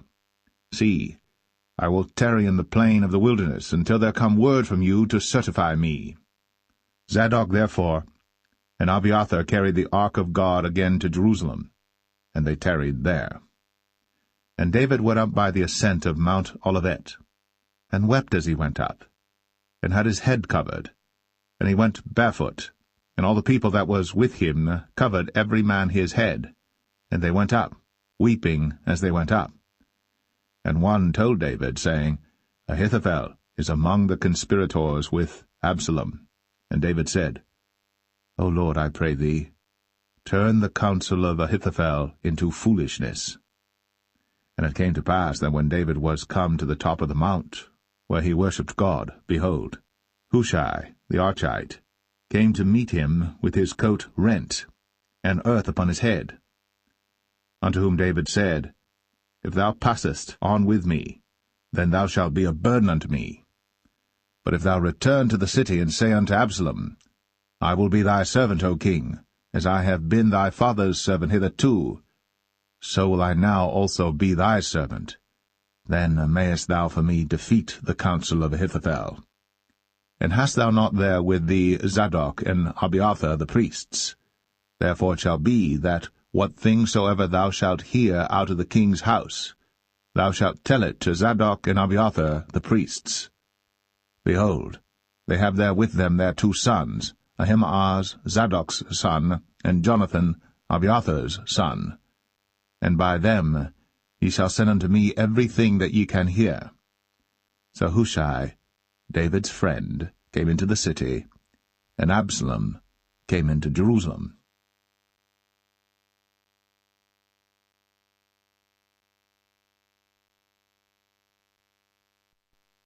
2 Samuel 16. And when David was a little past the top of the hill, behold, Ziba, the servant of Mephibosheth, met him with a couple of asses saddled, and upon them 200 loaves of bread, and 100 bunches of raisins, and 100 of summer fruits, and a bottle of wine. And the king said unto Ziba, What meanest thou by these?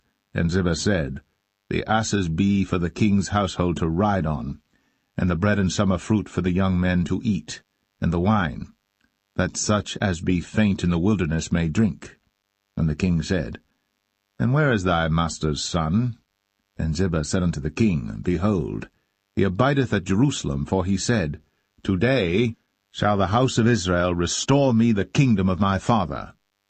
Then said the king to Ziba, Behold, thine are all that pertained unto Mephibosheth. And Ziba said, I humbly beseech thee that I may find grace in thy sight, my lord, O king. And when King David came to Bahurim, behold, thence came out a man of the family of the house of Saul, whose name was Shimei, the son of Gera. He came forth, and cursed still as he came. And he cast stones at David, and at all the servants of King David. And all the people and all the mighty men were on his right hand and on his left. And thus said Shimei, when he cursed, Come out, thou bloody man, and thou man of Belial. The Lord hath returned upon thee all the blood of the house of Saul, in whose stead thou hast reigned. And the Lord hath delivered the kingdom into the hand of Absalom thy son, and behold, thou art taken in thy mischief, because thou art a bloody man. Then said Abishai the son of Zeruiah unto the king, Why should this dead dog curse my lord the king? Let me go over, I pray thee, and take off his head. And the king said, What have I to do with you, ye sons of Zeruiah? So let him curse, because the Lord hath said unto him, Curse David. Who shall then say, Wherefore hast thou done so? And David said to Abishai and to all his servants, Behold, my son, which came forth of my bowels, seeketh my life. How much more now may this Benjamite do it? Let him alone, and let him curse. For the Lord hath bidden him. It may be that the Lord will look on mine affliction, and that the Lord will requite me good for his cursing this day.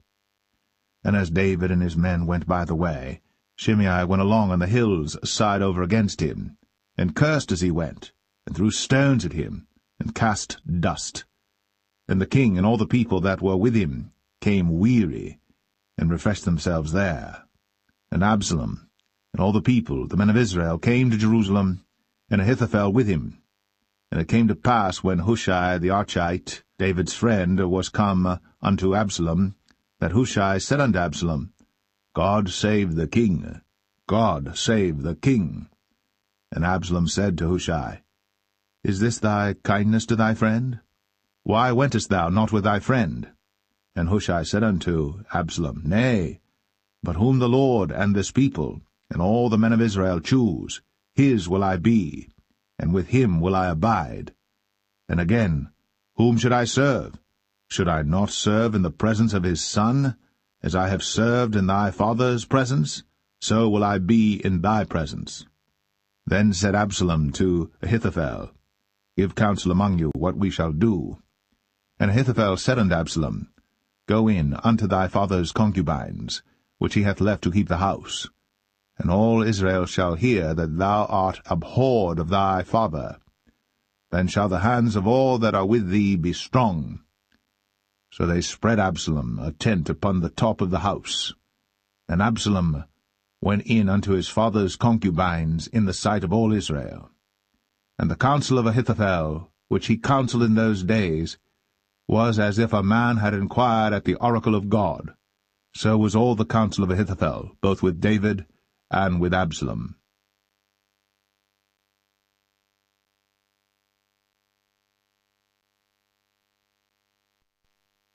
2 Samuel 17. Moreover Ahithophel said unto Absalom, Let me now choose out 12,000 men, and I will arise and pursue after David this night. And I will come upon him while he is weary and weak-handed, and will make him afraid, and all the people that are with him shall flee, and I will smite the king only. And I will bring back all the people unto thee. The man whom thou seekest is as if all returned, so all the people shall be in peace. And the saying pleased Absalom well, and all the elders of Israel.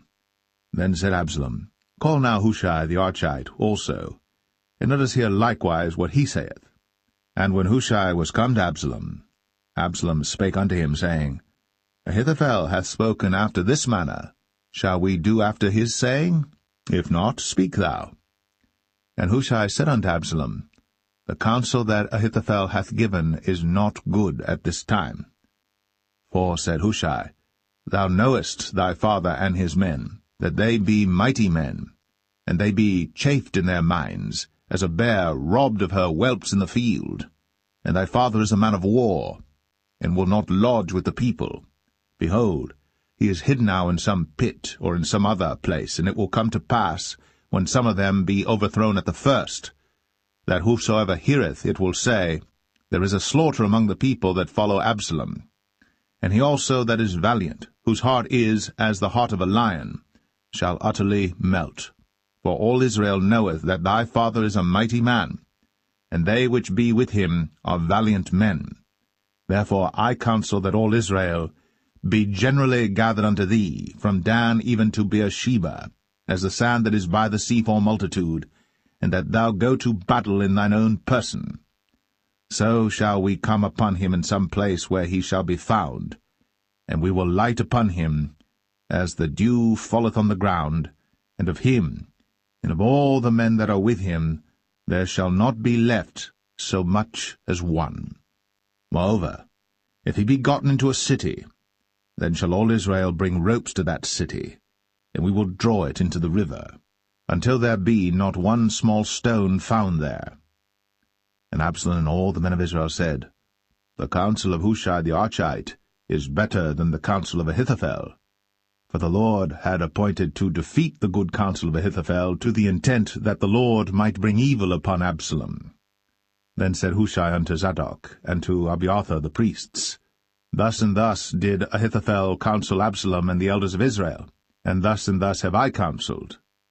Now therefore send quickly, and tell David, saying, Lodge not this night in the plains of the wilderness, but speedily pass over, lest the king be swallowed up, and all the people that are with him. Now Jonathan and Ahimaaz stayed by En-Rogel, for they might not be seen to come into the city. And a wench went and told them, and they went and told King David. Nevertheless a lad saw them and told Absalom.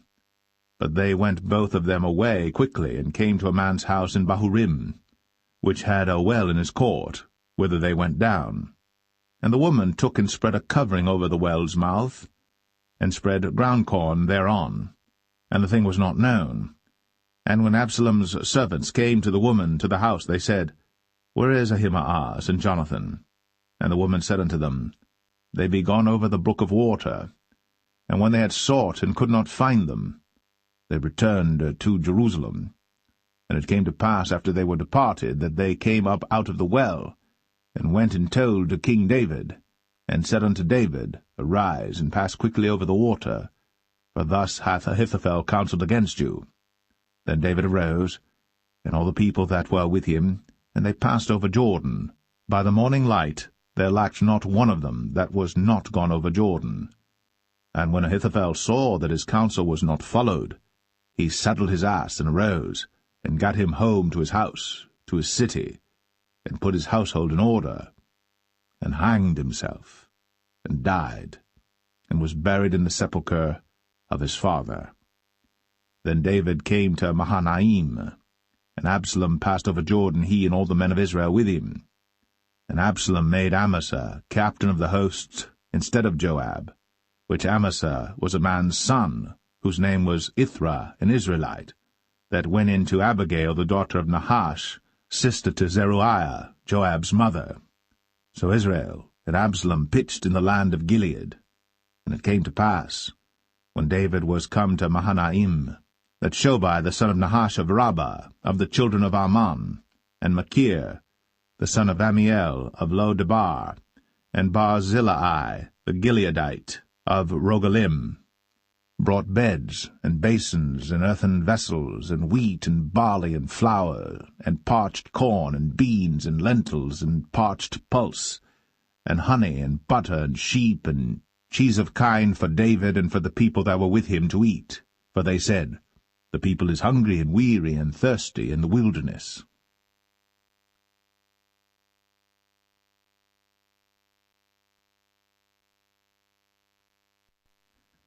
2 Samuel 18. And David numbered the people that were with him, and set captains of thousands and captains of hundreds over them. And David sent forth a third part of the people under the hand of Joab, and a third part under the hand of Abishai the son of Zeruiah, Joab's brother, and a third part under the hand of Ittai the Gittite. And the king said unto the people, I will surely go forth with you myself also. But the people answered, Thou shalt not go forth, for if we flee away, they will not care for us, neither, if half of us die, will they care for us. But now thou art worth 10,000 of us. Therefore now it is better that thou succour us out of the city. And the king said unto them, What seemeth you best, I will do. And the king stood by the gate side, and all the people came out by hundreds and by thousands. And the king commanded Joab and Abishai and Ittai, saying, Deal gently for my sake with the young man, even with Absalom. And all the people heard when the king gave all the captains charge concerning Absalom. So the people went out into the field against Israel, and the battle was in the wood of Ephraim, where the people of Israel were slain before the servants of David, and there was there a great slaughter that day of 20,000 men. For the battle was there scattered over the face of all the country, and the wood devoured more people that day than the sword devoured. And Absalom met the servants of David, and Absalom rode upon a mule, and the mule went under the thick boughs of a great oak, and his head caught hold of the oak, and he was taken up between the heaven and the earth, and the mule that was under him went away. And a certain man saw it, and told Joab, and said, Behold, I saw Absalom hanged in an oak. And Joab said unto the man that told him, And behold, thou sawest him, and why didst thou not smite him there to the ground? And I would have given thee 10 shekels of silver and a girdle. And the man said unto Joab, Though I should receive 1,000 shekels of silver in mine hand, yet would I not put forth mine hand against the king's son. For in our hearing the king charged thee and Abishai and Ittai, saying, Beware that none touch the young man Absalom. Otherwise I should have wrought falsehood against mine own life. But there is no matter hid from the king, and thou thyself wouldest have set thyself against me. Then said Joab, I may not tarry thus with thee. And he took 3 darts in his hand, and thrust them through the heart of Absalom, while he was yet alive, in the midst of the oak. And 10 young men that bare Joab's armor compassed about, and smote Absalom, and slew him. And Joab blew the trumpet, and the people returned from pursuing after Israel. For Joab held back the people. And they took Absalom, and cast him into a great pit in the wood, and laid a very great heap of stones upon him. And all Israel fled, every one to his tent. Now Absalom, in his lifetime, had taken and reared up for himself a pillar which is in the king's dale, for he said, I have no son to keep my name in remembrance. And he called the pillar after his own name, and it is called unto this day Absalom's place. Then said Ahimaaz, the son of Zadok, Let me now run, and bear the king tidings, how that the Lord hath avenged him of his enemies. And Joab said unto him, Thou shalt not bear tidings this day, but thou shalt bear tidings another day. But this day thou shalt bear no tidings, because the king's son is dead. Then said Joab to Cushai, Go tell the king what thou hast seen. And Cushai bowed himself unto Joab, and ran.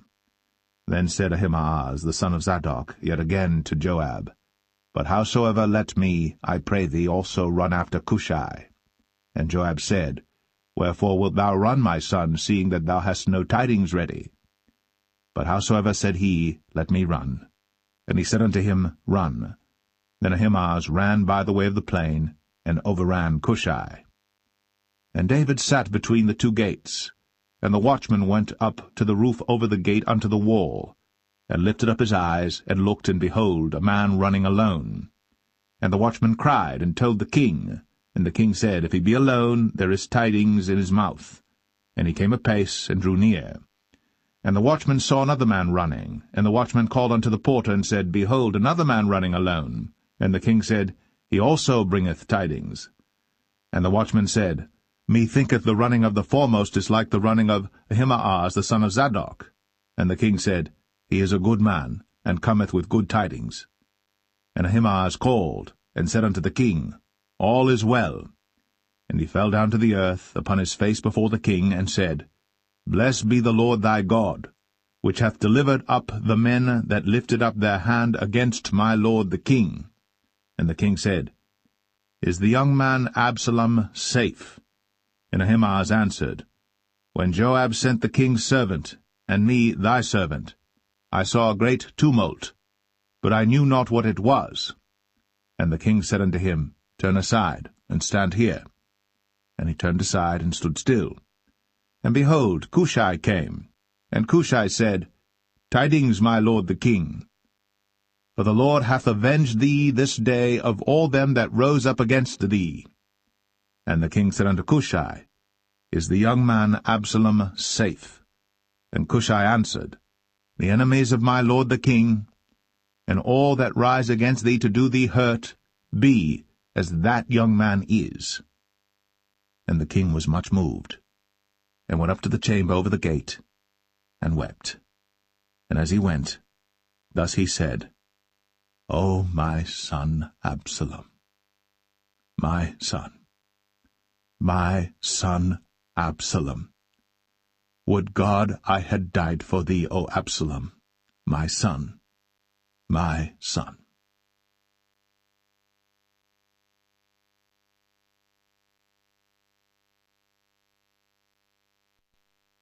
2 Samuel 19. And it was told Joab, Behold, the king weepeth and mourneth for Absalom. And the victory that day was turned into mourning unto all the people, for the people heard say that day how the king was grieved for his son. And the people gat them by stealth that day into the city, as people being ashamed steal away when they flee in battle. But the king covered his face. And the king cried with a loud voice, O my son Absalom! O Absalom, my son, my son! And Joab came into the house to the king, and said, Thou hast shamed this day the faces of all thy servants, which this day have saved thy life and the lives of thy sons and of thy daughters, and the lives of thy wives and the lives of thy concubines, in that thou lovest thine enemies and hatest thy friends. For thou hast declared this day that thou regardest neither princes nor servants. For this day I perceive that if Absalom had lived, and all we had died this day, then it had pleased thee well. Now therefore arise, go forth, and speak comfortably unto thy servants. For I swear by the Lord, if thou go not forth, there will not tarry one with thee this night. And that will be worse unto thee than all the evil that befell thee from thy youth until now. Then the king arose and sat in the gate. And they told unto all the people, saying, Behold, the king doth sit in the gate. And all the people came before the king, for Israel had fled every man to his tent.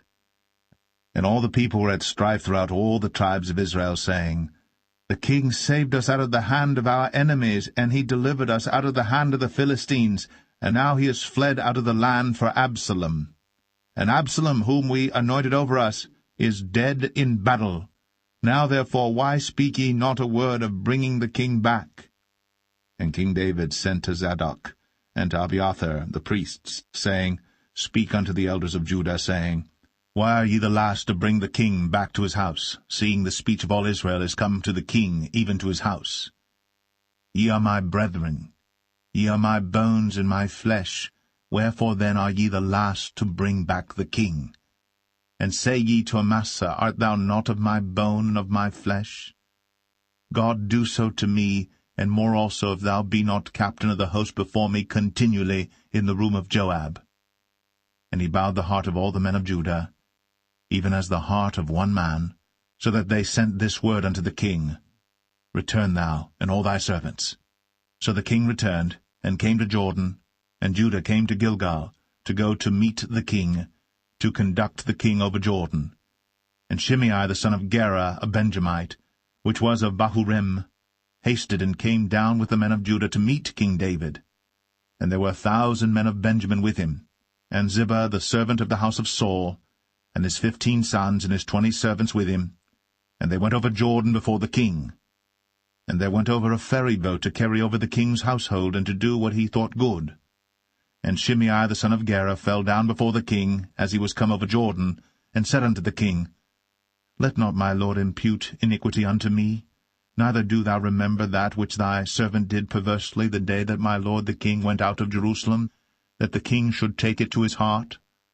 For thy servant doth know that I have sinned. Therefore, behold, I am come the first this day of all the house of Joseph, to go down to meet my lord the king. But Abishai the son of Zeruiah answered and said, Shall not Shimei be put to death for this, because he cursed the Lord's anointed? And David said, What have I to do with you, ye sons of Zeruiah, that ye should this day be adversaries unto me? Shall there any man be put to death this day in Israel? For do not I know that I am this day king over Israel? Therefore the king said unto Shimei, Thou shalt not die. And the king swear unto him.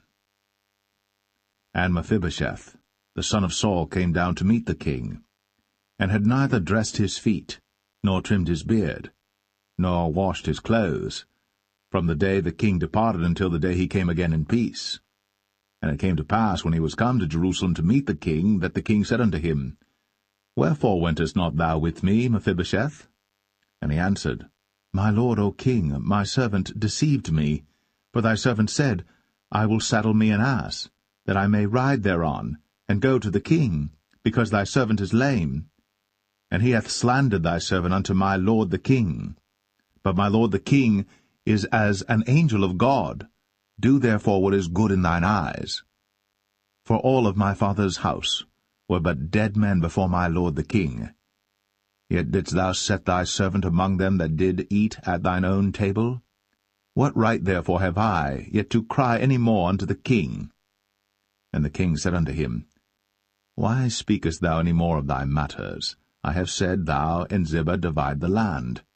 And Mephibosheth said unto the king, Yea, let him take all, for as much as my lord the king is come again in peace unto his own house. And Barzillai the Gileadite came down from Rogelim, and went over Jordan with the king to conduct him over Jordan. Now Barzillai was a very aged man, even 80 years old, and he had provided the king of sustenance while he lay at Mahanaim, for he was a very great man. And the king said unto Barzillai, Come thou over with me, and I will feed thee with me in Jerusalem. And Barzillai said unto the king, How long have I to live, that I should go up with the king unto Jerusalem? I am this day 80 years old, and can I discern between good and evil? Can thy servant taste what I eat or what I drink? Can I hear any more the voice of singing men and singing women? Wherefore then should thy servant be yet a burden unto my lord the king? Thy servant will go a little way over Jordan with the king, and why should the king recompense it me with such a reward? Let thy servant, I pray thee, turn back again, that I may die in mine own city, and be buried by the grave of my father and of my mother. But behold thy servant, Chimham, let him go over with my lord the king, and do to him what shall seem good unto thee. And the king answered, Chimham shall go over with me, and I will do to him that which shall seem good unto thee. And whatsoever thou shalt require of me, that will I do for thee. And all the people went over Jordan. And when the king was come over, the king kissed Barzillai, and blessed him, and he returned unto his own place. Then the king went on to Gilgal, and Chimham went on with him. And all the people of Judah conducted the king, and also half the people of Israel. And behold, all the men of Israel came to the king, and said unto the king, Why have our brethren the men of Judah stolen thee away, and have brought the king and his household and all David's men with him over Jordan? And all the men of Judah answered the men of Israel, Because the king is near of kin to us. Wherefore then be ye angry for this matter? Have we eaten at all of the king's cost, or hath he given us any gift? And the men of Israel answered the men of Judah, and said, We have 10 parts in the king, and we have also more right in David than ye. Why then did ye despise us, that our advice should not be first had in bringing back our king? And the words of the men of Judah were fiercer than the words of the men of Israel.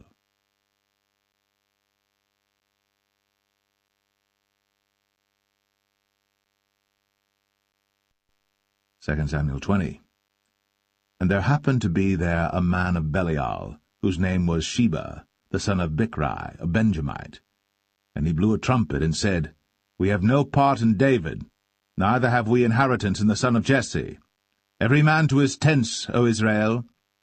So every man of Israel went up from after David, and followed Sheba the son of Bichri. But the men of Judah clave unto their king, from Jordan even to Jerusalem. And David came to his house at Jerusalem. And the king took the 10 women his concubines, whom he had left to keep the house, and put them in ward, and fed them, but went not in unto them. So they were shut up unto the day of their death, living in widowhood. Then said the king to Amasa, Assemble me the men of Judah within 3 days, and be thou here present. So Amasa went to assemble the men of Judah, but he tarried longer than the set time which he had appointed him. And David said to Abishai, Now shall Sheba the son of Bichri do us more harm than did Absalom. Take thou thy lord's servants, and pursue after him, lest he get him fenced cities and escape us. And there went out after him Joab's men, and the Cherethites and the Pelethites, and all the mighty men, and they went out of Jerusalem, to pursue after Sheba the son of Bichri. When they were at the great stone which is in Gibeon, Amasa went before them, and Joab's garment that he had put on was girded unto him, and upon it a girdle with a sword fastened upon his loins in the sheath thereof.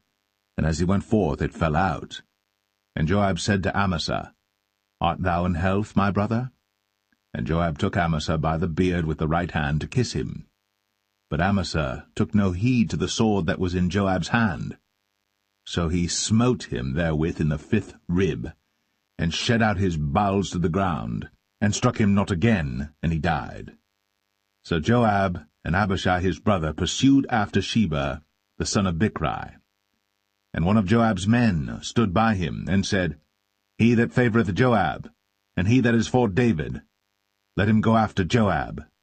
And Amasa wallowed in blood in the midst of the highway. And when the man saw that all the people stood still, he removed Amasa out of the highway into the field, and cast a cloth upon him, when he saw that every one that came by him stood still. When he was removed out of the highway, all the people went on after Joab, to pursue after Sheba the son of Bichri. And he went through all the tribes of Israel unto Abel, and to Bethmachah, and all the Berites, and they were gathered together, and went also after him. And they came and besieged him in Abel of Bethmachah. And they cast up a bank against the city, and it stood in the trench, and all the people that were with Joab battered the wall to throw it down. Then cried a wise woman out of the city, Hear, hear, say, I pray you, unto Joab, Come near hither, that I may speak with thee. And when he was come near unto her, the woman said, Art thou Joab? And he answered, I am he. Then she said unto him, Hear the words of thine handmaid. And he answered, I do hear. Then she spake, saying, They were wont to speak in old time, saying, They shall surely ask counsel at Abel. And so they ended the matter. I am one of them that are peaceable and faithful in Israel. Thou seekest to destroy a city and a mother in Israel. Why wilt thou swallow up the inheritance of the Lord? And Joab answered and said, far be it from me that I should swallow up or destroy. The matter is not so. But a man of Mount Ephraim, Sheba, the son of Bichri by name, hath lifted up his hand against the king, even against David. Deliver him only, and I will depart from the city. And the woman said unto Joab, Behold, his head shall be thrown to thee over the wall. Then the woman went unto all the people in her wisdom, and they cut off the head of Sheba the son of Bichri, and cast it out to Joab. And he blew a trumpet, and they retired from the city, every man to his tent. And Joab returned to Jerusalem unto the king. Now Joab was over all the host of Israel, and Benaiah the son of Jehoiada was over the Cherethites and over the Pelethites, and Adoram was over the tribute, and Jehoshaphat the son of Ahilud was recorder, and Sheva was scribe, and Zadok and Abiathar were priests, and Ira also the Jerite was a chief ruler about David.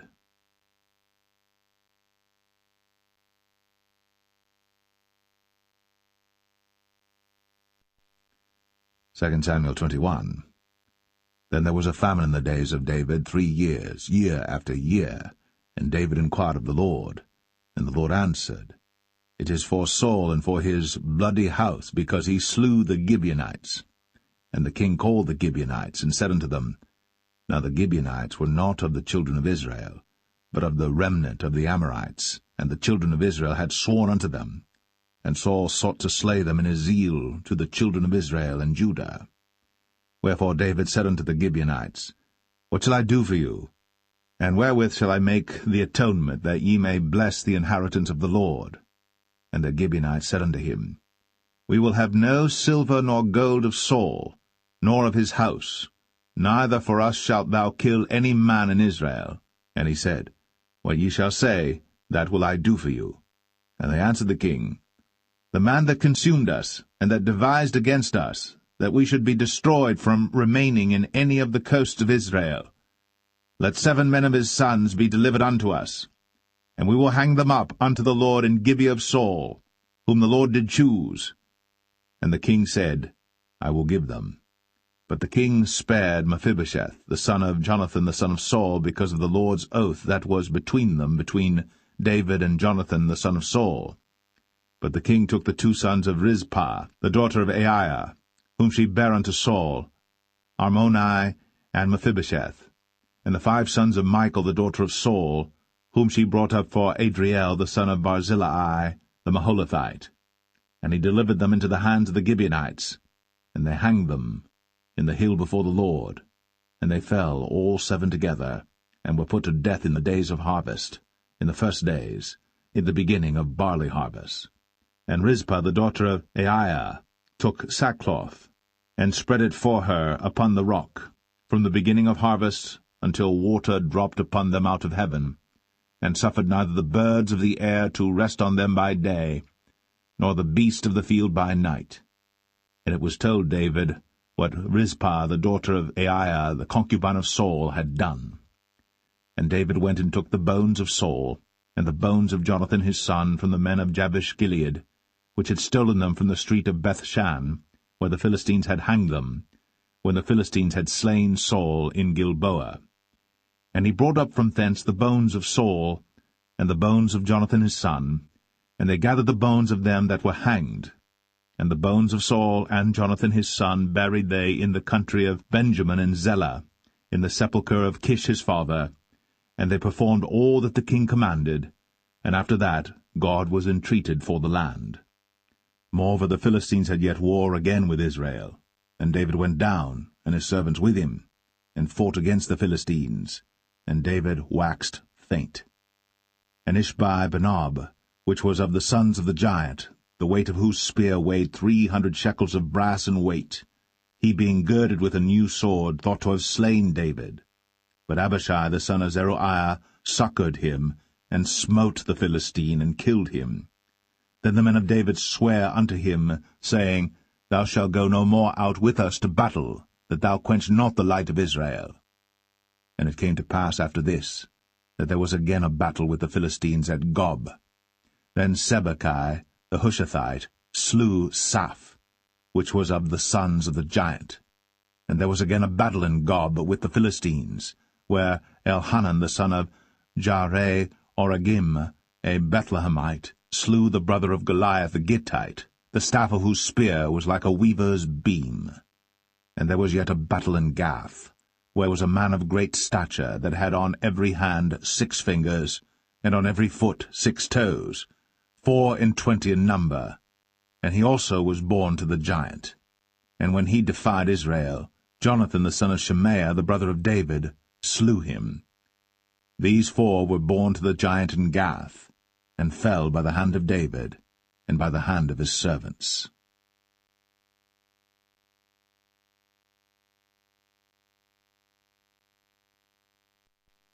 2 Samuel 22.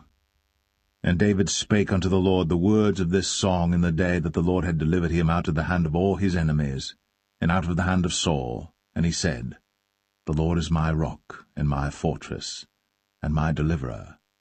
The God of my rock, in him will I trust. He is my shield, and the horn of my salvation, my high tower, and my refuge, my Saviour. Thou savest me from violence. I will call on the Lord, who is worthy to be praised. So shall I be saved from mine enemies. When the waves of death compassed me, the floods of ungodly men made me afraid. The sorrows of hell compassed me about, the snares of death prevented me. In my distress I called upon the Lord, and cried to my God, and he did hear my voice out of his temple, and my cry did enter into his ears.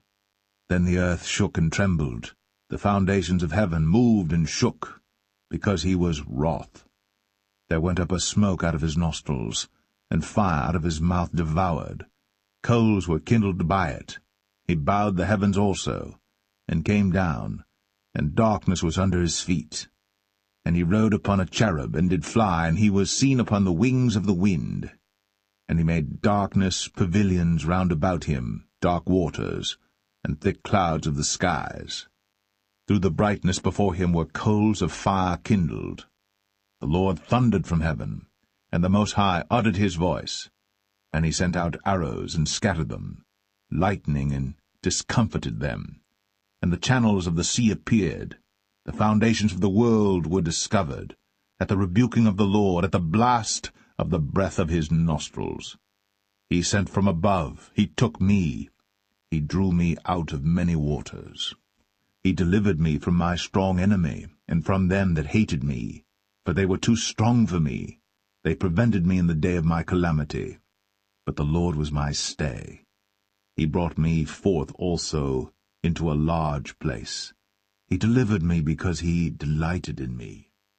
The Lord rewarded me according to my righteousness, according to the cleanness of my hands hath he recompensed me. For I have kept the ways of the Lord, and have not wickedly departed from my God.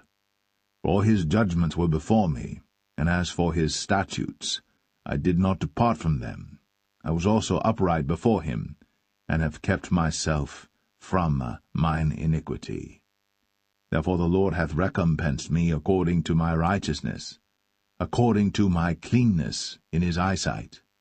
With the merciful thou wilt show thyself merciful, and with the upright man thou wilt show thyself upright. With the pure thou wilt show thyself pure, and with the froward thou wilt show thyself unsavoury. And the afflicted people thou wilt save, but thine eyes are upon the haughty, that thou mayest bring them down. For thou art my lamp, O Lord, and the Lord will lighten my darkness. For by thee I have run through a troop, by my God have I leaped over a wall. As for God, his way is perfect. The word of the Lord is tried. He is a buckler to all them that trust in him. For who is God save the Lord? And who is a rock save our God? God is my strength and power, and he maketh my way perfect. He maketh my feet like hinds' feet, and setteth me upon my high places. He teacheth my hands to war, so that a bow of steel is broken by mine arms. Thou hast also given me the shield of thy salvation, and thy gentleness hath made me great. Thou hast enlarged my steps under me, so that my feet did not slip. I have pursued mine enemies, and destroyed them, and turned not again until I had consumed them. And I have consumed them and wounded them, that they could not arise, yea, they are fallen under my feet. For thou hast girded me with strength to battle. Them that rose up against me hast thou subdued under me. Thou hast also given me the necks of mine enemies, that I might destroy them that hate me. They looked, but there was none to save, even unto the Lord. But he answered them not. Then did I beat them as small as the dust of the earth. I did stamp them as the mire of the street, and did spread them abroad. Thou also hast delivered me from the strivings of my people. Thou hast kept me to be head of the heathen. A people which I knew not shall serve me. Strangers shall submit themselves unto me. As soon as they hear, they shall be obedient unto me. Strangers shall fade away, and they shall be afraid out of their close places. The Lord liveth, and blessed be my rock, and exalted be the God of the rock of my salvation. It is God that avengeth me, and that bringeth down the people unto me, and that bringeth me forth from mine enemies. Thou also hast lifted me up on high above them that rose up against me. Thou hast delivered me from the violent man. Therefore I will give thanks unto thee, O Lord, among the heathen, and I will sing praises unto thy name. He is the tower of salvation for his king, and showeth mercy to his anointed, unto David, and to his seed for evermore.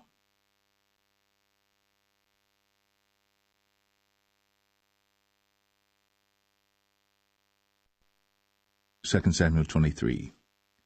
Now these be the last words of David.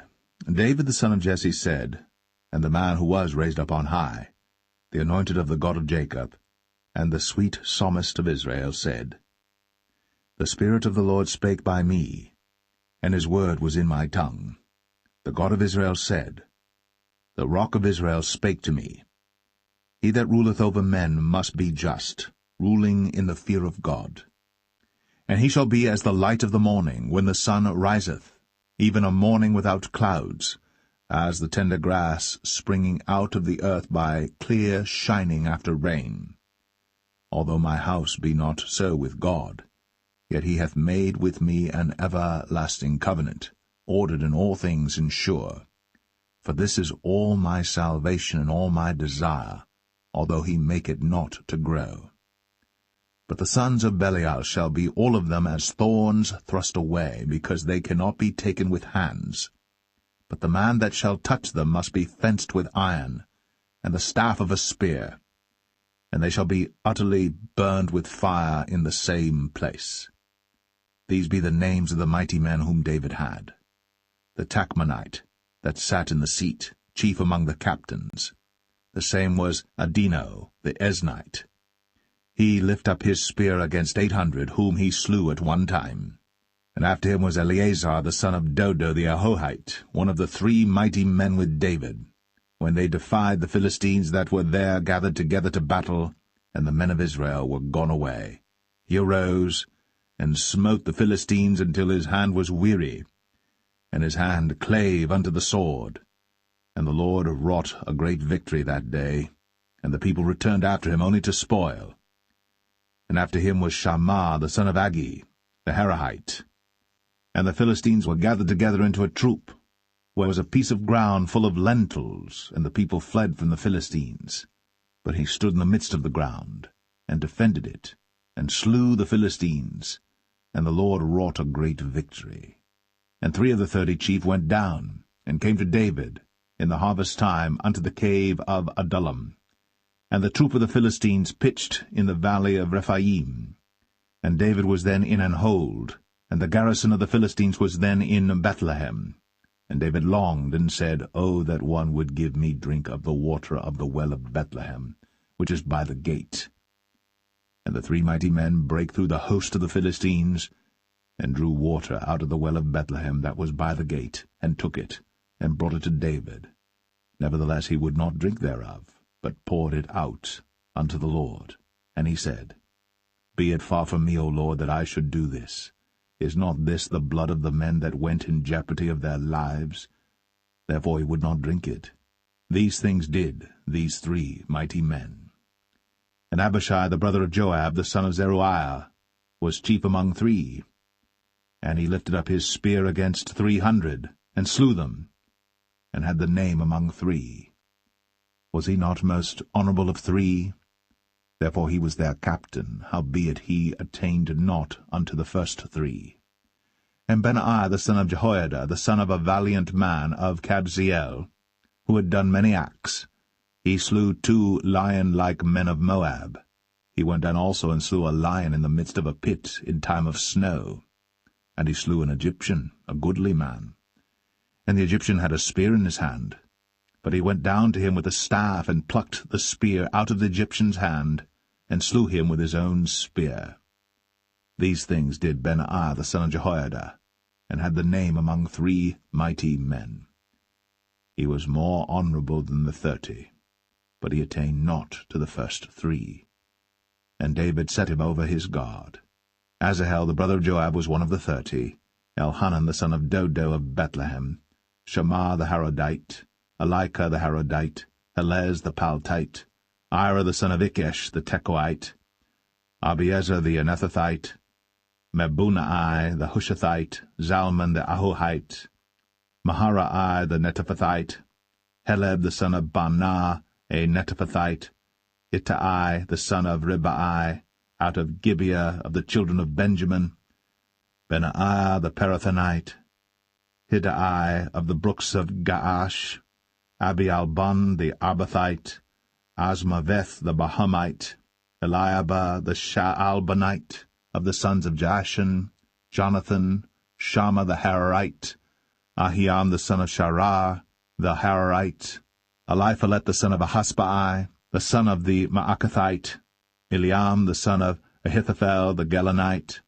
Hezrai the Carmelite, Parai the Arbite, Igal the son of Nathan of Zobah, Bani the Gadite, Zelek the Ammonite, Naharai the Barathite, Armabera to Joab the son of Zeruiah, Ira and Ithrite, Gareb and Ithrite, Uriah the Hittite, 37 in all.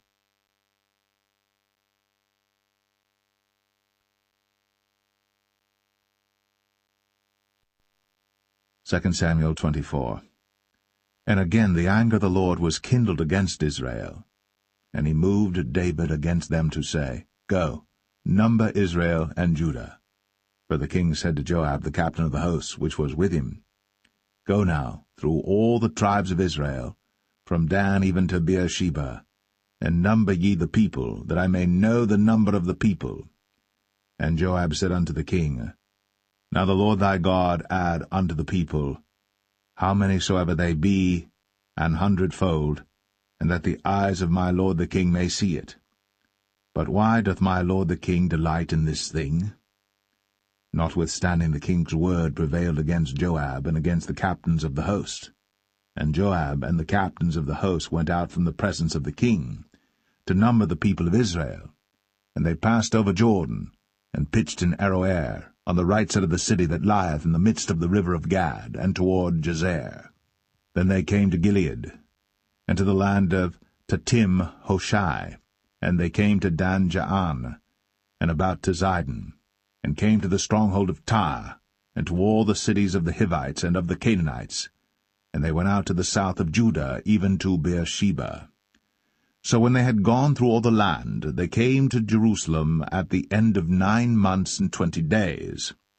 And Joab gave up the sum of the number of the people unto the king, and there were in Israel 800,000 valiant men that drew the sword, and the men of Judah were 500,000 men. And David's heart smote him after that he had numbered the people. And David said unto the Lord, I have sinned greatly in that I have done. And now, I beseech thee, O Lord, take away the iniquity of thy servant, for I have done very foolishly. For when David was up in the morning, the word of the Lord came unto the prophet Gad, David's seer, saying, Go, and say unto David, Thus saith the Lord, I offer thee 3 things. Choose thee one of them, that I may do it unto thee. So Gad came to David, and told him, and said unto him, Shall 7 years of famine come unto thee in thy land?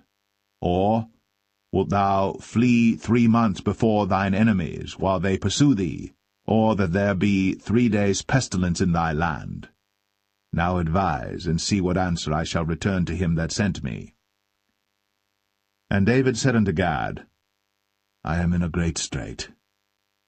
Let us fall now into the hand of the Lord, for his mercies are great, and let me not fall into the hand of man. So the Lord sent a pestilence upon Israel, from the morning even to the time appointed. And there died of the people from Dan even to Beersheba 70,000 men.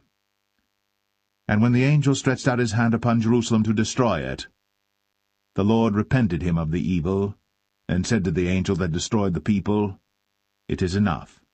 Stay now thine hand. And the angel of the Lord was by the threshing place of Araunah the Jebusite. And David spake unto the Lord when he saw the angel that smote the people, and said, Lo, I have sinned, and I have done wickedly.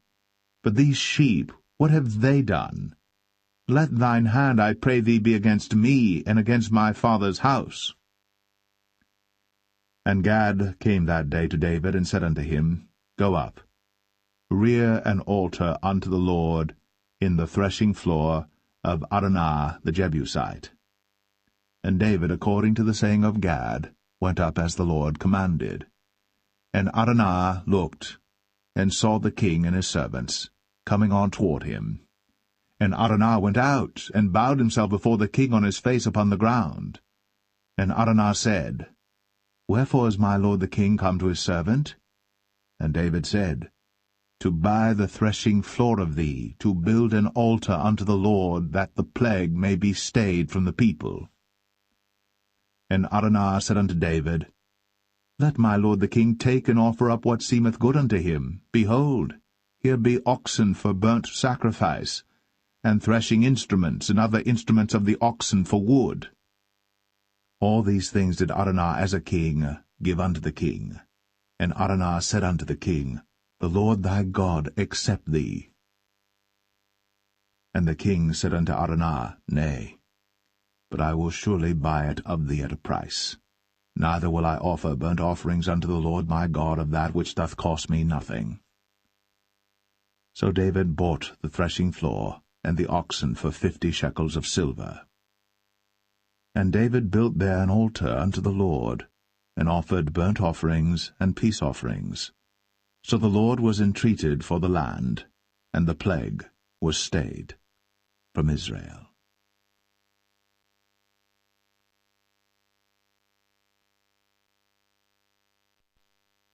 The First Book of Kings, chapter 1. Now King David was old, and stricken in years, and they covered him with clothes, but he gat no heat.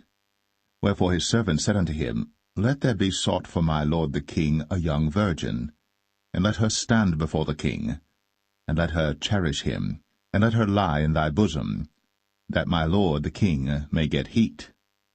So they sought for a fair damsel throughout all the coasts of Israel, and found Abishag, a Shunammite, and brought her to the king. And the damsel was very fair, and cherished the king, and ministered to him. But the king knew her not. Then Adonijah the son of Haggith exalted himself, saying, I will be king. And he prepared him chariots and horsemen, and 50 men to run before him. And his father had not displeased him at any time in saying, Why hast thou done so? And he also was a very goodly man. And his mother bare him after Absalom. And he conferred with Joab the son of Zeruiah, and with Abiathar the priest, and they, following Adonijah, helped him. But Zadok the priest, and Benaiah the son of Jehoiada, and Nathan the prophet, and Shimei, and Rei, and the mighty men which belonged to David, were not with Adonijah. And Adonijah slew sheep and oxen and fat cattle by the stone of Zoheleth, which is by En-Rogel, and called all his brethren the king's sons, and all the men of Judah the king's servants. But Nathan the prophet, and Benaiah, and the mighty men, and Solomon his brother, he called not.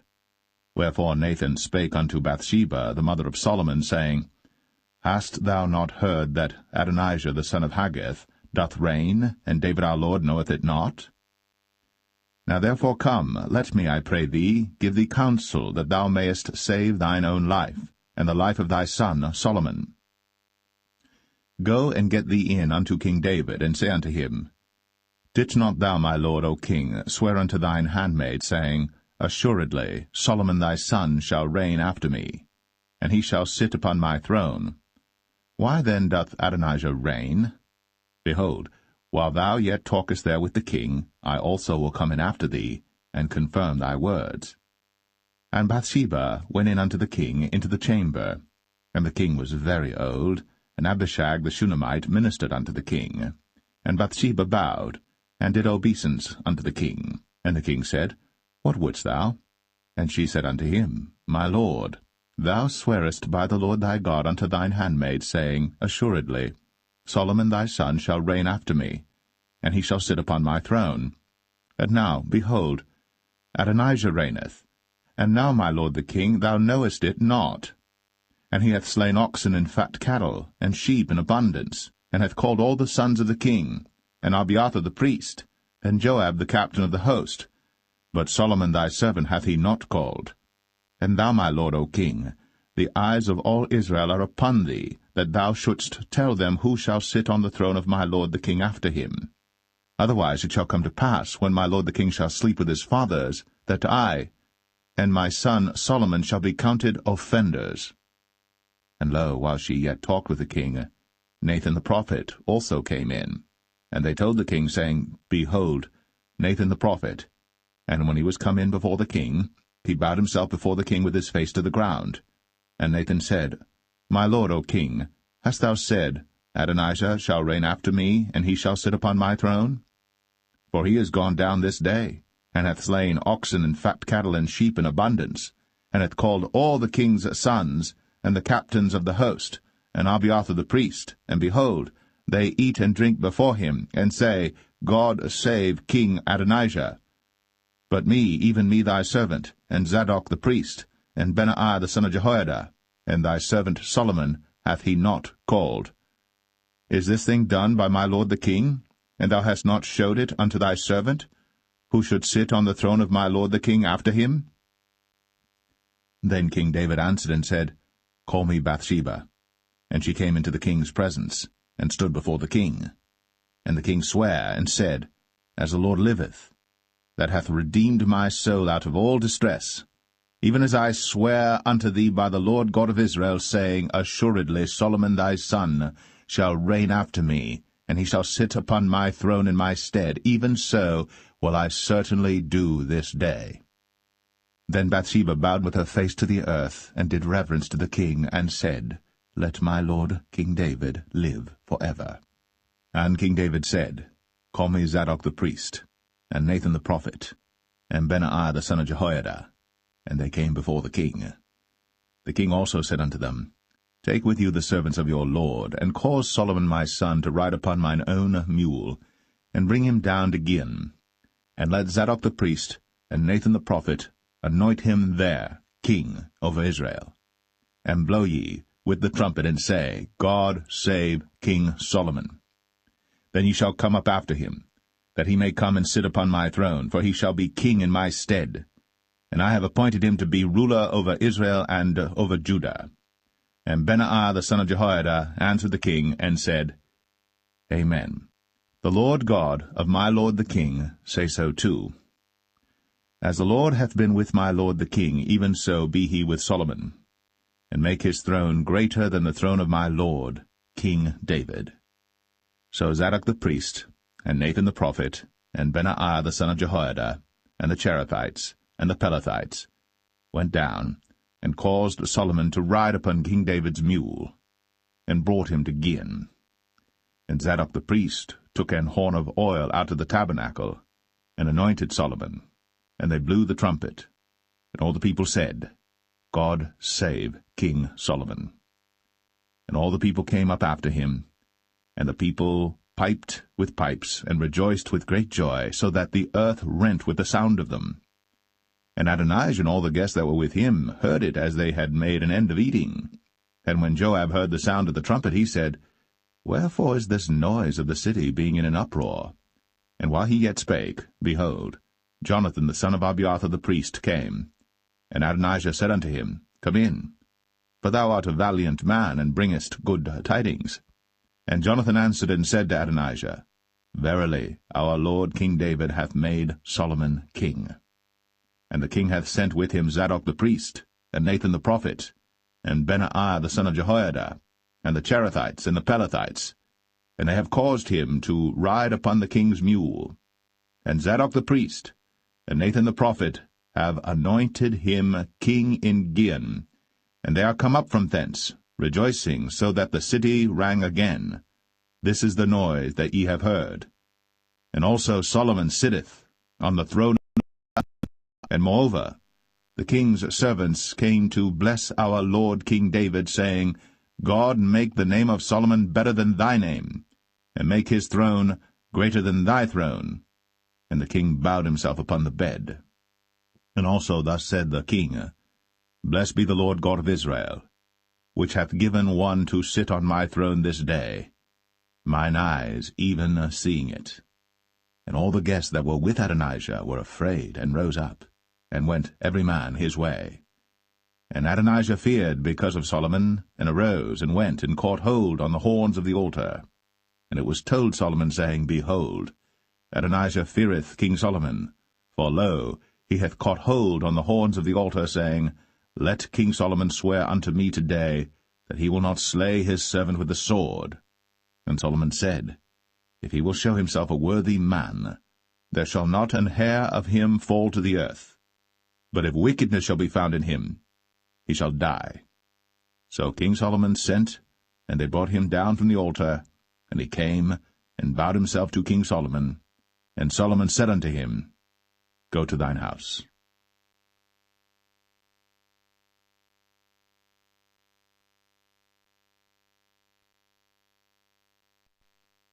First Kings 2.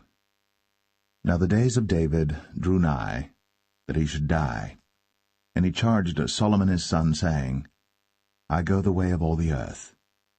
Be thou strong therefore, and show thyself a man, and keep the charge of the Lord thy God, to walk in his ways, to keep his statutes, and his commandments, and his judgments, and his testimonies, as it is written in the law of Moses, that thou mayest prosper in all that thou doest, and whithersoever thou turnest thyself, that the Lord may continue his word which he spake concerning me, saying, If thy children take heed to their way, to walk before me in truth with all their heart and with all their soul, there shall not fail thee, said he, a man on the throne of Israel. Moreover, thou knowest also what Joab the son of Zeruiah did to me, and what he did to the 2 captains of the host of Israel, unto Abner the son of Ner, and unto Amasa the son of Jether, whom he slew, and shed the blood of war in peace, and put the blood of war upon his girdle that was about his loins, and in his shoes that were on his feet. Do therefore according to thy wisdom, and let not his hoar head go down to the grave in peace. But show kindness unto the sons of Barzillai the Gileadite, and let them be of those that eat at thy table. For so they came to me when I fled because of Absalom thy brother. And behold, thou hast with thee Shimei the son of Gera, a Benjamite of Bahurim, which cursed me with a grievous curse in the day when I went to Mahanaim. But he came down to meet me at Jordan, and I sware to him by the Lord, saying, I will not put thee to death with the sword. Now therefore hold him not guiltless, for thou art a wise man, and knowest what thou oughtest to do unto him. But his hoar head bring thou down to the grave with blood. So David slept with his fathers, and was buried in the city of David. And the days that David reigned over Israel were 40 years. 7 years reigned he in Hebron, and 33 years reigned he in Jerusalem. Then sat Solomon upon the throne of David his father, and his kingdom was established greatly. And Adonijah the son of Haggith came to Bathsheba, the mother of Solomon, and she said, Comest thou peaceably? And he said, Peaceably. He said, Moreover, I have somewhat to say unto thee. And she said, Say on. And he said, Thou knowest that the kingdom was mine, and that all Israel set their faces on me, that I should reign. Howbeit the kingdom is turned about, and is become my brother's, for it was his from the Lord. And now I ask one petition of thee, deny me not. And she said unto him, Say on. And he said, Speak, I pray thee, unto Solomon the king.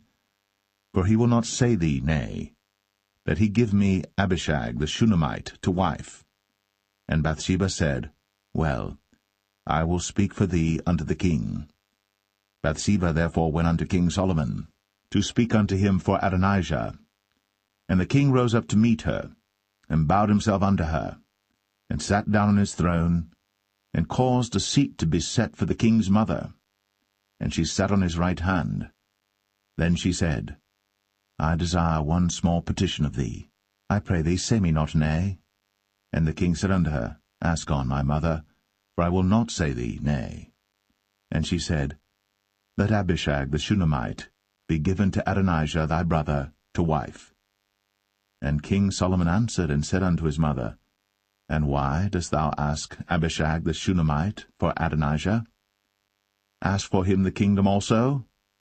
For he is mine elder brother, even for him, and for Abiathar the priest, and for Joab the son of Zeruiah. Then King Solomon sware by the Lord, saying, God do so to me, and more also, if Adonijah have not spoken this word against his own life. Now therefore, as the Lord liveth, which hath established me, and set me on the throne of David my father, and who hath made me an house, as he promised, Adonijah shall be put to death this day. And King Solomon sent by the hand of Benaiah the son of Jehoiada, and he fell upon him, that he died. And unto Abiathar the priest said the king, Get thee to Anathoth, unto thine own fields, for thou art worthy of death. But I will not at this time put thee to death, because thou bearest the ark of the Lord God before David my father, and because thou hast been afflicted in all wherein my father was afflicted. So Solomon thrust out Abiathar from being priest unto the Lord, that he might fulfill the word of the Lord, which he spake concerning the house of Eli and Shiloh. Then tidings came to Joab. For Joab had turned after Adonijah, though he turned not after Absalom. And Joab fled unto the tabernacle of the Lord, and caught hold on the horns of the altar. And it was told King Solomon that Joab was fled unto the tabernacle of the Lord, and behold, he is by the altar. Then Solomon sent Benaiah the son of Jehoiada, saying, Go, fall upon him. And Benaiah came to the tabernacle of the Lord, and said unto him, Thus saith the king, Come forth. And he said, Nay, but I will die here. And Benaiah brought the king word again, saying, Thus said Joab. And thus he answered me. And the king said unto him, Do as he hath said, and fall upon him, and bury him, that thou mayest take away the innocent blood, which Joab shed from me, and from the house of my father. And the Lord shall return his blood upon his own head, who fell upon 2 men more righteous and better than he, and slew them with the sword. My father David, not knowing thereof, to wit, Abner the son of Ner, captain of the host of Israel, and Amasa the son of Jether, captain of the host of Judah. Their blood shall therefore return upon the head of Joab, and upon the head of his seed for ever. But upon David, and upon his seed, and upon his house, and upon his throne, shall there be peace for ever from the Lord. So Benaiah the son of Jehoiada went up, and fell upon him, and slew him. And he was buried in his own house, in the wilderness. And the king put Benaiah the son of Jehoiada in his room over the host, and Zadok the priest did the king put in the room of Abiathar. And the king sent and called for Shimei, and said unto him, Build thee an house in Jerusalem, and dwell there, and go not forth thence any whither. For it shall be, that on the day thou goest out, and passest over the brook Kidron, thou shalt know for certain that thou shalt surely die. Thy blood shall be upon thine own head. And Shimei said unto the king, The saying is good. As my lord the king hath said, so will thy servant do. And Shimei dwelt in Jerusalem many days. And it came to pass at the end of 3 years, that 2 of the servants of Shimei ran away unto Achish, son of Maachah, king of Gath. And they told Shimei, saying, Behold, thy servants be in Gath. And Shimei arose, and saddled his ass, and went to Gath to Achish to seek his servants. And Shimei went, and brought his servants from Gath. And it was told Solomon that Shimei had gone from Jerusalem to Gath, and was come again. And the king sent and called for Shimei, and said unto him, Did I not make thee to swear by the Lord, and protested unto thee, saying, Know for a certain, on the day thou goest out, and walkest abroad any whither, that thou shalt surely die? And thou saidst unto me, The word that I have heard is good. Why then hast thou not kept the oath of the Lord, and the commandment that I have charged thee with? The king said moreover to Shimei, Thou knowest all the wickedness which thine heart is privy to, that thou didst to David my father. Therefore the Lord shall return thy wickedness upon thine own head. And King Solomon shall be blessed, and the throne of David shall be established before the Lord for ever. So the king commanded Benaiah the son of Jehoiada, which went out, and fell upon him that he died. And the kingdom was established in the hand of Solomon.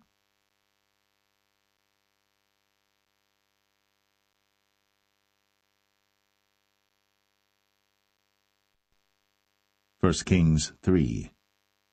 And Solomon made affinity with Pharaoh king of Egypt, and took Pharaoh's daughter, and brought her into the city of David, until he had made an end of building his own house, and the house of the Lord, and the wall of Jerusalem round about. Only the people sacrificed in high places, because there was no house built unto the name of the Lord, until those days. And Solomon loved the Lord, walking in the statutes of David his father. Only he sacrificed and burnt incense in high places. And the king went to Gibeon to sacrifice there, for that was the great high place. 1,000 burnt offerings did Solomon offer upon that altar. In Gibeon the Lord appeared to Solomon in a dream by night, and God said, Ask what I shall give thee. And Solomon said, Thou hast shown unto thy servant David my father great mercy, according as he walked before thee in truth, and in righteousness, and in uprightness of heart with thee. And thou hast kept for him this great kindness, that thou hast given him a son, to sit on his throne, as it is this day. And now, O Lord my God, thou hast made thy servant king, instead of David my father, and I am but a little child. I know not how to go out or come in. And thy servant is in the midst of thy people, which thou hast chosen, a great people, that cannot be numbered nor counted for multitude. Give therefore thy servant an understanding heart to judge thy people, that I may discern between good and bad. For who is able to judge this, thy so great a people? And the speech pleased the Lord, that Solomon had asked this thing. And God said unto him, Because thou hast asked this thing, and hast not asked for thyself long life, neither hast asked riches for thyself, nor hast asked the life of thine enemies, but hast asked for thyself understanding, to discern judgment. Behold, I have done according to thy words. Lo, I have given thee a wise and an understanding heart, so that there was none like thee before thee, neither after thee shall any arise like unto thee. And I have also given thee that which thou hast not asked, both riches and honour, so that there shall not be any among the kings like unto thee all thy days. And if thou wilt walk in my ways, to keep my statutes and my commandments, as thy father David did walk, then I will lengthen thy days. And Solomon awoke, and behold, it was a dream. And he came to Jerusalem, and stood before the ark of the covenant of the Lord, and offered up burnt offerings, and offered peace offerings, and made a feast to all his servants. Then came there 2 women that were harlots unto the king, and stood before him. And the one woman said, O my lord, I and this woman dwell in one house, and I was delivered of a child with her in the house. And it came to pass, the 3rd day after that I was delivered, that this woman was delivered also, and we were together. There was no stranger with us in the house, save we 2 in the house. And this woman's child died in the night, because she overlaid it. And she arose at midnight, and took my son from beside me while thine handmaid slept, and laid it in her bosom, and laid her dead child in my bosom. And when I rose in the morning to give my child suck, behold, it was dead. But when I had considered it in the morning, behold, it was not my son which I did bear. And the other woman said, Nay, but the living is my son, and the dead is thy son. And this said, No, but the dead is thy son, and the living is my son. Thus they spake before the king. Then said the king, The one saith, This is my son that liveth, and thy son is the dead. And the other saith, Nay, but thy son is the dead, and my son is the living. And the king said, Bring me a sword. And they brought a sword before the king. And the king said, Divide the living child in 2, and give half to the one, and half to the other. Then spake the woman, whose the living child was, unto the king. For her bowels yearned upon her son, and she said, O my lord, give her the living child, and in no wise slay it. But the other said, Let it be neither mine nor thine, but divide it. Then the king answered and said, Give her the living child, and in no wise slay it. She is the mother thereof. And all Israel heard of the judgment which the king had judged. And they feared the king, for they saw that the wisdom of God was in him, to do judgment.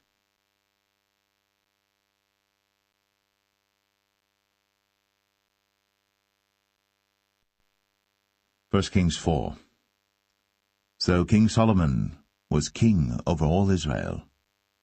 And these were the princes which he had: Azariah the son of Zadok the priest, Elihoreph and Ahiah the sons of Shishah, scribes, Jehoshaphat the son of Ahilud, the recorder, and Benaiah the son of Jehoiada was over the host, and Zadok and Abiathar were the priests. And Azariah the son of Nathan was over the officers, and Zabud the son of Nathan was principal officer, and the king's friend. And Ahishah was over the household, and Adoniram the son of Abda was over the tribute. And Solomon had 12 officers over all Israel, which provided victuals for the king and his household. Each man his month in a year made provision.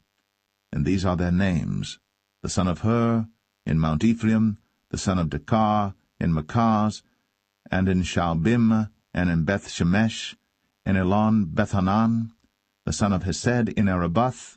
To him pertained Socho, in all the land of Hepher, the son of Abinadab, in all the region of Dor, which had Taphath, the daughter of Solomon, to wife. Baanah, the son of Ahilud, to him pertained Tanakh and Megiddo, in all Bethshan, which is by Zartanah beneath Jezreel, from Bethshan to Abel-Meholah, even unto the place that is beyond Jokneam. The son of Geber, in Ramoth-Gilead, to him pertain the towns of Jair the son of Manasseh, which are in Gilead. To him also pertain the region of Argob, which is in Bashan, 80 great cities with walls and brazen bars. Ahinadab the son of Edo had Mahanaim.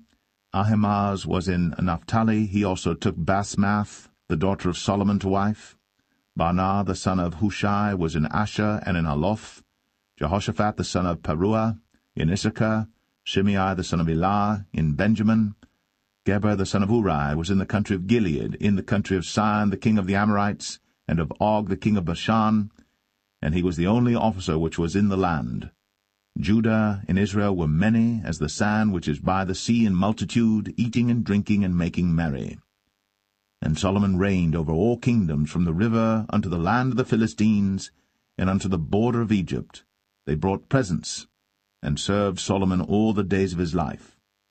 And Solomon's provisions for one day was 30 measures of fine flour, and 80 measures of meal, 10 fat oxen, and 20 oxen out of the pastures, and 100 sheep beside harts and roebucks, and fallow deer and fatted fowl, for he had dominion over all the region on this side the river, from Tiphsah even to Azar, over all the kings on this side the river, and he had peace on all sides round about him. And Judah and Israel dwelt safely, every man under his vine and under his fig tree, from Dan even to Beersheba, all the days of Solomon. And Solomon had 40,000 stalls of horses for his chariots, and 12,000 horsemen. And those officers provided victual for King Solomon, and for all that came unto King Solomon's table every man in his month, they lacked nothing. Barley also, and straw for the horses, and dromedaries brought they unto the place where the officers were, every man according to his charge. And God gave Solomon wisdom and understanding exceeding much, and largeness of heart, even as the sand that is on the seashore. And Solomon's wisdom excelled the wisdom of all the children of the east country, and all the wisdom of Egypt. For he was wiser than all men, than Ethan the Ezrahite, and Heman, and Chalcol, and Darda, the sons of Mahol, and his fame was in all nations round about. And he spake 3,000 proverbs, and his songs were 1,005. And he spake of trees, from the cedar tree that is in Lebanon even unto the hyssop that springeth out of the wall. He spake also of beasts, and of fowl, and of creeping things, and of fishes. And there came of all people to hear the wisdom of Solomon, from all kings of the earth, which had heard of his wisdom.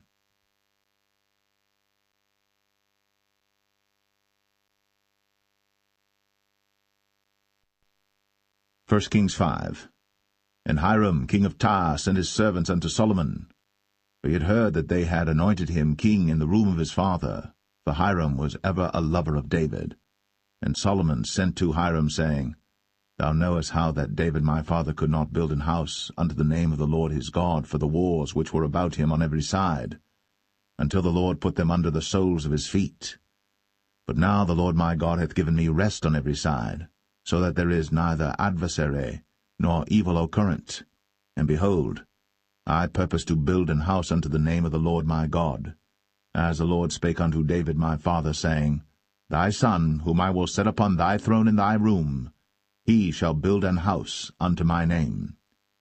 Now therefore command thou that they hew me cedar trees out of Lebanon, and my servants shall be with thy servants, and unto thee will I give hire for thy servants according to all that thou shalt appoint. For thou knowest that there is not among us any that can skill to hew timber like unto the Sidonians. And it came to pass, when Hiram heard the words of Solomon, that he rejoiced greatly, and said, Blessed be the Lord this day, which hath given unto David a wise son over this great people. And Hiram sent to Solomon, saying, I have considered the things which thou sentest to me for, and I will do all thy desire concerning timber of cedar, and concerning timber of fir. My servants shall bring them down from Lebanon unto the sea, and I will convey them by sea in floats unto the place that thou shalt appoint me, and will cause them to be discharged there. And thou shalt receive them, and thou shalt accomplish my desire in giving food for my household. So Hiram gave Solomon cedar trees and fir trees, according to all his desire.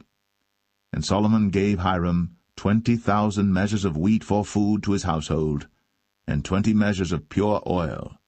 Thus gave Solomon to Hiram year by year. And the Lord gave Solomon wisdom, as he promised him. And there was peace between Hiram and Solomon, and they two made a league together. And King Solomon raised a levy out of all Israel, and the levy was 30,000 men. And he sent them to Lebanon, 10,000 a month by courses. A month they were in Lebanon, and 2 months at home, and Adoniram was over the levy. And Solomon had 70,000 that bare burdens, and 80,000 hewers in the mountains, beside the chief of Solomon's officers which were over the work, 3,300 which ruled over the people that wrought in the work. And the king commanded, and they brought great stones, costly stones, and hewed stones, to lay the foundation of the house. And Solomon's builders and Hiram's builders did hew them, and the stone squarers, so they prepared timber and stones to build the house.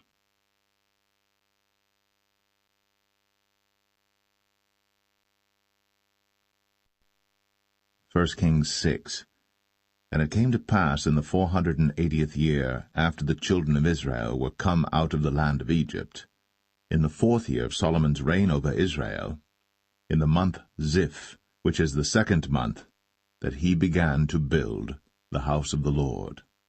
And the house which King Solomon built for the Lord, the length thereof was 80 cubits, and the breadth thereof 20 cubits, and the height thereof 30 cubits. And the porch before the temple of the house 20 cubits was the length thereof, according to the breadth of the house, and 10 cubits was the breadth thereof before the house. And for the house he made windows of narrow lights. And against the wall of the house he built chambers round about, against the walls of the house round about, both of the temple and of the oracle, and he made chambers round about. The nethermost chamber was 5 cubits broad, and the middle was 6 cubits broad, and the third was 7 cubits broad. For without, in the wall of the house, he made narrowed rests round about, that the beams should not be fastened in the walls of the house. And the house, when it was in building, was built of stone made ready before it was brought thither, so that there was neither hammer nor axe nor any tool of iron heard in the house, while it was in building. The door for the middle chamber was in the right side of the house, and they went up with winding stairs into the middle chamber, and out of the middle into the third. So he built the house, and finished it, and covered the house with beams and boards of cedar. And then he built chambers against all the house, 5 cubits high, and they rested on the house with timber of cedar. And the word of the Lord came to Solomon, saying, Concerning this house, which thou art in building, if thou wilt walk in my statutes, and execute my judgments, and keep all my commandments to walk in them, then will I perform my word with thee, which I spake unto David thy father, and I will dwell among the children of Israel, and will not forsake my people Israel. So Solomon built the house, and finished it. And he built the walls of the house within with boards of cedar, both the floor of the house and the walls of the ceiling, and he covered them on the inside with wood, and covered the floor of the house with planks of fir. And he built 20 cubits on the sides of the house, both the floor and the walls with boards of cedar, even built them for it within, even for the oracle, even for the most holy place. And the house, that is, the temple before it, was 40 cubits long, and the cedar of the house within was carved with knobs and open flowers. All was cedar. There was no stone seen.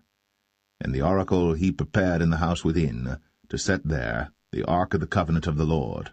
And the oracle in the forepart was 20 cubits in length, and 20 cubits in breadth, and 20 cubits in the height thereof. And he overlaid it with pure gold, and so covered the altar which was of cedar. So Solomon overlaid the house within with pure gold, and he made a partition by the chains of gold before the oracle, and he overlaid it with gold. And the whole house he overlaid with gold until he had finished all the house. Also the whole altar that was by the oracle he overlaid with gold. And within the oracle he made 2 cherubims of olive tree, each 10 cubits high. And 5 cubits was the one wing of the cherub, and 5 cubits the other wing of the cherub. From the uttermost part of the one wing unto the uttermost part of the other were 10 cubits. And the other cherub was 10 cubits. Both the cherubims were of one measure and one size. The height of the one cherub was 10 cubits, and so was it of the other cherub. And he set the cherubims within the inner house, and they stretched forth the wings of the cherubims, so that the wing of the one touched the one wall, and the wing of the other cherub touched the other wall, and their wings touched one another in the midst of the house. And he overlaid the cherubims with gold, and he carved all the walls of the house round about with carved figures of cherubims, and palm trees, and open flowers, within and without. And the floor of the house he overlaid with gold, within and without. And for the entering of the oracle he made doors of olive tree. The lintel and side posts were 1/5 part of the wall. The 2 doors also were of olive tree, and he carved upon them carvings of cherubims and palm trees and open flowers, and overlaid them with gold, and spread gold upon the cherubims and upon the palm trees. So also made he for the door of the temple posts of olive tree, 1/4 part of the wall. And the 2 doors were of fir tree. The 2 leaves of the one door were folding, and the 2 leaves of the other door were folding. And he carved thereon cherubims and palm trees and open flowers, and covered them with gold, fitted upon the carved work. And he built the inner court with 3 rows of hewed stone, and a row of cedar beams. In the 4th year was the foundation of the house of the Lord laid, in the month Ziph. And in the 11th year, in the month Bul, which is the 8th month, was the house finished throughout all the parts thereof. And according to all the fashion of it, so was he 7 years in building it.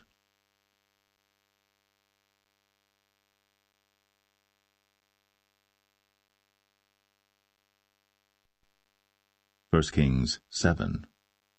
But Solomon was building his own house 13 years, and he finished all his house. He built also the house of the forest of Lebanon. The length thereof was 100 cubits, and the breadth thereof 50 cubits, and the height thereof 30 cubits, upon 4 rows of cedar pillars, with cedar beams upon the pillars. And it was covered with cedar above, upon the beams, that lay on 45 pillars, 15 in a row. And there were windows in 3 rows, and light was against light in 3 ranks. And all the doors and posts were square, with the windows, and light was against light in 3 ranks. And he made a porch of pillars. The length thereof was 50 cubits, and the breadth thereof 30 cubits, and the porch was before them. And the other pillars and the thick beam were before them. Then he made a porch for the throne where he might judge, even the porch of judgment, and it was covered with cedar from one side of the floor to the other. And his house where he dwelt had another court within the porch, which was of the like work. Solomon made also an house for Pharaoh's daughter, whom he had taken to wife, like unto this porch. All these were of costly stones, according to the measures of hewed stones, sawed with saws, within and without, even from the foundation unto the coping, and so on the outside toward the great court. And the foundation was of costly stones, even great stones, stones of 10 cubits, and stones of 8 cubits. And above were costly stones after the measures of hewed stones and cedars. And the great court round about was with 3 rows of hewed stones, and a row of cedar beams, both for the inner court of the house of the Lord, and for the porch of the house. And King Solomon sent and fetched Hiram out of Tyre. He was a widow's son of the tribe of Naphtali, and his father was a man of Tyre, a worker in brass, and he was filled with wisdom and understanding and cunning, to work all works in brass. And he came to King Solomon, and wrought all his work. For he cast 2 pillars of brass of 18 cubits high apiece, and a line of 12 cubits did compass either of them about. And he made 2 chapiters of molten brass, to set upon the tops of the pillars. The height of the one chapiter was 5 cubits, and the height of the other chapiter was 5 cubits, and nets of checker work, and wreaths of chain work, for the chapiters which were upon the top of the pillars, 7 for the one chapiter, and 7 for the other chapiter. And he made the pillars, and 2 rows round about upon the one network, to cover the chapiters that were upon the top, with pomegranates, and so did he for the other chapiter. And the chapiters that were upon the top of the pillars were of lily work in the porch 4 cubits, and the chapiters upon the 2 pillars had pomegranates also above, over against the belly which was by the network, and the pomegranates were 200 in rows round about upon the other chapiter. And he set up the pillars in the porch of the temple, and he set up the right pillar, and called the name thereof Jachin, and he set up the left pillar, and called the name thereof Boaz. And upon the top of the pillars was lily work. So was the work of the pillars finished. And he made a molten sea, 10 cubits from the one brim to the other. It was round all about, and his height was 5 cubits, and a line of 30 cubits did compass it round about. And under the brim of it round about there were knobs compassing it, 10 in a cubit, compassing the sea round about. The knobs were cast in 2 rows when it was cast. It stood upon 12 oxen, 3 looking toward the north, and 3 looking toward the west, and 3 looking toward the south, and 3 looking toward the east. And the sea was set above upon them, and all their hinder parts were inward. And it was an handbreadth thick, and the brim thereof was wrought like the brim of a cup, with flowers of lilies. It contained 2,000 baths. And he made 10 bases of brass. 4 cubits was the length of one base, and 4 cubits the breadth thereof, and 3 cubits the height of it. And the work of the bases was on this manner. They had borders, and the borders were between the ledges. And on the borders that were between the ledges were lions, oxen, and cherubims, and upon the ledges there was a base above, and beneath the lions and oxen were certain additions made of thin work. And every base had 4 brazen wheels, and plates of brass, and the 4 corners thereof had undersetters. Under the laver were undersetters molten, at the side of every addition. And the mouth of it within the chapiter, and above was a cubit, but the mouth thereof was round after the work of the base, a cubit and an half. And also upon the mouth of it were gravings with their borders 4 square, not round. And under the borders were 4 wheels, and the axle trees of the wheels were joined to the base, and the height of a wheel was a cubit and a half a cubit. And the work of the wheels was like the work of a chariot wheel. Their axle trees and their naves and their felloes and their spokes were all molten. And there were 4 undersetters to the 4 corners of one base, and the undersetters were of the very base itself. And in the top of the base was there a round compass of half a cubit high, and on the top of the base the ledges thereof, and the borders thereof were of the same. For on the plates of the ledges thereof, and on the borders thereof, he graved cherubims, lions, and palm trees, according to the proportion of every one, and additions round about. After this manner he made the 10 bases. All of them had 1 casting, 1 measure, and 1 size.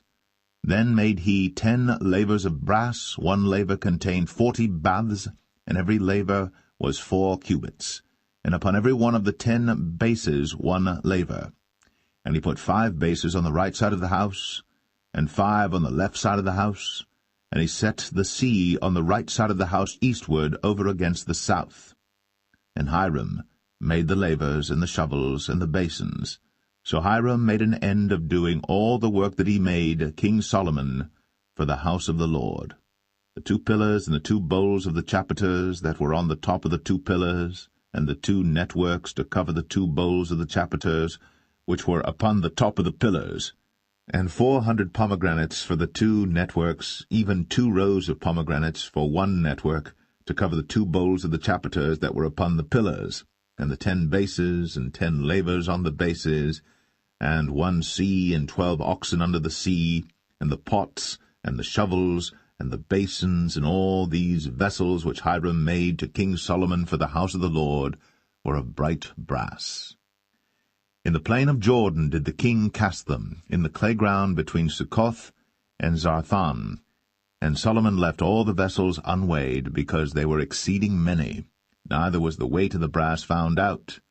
And Solomon made all the vessels that pertained unto the house of the Lord, the altar of gold, and the table of gold whereupon the showbread was, and the candlesticks of pure gold, 5 on the right side and 5 on the left, before the oracle, with the flowers and the lamps and the tongs of gold, and the bowls and the snuffers and the basins and the spoons and the censers of pure gold, and the hinges of gold, both for the doors of the inner house, the most holy place, and for the doors of the house, to wit, of the temple. So was ended all the work that King Solomon made for the house of the Lord. And Solomon brought in the things which David his father had dedicated, even the silver, and the gold, and the vessels, did he put among the treasures of the house of the Lord.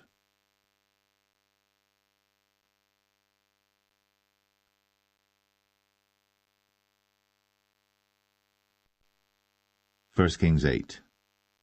Then Solomon assembled the elders of Israel, and all the heads of the tribes, the chief of the fathers of the children of Israel, unto King Solomon in Jerusalem, that they might bring up the ark of the covenant of the Lord out of the city of David, which is Zion. And all the men of Israel assembled themselves unto King Solomon at the feast in the month Ethanim, which is the 7th month. And all the elders of Israel came, and the priests took up the ark, and they brought up the ark of the Lord, and the tabernacle of the congregation, and all the holy vessels that were in the tabernacle, even those did the priests and the Levites bring up. And King Solomon and all the congregation of Israel that were assembled unto him were with him before the ark, sacrificing sheep and oxen that could not be told nor numbered for multitude.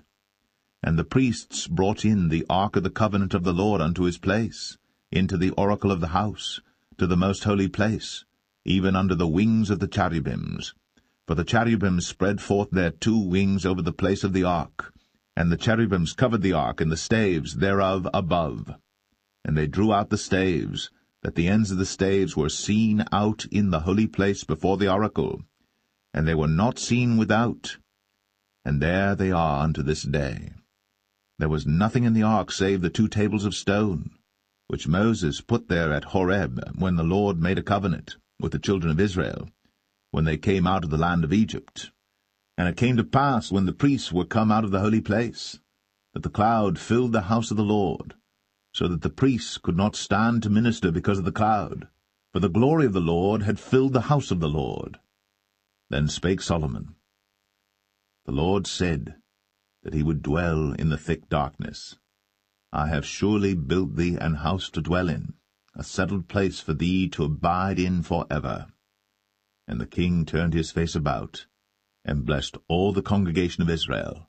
And all the congregation of Israel stood, and he said, Blessed be the Lord God of Israel, which spake with his mouth unto David my father, and hath with his hand fulfilled it, saying, Since the day that I brought forth my people Israel out of Egypt, I chose no city out of all the tribes of Israel to build an house, that my name might be therein. But I chose David to be over my people Israel. And it was in the heart of David my father to build an house for the name of the Lord God of Israel. And the Lord said unto David my father, Whereas it was in thine heart to build an house unto my name, thou didst well that it was in thine heart. Nevertheless thou shalt not build the house, but thy son that shall come forth out of thy loins, he shall build the house unto my name. And the Lord hath performed his word that he spake, and I am risen up in the room of David my father, and sit on the throne of Israel, as the Lord promised, and have built an house for the name of the Lord God of Israel. And I have set there a place for the ark, wherein is the covenant of the Lord, which he made with our fathers when he brought them out of the land of Egypt. And Solomon stood before the altar of the Lord in the presence of all the congregation of Israel, and spread forth his hands toward heaven, and he said, Lord God of Israel, there is no God like thee, in heaven above, or on earth beneath, who keepest covenant and mercy with thy servants that walk before thee with all their heart, who hast kept with thy servant David my father, that thou promised him, thou spakest also with thy mouth, and hast fulfilled it with thine hand, as it is this day. Therefore now, Lord God of Israel, keep with thy servant David my father, that thou promised him, saying, There shall not fail thee a man in my sight to sit on the throne of Israel, so that thy children take heed to their way, that they walk before me as thou hast walked before me. And now, O God of Israel, let thy word, I pray thee, be verified, which thou spakest unto thy servant David my father. But will God indeed dwell on the earth? Behold, the heaven, and heaven of heavens cannot contain thee. How much less this house that I have builded? Yet have thou respect unto the prayer of thy servant, and to his supplication, O Lord my God, to hearken unto the cry and to the prayer which thy servant prayeth before thee today, that thine eyes may be open toward this house night and day, even toward the place of which thou hast said, My name shall be there, that thou mayest hearken unto the prayer which thy servant shall make toward this place. And hearken thou to the supplication of thy servant, and of thy people Israel, when they shall pray toward this place. And hear thou in heaven thy dwelling place, and when thou hearest, forgive. If any man trespass against his neighbor, and an oath be laid upon him to cause him to swear, and the oath come before thine altar in this house, then hear thou in heaven, and do and judge thy servants, condemning the wicked, to bring his way upon his head, and justifying the righteous, to give him according to his righteousness. When thy people Israel be smitten down before the enemy, because they have sinned against thee, and shall turn again to thee, and confess thy name, and pray, and make supplication unto thee in this house, then hear thou in heaven, and forgive the sin of thy people Israel, and bring them again unto the land which thou gavest unto their fathers. When heaven is shut up, and there is no rain because they have sinned against thee, if they pray toward this place, and confess thy name, and turn from their sin, when thou afflictest them, then hear thou in heaven, and forgive the sin of thy servants, and of thy people Israel, that thou teach them the good way wherein they should walk, and give rain upon thy land, which thou hast given to thy people for an inheritance. If there be in the land famine, if there be pestilence, blasting, mildew, locust, or if there be caterpillar, if their enemy besiege them in the land of their cities, whatsoever plague, whatsoever sickness there be, what prayer and supplication soever be made by any man, or by all thy people Israel, which shall know every man the plague of his own heart, and spread forth his hands toward this house, then hear thou in heaven thy dwelling place, and forgive, and do, and give to every man according to his ways, whose heart thou knowest, for thou, even thou only, knowest the hearts of all the children of men, that they may fear thee all the days that they live in the land which thou gavest unto our fathers. Moreover, concerning a stranger that is not of thy people Israel, but cometh out of a far country for thy name's sake, for they shall hear of thy great name, and of thy strong hand, and of thy stretched out arm, when he shall come and pray toward this house, hear thou in heaven thy dwelling place, and do according to all that the stranger calleth to thee for, that all people of the earth may know thy name, to fear thee, as do thy people Israel, and that they may know that this house which I have builded is called by thy name. If thy people go out to battle against their enemy, whithersoever thou shalt send them, and shall pray unto the Lord toward the city which thou hast chosen, and toward the house that I have built for thy name, then hear thou in heaven their prayer, and their supplication, and maintain their cause. If they sin against thee, for there is no man that sinneth not, and thou be angry with them, and deliver them to the enemy, so that they carry them away captives unto the land of the enemy, far or near. Yet if they shall bethink themselves in the land whither they were carried captives, and repent, and make supplication unto thee in the land of them that carried them captives, saying, We have sinned, and have done perversely, we have committed wickedness, and so return unto thee with all their heart, and with all their soul, in the land of their enemies, which led them away captive, and pray unto thee toward their land, which thou gavest unto their fathers, the city which thou hast chosen, and the house which I have built for thy name. Then hear thou their prayer, and their supplication in heaven thy dwelling place, and maintain their cause, and forgive thy people that have sinned against thee, and all their transgressions wherein they have transgressed against thee, and give them compassion before them who carry them captive, that they may have compassion on them. For they be thy people, and thine inheritance, which thou broughtest forth out of Egypt, from the midst of the furnace of iron, that thine eyes may be open unto the supplication of thy servant, and unto the supplication of thy people Israel, to hearken unto them in all that they call for unto thee. For thou didst separate them from among all the people of the earth to be thine inheritance, as thou spakest by the hand of Moses thy servant, when thou broughtest our fathers out of Egypt, O Lord God. And it was so that when Solomon had made an end of praying all this prayer and supplication unto the Lord, he arose from before the altar of the Lord, from kneeling on his knees with his hands spread up to heaven. And he stood, and blessed all the congregation of Israel with a loud voice, saying, Blessed be the Lord, that hath given rest unto his people Israel, according to all that he promised. There hath not failed one word of all his good promise, which he promised by the hand of Moses his servant. The Lord our God be with us, as he was with our fathers. Let him not leave us, nor forsake us, that he may incline our hearts unto him, to walk in all his ways, and to keep his commandments and his statutes and his judgments, which he commanded our fathers. And let these my words wherewith I have made supplication before the Lord be nigh unto the Lord our God day and night, that he maintain the cause of his servant, and the cause of his people Israel at all times, as the matter shall require, that all the people of the earth may know that the Lord is God, and that there is none else. Let your heart therefore be perfect with the Lord our God, to walk in his statutes, and to keep his commandments, as at this day. And the king and all Israel with him offered sacrifice before the Lord. And Solomon offered a sacrifice of peace offerings which he offered unto the Lord, 22,000 oxen, and 120,000 sheep. So the king and all the children of Israel dedicated the house of the Lord.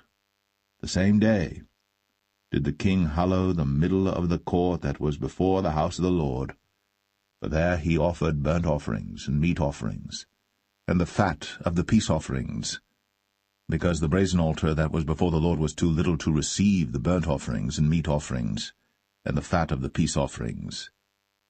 And at that time Solomon held a feast, and all Israel with him, a great congregation from the entering in of Hamath unto the river of Egypt, before the Lord our God 7 days, and 7 days, even 14 days.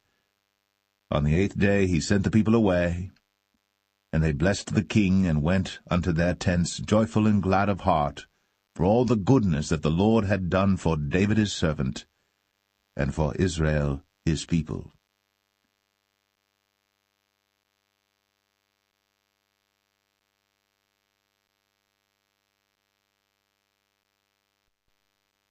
First Kings 9. And it came to pass, when Solomon had finished the building of the house of the Lord, and the king's house, and all Solomon's desire which he was pleased to do, that the Lord appeared to Solomon the second time, as he had appeared unto him at Gibeon. And the Lord said unto him, I have heard thy prayer and thy supplication that thou hast made before me.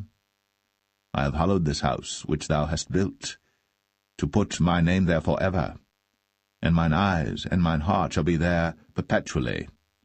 And if thou wilt walk before me, as David thy father walked, in integrity of heart, and in uprightness, to do according to all that I have commanded thee, and wilt keep my statutes and my judgments, then I will establish the throne of thy kingdom upon Israel forever, as I promised to David thy father, saying, There shall not fail thee a man upon the throne of Israel.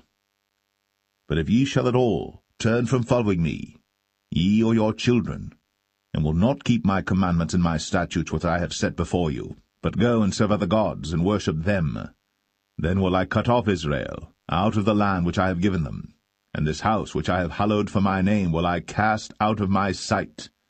And Israel shall be a proverb and a byword among all people. And at this house which is high, every one that passeth by it shall be astonished, and shall hiss, and they shall say, Why hath the Lord done thus unto this land, and to this house? And they shall answer, Because they forsook the Lord their God, who brought forth their fathers out of the land of Egypt, and had taken hold upon other gods, and have worshipped them, and served them. Therefore hath the Lord brought upon them all this evil. And it came to pass at the end of 20 years, when Solomon had built the 2 houses, the house of the Lord, and the king's house. Now Hiram the king of Tyre had furnished Solomon with cedar trees and fir trees, and with gold according to all his desire. That then King Solomon gave Hiram 20 cities in the land of Galilee. And Hiram came out from Tyre to see the cities which Solomon had given him, and they pleased him not. And he said, What cities are these which thou hast given me, my brother? And he called them the land of Cabul unto this day. And Hiram sent to the king 60 talents of gold. And this is the reason of the levy which King Solomon raised, for to build the house of the Lord and his own house, and Millo, and the wall of Jerusalem, and Hazor, and Megiddo, and Gezer. For Pharaoh king of Egypt had gone up and taken Gezer, and burnt it with fire, and slain the Canaanites that dwelt in the city, and given it for a present unto his daughter Solomon's wife. And Solomon built Gezer, and Beth-horon the nether, and Baalath, and Tadmor in the wilderness in the land, and all the cities of store that Solomon had, and cities for his chariots, and cities for his horsemen, and that which Solomon desired to build in Jerusalem, and in Lebanon, and in all the land of his dominion.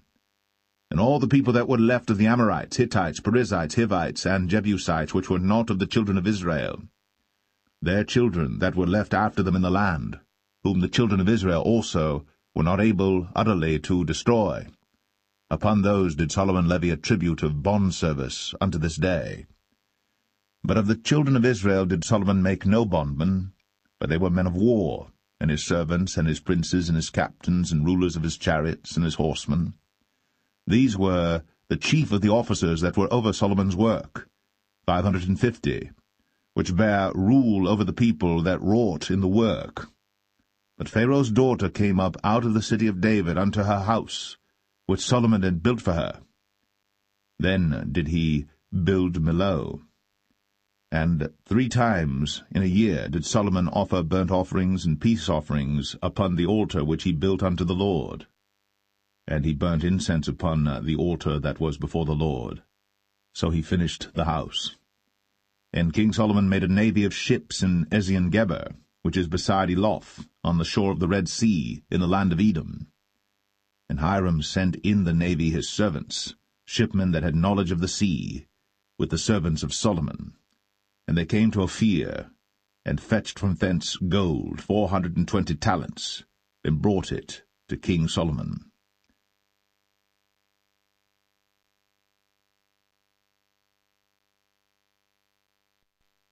1 Kings 10.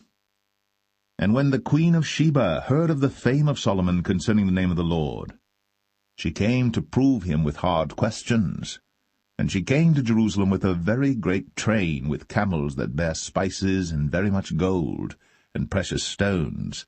And when she was come to Solomon, she communed with him of all that was in her heart. And Solomon told her all her questions. There was not anything hid from the king which he told her not. And when the queen of Sheba had seen all Solomon's wisdom, and the house that he had built, and the meat of his table, and the sitting of his servants, and the attendance of his ministers, and their apparel, and his cupbearers, and his ascent by which he went up unto the house of the Lord, there was no more spirit in her. And she said to the king, It was a true report that I heard in mine own land of thy acts and of thy wisdom. Howbeit, I believed not the word until I came. And mine eyes had seen it, and behold, the half was not told me. Thy wisdom and prosperity exceedeth the fame which I heard. Happy are thy men, happy are these thy servants, which stand continually before thee, and that hear thy wisdom. Blessed be the Lord thy God, which delighteth in thee, to set thee on the throne of Israel, because the Lord loved Israel for ever. Therefore made he thee king, to do judgment and justice. And she gave the king 120 talents of gold and of spices, very great store, and precious stones. There came no more such abundance of spices as these which the queen of Sheba gave to King Solomon. And the navy also of Hiram that brought gold from Ophir, brought in from Ophir great plenty of almug trees and precious stones. And the king made of the almug trees pillars for the house of the Lord, and for the king's house, harps also, and psalteries for singers. There came no such almug trees, nor were seen unto this day. And King Solomon gave unto the queen of Sheba all her desire, whatsoever she asked, beside that which Solomon gave her of his royal bounty. So she turned, and went to her own country, she and her servants. Now the weight of gold that came to Solomon in 1 year was 666 talents of gold. Beside that he had of the merchantmen, and of the traffic of the spice merchants, and of all the kings of Arabia, and of the governors of the country. And King Solomon made 200 targets of beaten gold. 600 shekels of gold went to 1 target. And he made 300 shields of beaten gold. 3 pound of gold went to 1 shield, and the king put them in the house of the forest of Lebanon. Moreover, the king made a great throne of ivory, and overlaid it with the best gold. The throne had 6 steps, and the top of the throne was round behind, and there were stays on either side on the place of the seat, and 2 lions stood beside the stays, and 12 lions stood there on the one side, and on the other upon the 6 steps. There was not the like made in any kingdom. And all King Solomon's drinking vessels were of gold, and all the vessels of the house of the forest of Lebanon were of pure gold. None were of silver. It was nothing accounted of in the days of Solomon. But the king had at sea a navy of Tarshish, with the navy of Hiram. Once in 3 years came the navy of Tarshish, bringing gold and silver, ivory, and apes and peacocks. So King Solomon exceeded all the kings of the earth for riches and for wisdom. And all the earth sought to Solomon, to hear his wisdom, which God had put in his heart. And they brought every man his present, vessels of silver, and vessels of gold, and garments, and armor, and spices, horses, and mules, a rate year by year. And Solomon gathered together chariots and horsemen, and he had 1,400 chariots, and 12,000 horsemen, whom he bestowed in the cities for chariots, and with the king at Jerusalem. And the king made silver to be in Jerusalem as stones, and cedars made he to be as the sycamore trees that are in the vale for abundance. And Solomon had horses brought out of Egypt, and linen yarn. The king's merchants received the linen yarn at a price. And a chariot came up and went out of Egypt for 600 shekels of silver, and an horse for 150. And so for all the kings of the Hittites, and for the kings of Syria, did they bring them out by their means.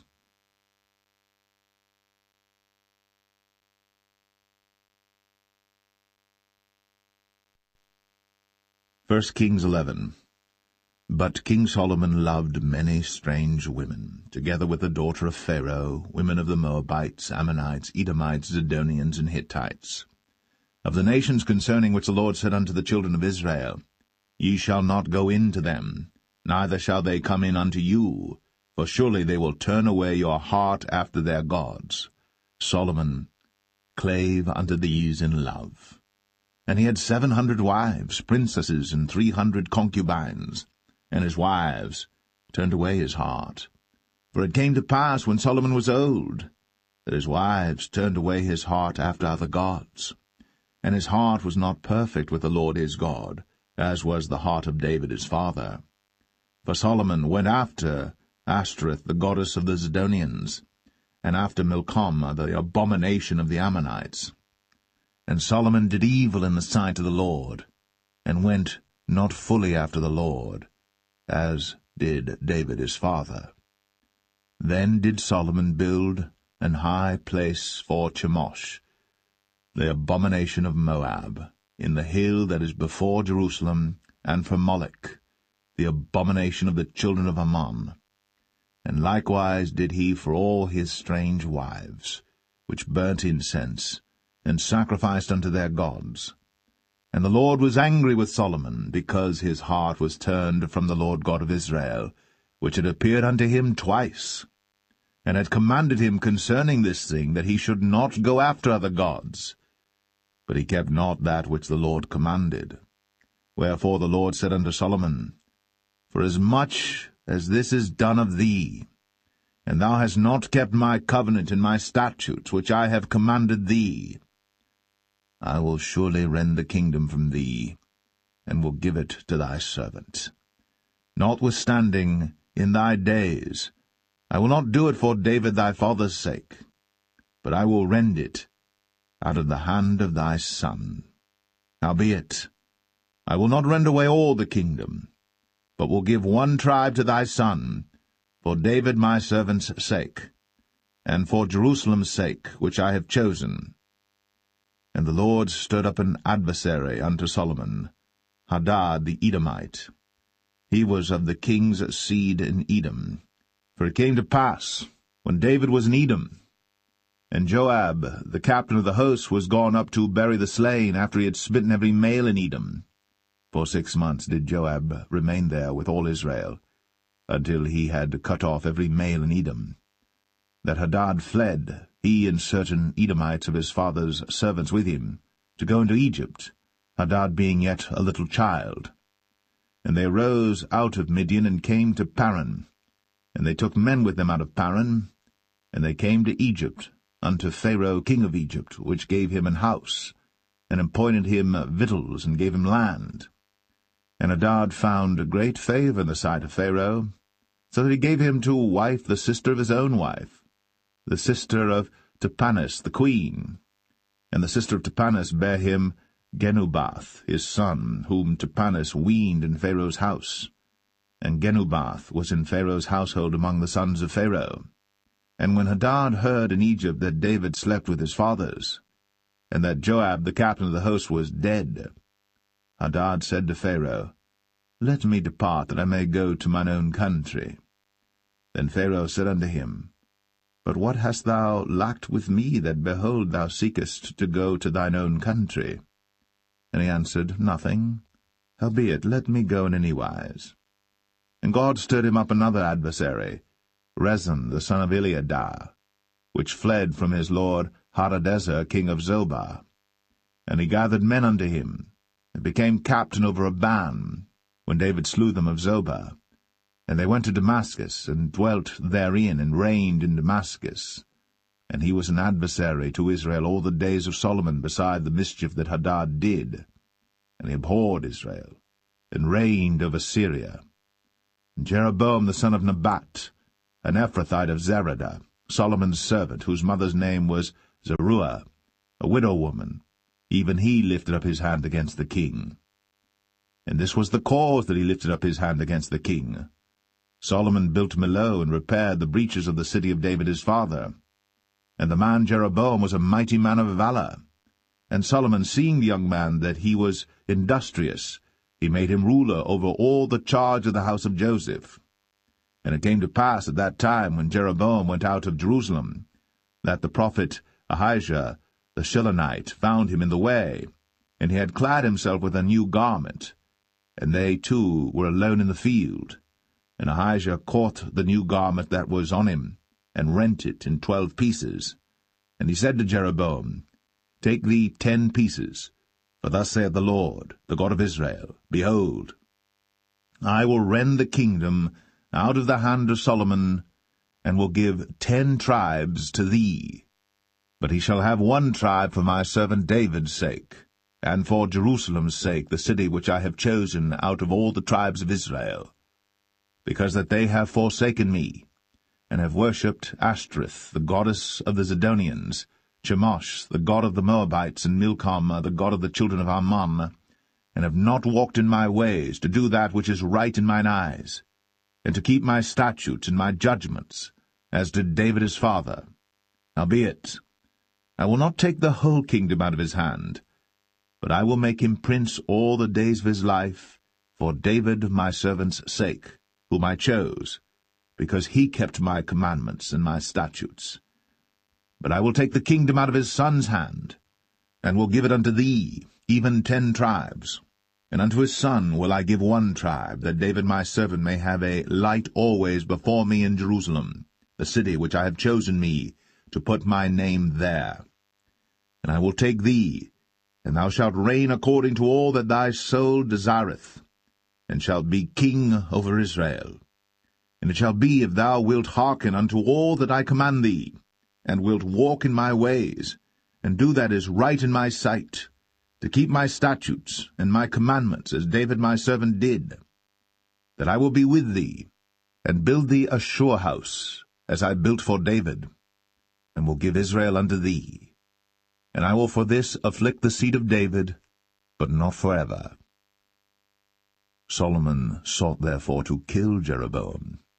And Jeroboam arose and fled into Egypt, unto Shishak king of Egypt, and was in Egypt until the death of Solomon.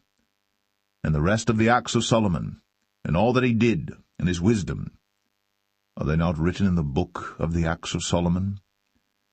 And the time that Solomon reigned in Jerusalem over all Israel was 40 years. And Solomon slept with his fathers, and was buried in the city of David his father.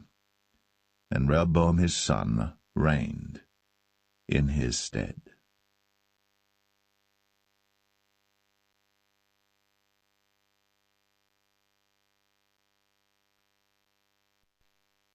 First Kings 12.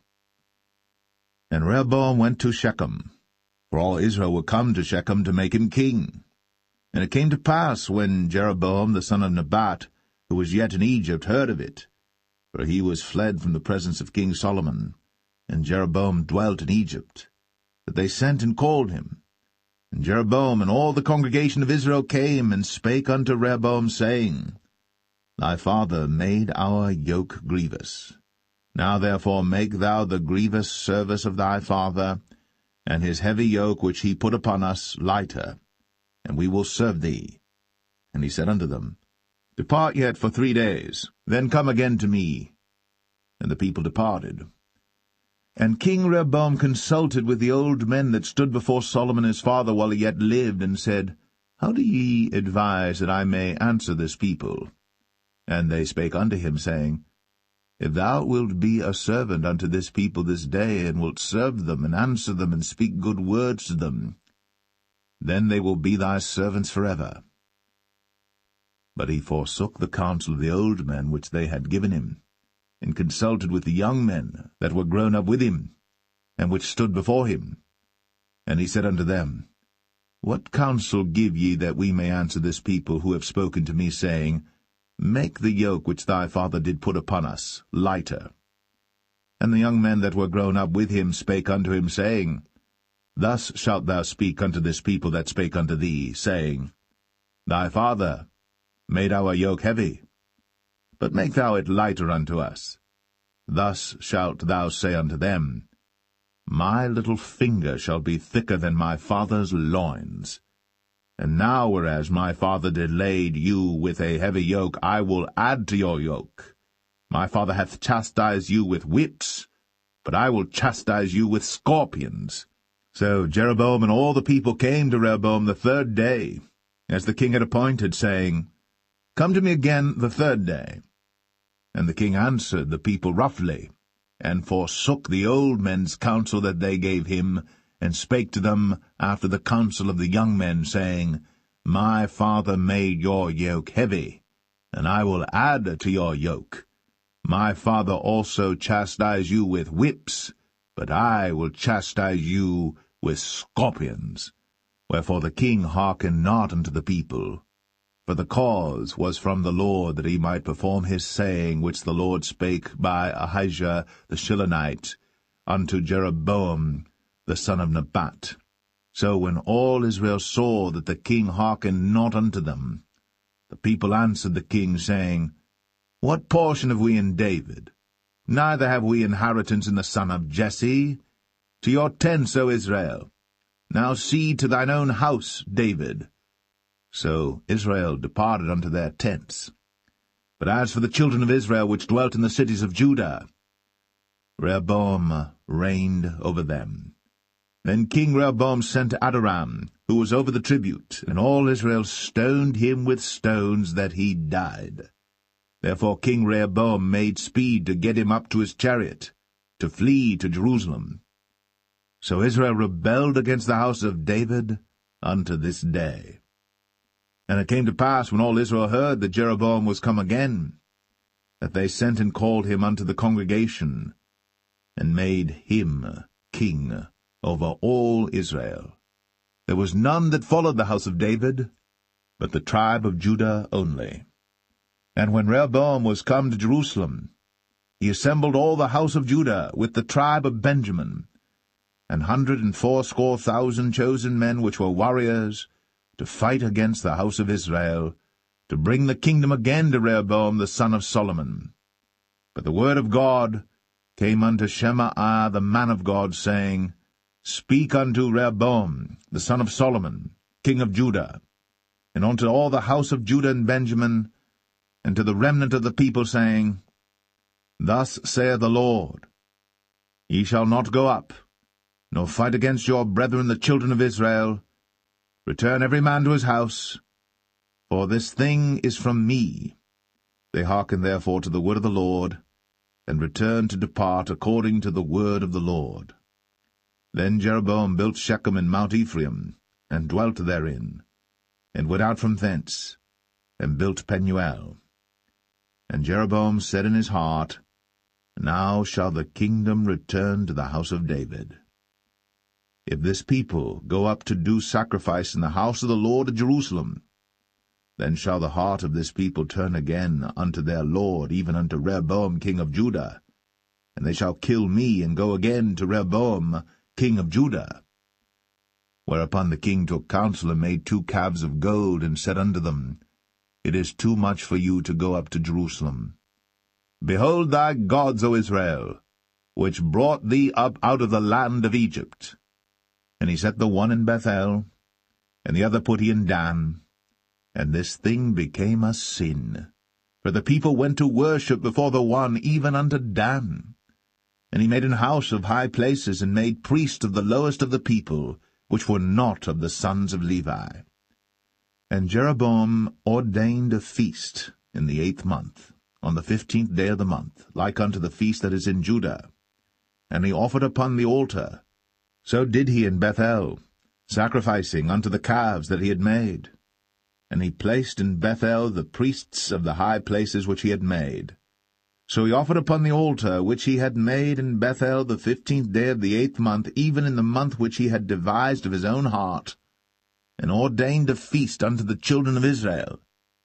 And he offered upon the altar, and burnt incense.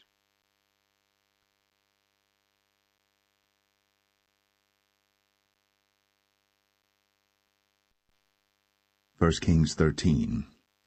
And behold, there came a man of God out of Judah by the word of the Lord unto Bethel.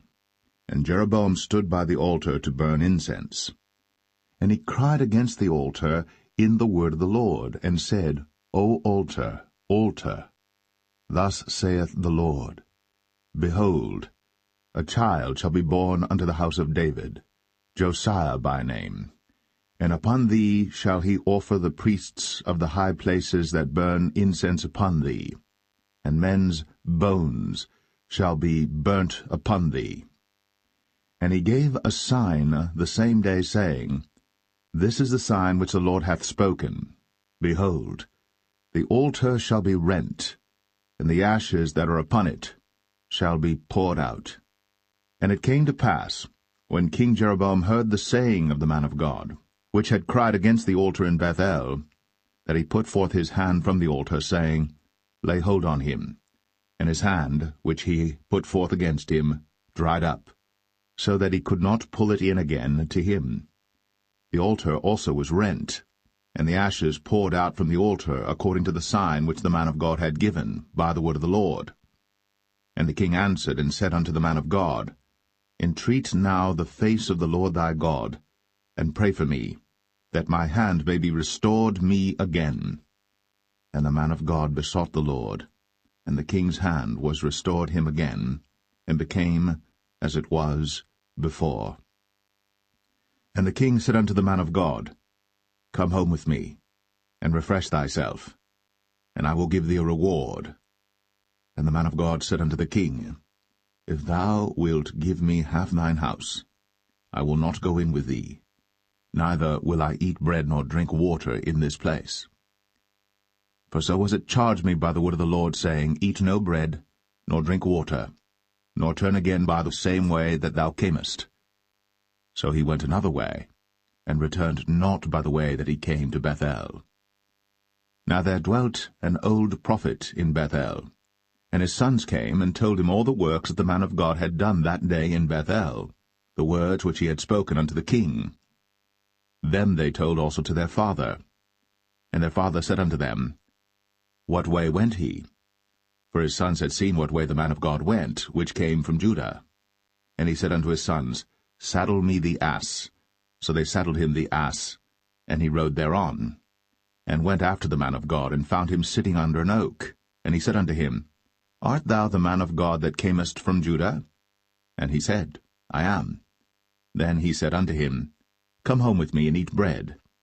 And he said, I may not return with thee, nor go in with thee, neither will I eat bread nor drink water with thee in this place. For it was said to me by the word of the Lord, Thou shalt eat no bread, nor drink water there, nor turn again to go by the way that thou camest. He said unto him, I am a prophet, also as thou art. And an angel spake unto me by the word of the Lord, saying, Bring him back with thee into thine house, that he may eat bread and drink water. But he lied unto him. So he went back with him, and did eat bread in his house, and drank water. And it came to pass, as they sat at the table, that the word of the Lord came unto the prophet that brought him back. And he cried unto the man of God that came from Judah, saying, Thus saith the Lord, For as much as thou hast disobeyed the mouth of the Lord, and hast not kept the commandment which the Lord thy God commanded thee, but camest back, and hast eaten bread, and drunk water in the place, of the which the Lord did say to thee, Eat no bread, and drink no water, thy carcass shall not come unto the sepulchre of thy fathers. And it came to pass, after he had eaten bread, and after he had drunk, that he saddled for him the ass, to wit, for the prophet whom he had brought back. And when he was gone, a lion met him by the way, and slew him.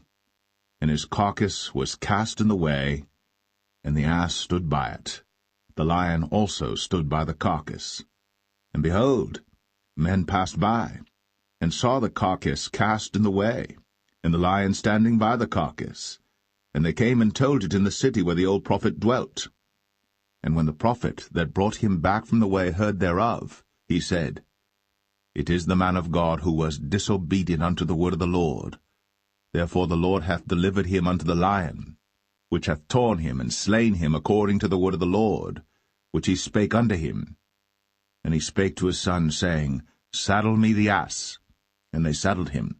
And he went and found his carcass cast in the way, and the ass and the lion standing by the carcass. The lion had not eaten the carcass, nor torn the ass.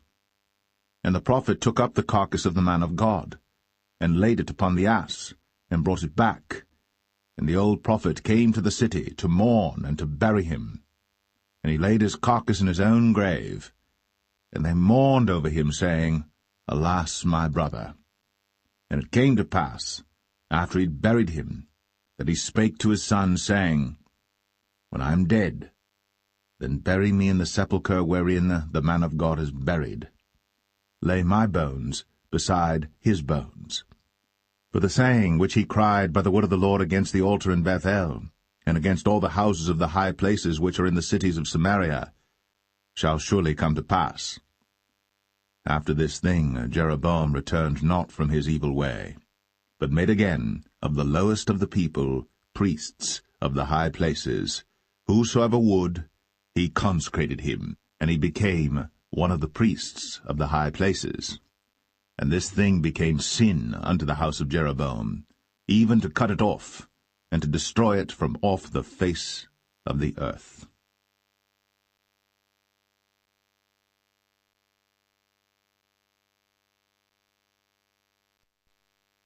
1 Kings 14. At that time Abijah, the son of Jeroboam, fell sick. And Jeroboam said to his wife, Arise, I pray thee, and disguise thyself, that thou be not known to be the wife of Jeroboam, and get thee to Shiloh. Behold, there is Ahijah the prophet, which told me that I should be king over this people.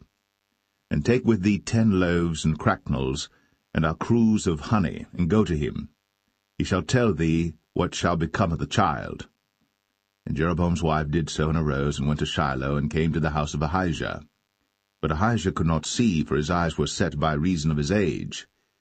And the Lord said unto Ahijah, Behold, the wife of Jeroboam cometh to ask a thing of thee for her son, for he is sick.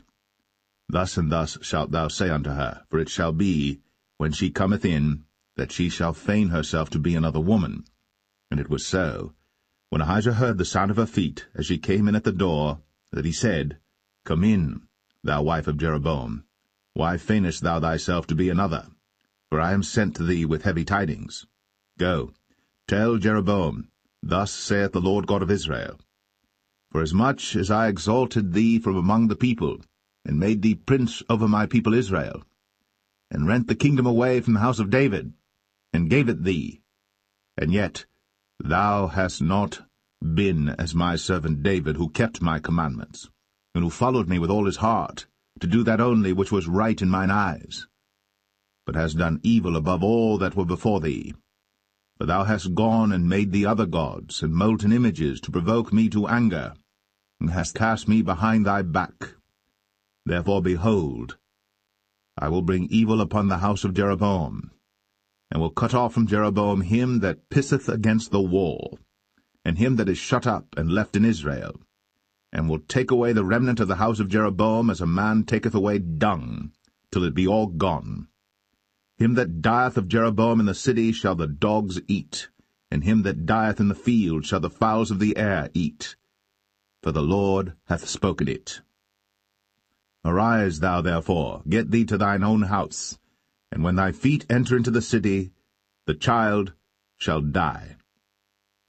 And all Israel shall mourn for him, and bury him. For he only of Jeroboam shall come to the grave, because in him there is found some good thing toward the Lord God of Israel in the house of Jeroboam. Moreover, the Lord shall raise him up a king over Israel, who shall cut off the house of Jeroboam that day. But what? Even now.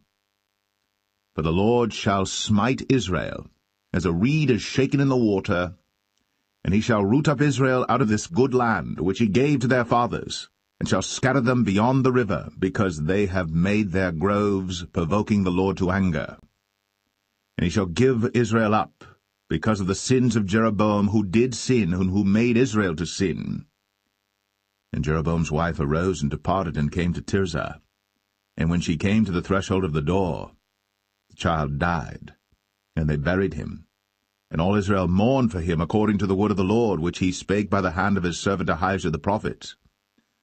And the rest of the acts of Jeroboam, how he warred and how he reigned, behold, they are written in the book of the Chronicles of the kings of Israel. And the days which Jeroboam reigned were 22 years, and he slept with his fathers, and Nadab his son reigned in his stead. And Rehoboam the son of Solomon reigned in Judah. Rehoboam was 41 years old when he began to reign, and he reigned 17 years in Jerusalem, the city which the Lord did choose out of all the tribes of Israel, to put his name there.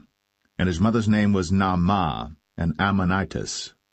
And Judah did evil in the sight of the Lord, and they provoked him to jealousy with their sins which they had committed, above all that their fathers had done. For they also built them high places and images and groves on every high hill, and under every green tree. And there were also Sodomites in the land, and they did according to all the abominations of the nations which the Lord cast out before the children of Israel. And it came to pass in the 5th year of King Rehoboam, that Shishak king of Egypt came up against Jerusalem. And he took away the treasures of the house of the Lord, and the treasures of the king's house, he even took away all, and he took away all the shields of gold which Solomon had made. And King Rehoboam made in their stead brazen shields, and committed them unto the hands of the chief of the guard which kept the door of the king's house. And it was so, when the king went into the house of the Lord, that the guard bare them and brought them back into the guard chamber. Now the rest of the acts of Rehoboam, and all that he did, are they not written in the book of the Chronicles of the kings of Judah? And there was war between Rehoboam and Jeroboam all their days. And Rehoboam slept with his fathers, and was buried with his fathers in the city of David. And his mother's name was Naamah, an Ammonitess. And Abijam, his son, reigned in his stead.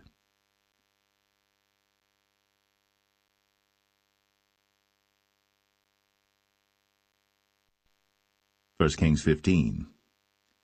Now in the 18th year of King Jeroboam, the son of Nebat, reigned Abijam over Judah. 3 years reigned he in Jerusalem, and his mother's name was Maachah, the daughter of Abishalom.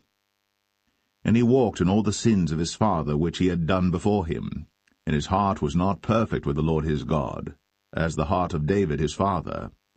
Nevertheless, for David's sake did the Lord his God give him a lamp in Jerusalem to set up his son after him, and to establish Jerusalem, because David did that which was right in the eyes of the Lord, and turned not aside from anything that he commanded him all the days of his life, save only in the matter of Uriah the Hittite.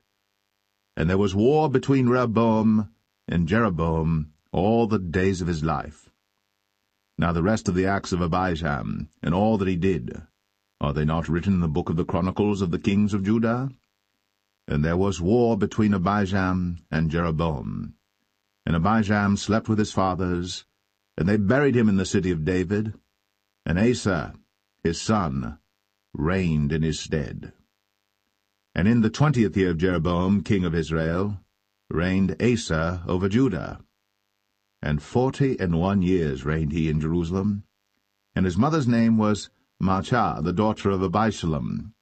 And Asa did that which was right in the eyes of the Lord, as did David his father.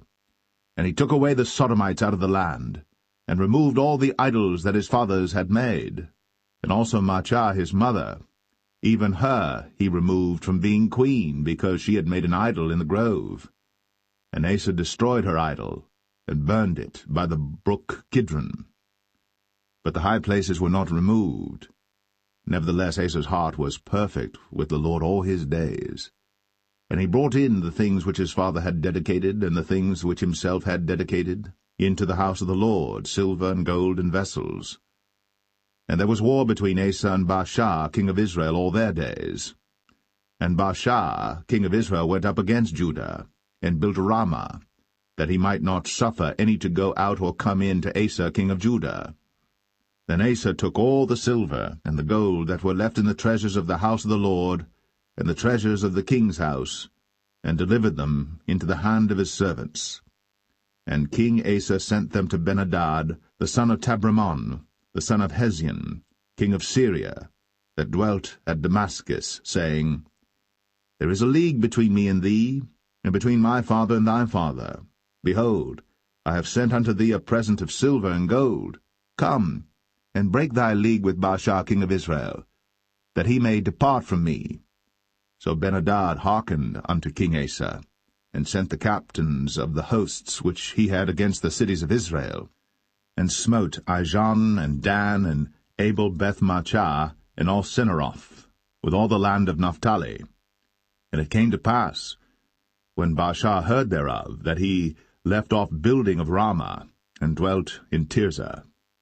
Then King Asa made a proclamation throughout all Judah, none was exempted.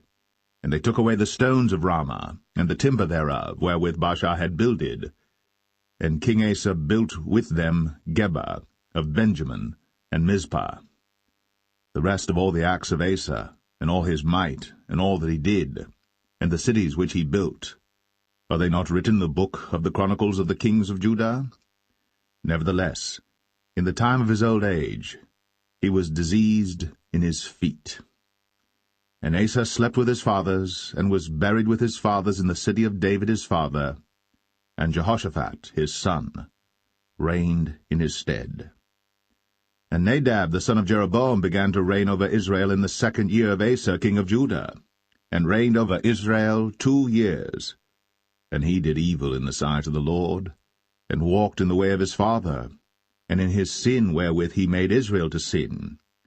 And Baasha the son of Ahijah, of the house of Issachar, conspired against him. And Baasha smote him at Gibbethon, which belonged to the Philistines, for Nadab and all Israel laid siege to Gibbethon. Even in the 3rd year of Asa king of Judah did Baasha slay him, and reigned in his stead. And it came to pass when he reigned, that he smote all the house of Jeroboam. He left not to Jeroboam any that breathed, until he had destroyed him, according unto the saying of the Lord, which he spake by his servant Ahijah the Shilonite.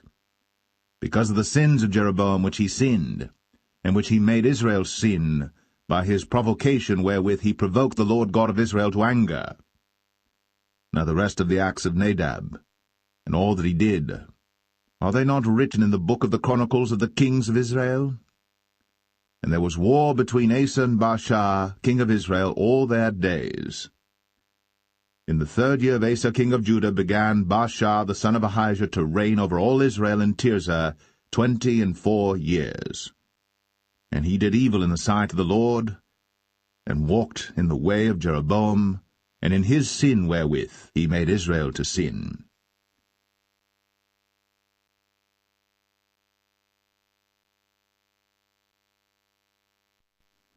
First Kings 16.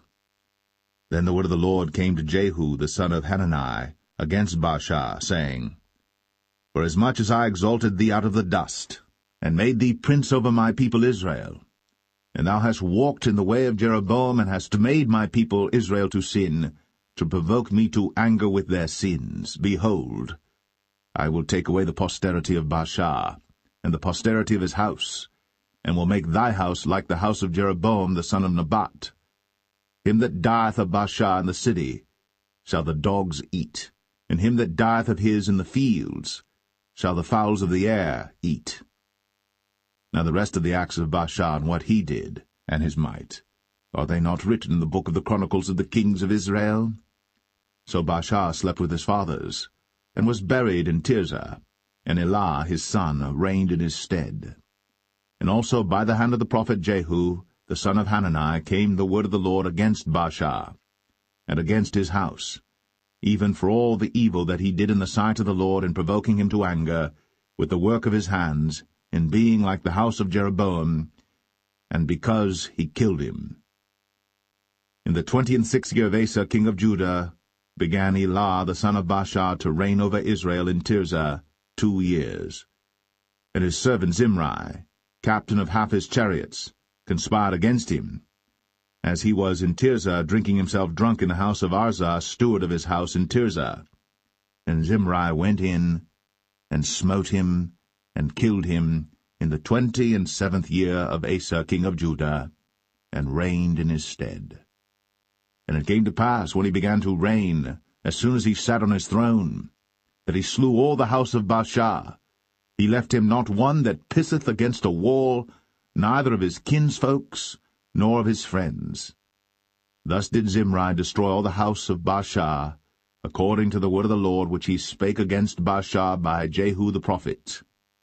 For all the sins of Baasha, and the sins of Elah his son, by which they sinned, and by which they made Israel to sin, in provoking the Lord God of Israel to anger with their vanities.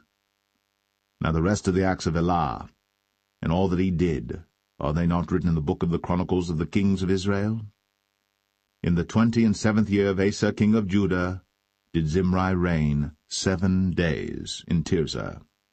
And the people were encamped against Gibbethon, which belonged to the Philistines. And the people that were encamped heard say, Zimri hath conspired, and hath also slain the king.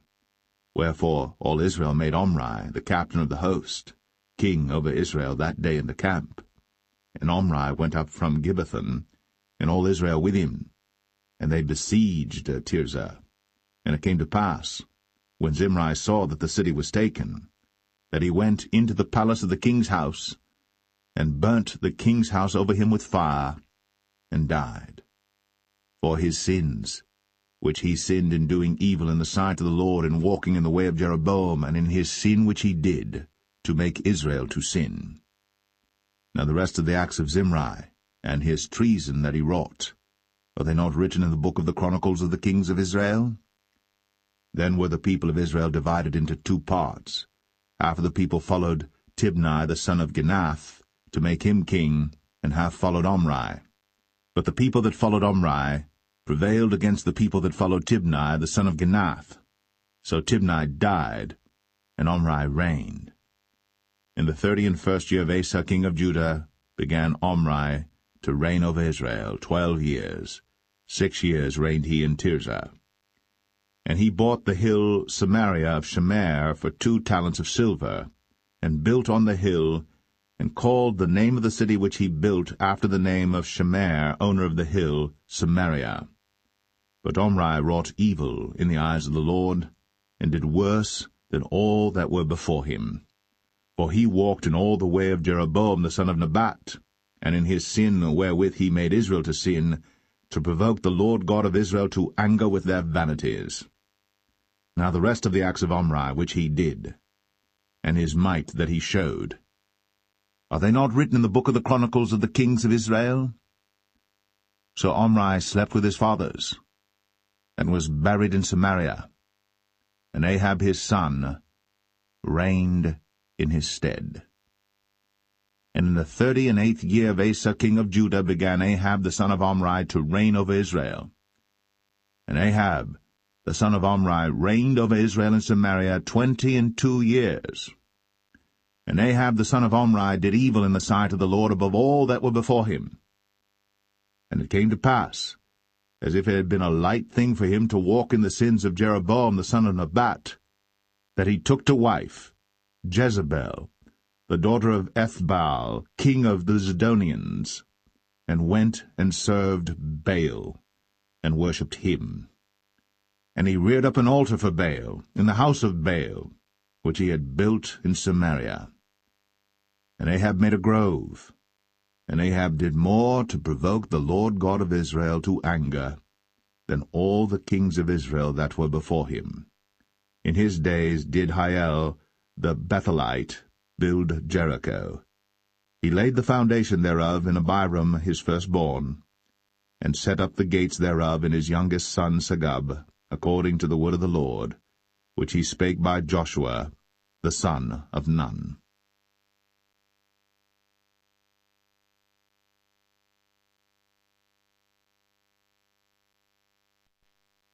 1 Kings 17.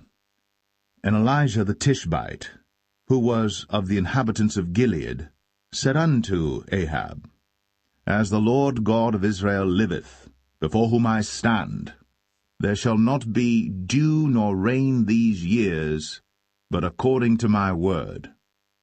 And the word of the Lord came unto him, saying, Get thee hence, and turn thee eastward, and hide thyself by the brook Cherith, that is before Jordan.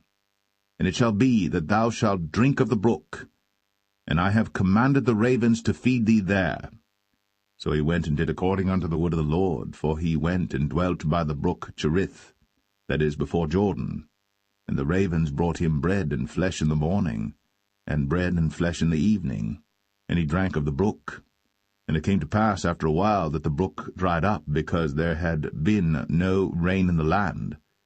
And the word of the Lord came unto him, saying, Arise, get thee to Zarephath, which belongeth to Zidon, and dwell there. Behold, I have commanded a widow woman there to sustain thee. So he arose and went to Zarephath. And when he came to the gate of the city, behold, the widow woman was there gathering of sticks. And he called to her, and said, Fetch me, I pray thee, a little water in a vessel, that I may drink. And as she was going to fetch it, he called to her, and said, Bring me, I pray thee, a morsel of bread in thine hand.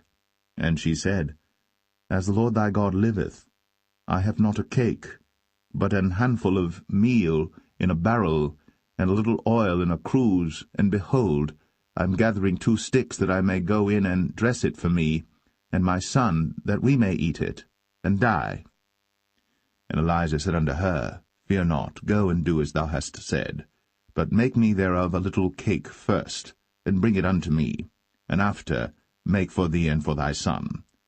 For thus saith the Lord God of Israel, The barrel of meal shall not waste, neither shall the cruse of oil fail, until the day that the Lord sendeth rain upon the earth.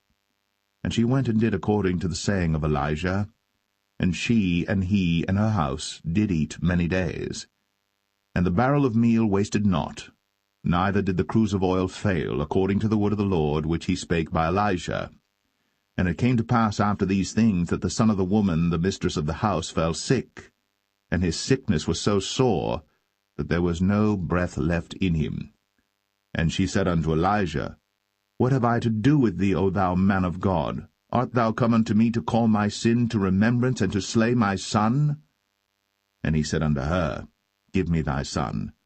And he took him out of her bosom, and carried him up into a loft, where he abode, and laid him upon his own bed.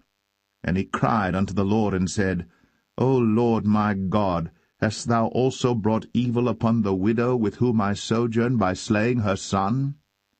And he stretched himself upon the child 3 times, and cried unto the Lord, and said, O Lord my God, I pray thee, let this child's soul come into him again.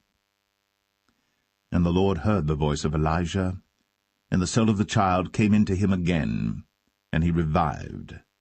And Elijah took the child, and brought him down out of the chamber into the house, and delivered him unto his mother.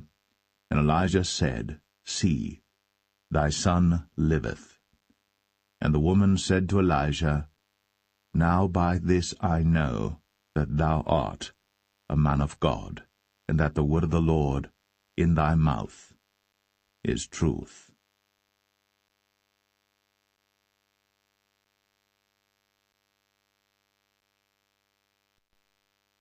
1 Kings 18. And it came to pass, after many days, that the word of the Lord came to Elijah in the 3rd year, saying, Go, show thyself unto Ahab, and I will send rain upon the earth. And Elijah went to show himself unto Ahab. And there was a sore famine in Samaria. And Ahab called Obadiah, which was the governor of his house. Now Obadiah feared the Lord greatly. For it was so, when Jezebel cut off the prophets of the Lord, that Obadiah took 100 prophets, and hid them by 50 in a cave, and fed them with bread and water. And Ahab said unto Obadiah, Go into the land, unto all fountains of water, and unto all brooks. Peradventure we may find grass to save the horses and mules alive, that we lose not all the beasts. So they divided the land between them to pass throughout it. Ahab went one way by himself, and Obadiah went another way by himself. And as Obadiah was in the way, behold, Elijah met him, and he knew him, and fell on his face, and said, Art thou that my lord Elijah? And he answered him, I am. Go tell thy lord, Behold, Elijah is here. And he said, What have I sinned that thou wouldst deliver thy servant into the hand of Ahab, to slay me? As the Lord thy God liveth, there is no nation or kingdom whither my lord hath not sent to seek thee. And when they said, He is not there, he took an oath of the kingdom and nation that they found thee not. And now thou sayest, Go, tell thy lord, Behold, Elijah is here. And it shall come to pass, as soon as I am gone from thee, that the Spirit of the Lord shall carry thee whither I know not. And so when I come and tell Ahab, and he cannot find thee, he shall slay me. But I thy servant fear the Lord from my youth. Was it not told my lord what I did when Jezebel slew the prophets of the Lord, how I hid 100 men of the Lord's prophets by 50 in a cave, and fed them with bread and water? And now thou sayest, Go tell thy lord, Behold, Elijah is here, and he shall slay me? And Elijah said, As the Lord of hosts liveth, before whom I stand, I will surely show myself unto him today. So Obadiah went to meet Ahab, and told him. And Ahab went to meet Elijah. And it came to pass, when Ahab saw Elijah, that Ahab said unto him, Art thou he that troubleth Israel? And he answered, I have not troubled Israel, but thou and thy father's house, in that ye have forsaken the commandments of the Lord, and thou hast followed Baalim. Now therefore send and gather to me all Israel unto Mount Carmel. and the prophets of Baal 450, and the prophets of the groves 400, which eat at Jezebel's table. So Ahab sent unto all the children of Israel, and gathered the prophets together unto Mount Carmel. And Elijah came unto all the people, and said, How long halt ye between two opinions? If the Lord be God, follow him, but if Baal, then follow him. And the people answered him not a word. Then said Elijah unto the people, I, even I only, remain a prophet of the Lord, but Baal's prophets are 450 men. Let them therefore give us 2 bullocks, and let them choose 1 bullock from themselves, and cut it in pieces, and lay it on wood, and put no fire under. And I will dress the other bullock, and lay it on wood, and put no fire under. And call ye on the name of your gods, and I will call on the name of the Lord. And the God that answereth by fire, let him be God. And all the people answered and said, It is well spoken. And Elijah said unto the prophets of Baal, Choose you 1 bullock for yourselves, and dress it first, for ye are many, and call on the name of your gods, but put no fire under. And they took the bullock which was given them, and they dressed it, and called on the name of Baal from morning even until noon, saying, O Baal, hear us! But there was no voice, nor any that answered, and they leaped upon the altar which was made. And it came to pass at noon that Elijah mocked them, and said, Cry aloud, for he is a god. Either he is talking, or he is pursuing, or he is in a journey, or peradventure he sleepeth, and must be awaked. And they cried aloud, and cut themselves after their manner with knives and lancets, till the blood gushed out upon them. And it came to pass, when midday was past, and they prophesied until the time of the offering of the evening sacrifice, that there was neither voice, nor any to answer, nor any that regarded. And Elijah said unto all the people, Come near unto me. And all the people came near unto him, and he repaired the altar of the Lord that was broken down. And Elijah took 12 stones, according to the number of the tribes of the sons of Jacob, unto whom the word of the Lord came, saying, Israel shall be thy name. And with the stones he built an altar in the name of the Lord, and he made a trench about the altar, as great as would contain 2 measures of seed. And he put the wood in order, and cut the bullock in pieces, and laid him on the wood, and said, Fill 4 barrels with water, and pour it on the burnt sacrifice, and on the wood. And he said, Do it the 2nd time. And they did it the 2nd time. And he said, Do it the 3rd time. And they did it the 3rd time. And the water ran round about the altar, and he filled the trench also with water. And it came to pass, at the time of the offering of the evening sacrifice, that Elijah the prophet came near and said, Lord God of Abraham, Isaac, and of Israel, let it be known this day that thou art God in Israel, and that I am thy servant, and that I have done all these things at thy word. Hear me, O Lord, hear me, that this people may know that thou art the Lord God, and that thou hast turned their heart back again. Then the fire of the Lord fell, and consumed the burnt sacrifice, and the wood, and the stones, and the dust, and licked up the water that was in the trench.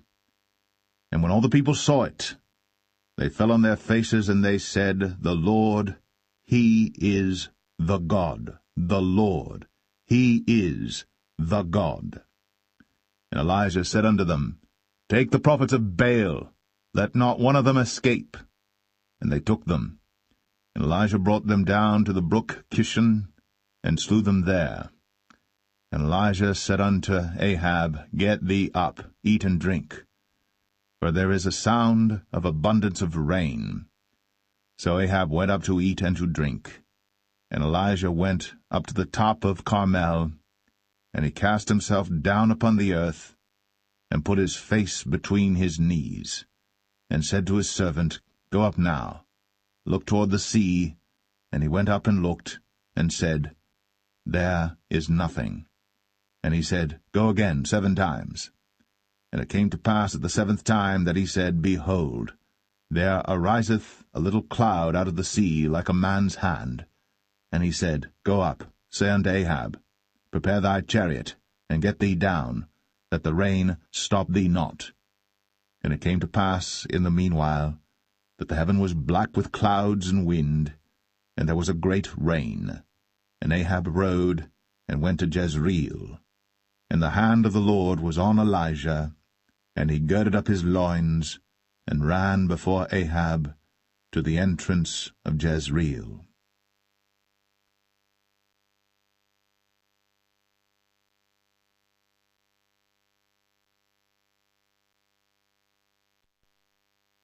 First Kings 19.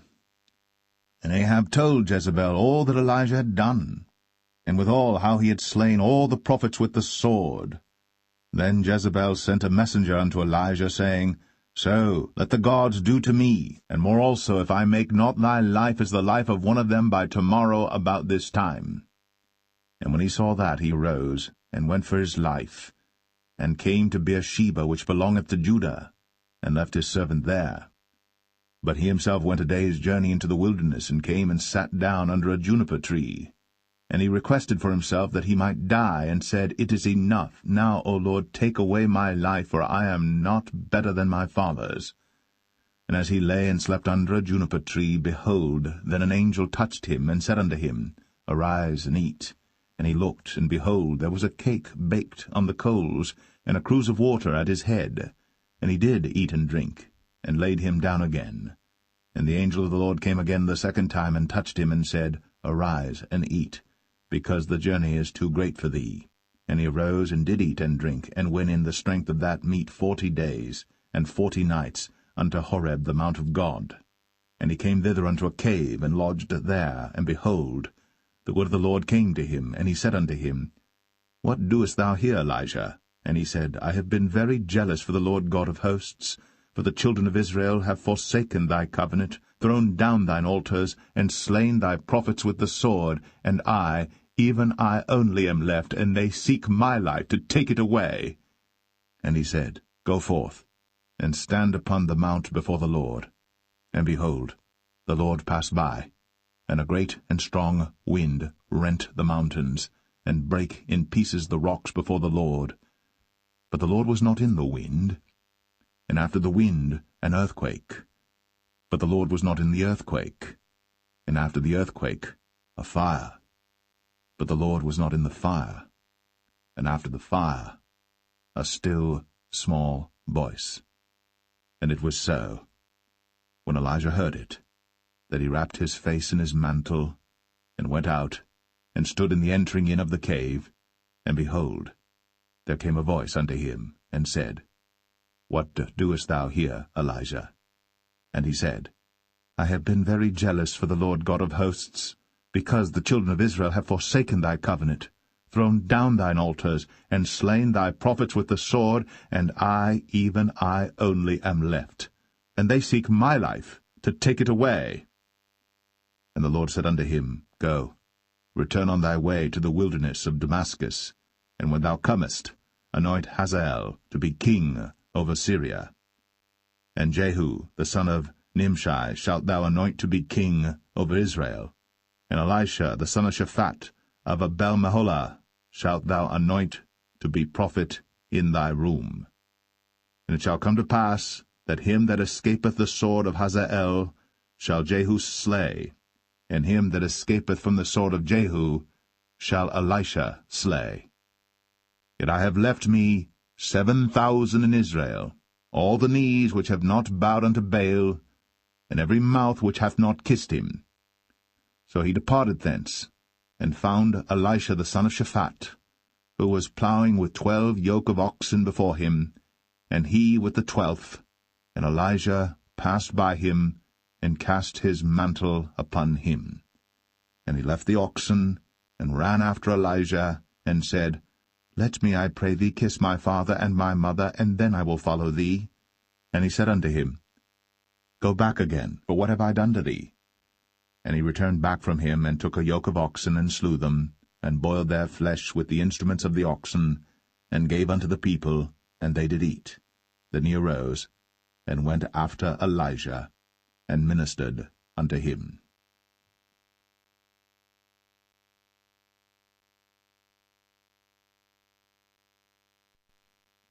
1 Kings 20. And Ben-Hadad the king of Syria gathered all his host together, and there were 32 kings with him, and horses and chariots, and he went up and besieged Samaria, and warred against it. And he sent messengers to Ahab king of Israel into the city, and said unto him, Thus saith Ben-Hadad, Thy silver and thy gold is mine, thy wives also and thy children, even the goodliest, are mine. And the king of Israel answered and said, My lord, O king, according to thy saying, I am thine, and all that I have. And the messengers came again and said, Thus speaketh Ben-Hadad, saying, Although I have sent unto thee, saying, Thou shalt deliver me thy silver and thy gold and thy wives and thy children, yet I will send my servants unto thee tomorrow about this time, and they shall search thine house and the houses of thy servants, and it shall be that whatsoever is pleasant in thine eyes, they shall put it in their hand, and take it away. Then the king of Israel called all the elders of the land, and said, Mark, I pray you, and see how this man seeketh mischief, for he sent unto me for my wives, and for my children, and for my silver, and for my gold, and I denied him not. And all the elders and all the people said unto him, Hearken not unto him, nor consent. Wherefore he said unto the messengers of Ben-Hadad, Tell my lord the king, all that thou didst send for to thy servant at the first, I will do, but this thing I may not do. And the messengers departed, and brought him word again. And Ben-Hadad sent unto him, and said, The gods do so unto me, and more also, if the dust of Samaria shall suffice for handfuls for all the people that follow me.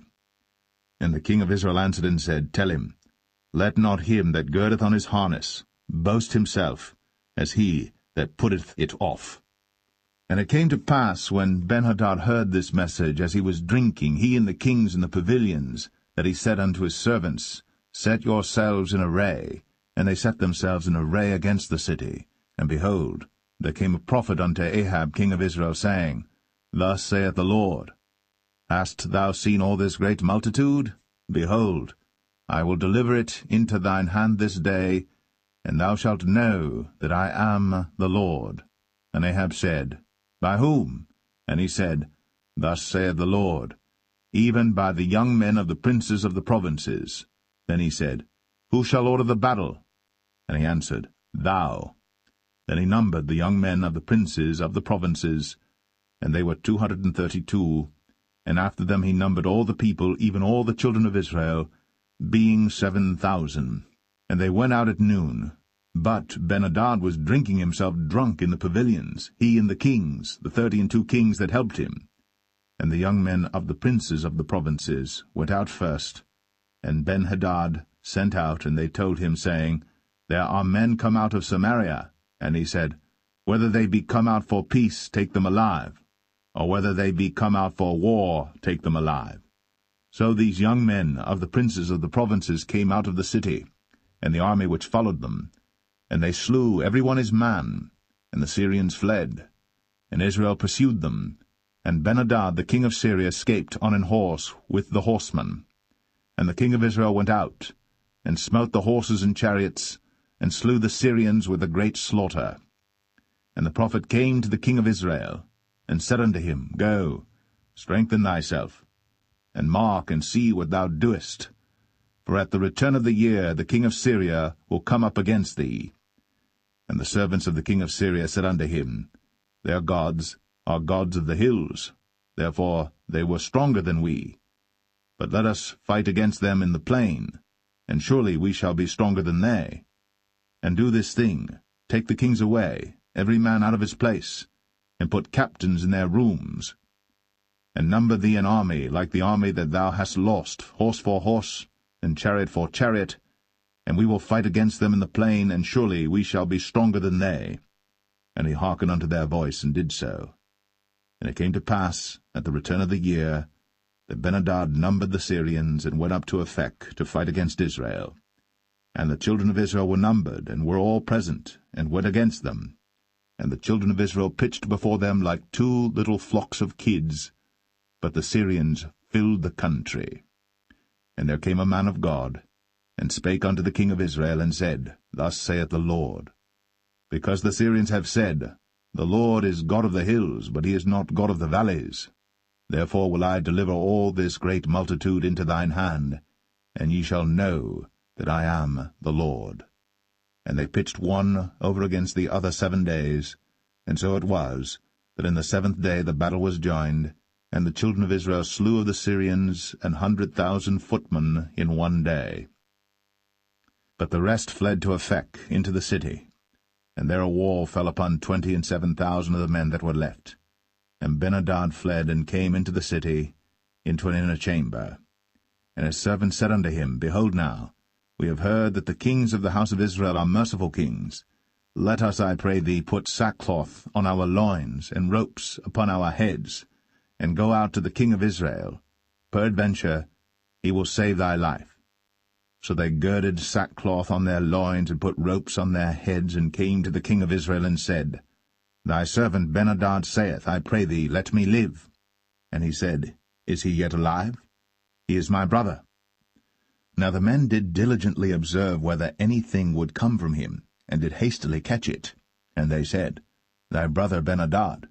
Then he said, Go ye, bring him. Then Ben-Hadad came forth to him, and he caused him to come up into the chariot. And Ben-Hadad said unto him, The cities which my father took from thy father I will restore, and thou shalt make streets for thee in Damascus, as my father made in Samaria. Then said Ahab, I will send thee away with this covenant. So he made a covenant with him, and sent him away. And a certain man of the sons of the prophets said unto his neighbor in the word of the Lord, Smite me, I pray thee. And the man refused to smite him. Then said he unto him, Because thou hast not obeyed the voice of the Lord, behold, as soon as thou art departed from me, a lion shall slay thee. And as soon as he was departed from him, a lion found him and slew him. Then he found another man, and said, Smite me, I pray thee.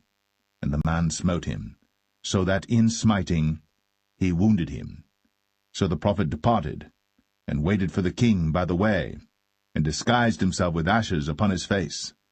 And as the king passed by, he cried unto the king, and he said, Thy servant went out into the midst of the battle, and behold, a man turned aside, and brought a man unto me, and said, Keep this man.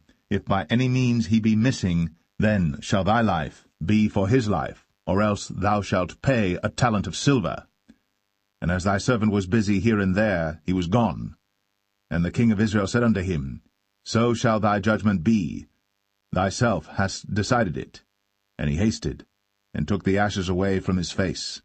And the king of Israel discerned him that he was of the prophets.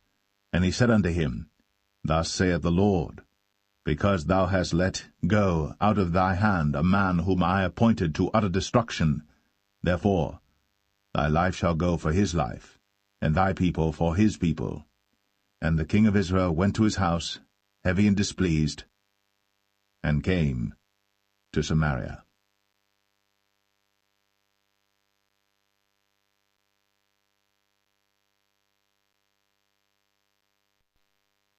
1 Kings 21. And it came to pass, after these things, that Naboth the Jezreelite had a vineyard, which was in Jezreel, hard by the palace of Ahab king of Samaria. And Ahab spake unto Naboth, saying, Give me thy vineyard, that I may have it for a garden of herbs, because it is near unto my house. And I will give thee for it a better vineyard than it. Or, if it seem good to thee, I will give thee the worth of it in money. And Naboth said to Ahab, The Lord forbid it me, that I should give the inheritance of my fathers unto thee. And Ahab came into his house heavy and displeased, because of the word which Naboth the Jezreelite had spoken to him. For he had said, I will not give thee the inheritance of my fathers. And he laid him down upon his bed, and turned away his face, and would eat no bread. But Jezebel his wife came to him, and said unto him, Why is thy spirit so sad that thou eatest no bread? And he said unto her, Because I spake unto Naboth the Jezreelite, and said unto him, Give me thy vineyard for money, or else, if it please thee, I will give thee another vineyard for it. And he answered, I will not give thee my vineyard. And Jezebel his wife said unto him, Dost thou now govern the kingdom of Israel? Arise, and eat bread, and let thine heart be merry. I will give thee the vineyard of Naboth the Jezreelite. So she wrote letters in Ahab's name, and sealed them with his seal. and sent the letters unto the elders and to the nobles that were in his city dwelling with Naboth. And she wrote in the letters, saying, Proclaim a fast, and set Naboth on high among the people. And set 2 men, sons of Belial, before him, to bear witness against him, saying, Thou didst blaspheme God and the king. And then carry him out, and stone him, that he may die. And the men of his city, even the elders and the nobles, who were the inhabitants in his city, did as Jezebel had sent unto them, and as it was written in the letters which she had sent unto them. They proclaimed a fast, and set Naboth on high among the people. And there came in 2 men, children of Belial, and sat before him. And the men of Belial witnessed against him, even against Naboth, in the presence of the people, saying, Naboth did blaspheme God and the king. Then they carried him forth out of the city, and stoned him with stones, that he died.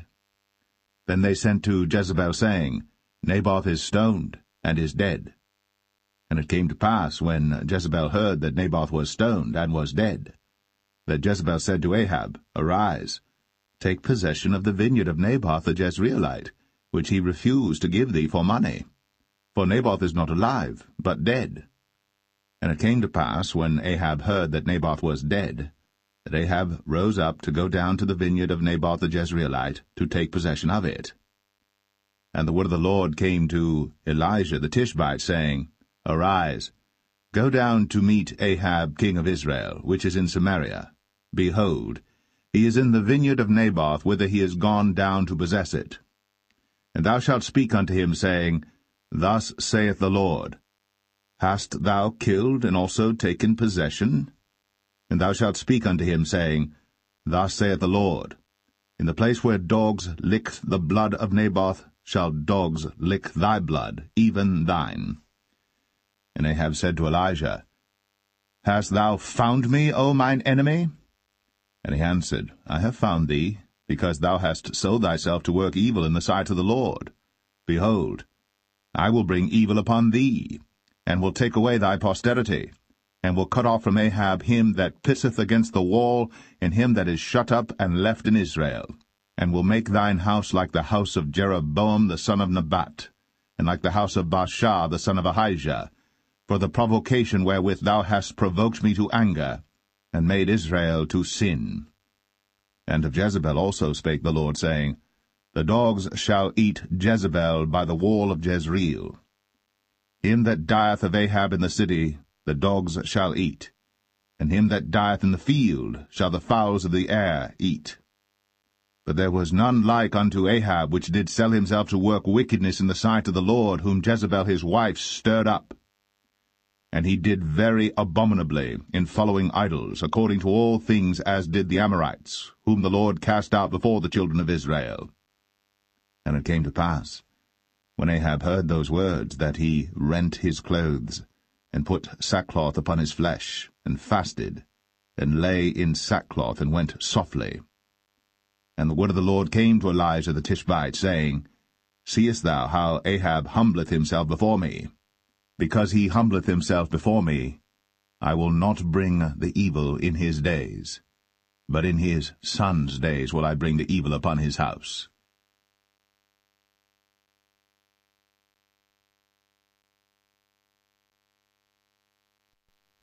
1 Kings 22. And they continued 3 years without war between Syria and Israel. And it came to pass in the 3rd year that Jehoshaphat the king of Judah came down to the king of Israel. And the king of Israel said unto his servants, Know ye that Ramoth and Gilead is ours? And we be still, and take it not out of the hand of the king of Syria? And he said unto Jehoshaphat, Wilt thou go with me to battle to Ramoth Gilead?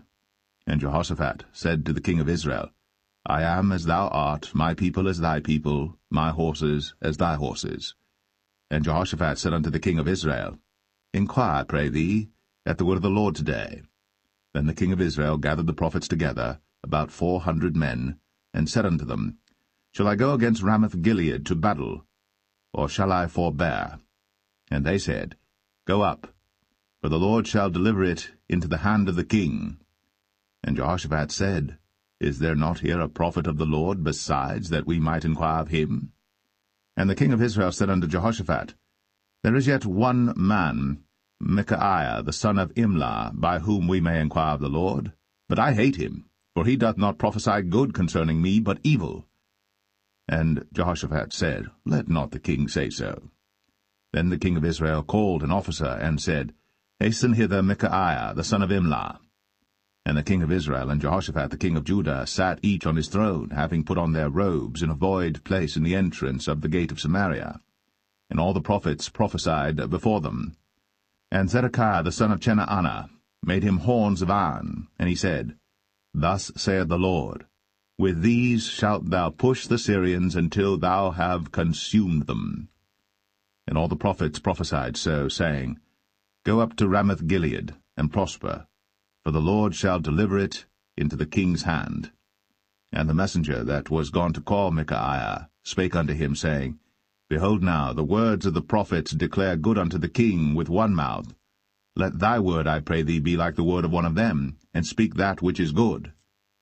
And Micaiah said, As the Lord liveth, what the Lord saith unto me, that will I speak. So he came to the king. And the king said unto him, Micaiah, shall we go against Ramoth-Gilead to battle, or shall we forbear? And he answered him, Go and prosper, for the Lord shall deliver it into the hand of the king. And the king said unto him, How many times shall I adjure thee that thou tell me nothing but that which is true in the name of the Lord? And he said, I saw all Israel scattered upon the hills, as sheep that have not a shepherd. And the Lord said, These have no master. Let them return every man to his house in peace. And the king of Israel said unto Jehoshaphat, Did I not tell thee that he would prophesy no good concerning me, but evil? And he said, Hear thou therefore the word of the Lord. I saw the Lord sitting on his throne, and all the host of heaven standing by him on his right hand and on his left. And the Lord said, Who shall persuade Ahab that he may go up and fall at Ramoth-Gilead? And one said on this manner, and another said on that manner. And there came forth a spirit, and stood before the Lord, and said, I will persuade him. And the Lord said unto him, Wherewith? And he said, I will go forth, and I will be a lying spirit in the mouth of all his prophets. And he said, Thou shalt persuade him, and prevail also. Go forth, and do so. Now therefore, behold, the Lord hath put a lying spirit in the mouth of all these thy prophets, and the Lord hath spoken evil concerning thee. But Zedekiah the son of Chenaanah went near, and smote Micaiah on the cheek, and said, Which way went the Spirit of the Lord from me to speak unto thee? And Micaiah said, Behold, thou shalt see in that day, when thou shalt go into an inner chamber to hide thyself. And the king of Israel said, Take Micaiah, and carry him back unto Amon the governor of the city, and to Joash the king's son, and say, Thus saith the king, Put this fellow in the prison, and feed him with bread of affliction and with water of affliction, until I come in peace. And Micaiah said, If thou return at all in peace, the Lord hath not spoken by me. And he said, Hearken, O people, every one of you. So the king of Israel and Jehoshaphat the king of Judah went up to Ramoth-Gilead. And the king of Israel said unto Jehoshaphat, I will disguise myself, and enter into battle, but put thou on thy robes. And the king of Israel disguised himself, and went into the battle. But the king of Syria commanded his 32 captains that had rule over his chariots, saying, Fight neither with small nor great, save only with the king of Israel. And it came to pass, when the captains of the chariots saw Jehoshaphat, that they said, Surely it is the king of Israel. And they turned aside to fight against him. And Jehoshaphat cried out. And it came to pass, when the captains of the chariots perceived that it was not the king of Israel, that they turned back from pursuing him. And a certain man drew a bow at a venture, and smote the king of Israel between the joints of the harness. Wherefore he said unto the driver of his chariots, Turn thy hand, and carry me out of the host, for I am wounded. And the battle increased that day. And the king was stayed up in his chariot against the Syrians, and died at even. And the blood ran out of the wound, into the midst of the chariot. And there went a proclamation throughout the host about the going down of the sun, saying, Every man to his city, and every man to his own country. So the king died, and was brought to Samaria, and they buried the king in Samaria. And one washed the chariot in the pool of Samaria, and the dogs licked up his blood, and they washed his armour, according unto the word of the Lord which he spake.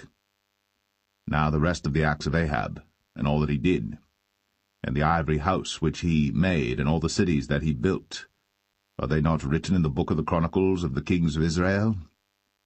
So Ahab slept with his fathers, and Ahaziah his son reigned in his stead.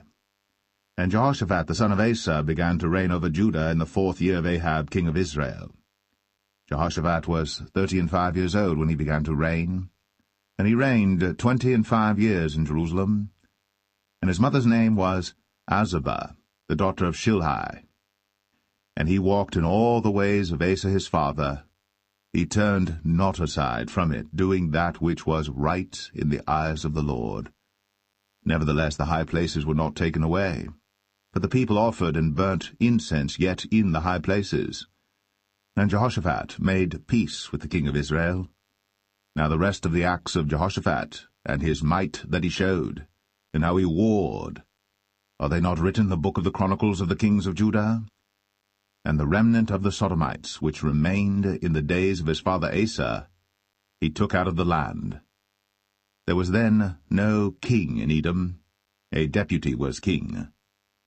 Jehoshaphat made ships of Tarshish to go to Ophir for gold, but they went not, for the ships were broken at Ezion-Geber.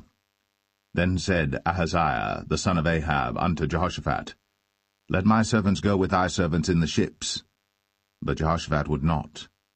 And Jehoshaphat slept with his fathers, and was buried with his fathers in the city of David his father. And Jehoram his son reigned in his stead. Ahaziah the son of Ahab began to reign over Israel in Samaria the 17th year of Jehoshaphat king of Judah, and reigned 2 years over Israel. And he did evil in the sight of the Lord, and walked in the way of his father, and in the way of his mother, and in the way of Jeroboam the son of Nebat, who made Israel to sin. For he served Baal, and worshipped him, and provoked to anger the Lord God of Israel, according to all that his father had done.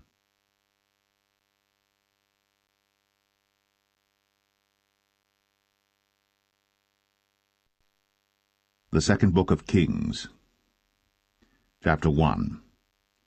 Then Moab rebelled against Israel after the death of Ahab. And Ahaziah fell down through a lattice in his upper chamber that was in Samaria, and was sick. And he sent messengers, and said unto them, Go, inquire of Baal-zebub, the god of Ekron, whether I shall recover of this disease. But the angel of the Lord said to Elijah the Tishbite, Arise, go up to meet the messengers of the king of Samaria, and say unto them, Is it not because there is not a God in Israel that ye go to inquire of Baal-zebub, the god of Ekron? Now therefore thus saith the Lord, Thou shalt not come down from that bed on which thou art gone up, but shalt surely die. And Elijah departed. And when the messengers turned back unto him, he said unto them, Why are ye now turned back? And they said unto him, There came a man up to meet us, and said unto us, Go, turn again unto the king that sent you, and say unto him, Thus saith the Lord, Is it not because there is not a God in Israel that thou sendest to inquire of Baal-zebub, the god of Ekron? Therefore thou shalt not come down from that bed on which thou art gone up, but shalt surely die. And he said unto them, What manner of man was he which came up to meet you, and told you these words? And they answered him, He was an hairy man, and girt with a girdle of leather about his loins. And he said, It is Elijah the Tishbite. Then the king sent unto him a captain of 50 with his 50. And he went up to him, and behold, he sat on the top of an hill. And he spake unto him, Thou man of God, the king hath said, Come down. And Elijah answered and said to the captain of 50, If I be a man of God, then let fire come down from heaven, and consume thee and thy 50. And there came down fire from heaven, and consumed him and his 50. Again also he sent unto him another captain of 50 with his 50. And he answered and said unto him, O man of God, thus hath the king said, Come down quickly. And Elijah answered and said unto them, If I be a man of God, let fire come down from heaven, and consume thee and thy 50. And the fire of God came down from heaven, and consumed him and his 50.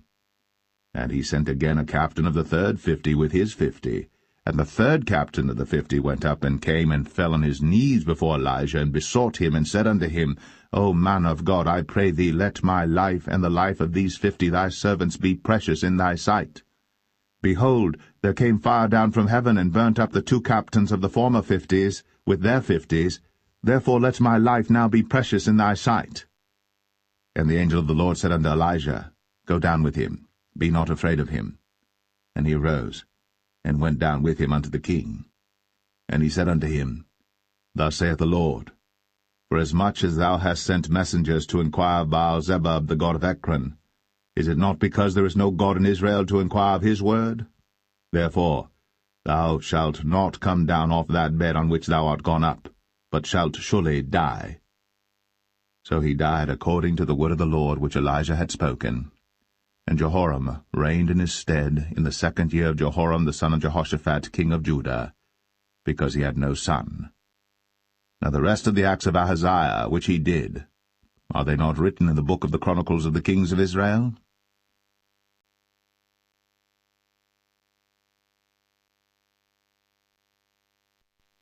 Second Kings 2. And it came to pass, when the Lord would take up Elijah into heaven by a whirlwind, that Elijah went with Elisha from Gilgal. And Elijah said unto Elisha, Tarry here, I pray thee, for the Lord hath sent me to Bethel. And Elisha said unto him, As the Lord liveth, and as thy soul liveth, I will not leave thee. So they went down to Bethel. And the sons of the prophets that were at Bethel came forth to Elisha, and said unto him, Knowest thou that the Lord will take away thy master from thy head today? And he said, Yea, I know it.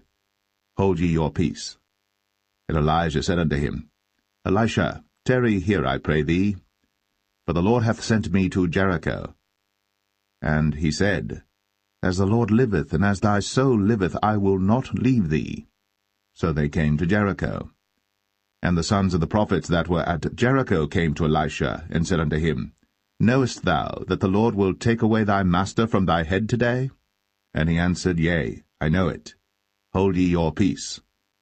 And Elijah said unto him, Tarry, I pray thee here, for the Lord hath sent me to Jordan. And he said, As the Lord liveth, and as thy soul liveth, I will not leave thee. And they two went on. And 50 men of the sons of the prophets went, and stood to view afar off. And they too stood by Jordan. And Elijah took his mantle, and wrapped it together, and smote the waters, and they were divided hither and thither, so that they too went over on dry ground. And it came to pass, when they were gone over, that Elijah said unto Elisha, Ask what I shall do for thee, before I be taken away from thee. And Elisha said, I pray thee, let a double portion of thy spirit be upon me. And he said, Thou hast asked a hard thing. Nevertheless, if thou see me when I am taken from thee, it shall be so unto thee, but if not, it shall not be so. And it came to pass, as they still went on and talked, that, behold, there appeared a chariot of fire, and horses of fire, and parted them both asunder. And Elijah went up by a whirlwind into heaven. And Elisha saw it, and he cried, My father, the chariot of Israel, and the horsemen thereof. And he saw him no more. And he took hold of his own clothes, and rent them in 2 pieces. He took up also the mantle of Elijah that fell from him, and went back and stood by the bank of Jordan.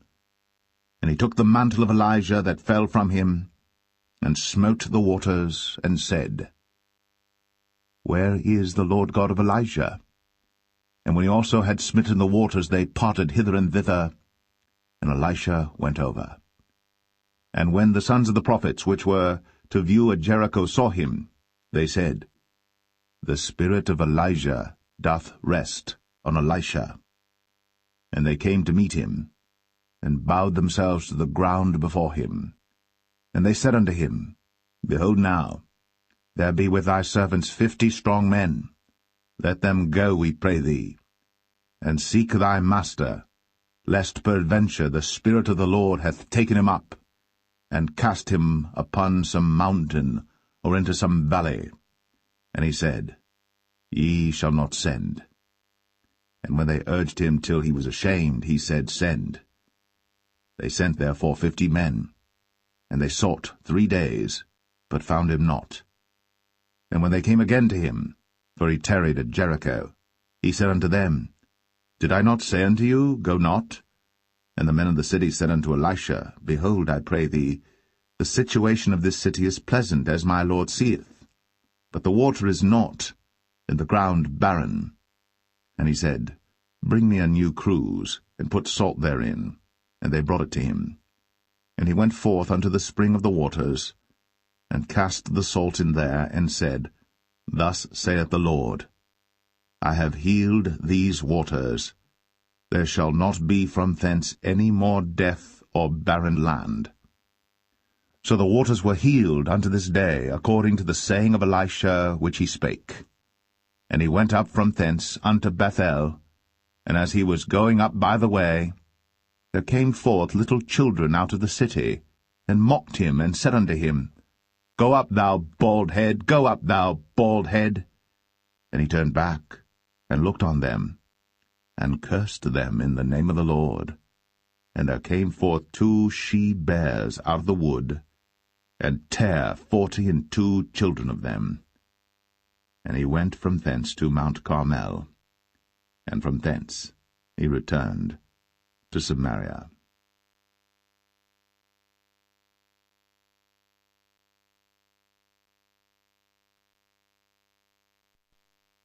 Second Kings 3. Now Jehoram the son of Ahab began to reign over Israel in Samaria the 18th year of Jehoshaphat king of Judah, and reigned 12 years. And he wrought evil in the sight of the Lord, but not like his father and like his mother. For he put away the image of Baal that his father had made. Nevertheless he cleaved unto the sins of Jeroboam the son of Nebat, which made Israel to sin. He departed not therefrom. And Mesha king of Moab was a sheepmaster, and rendered unto the king of Israel 100,000 lambs and 100,000 rams with the wool. But it came to pass, when Ahab was dead, that the king of Moab rebelled against the king of Israel. And King Jehoram went out of Samaria the same time, and numbered all Israel. And he went and sent to Jehoshaphat the king of Judah, saying, The king of Moab hath rebelled against me. Wilt thou go with me against Moab to battle? And he said, I will go up. I am as thou art, my people as thy people, and my horses as thy horses. And he said, Which way shall we go up? And he answered, The way through the wilderness of Edom. So the king of Israel went, and the king of Judah, and the king of Edom, and they fetched a compass of 7 days' journey, and there was no water for the host, and for the cattle that followed them. And the king of Israel said, Alas, that the Lord hath called these 3 kings together to deliver them into the hand of Moab. But Jehoshaphat said, Is there not here a prophet of the Lord, that we may inquire of the Lord by him? And one of the king of Israel's servants answered and said, Here is Elisha the son of Shaphat, which poured water on the hands of Elijah. And Jehoshaphat said, The word of the Lord is with him. So the king of Israel and Jehoshaphat and the king of Edom went down to him. And Elisha said unto the king of Israel, What have I to do with thee? Get thee to the prophets of thy father, and to the prophets of thy mother. And the king of Israel said unto him, Nay, for the Lord hath called these 3 kings together to deliver them into the hand of Moab. And Elisha said, As the Lord of hosts liveth, before whom I stand, surely, Were it not that I regard the presence of Jehoshaphat the king of Judah, I would not look toward thee, nor see thee. But now bring me a minstrel. And it came to pass, when the minstrel played, that the hand of the Lord came upon him, and he said, Thus saith the Lord, Make this valley full of ditches. For thus saith the Lord, Ye shall not see wind, neither shall ye see rain, yet that valley shall be filled with water, that ye may drink, both ye, and your cattle, and your beasts. And this is but a light thing in the sight of the Lord. He will deliver the Moabites also into your hand. And ye shall smite every fenced city and every choice city, and shall fell every good tree, and stop all wells of water, and mar every good piece of land with stones. And it came to pass in the morning, when the meat offering was offered, that, behold, there came water by the way of Edom, and the country was filled with water. And when all the Moabites heard that the kings were come up to fight against them, they gathered all that were able to put on armor, and upward and stood in the border. And they rose up early in the morning, and the sun shone upon the water, and the Moabites saw the water on the other side as red as blood. And they said, This is blood. The kings are surely slain, and they have smitten one another. Now, therefore, Moab to the spoil. And when they came to the camp of Israel, the Israelites rose up and smote the Moabites, so that they fled before them. But they went forward, smiting the Moabites, even in their country. And they beat down the cities, and on every good piece of land cast every man his stone, and filled it. And they stopped all the wells of water, and felled all the good trees. Only in Kir-Hareseth left they the stones thereof. Howbeit the slingers went about it, and smote it. And when the king of Moab saw that the battle was too sore for him, he took with him 700 men that drew swords, to break through even unto the kings of Edom, but they could not. Then he took his eldest son that should have reigned in his stead, and offered him for a burnt offering upon the wall. And there was great indignation against Israel, and they departed from him, and returned to their own land.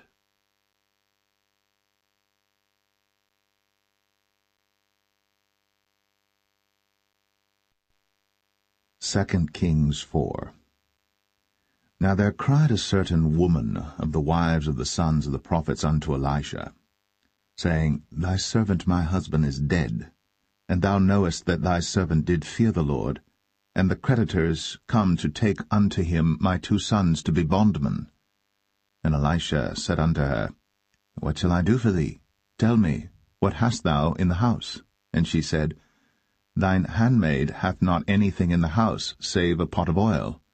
Then he said, Go borrow thee vessels abroad of all thy neighbors, even empty vessels, borrow not a few. And when thou art come in, thou shalt shut the door upon thee and upon thy sons, and shalt pour out into all those vessels, and thou shalt set aside that which is full. So she went from him, and shut the door upon her and upon her sons, who brought the vessels to her, and she poured out. And it came to pass, when the vessels were full, that she said unto her son, Bring me yet a vessel. And he said unto her, There is not a vessel more. And the oil stayed. Then she came and told the man of God, and he said, Go sell the oil, and pay thy debt, and live thou and thy children of the rest. And it fell on a day that Elisha passed to Shunem, where was a great woman, and she constrained him to eat bread. And so it was, that as oft as he passed by, he turned in thither to eat bread. And she said unto her husband, Behold now, I perceive that this is an holy man of God, which passeth by us continually. Let us make a little chamber, I pray thee, on the wall, and let us set for him there a bed, and a table, and a stool, and a candlestick. And it shall be, when he cometh to us, that he shall turn in thither. And it fell on a day that he came thither, and he turned into the chamber, and lay there. And he said to Gehazi his servant, Call this Shunammite. And when he had called her, she stood before him. And he said unto him, Say now unto her, Behold, thou hast been careful for us with all this care. What is to be done for thee? Wouldst thou be spoken for to the king or to the captain of the host? And she answered, I dwell among mine own people. And he said, What then is to be done for her? And Gehazi answered, Verily, she hath no child, and her husband is old. And he said, Call her. And when he had called her, she stood in the door, and he said, About this season, according to the time of life, thou shalt embrace a son. And she said, Nay, my lord, thou man of God, do not lie unto thine handmaid. And the woman conceived, and bare a son at that season that Elisha had said unto her, according to the time of life. And when the child was grown, it fell on a day that he went out to his father to the reapers. And he said unto his father, My head, my head. And he said to a lad, Carry him to his mother. And when he had taken him, and brought him to his mother, he sat on her knees till noon, and then died. And she went up, and laid him on the bed of the man of God, and shut the door upon him, and went out. And she called unto her husband, and said, Send me, I pray thee, one of the young men, and one of the asses, that I may run to the man of God, and come again.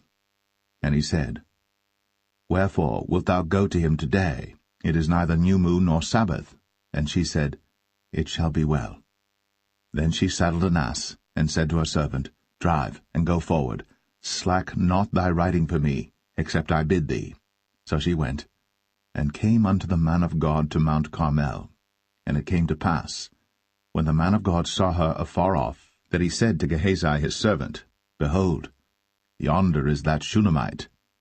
Run now, I pray thee, to meet her, and say unto her, Is it well with thee? Is it well with thy husband? Is it well with the child? And she answered, It is well. And when she came to the man of God to the hill, she caught him by the feet. But Gehazi came near to thrust her away. And the man of God said, Let her alone, for her soul is vexed within her. And the Lord hath hid it from me, and hath not told me. Then she said, Did I desire a son of my Lord? Did I not say, Do not deceive me? Then he said to Gehazi, Gird up thy loins, and take my staff in thine hand, and go thy way. If thou meet any man, salute him not, and if any salute thee, answer him not again. And lay my staff upon the face of the child. And the mother of the child said, As the Lord liveth, and as thy soul liveth, I will not leave thee. And he arose and followed her. And Gehazi passed on before them, and laid the staff upon the face of the child. But there was neither voice nor hearing. Wherefore he went again to meet him, and told him, saying, The child is not awaked. And when Elisha was come into the house, behold, the child was dead, and laid upon his bed. He went in therefore, and shut the door upon them twain, and prayed unto the Lord. And he went up and lay upon the child, and put his mouth upon his mouth, and his eyes upon his eyes, and his hands upon his hands, and he stretched himself upon the child, and the flesh of the child waxed warm.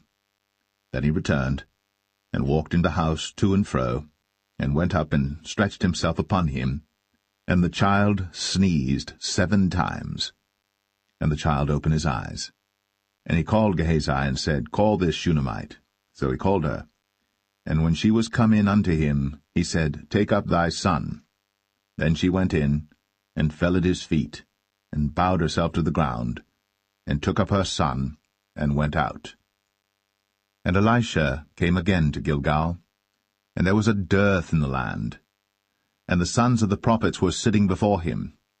And he said unto his servant, Set on the great pot, and seethe porridge for the sons of the prophets. And one went out into the field to gather herbs, and found a wild vine, and gathered thereof wild gourds his lapful, and came and shred them into the pot of pottage, but they knew them not. So they poured out for the men to eat, and it came to pass, as they were eating of the pottage, that they cried out and said, O thou man of God, there is death in the pot. And they could not eat thereof. But he said, Then bring meal. And he cast it into the pot, and he said, Pour out for the people, that they may eat. And there was no harm in the pot. And there came a man from Baal-Shalisha, and brought the man of God bread of the first fruits, 20 loaves of barley, and full ears of corn in the husk thereof. And he said, Give unto the people, that they may eat. And his servitor said, What, should I set this before 100 men? He said again, Give the people, that they may eat. For thus saith the Lord, They shall eat, and shall leave thereof. So he set it before them, and they did eat, and left thereof, according to the word of the Lord.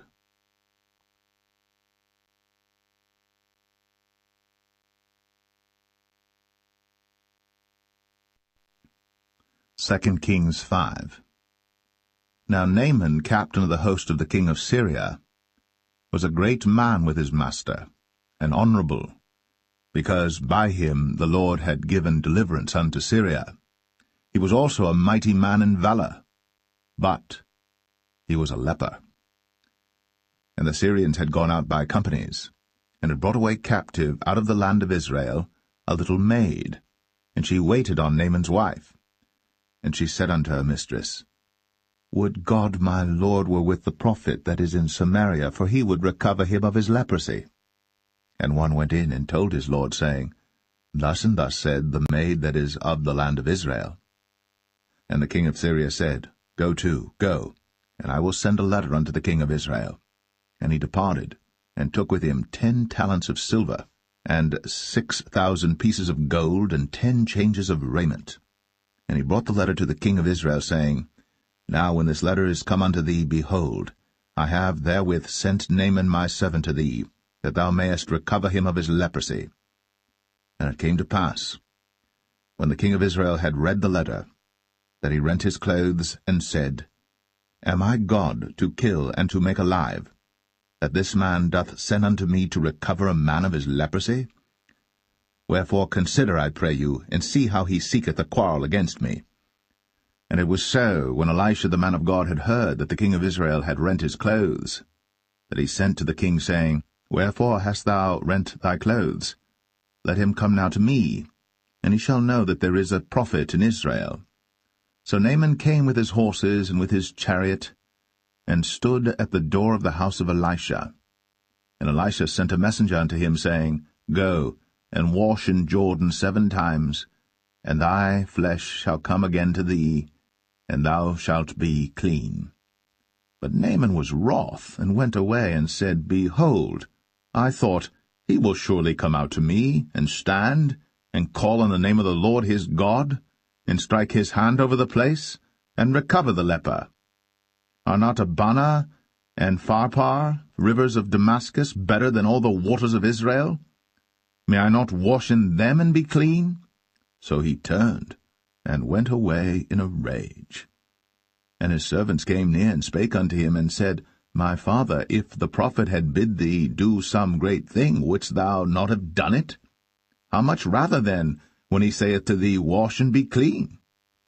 Then went he down, and dipped himself 7 times in Jordan, according to the saying of the man of God. And his flesh came again like unto the flesh of a little child, and he was clean. And he returned to the man of God, he and all his company, and came and stood before him. And he said, Behold, now I know that there is no God in all the earth, but in Israel. Now therefore I pray thee, take a blessing of thy servant. But he said, As the Lord liveth, before whom I stand, I will receive none. And he urged him to take it, but he refused. And Naaman said, Shall there not then, I pray thee, be given to thy servant 2 mules, burden of earth? For thy servant will henceforth offer neither burnt offering nor sacrifice unto other gods, but unto the Lord. In this thing the Lord pardon thy servant, that when my master goeth into the house of Rimmon to worship there, and he leaneth on my hand, and I bow myself in the house of Rimmon, when I bow down myself in the house of Rimmon, the Lord pardon thy servant in this thing. And he said unto him, Go in peace. So he departed from him a little way. But Gehazi, the servant of Elisha, the man of God, said, Behold, My master hath spared Naaman this Syrian in not receiving at his hands that which he brought? But as the Lord liveth, I will run after him, and take somewhat of him. So Gehazi followed after Naaman. And when Naaman saw him running after him, he lighted down from the chariot to meet him, and said, Is all well? And he said, All is well. My master hath sent me, saying, Behold, even now there be come to me from Mount Ephraim 2 young men of the sons of the prophets. Give them, I pray thee, a talent of silver, and 2 changes of garments. And Naaman said, Be content, take 2 talents. And he urged him, and bound 2 talents of silver in 2 bags, with 2 changes of garments, and laid them upon 2 of his servants, and they bare them before him. And when he came to the tower, he took them from their hand, and bestowed them in the house. And he let the men go, and they departed. But he went in, and stood before his master. And Elisha said unto him, Whence comest thou, Gehazi? And he said, Thy servant went no whither. And he said unto him, Went not mine heart with thee, when the man turned again from his chariot to meet thee? Is it a time to receive money, and to receive garments, and oliveyards, and vineyards, and sheep, and oxen, and men-servants, and maidservants? The leprosy therefore of Naaman shall cleave unto thee, and unto thy seed for ever. And he went out from his presence, a leper as white as snow.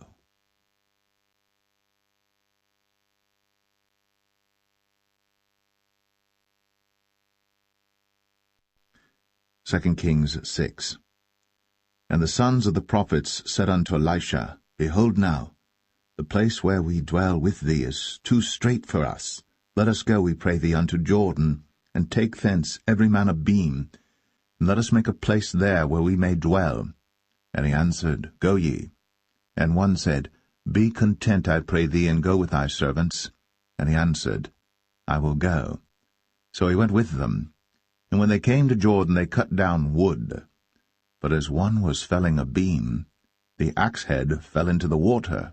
And he cried and said, Alas, master, for it was borrowed. And the man of God said, Where fell it? And he showed him the place. And he cut down a stick, and cast it in thither. And the iron did swim. Therefore said he, Take it up to thee. And he put out his hand, and took it. Then the king of Syria warred against Israel, and took counsel with his servants, saying, In such and such a place shall be my camp. And the man of God sent unto the king of Israel, saying, Beware that thou pass not such a place, for thither the Syrians are come down. And the king of Israel sent to the place which the man of God told him, and warned him of, and saved himself there, not once nor twice. Therefore the heart of the king of Syria was sore troubled for this thing. And he called his servants, and said unto them, Will ye not show me which of us is for the king of Israel? And one of his servants said, None, my lord, O king. But Elisha, the prophet that is in Israel, telleth the king of Israel the words that thou speakest in thy bedchamber. And he said, Go and spy where he is, that I may send and fetch him. And it was told him, saying, Behold, he is in Dothan. Therefore sent he thither horses and chariots and a great host. And they came by night and compassed the city about. And when the servant of the man of God was risen early and gone forth, behold, an host compassed the city both with horses and chariots. And his servant said unto him, Alas, my master, how shall we do? And he answered, Fear not, for they that be with us are more than they that be with them. And Elisha prayed, and said, Lord, I pray thee, open his eyes, that he may see. And the Lord opened the eyes of the young man, and he saw, and behold, the mountain was full of horses and chariots of fire round about Elisha. And when they came down to him, Elisha prayed unto the Lord, and said, Smite this people, I pray thee, with blindness. And he smote them with blindness according to the word of Elisha. And Elisha said unto them, This is not the way, neither is this the city. Follow me, and I will bring you to the man whom ye seek. But he led them to Samaria. And it came to pass, when they were come into Samaria, that Elisha said, Lord, open the eyes of these men, that they may see. And the Lord opened their eyes, and they saw, and behold, they were in the midst of Samaria. And the king of Israel said unto Elisha, when he saw them, My father, shall I smite them? Shall I smite them? And he answered, Thou shalt not smite them. Wouldst thou smite those whom thou hast taken captive with thy sword and with thy bow? Set bread and water before them, that they may eat and drink, and go to their master. And he prepared great provision for them. And when they had eaten and drunk, he sent them away, and they went to their master. So the bands of Syria came no more into the land of Israel. And it came to pass after this, that Ben-Hadad, king of Syria, gathered all his host, and went up, and besieged Samaria. And there was a great famine in Samaria, and behold, they besieged it, until an ass's head was sold for 80 pieces of silver, and the 4th part of a cab of dove's dung for 5 pieces of silver. And as the king of Israel was passing by upon the wall, they cried a woman unto him, saying, Help my lord, O king. And he said, If the Lord do not help thee, whence shall I help thee? Out of the barn floor, out of the winepress? And the king said unto her, What aileth thee? And she answered, This woman said unto me, Give thy son, that we may eat him today, and we will eat my son tomorrow. So we boiled my son, and did eat him. And I said unto her on the next day, Give thy son, that we may eat him. And she hath hid her son. And it came to pass, when the king heard the words of the woman, that he rent his clothes, and he passed by upon the wall. And the people looked, and behold, he had sackcloth within upon his flesh. Then he said, God do so, and more also to me, if the head of Elisha the son of Shaphat shall stand on him this day. But Elisha sat in his house, and the elders sat with him. And the king sent a man from before him.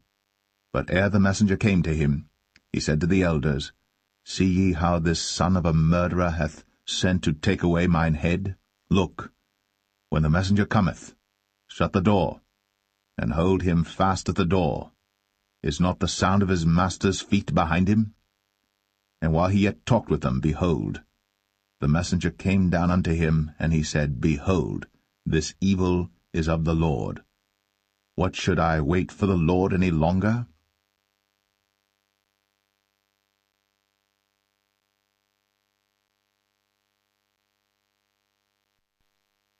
Second Kings 7. Then Elisha said, Hear ye the word of the Lord. Thus saith the Lord, Tomorrow about this time shall a measure of fine flour be sold for a shekel, and 2 measures of barley for a shekel, in the gate of Samaria. Then a lord, on whose hand the king leaned, answered the man of God, and said, Behold, if the Lord would make windows in heaven, might this thing be? And he said, Behold, thou shalt see it with thine eyes, but shalt not eat thereof. And there were 4 leprous men at the entering in of the gate, and they said one to another, Why sit we here until we die? If we say we will enter into the city, then the famine is in the city, and we shall die there. And if we sit still here, we die also. Now therefore come, and let us fall unto the host of the Syrians. If they save us alive, we shall live, and if they kill us, we shall but die. And they rose up in the twilight, to go unto the camp of the Syrians. And when they were come to the uttermost part of the camp of Syria, behold, there was no man there. For the Lord had made the host of the Syrians to hear a noise of chariots, and a noise of horses, even the noise of a great host. And they said one to another, Lo, the king of Israel hath hired against us the kings of the Hittites, and the kings of the Egyptians, to come upon us.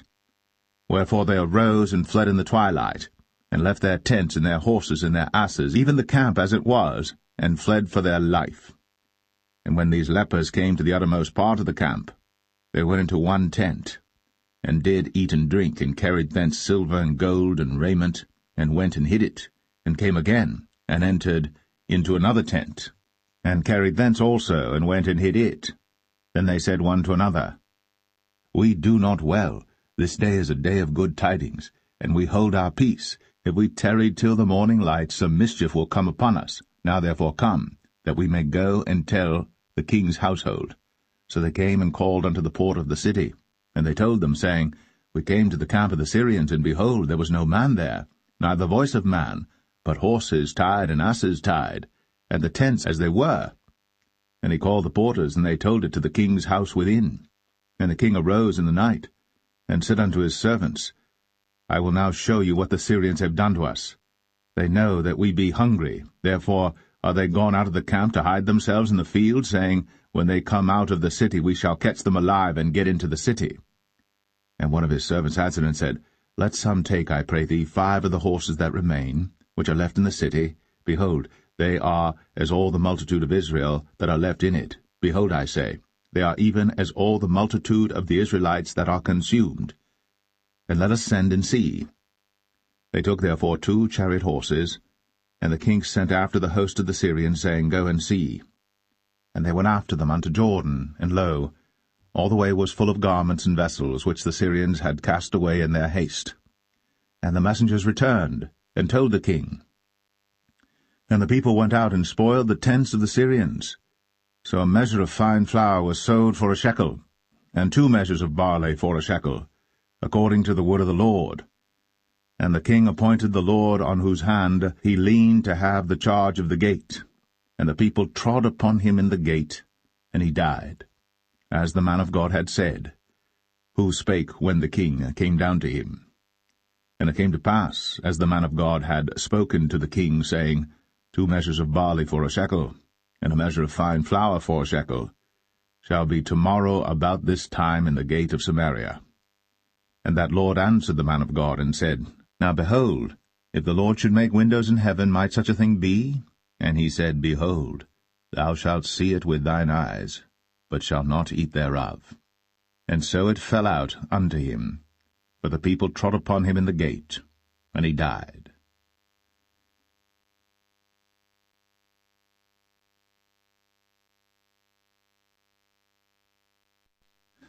Second Kings 8.